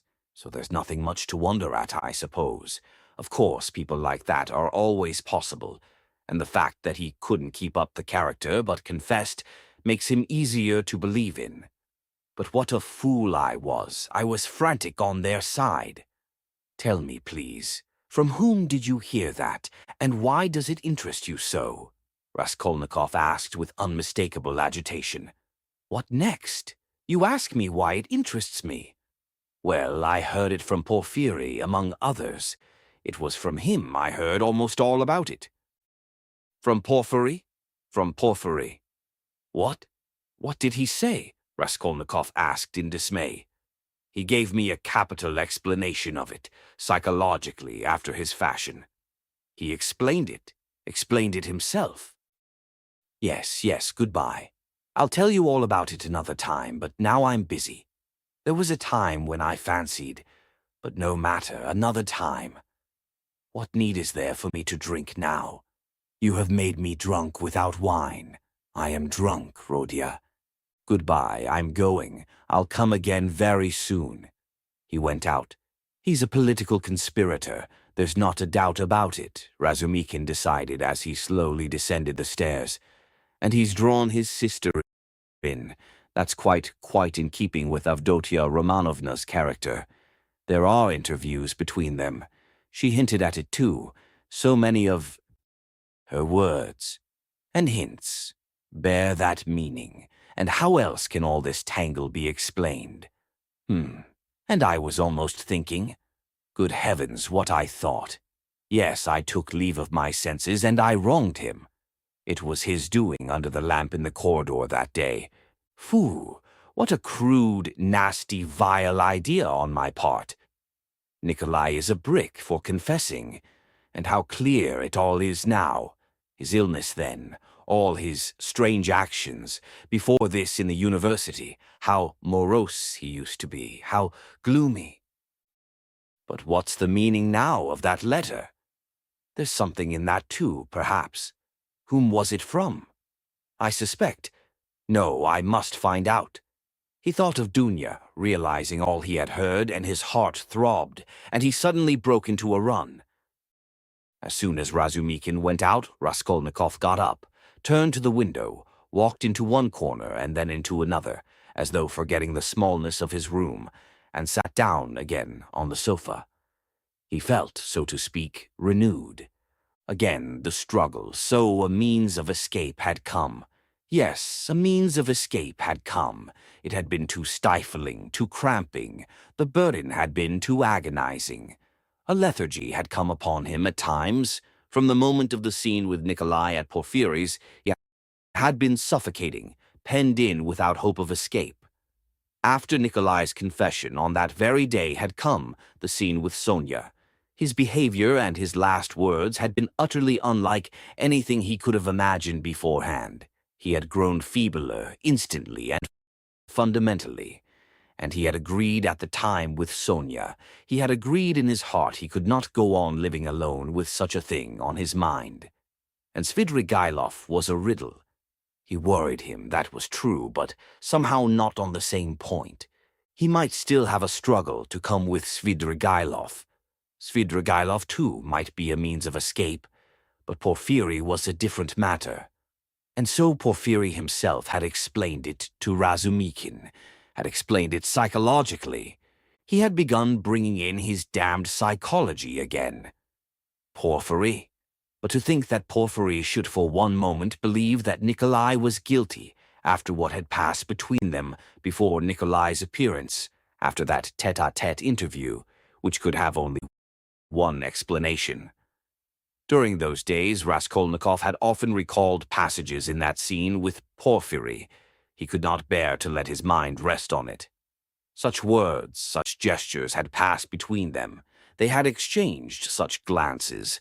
Things had been said in such a tone and had reached such a pass that Nikolai, whom Porfiry had seen through, at the first word, at the first gesture, could not have shaken his conviction. And to think that even Razumikin had begun to suspect. The scene in the corridor under the lamp had produced its effect then. He had rushed to Porfiry. But what had induced the latter to receive him like that? What had been his object in putting Razumikin off with Nikolai? He must have some plan. There was some design, but what was it? It was true that a long time had passed since that morning. Too long a time, and no sight nor sound of Porfiry. Well, that was a bad sign. Raskolnikov took his cap and went out of the room, still pondering. It was the first time for a long while that he had felt clear in his mind, at least. I must settle Svidrigailov, he thought, and as soon as possible. He, too, seems to be waiting for me to come to him, of my own accord. And at that moment there was such a rush of hate in his weary heart that he might have killed either of those two, Porfiry or Svidrigailov. At least he felt that he would be capable of doing it later, if not now.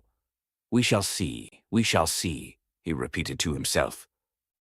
But no sooner had he opened the door than he stumbled upon Porfiry himself in the passage. He was coming in to see him. Raskolnikov was dumbfounded for a minute, but only for 1 minute. Strange to say, he was not very much astonished at seeing Porfiry, and scarcely afraid of him. He was simply startled, but was quickly, instantly on his guard. Perhaps this will mean the end. But how could Porfiry have approached so quietly, like a cat, so that he had heard nothing? Could he have been listening at the door? You didn't expect a visitor, Rodion Romanovich, Porfiry explained, laughing. I've been meaning to look in a long time. I was passing by and thought, why not go in for 5 minutes? Are you going out? I won't keep you long. Just let me have 1 cigarette. Sit down, Porfiry Petrovitch, sit down. Raskolnikov gave his visitor a seat with so pleased and friendly an expression that he would have marveled at himself if he could have seen it. The last moment had come, the last drops had to be drained. So a man will sometimes go through half an hour of mortal terror with a brigand, yet when the knife is at his throat at last, he feels no fear. Raskolnikov seated himself directly facing Porfiry and looked at him without flinching. Porfiry screwed up his eyes and began lighting a cigarette. Speak, speak, seemed as though it would burst from Raskolnikov's heart. Come, why don't you speak? Chapter Tau. Ah, these cigarettes, Porfiry Petrovitch ejaculated at last, having lighted one. They are pernicious, positively pernicious, and yet I can't give them up. I cough, I begin to have tickling in my throat, and a difficulty in breathing. You know I am a coward. I went lately to Dr. B. He always gives at least half an hour to each patient. He positively laughed looking at me.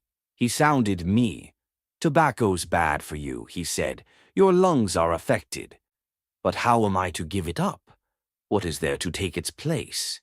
I don't drink, that's the mischief. He, that I don't. Everything is relative, Rodion Romanovich. Everything is relative. Why, he's playing his professional tricks again, Raskolnikov thought with disgust. All the circumstances of their last interview suddenly came back to him, and he felt a rush of the feeling that had come upon him then. I came to see you the day before yesterday, in the evening. You didn't know. Porfiry Petrovitch went on, looking round the room. I came into this very room. I was passing by, just as I did today, and I thought I'd return your call. I walked in as your door was wide open. I looked round, waited, and went out, without leaving my name with your servant. Don't you lock your door? Raskolnikov's face grew more and more gloomy. Porfiry seemed to guess his state of mind. I've come to have it out with you, Rodion Romanovich, my dear fellow. I owe you an explanation and must give it to you, he continued with a slight smile, just patting Raskolnikov's knee. But almost at the same instant, a serious and careworn look came into his face. To his surprise, Raskolnikov saw a touch of sadness in it. He had never seen and never suspected such an expression in his face. A strange scene passed between us last time we met. Rodion Romanovich. Our first interview, too, was a strange one. But then, and one thing after another. This is the point. I have perhaps acted unfairly to you. I feel it. Do you remember how we parted? Your nerves were unhinged, and your knees were shaking, and so were mine. And, you know, our behavior was unseemly, even ungentlemanly. And yet we are gentlemen, above all, in any case, gentlemen. That must be understood. Do you remember what we came to? And it was quite indecorous. What is he up to? What does he take me for? Raskolnikov asked himself in amazement, raising his head and looking with open eyes on Porfiry.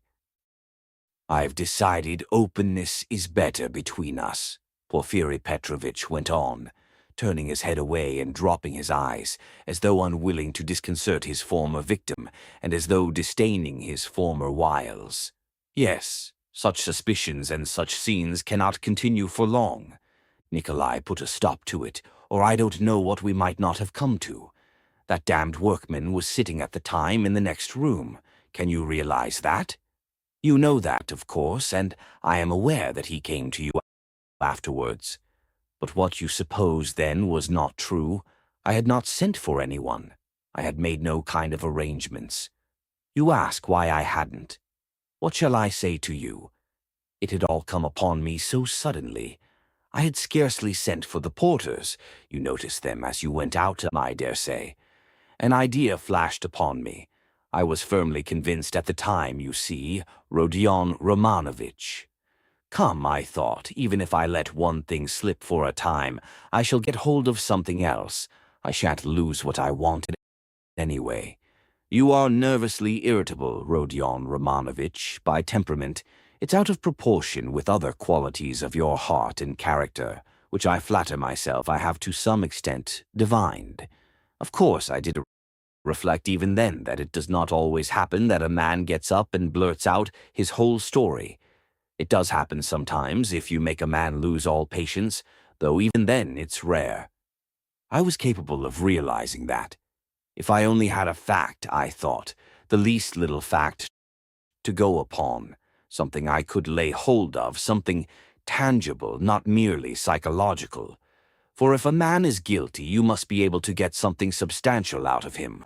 One may reckon upon most surprising results indeed. I was reckoning on your temperament, Rodion Romanovich. On your temperament above all things. I had great hopes of you at that time. But what are you driving at now?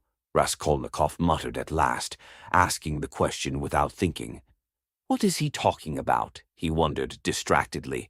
Does he really take me to be innocent? What am I driving at? I've come to explain myself. I consider it my duty, so to speak. I want to make clear to you how the whole business, the whole misunderstanding arose. I've caused you a great deal of suffering, Rodion Romanovich. I am not a monster. I understand what it must mean for a man who has been unfortunate, but who is proud, imperious, and above all, impatient to have to bear such treatment. I regard you in any case as a man of noble character, and not without the elements of magnanimity, though I don't agree with all your convictions. I wanted to tell you this first, frankly and quite sincerely, for above all, I don't want to deceive you. When I made your acquaintance, I felt attracted by you. Perhaps you will laugh at my saying so. You have a right to. I know you disliked me from the first, and indeed, you've no reason to like me. You may think what you like, but I desire now to do all I can to efface that impression, and to show that I am a man of heart and conscience. I speak sincerely. Porfiry Petrovitch made a dignified pause. Raskolnikov felt a rush of renewed alarm. The thought that Porfiry believed him to be innocent began to make him uneasy. It's scarcely necessary to go over everything in detail, Porfiry Petrovitch went on. Indeed, I could scarcely attempt it. To begin with, there were rumors. Through whom, how, and when those rumors came to me, and how they affected you, I need not go into. My suspicions were aroused by a complete accident, which might just as easily not have happened. What was it? I believe there is no need to go into that either. Those rumors and that accident led to one idea in my mind. I admit it openly, for one may as well make a clean breast of it. I was the first to pitch on you. The old woman's notes on the pledges and the rest of it, that all came to nothing. Yours was one of 100. I happened, too, to hear of the scene at the office from a man who described it capitally, unconsciously reproducing the scene with great vividness. It was just one thing after another. Rodion Romanovich, my dear fellow, how could I avoid being brought to certain ideas? From 100 rabbits you can't make a horse. 100 suspicions don't make a proof, as the English proverb says. But that's only from the rational point of view. You can't help being partial, for after all, a lawyer is only human. I thought, too, of your article in that journal. Do you remember, on your first visit, we talked of it? I jeered at you at the time, but that was only to lead you on. I repeat, Rodion Romanovich, you are ill and impatient, that you were bold, headstrong, in earnest, and had felt a great deal I recognized long before. I, too, have felt the same, so that your article seemed familiar to me.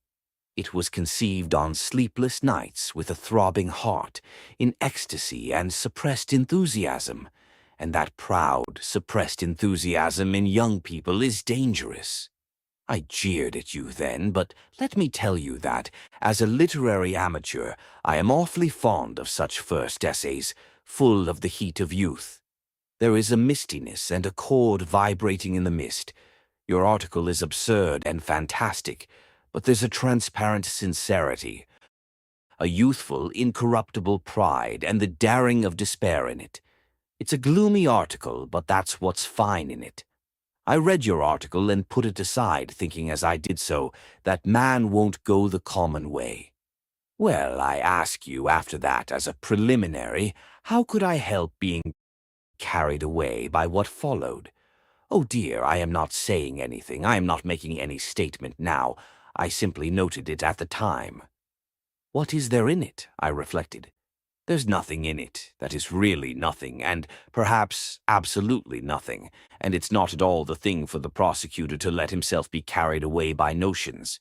Here I have Nikolai on my hands with actual evidence against him. You may think what you like of it, but it's evidence.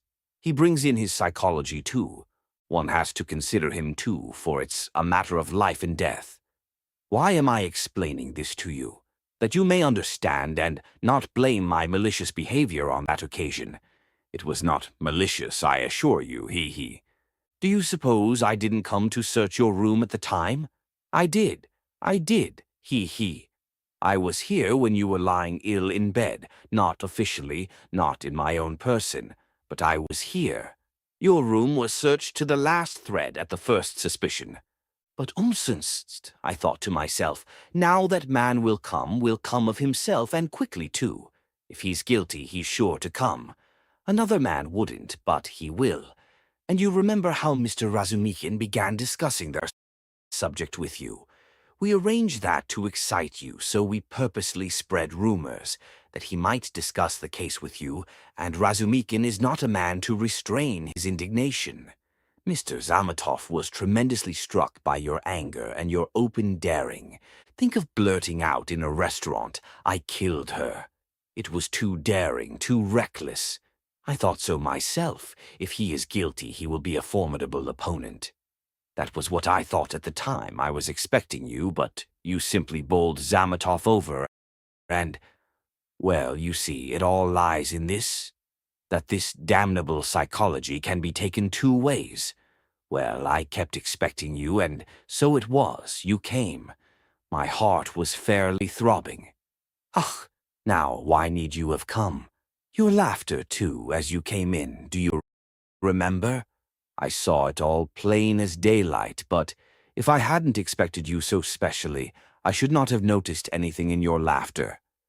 You see what influence a mood has. Mr. Razumikin, then. Ah, that stone under which the things were hidden. I seem to see it somewhere in a kitchen garden. It was in a kitchen garden, you told Zametov, and afterwards you repeated that in my office. And when we began picking your article to pieces, how you explained it. One could take every word of yours in two senses, as though there were another meaning hidden. So in this way, Rodion Romanovich, I reached the furthest limit, and knocking my head against a post, I pulled myself up, asking myself what I was about. After all, I said, you can take it all in another sense if you like, and it's more natural, so indeed. I couldn't help admitting it was more natural. I was bothered. No, I'd better get hold of some little fact, I said.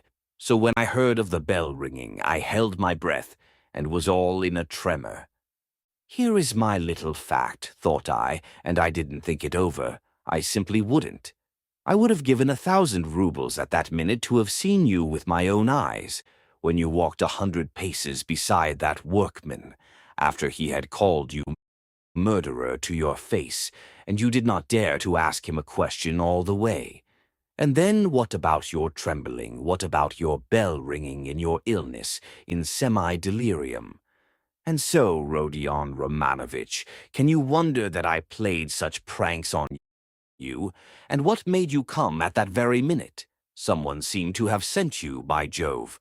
And if Nikolai had not parted us— and do you remember Nikolai at the time? Do you remember him clearly? It was a thunderbolt, a regular thunderbolt. And how I met him. I didn't believe in the thunderbolt, not for a minute. You could see it for yourself. And how could I?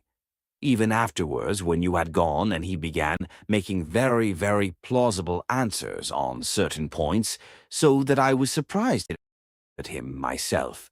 Even then I didn't believe his story. You see what it is to be as firm as a rock. No, thought I, Morgenfrau, what has Nikolai got to do with it? Razumikin told me just now that you think Nikolai guilty and had yourself assured him of it. His voice failed him and he broke off. He had been listening in indescribable agitation as this man who had seen through and through him went back upon himself. He was afraid of believing it and did not believe it. In those still ambiguous words he kept eagerly looking for something more definite and conclusive. Mr. Razumikin, cried Porfiry Petrovitch, seeming glad of a question from Raskolnikov, who had, till then, been silent.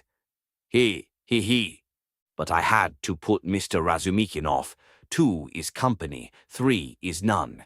Mr. Razumikin is not the right man. Besides, he is an outsider. He came running to me with a pale face. But never mind him. Why bring him in? To return to Nikolai, would you like to know what sort of a type he is? How I understand him, that is. To begin with, he is still a child, and not exactly a coward, but something by way of an artist. Really, don't laugh at my describing him so.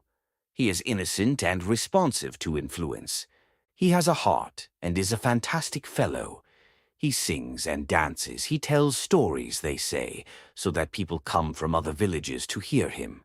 He attends school, too, and laughs till he cries if you hold up a finger to him. He will drink himself senseless, not as a regular vice, but at times when people treat him like a child. And he stole, too, then, without knowing it himself, for how can it be stealing if one picks it up? And do you know he is an old believer, or rather a dissenter? There have been wanderers in his family, and he was for 2 years in his village under the spiritual guidance of a certain elder. I learnt all this from Nikolai and from his fellow villagers. And what's more, he wanted to run into the wilderness. He was full of fervor, prayed at night, read the old books, the true ones, and read himself crazy, a religious sect. Translator's note. Petersburg had a great effect upon him, especially the women and the wine. He responds to everything, and he forgot the elder and all that. I learnt that an artist here took a fancy to him, and used to go and see him, and now this business came upon him. Well, he was frightened. He tried to hang himself. He ran away. How can one get over the idea that people have of Russian legal proceedings? The very word trial frightens some of them. Whose fault is it? We shall see what the new juries will do. God grant they do good. Well, in prison, it seems, he remembered the venerable elder. The Bible, too, made its appearance again. Do you know, Rodion Romanovich, the force of the word suffering among some of these people? It's not a question of suffering for someone's benefit, but simply one must suffer.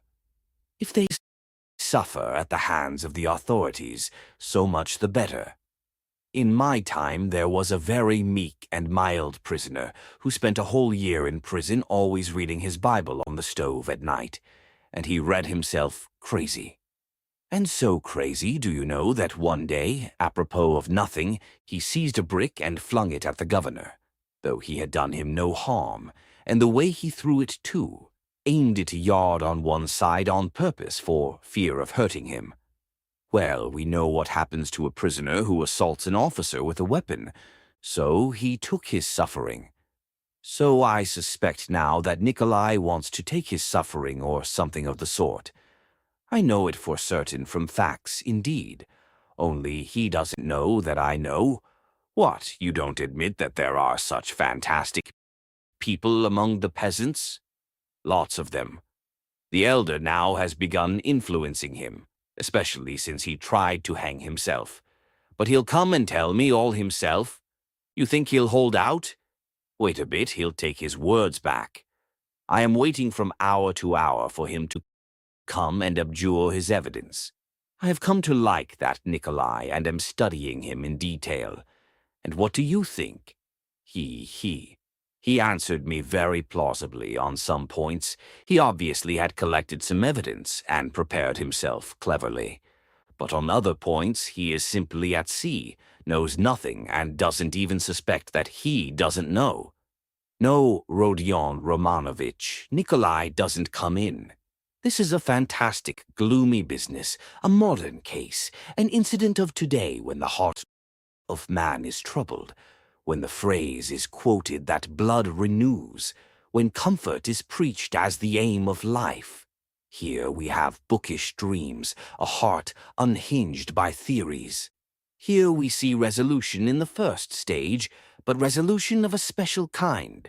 He resolved to do it like jumping over a precipice or from a bell tower, and his legs shook as he went to the crime. He forgot to shut the door after him and murdered 2 people for a theory. He committed the murder and couldn't take the money, and what he did manage to snatch up he hid under a stone. It wasn't enough for him to suffer agony behind the door while they battered at the door and rung the bell. No, he had to go to the empty lodging, half delirious, to recall the bell ringing. He wanted to feel the cold shiver over again.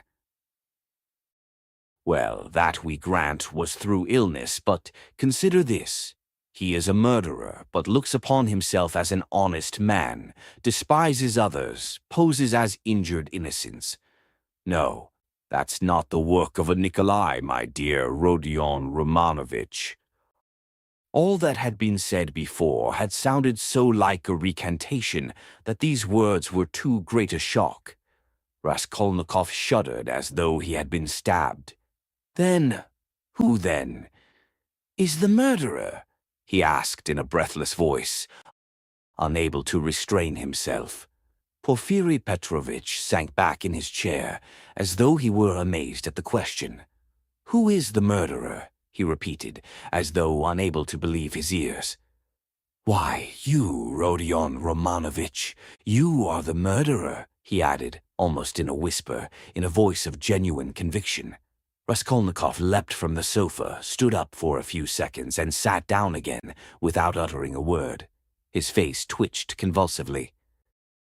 Your lip is twitching just as it did before, Porfiry Petrovitch observed almost sympathetically. "You've been misunderstanding me, I think, Rodion Romanovich," he added after a brief pause. "That's why you are so surprised. I came on purpose to tell you everything and deal openly with you." "It was not I murdered her," Raskolnikov whispered, like a frightened child caught in the act. "No, it was you, you Rodion Romanovich, and no one else," Porfiry whispered sternly with conviction. They were both silent, and the silence lasted strangely long, about 10 minutes. Raskolnikov put his elbow on the table and passed his fingers through his hair. Porfiry Petrovitch sat quietly waiting. Suddenly, Raskolnikov looked scornfully at Porfiry. "You are at your old tricks again, Porfiry Petrovitch, your old method again. I wonder you don't get sick of it." "Oh, stop that. What does that matter now? It would be a different matter if there were witnesses present, but we are whispering alone. You see yourself that I have not come to chase and capture you like a hare. Whether you confess it or not is nothing to me now. For myself, I am convinced without it." "If so, what did you come for?" Raskolnikov asked irritably. "I ask you the same question again. If you consider me guilty, why don't you take me to prison?" "Oh, that's your question. I will answer you point for point. In the first place, to arrest you so directly is not to my interest." "How so? If you are convinced you ought—" "Ah, what if I am convinced? That's only my dream for the time. Why should I put you in safety? You know that's it, since you ask me to do it. If I confront you with that workman, for instance, and you say to him, 'Were you drunk or not?' Who saw me with you? I simply took you to be drunk, and you were drunk too." "Well, what could I answer, especially as your story is a more likely one than his? For there's nothing but psychology to support his evidence. That's almost unseemly with his ugly mug, while you hit the mark exactly, for the rascal is an inveterate drunkard, and notoriously so. And I have myself admitted candidly several times already that psychology can be taken in two ways, and that the second way is stronger and looks far more probable, and that apart from that I have as yet nothing against you. And though I shall put you in prison, and indeed have come, quite contrary to etiquette, to inform you of it beforehand, yet I tell you frankly, also contrary to etiquette, that it won't be to my advantage. Well, secondly, I've come to you because— Yes, secondly— Raskolnikov was listening breathless. "Because, as I told you just now, I consider I owe you an explanation. I don't want you to look upon me as a monster. As I have a genuine liking for you, you may believe me or not. And in the third place, I've come to you with a direct and open proposition, that you should surrender and confess. It will be infinitely more to your advantage, and to my advantage too, for my task will be done." "Well, is this open on my part, or not?" Raskolnikov thought a minute. "Listen, Porfiry Petrovitch. You said just now you have nothing but psychology to go on, yet now you've gone on mathematics.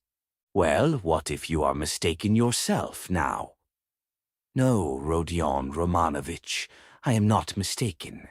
I have a little fact even then. Providence sent it me." "What little fact?" "I won't tell you what, Rodion Romanovich, and in any case, I haven't the right to put it off any longer. I must arrest you. So think it over. It makes no difference to me now, and so I speak only for your sake. Believe me, it will be better, Rodion Romanovich." Raskolnikov smiled malignantly. "That's not simply ridiculous, it's positively shameless. Why, even if I were guilty, which I don't admit, what reason should I have to confess when you tell me yourself that I shall be in greater safety in prison?" "Ah, Rodion Romanovich, don't put too much faith in words. Perhaps prison will not be altogether a restful place. That's only theory and my theory, and what authority am I for you? Perhaps, too, even now I am hiding something from you. I can't lay bare everything, he. And how can you ask what advantage? Don't you know how it would lessen your sentence? You would be confessing at a moment when another man has taken the crime on himself, and so has muddled the whole case. Consider that. I swear before God that I will so arrange that your confession shall come as a complete surprise. We will make a clean sweep of all these psychological points of a suspicion against you, so that your crime will appear to have been something like an aberration, for in truth it was an aberration. I am an honest man, Rodion Romanovich, and will keep my word. Raskolnikov maintained a mournful silence and let his head sink dejectedly. He pondered a long while and at last smiled again, but his smile was sad and gentle. "No," he said, apparently abandoning all attempt to keep up appearances with Porfiry. "It's not worth it. I don't care about lessening the sentence." "That's just what I was afraid of," Porfiry cried warmly and, as it seemed, involuntarily. "That's just what I feared, that you wouldn't care about the mitigation of sentence." Raskolnikov looked sadly and expressively at him. "Ah, don't disdain life," Porfiry went on. "You have a great deal of it still before you. How can you say you don't want a mitigation of sentence? You are an impatient fellow. A great deal of what lies before me. Of life. What sort of prophet are you? Do you know much about it? Seek, and ye shall find. This may be God's means for bringing you to him, and it's not forever the bondage." "The time will be shortened," laughed Raskolnikov. "Why is it the bourgeois disgrace you are afraid of? It may be that you are afraid of it without knowing it, because you are young. But anyway, you shouldn't be afraid of giving yourself up and confessing." "Ah, hang it," Raskolnikov whispered with loathing and contempt, as though he did not want to speak aloud. He got up again as though he meant to go away, but sat down again in evident despair. "Hang it, if you like. You've lost faith, and you think that I am grossly flattering you. But how long has your life been? How much do you understand? You made up a theory and then were ashamed that it broke down and turned out to be not at all original. It turned out something base, that's true, but you are not hopelessly base. By no means so base. At least you didn't deceive yourself for long. You went straight to the furthest point at one bound. How do I regard you? I regard you as one of those men who would stand and smile at their torturer while he cuts their entrails out, if only they have found faith or God. Find it, and you will live. You have long needed a change of air. Suffering, too, is a good thing. Suffer. Maybe Nikolai is right in wanting to suffer. I know you don't believe in it. But don't be overwise. Fling yourself straight into life without deliberation. Don't be afraid. The flood will bear you to the bank and set you safe on your feet again. What bank? How can I tell? I only believe that you have long life before you. I know that you take all my words now for a set speech, prepared beforehand, but maybe you will remember them after. They may be of use some time, that's why I speak. It's as well that you only killed the old woman. If you'd invented another theory, you might perhaps have done something 1,000 times more hideous. You ought to thank God, perhaps. How do you know? Perhaps God is saving you for something. But keep a good heart and have less fear. Are you afraid of the great expiation before you? No, it would be shameful to be afraid of it. Since you have taken such a step, you must harden your heart. There is justice in it. You must fulfill the demands of justice. I know that you don't believe it, but indeed, life will bring you through. You will live it down in time. What you need now is fresh air, fresh air, fresh air. Raskolnikov positively started. But who are you? What prophet are you? From the height of what majestic calm do you proclaim these words of wisdom?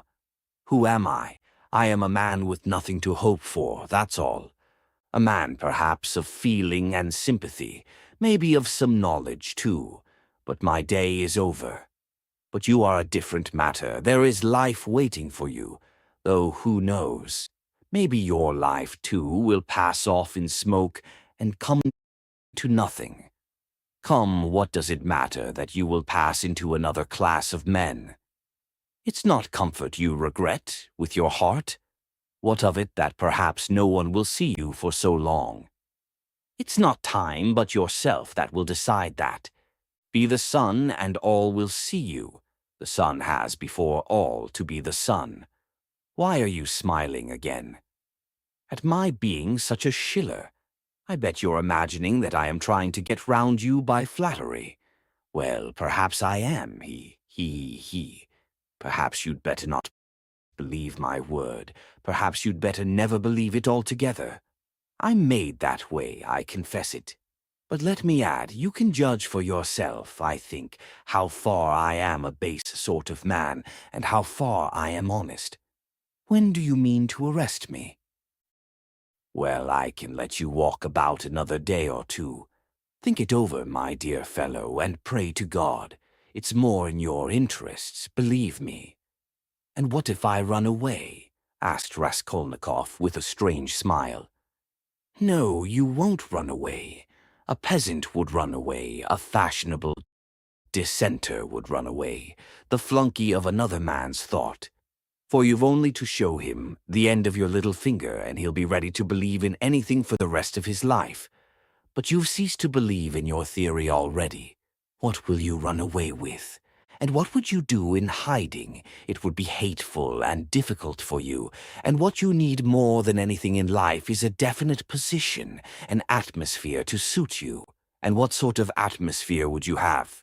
If you ran away, you'd come back of yourself. You can't get on without us. And if I put you in prison, say you've been there a month or 2 or 3, remember my word, you'll confess of yourself, and perhaps to your own surprise. You won't know an hour beforehand that you are coming with a confession. I am convinced that you will decide to take your suffering. You don't believe my words now, but you'll come to it of yourself. For suffering, Rodion Romanovich, is a great thing. Never mind my having grown fat, I know all the same. Don't laugh at it, there's an idea in suffering. Nikolai is right. No, you won't run away, Rodion Romanovich. Raskolnikov got up and took his cap. Porfiry Petrovitch also rose. Are you going for a walk? The evening will be fine if only we don't have a storm, though it would be a good thing to freshen the air. He too took his cap. Porfiry Petrovitch, please don't take up the notion that I have confessed to you today, Raskolnikov pronounced with sullen insistence. You're a strange man, and I have listened to you from simple curiosity. But I have admitted nothing, remember that. Oh, I know that, I'll remember. Look at him, he's trembling. Don't be uneasy, my dear fellow, have it your own way. Walk about a bit, you won't be able to walk too far. If anything happens, I have one request to make of you, he added, dropping his voice. It's an awkward one, but important. If anything were to happen, though indeed I don't believe in it, and think you quite incapable of it. Yet, in case you were taken during these 40 or 50 hours with the notion of putting an end to the business in some other way, in some fantastic fashion, laying hands on yourself. It's an absurd proposition, but you must forgive me for it.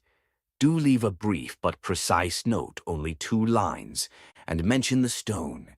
It will be more generous. Come till we meet. Good thoughts and sound decisions to you. Porfiry went out, stooping and avoiding looking at Raskolnikov. The latter went to the window and waited with irritable impatience till he calculated that Porfiry had reached the street and moved away. Then he too went hurriedly out of the room. Chapter 3. He hurried to Svidrigailov's. What he had to hope from that man he did not know, but that man had some hidden power over him. Having once recognized this, he could not rest, and now the time had come. On the way, one question particularly worried him. Had Svidrigailov been to Porfiry's? As far as he could judge, he would swear to it that he had not. He pondered again and again, went over Porfiry's visit. No, he hadn't been. Of course he hadn't. But if he had not been yet, would he go? Meanwhile, for the present, he fancied he couldn't. Why? He could not have explained, but if he could, he would not have wasted much thought over it at the moment. It all worried him, and at the same time he could not attend to it. Strange to say, none would have believed it perhaps, but he only felt a faint, vague anxiety about his immediate future. Another, much more important anxiety tormented him. It concerned himself, but in a different, more vital way. Moreover, he was conscious of immense moral fatigue, though his mind was working better that morning than it had done of late.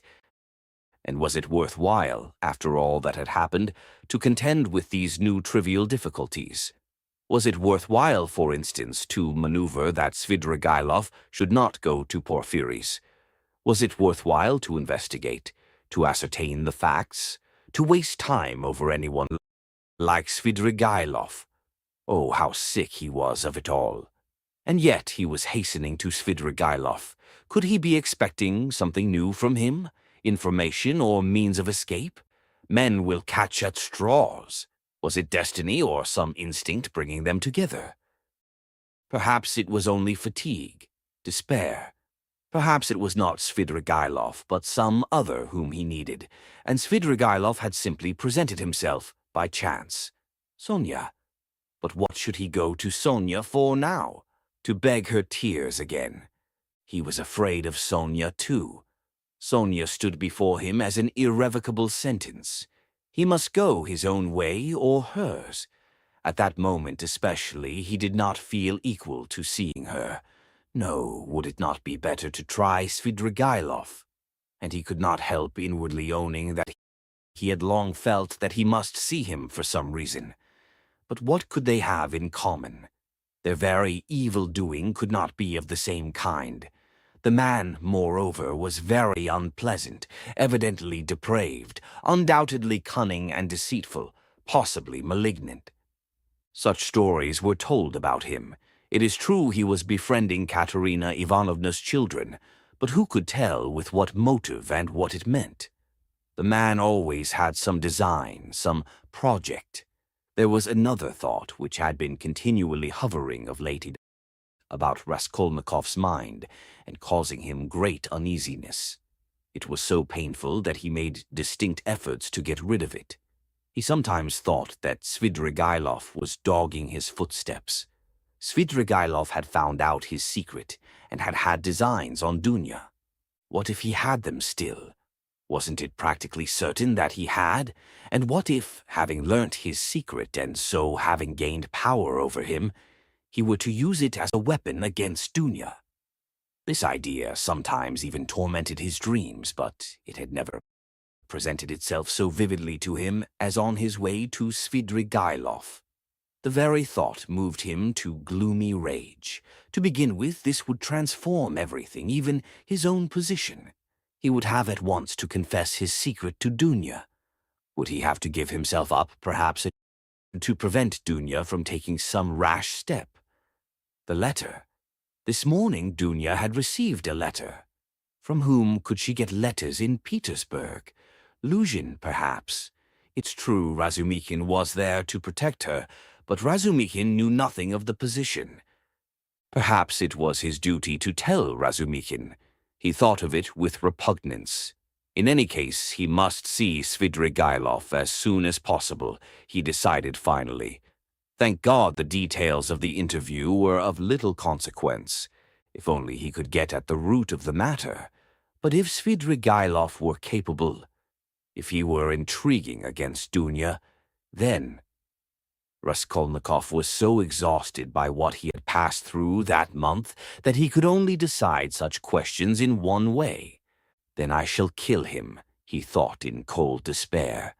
A sudden anguish oppressed his heart. He stood still in the middle of the street and began looking about to see where he was and which way he was going. He found himself in X, Prospect, 30 or 40 paces from the Haymarket through which he had come. The whole second story of the house on the left was used as a tavern. All the windows were wide open. Judging from the figures moving at the windows, the rooms were full to overflowing. There were sounds of singing, of clarionet and violin, and the boom of a Turkish drum. He could hear women shrieking. He was about to turn back, wondering why he had come to the X Prospect, when suddenly at one of the end windows he saw Svidrigailov sitting at a tea table right in the open window with a pipe in his mouth. Raskolnikov was dreadfully taken aback, almost terrified. Svidrigailov was silently watching and scrutinizing him, and what struck Raskolnikov at once seemed to be meaning to get up and slip away unobserved. Raskolnikov at once pretended not to have seen him, but to be looking absent-mindedly away, while he watched him out of the corner of his eye. His heart was beating violently, yet it was evident that Svidrigailov did not want to be seen. He took the pipe out of his mouth and was on the point of concealing himself, but as he got up and moved back his chair, he seemed to have become suddenly aware that Raskolnikov had seen him and was watching him. What had passed between them was much the same as what happened at their first meeting in Raskolnikov's room. A sly smile came into Svidrigailov's face and grew broader and broader. Each knew that he was seen and watched by the other. At last Svidrigailov broke into a loud laugh. "Well, well, come in if you want me. I am here," he shouted from the window. Raskolnikov went up into the tavern. He found Svidrigailov in a tiny back room, adjoining the saloon in which merchants, clerks, and numbers of people of all sorts were drinking tea at 20 little tables to the desperate bawling of a chorus of singers. The click of billiard balls could be heard in the distance. On the table before Svidrigailov stood an open bottle and a glass half full of champagne. In the room he found also a boy with a little hand organ, a healthy-looking, red-cheeked girl of 18, wearing a tucked-up striped skirt and a Tyrolese hat with ribbons. In spite of the chorus in the other room, she was singing some servants' hall song in a rather husky contralto to the accompaniment of the organ. "Come, that's enough." Svidrigailov stopped her at Raskolnikov's entrance. The girl at once broke off and stood waiting respectfully. She had sung her guttural rhymes, too, with a serious and respectful expression in her face. "Hey, Philip, a glass?" shouted Svidrigailov. "I won't drink anything," said Raskolnikov. "As you like, I didn't mean it for you. Drink, Katya. I don't want anything more today. You can go." He poured her out a full glass and laid down a yellow note. Katya drank off her glass of wine, as women do, without putting it down in 20 gulps, took the note and kissed Svidrigailov's hand, which he allowed quite seriously. She went out of the room, and the boy trailed after her with the organ. Both had been brought in from the street. Svidrigailov had not been a week in Petersburg, but everything about him was already, so to speak, on a patriarchal footing. The waiter, Philip, was by now an old friend and very obsequious. The door leading to the saloon had a lock on it. Svidrigailov was at home in this room and perhaps spent whole days in it. The tavern was dirty and wretched, not even second-rate. "I was going to see you and looking for you," Raskolnikov began, "but I don't know what made me turn from the Haymarket into the X Prospect just now. I never take this turning. I turn to the right from the Haymarket, and this isn't the way to you. I simply turned, and here you are. It is strange. Why don't you say at once it's a miracle? Because it may be only chance." "Oh, that's the way with all you folk," laughed Svidrigailov. "You won't admit it, even if you do inwardly believe it a miracle. Here you say that it may be only chance. And what cowards they all are here about having an opinion of their own. You can't fancy, Rodion Romanovitch. I don't mean you. You have an opinion of your own and are not afraid to have it. That's how it was you attracted my curiosity. Nothing else. Well, that's enough, you know." Svidrigailov was obviously exhilarated, but only slightly so. He had not had more than half a glass of wine. I fancy you came to see me before you knew that I was capable of having what you call an opinion of my own," observed Raskolnikov. "Oh, well, it was a different matter. Everyone has his own plans, and apropos of the miracle, let me tell you that I think you have been asleep for the last 2 or 3 days. I told you of this tavern myself. There is no miracle in your coming straight here. I explained the way myself, told you where it was, and the hours you could find me here. Do you remember?" "I don't remember," answered Raskolnikov with surprise. "I believe you. I told you twice. The address has been stamped mechanically on your memory.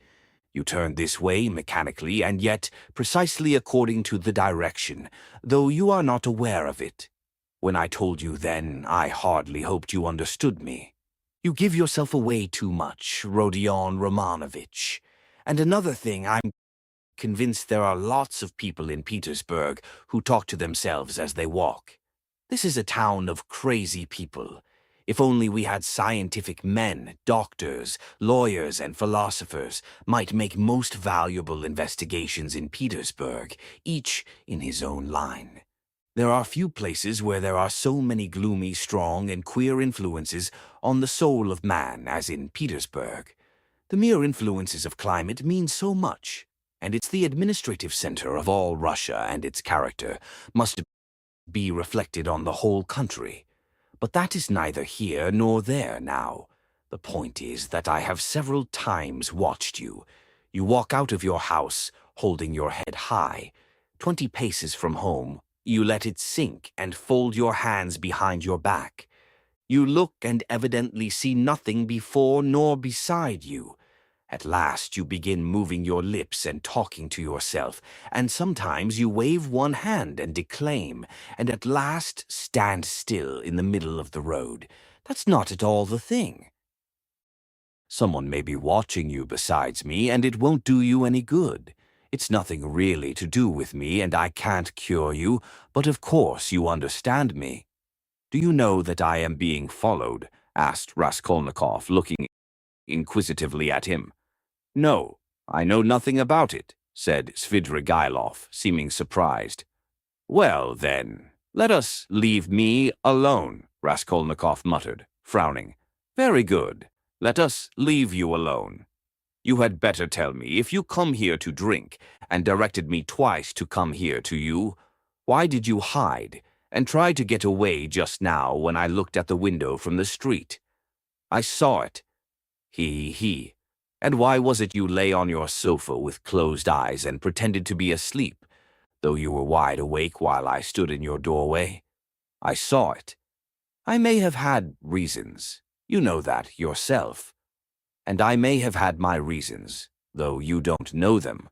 Raskolnikov dropped his right elbow on the table, leaned his chin in the fingers of his right hand, and stared intently at Svidrigailov. For a full minute he scrutinized his face, which had impressed him before.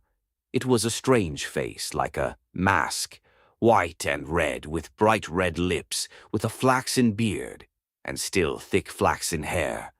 His eyes were somehow too blue, and their expression somehow too heavy and fixed.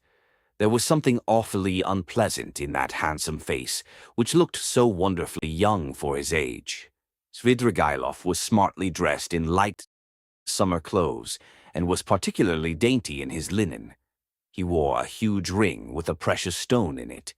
"Have I got to bother myself about you two now?" said Raskolnikov suddenly, coming with nervous impatience straight to the point. "Even though perhaps you are the most dangerous man if you care to injure me, I don't want to put myself out any more. I will show you at once that I don't prize myself as you probably think I do. I've come to tell you at once that if you keep to your former intentions with regard to my sister, and if you think to derive any benefit in that direction from what has been discovered of late, I will kill you before you get me locked up. You can reckon on my word. You know that I can keep it. And in the second place, if you want to tell me anything, for I keep fancying all this time that you have something to tell me, make haste and tell it, for time is precious, and very likely it will soon be too late." Why in such haste? Asked Svidrigailov, looking at him curiously. Everyone has his plans, Raskolnikov answered gloomily and impatiently. You urged me yourself to frankness just now, and at the first question you refused to answer, Svidrigailov observed with a smile. You keep fancying that I have aims of my own, and so you look at me with suspicion. Of course, it's perfectly natural in your position. But though I should like to be friends with you, I shan't trouble myself to convince you of the contrary. The game isn't worth the candle, and I wasn't intending to talk to you about anything special. What did you want me for, then? It was you who came hanging about me. Why, simply as an interesting subject for observation. I liked the fantastic nature of your position, that's what it was. Besides, you are the brother of a person who greatly interested me, and from that person I had in the past heard a very great deal about you, from which I gathered that you had a great influence over her. Isn't that enough? Ha ha ha ha. Still, I must admit that your question is rather complex and is difficult for me to answer. Here, you, for instance, have come to me not only for a definite object, but for the sake of hearing something new. Isn't that so? Isn't that so? Persisted Svidrigailov with a sly smile. Well, can't you fancy then that I, too, on my way here in the train, was reckoning on you, on your telling me something new and on my making some profit out of you? You see what rich men we are. What profit could you make? How can I tell you? How do I know? You see in what a tavern I spend all my time, and it's my enjoyment. That's to say, it's no great enjoyment, but one must sit somewhere. That poor Katya now. You saw her. If only I had been a glutton now, a club gourmand, but you see I can eat this. He pointed to a little table in the corner where the remnants of a terrible-looking beef steak and potatoes lay on a tin dish. Have you dined, by the way? I've had something and want nothing more. I don't drink, for instance, at all. Except for champagne, I never touch anything, and not more than a glass of that all the evening, and even that is enough to make my head ache. I ordered it just now to wind myself up, for I am just going off somewhere, and you see me in a peculiar state of mind. That was why I hid myself just now like a schoolboy, for I was afraid you would hinder me. But I believe, he pulled out his watch, I can spend an hour with you. It's 4:30 now.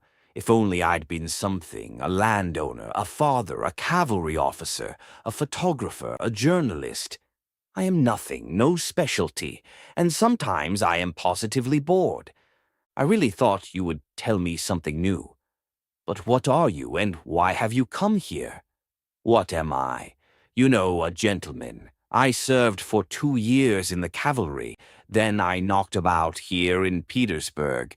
Then I married Marfa Petrovna and lived in the country.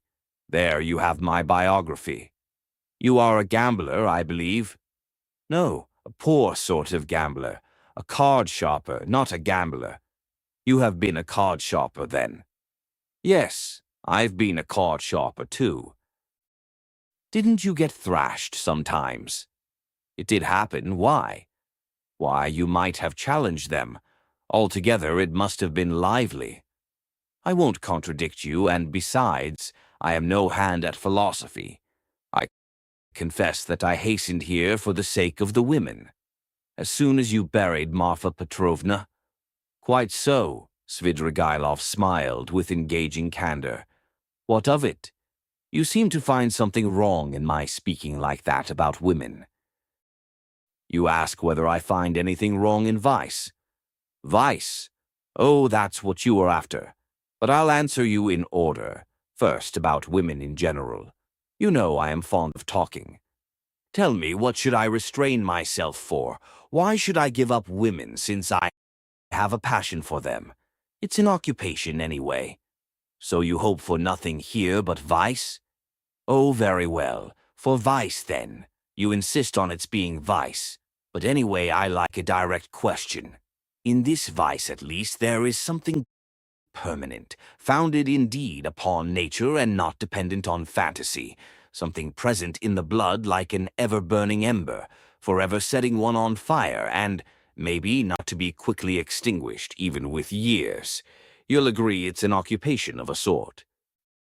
That's nothing to rejoice at. It's a disease and a dangerous one. Oh, that's what you think, is it? I agree that it is a disease like everything that exceeds moderation, and of course in this one must exceed moderation. But in the first place, everybody does so in one way or another, and in the second place, of course, one ought to be moderate and prudent, however mean it may be, but what am I to do? If I hadn't this, I might have to shoot myself. I am ready to admit that a decent man ought to put up with being bored, but yet— And could you shoot yourself? Oh, come, Svidrigailov parried with disgust. Please don't speak of it, he added hurriedly, and with none of the bragging tone he had shown in all the previous conversation. His face quite changed. I admit it's an unpardonable weakness, but I can't help it. I am afraid of death, and I dislike its being talked of. Do you know that I am to a certain extent a mystic? Ah, the apparitions of Marfa Petrovna. Do they still go on visiting you? Oh, don't talk of them. There have been no more in Petersburg. Confound them, he cried with an air of irritation. Let's rather talk of that. Though, I have not much time and can't stay long with you. It's a pity. I should have found plenty to tell you. What's your engagement? A woman? Yes, a woman. A casual incident. No, that's not what I want to talk of. And the hideousness, the filthiness of all your surroundings, doesn't that affect you? Have you lost the strength to stop yourself? And do you pretend to strength too? He. You surprised me just now, Rodion Romanovich, though I knew beforehand it would be so. You preached to me about vice and aesthetics. You, a Schiller, you, an idealist. Of course, that's all as it should be, and it would be surprising if it were not so, yet it is strange in reality. Ah, what a pity I have no time, for you're a most interesting type. And, by the way, are you fond of Schiller? I am awfully fond of him. But what a braggart you are, Raskolnikov said with some disgust. Upon my word, I am not, answered Svidrigailov, laughing. However, I won't dispute it. Let me be a braggart. Why not brag if it hurts no one? I spent 7 years in the country with Marfa Petrovna, so now when I come across an intelligent person like you, intelligent and highly interesting, I am simply glad to talk, and besides, I've drunk that half-glass of champagne, and it's gone to my head a little. And besides, there's a certain fact that has wound me up tremendously. But about that we'll keep quiet. Where are you off to? He asked in alarm. Raskolnikov had begun getting up. He felt oppressed and stifled and, as it were, ill at ease at having come here. He felt convinced that Svidrigailov was the most worthless scoundrel on the face of the earth.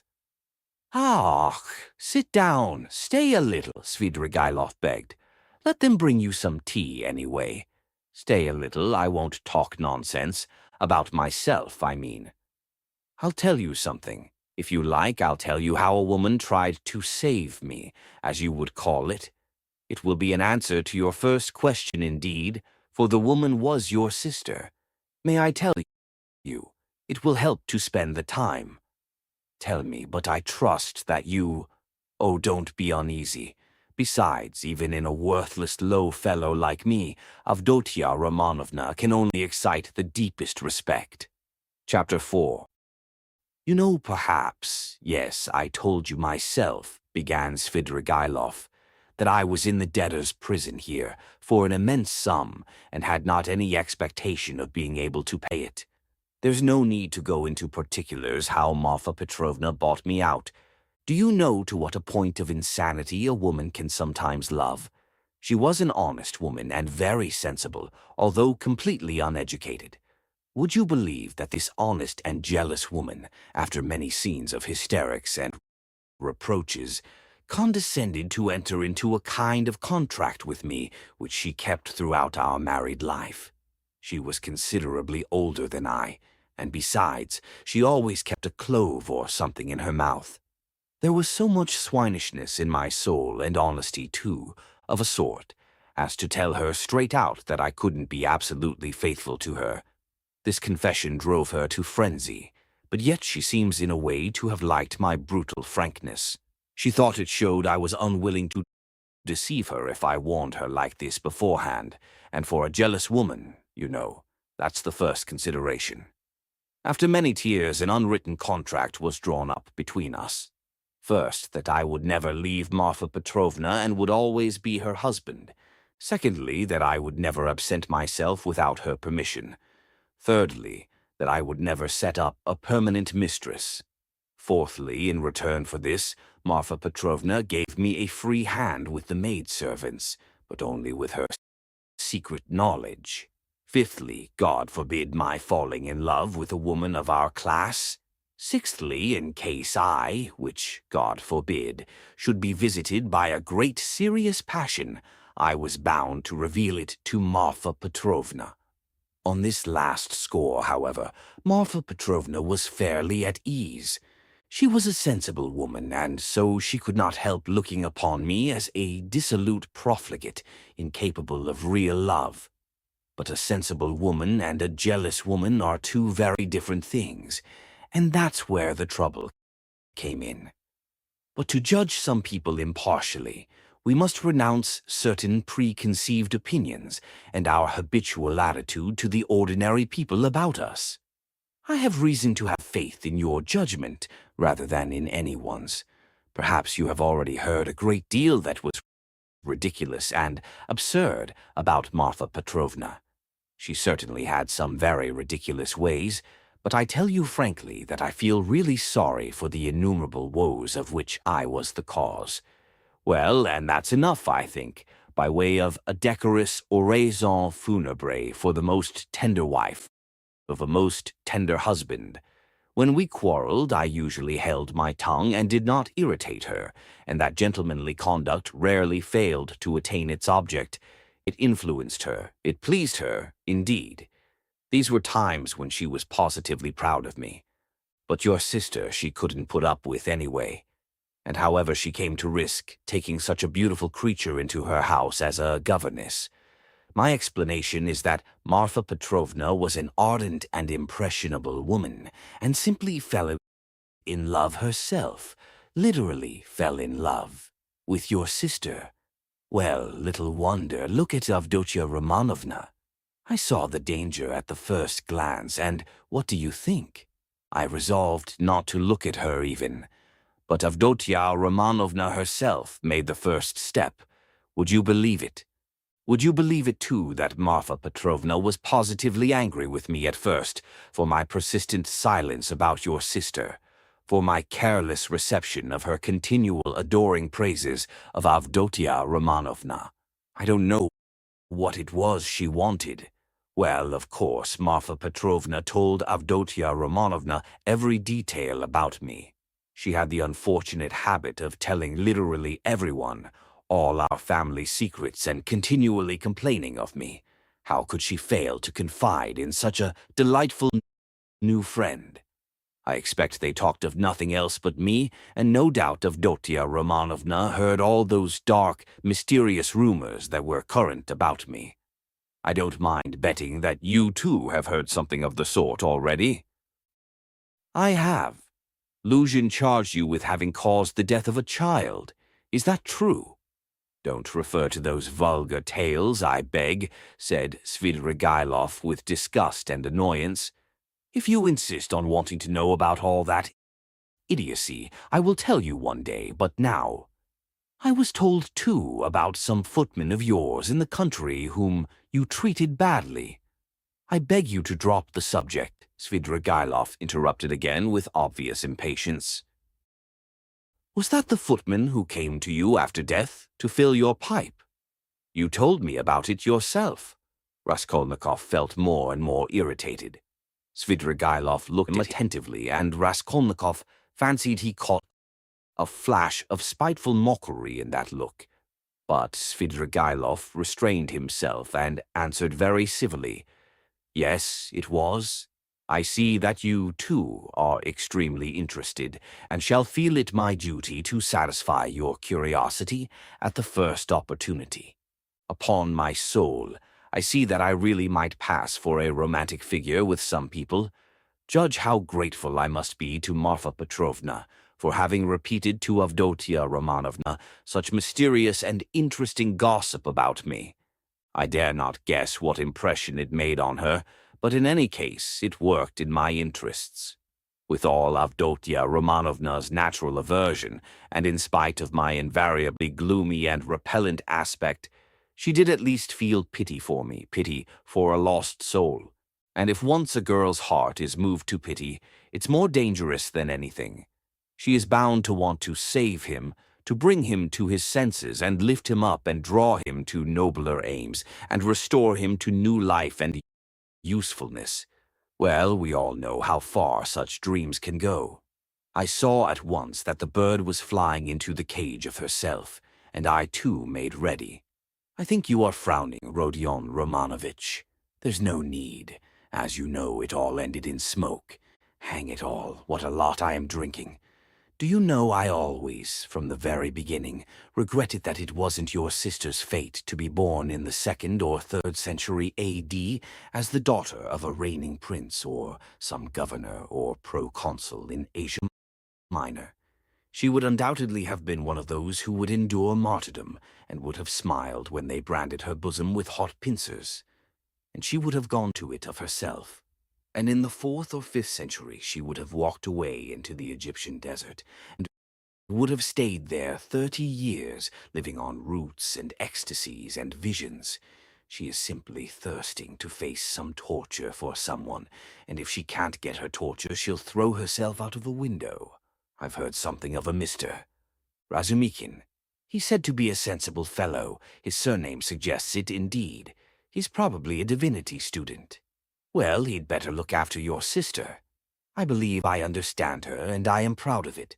But at the beginning of an acquaintance, as you know, one is apt to be more heedless and stupid. One doesn't see clearly. Hang it all, why is she so handsome? It's not my fault.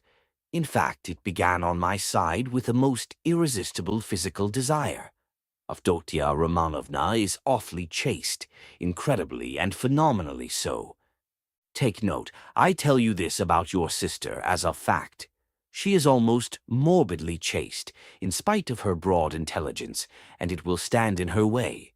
There happened to be a girl in the house then, Parasha, a black-eyed wench, whom I had never seen before. She had just come from another village, very pretty but incredibly stupid. She burst into tears, wailed so that she could be heard all over the place, and caused scandal. One day after dinner, Avdotia Romanovna followed me into an avenue into the garden, and with flashing eyes insisted on my leaving poor Parasha alone. It was almost our first conversation by ourselves. I, of course, was only too pleased to obey her wishes, tried to appear disconcerted, embarrassed, in fact, played my part not badly. Then came interviews, mysterious conversations, exhortations, entreaties, supplications, even tears. Would you believe it? Even tears. Think what the passion for propaganda will bring some girls too. I, of course, threw it all on my destiny, posed as hungering and thirsting for light, and finally resorted to the most powerful weapon in the subjection of the female heart, a weapon which never fails one. It's the well-known resource, flattery. Nothing in the world is harder than speaking the truth, and nothing easier than flattery. If there's the 100th part of a false note in speaking the truth, it leads to a discord, and that leads to trouble. But if all, to the last note, is false in flattery, it is just as agreeable, and is heard not without satisfaction. It may be a coarse satisfaction, but still a satisfaction, and however coarse the flattery, at least half will be sure to seem true,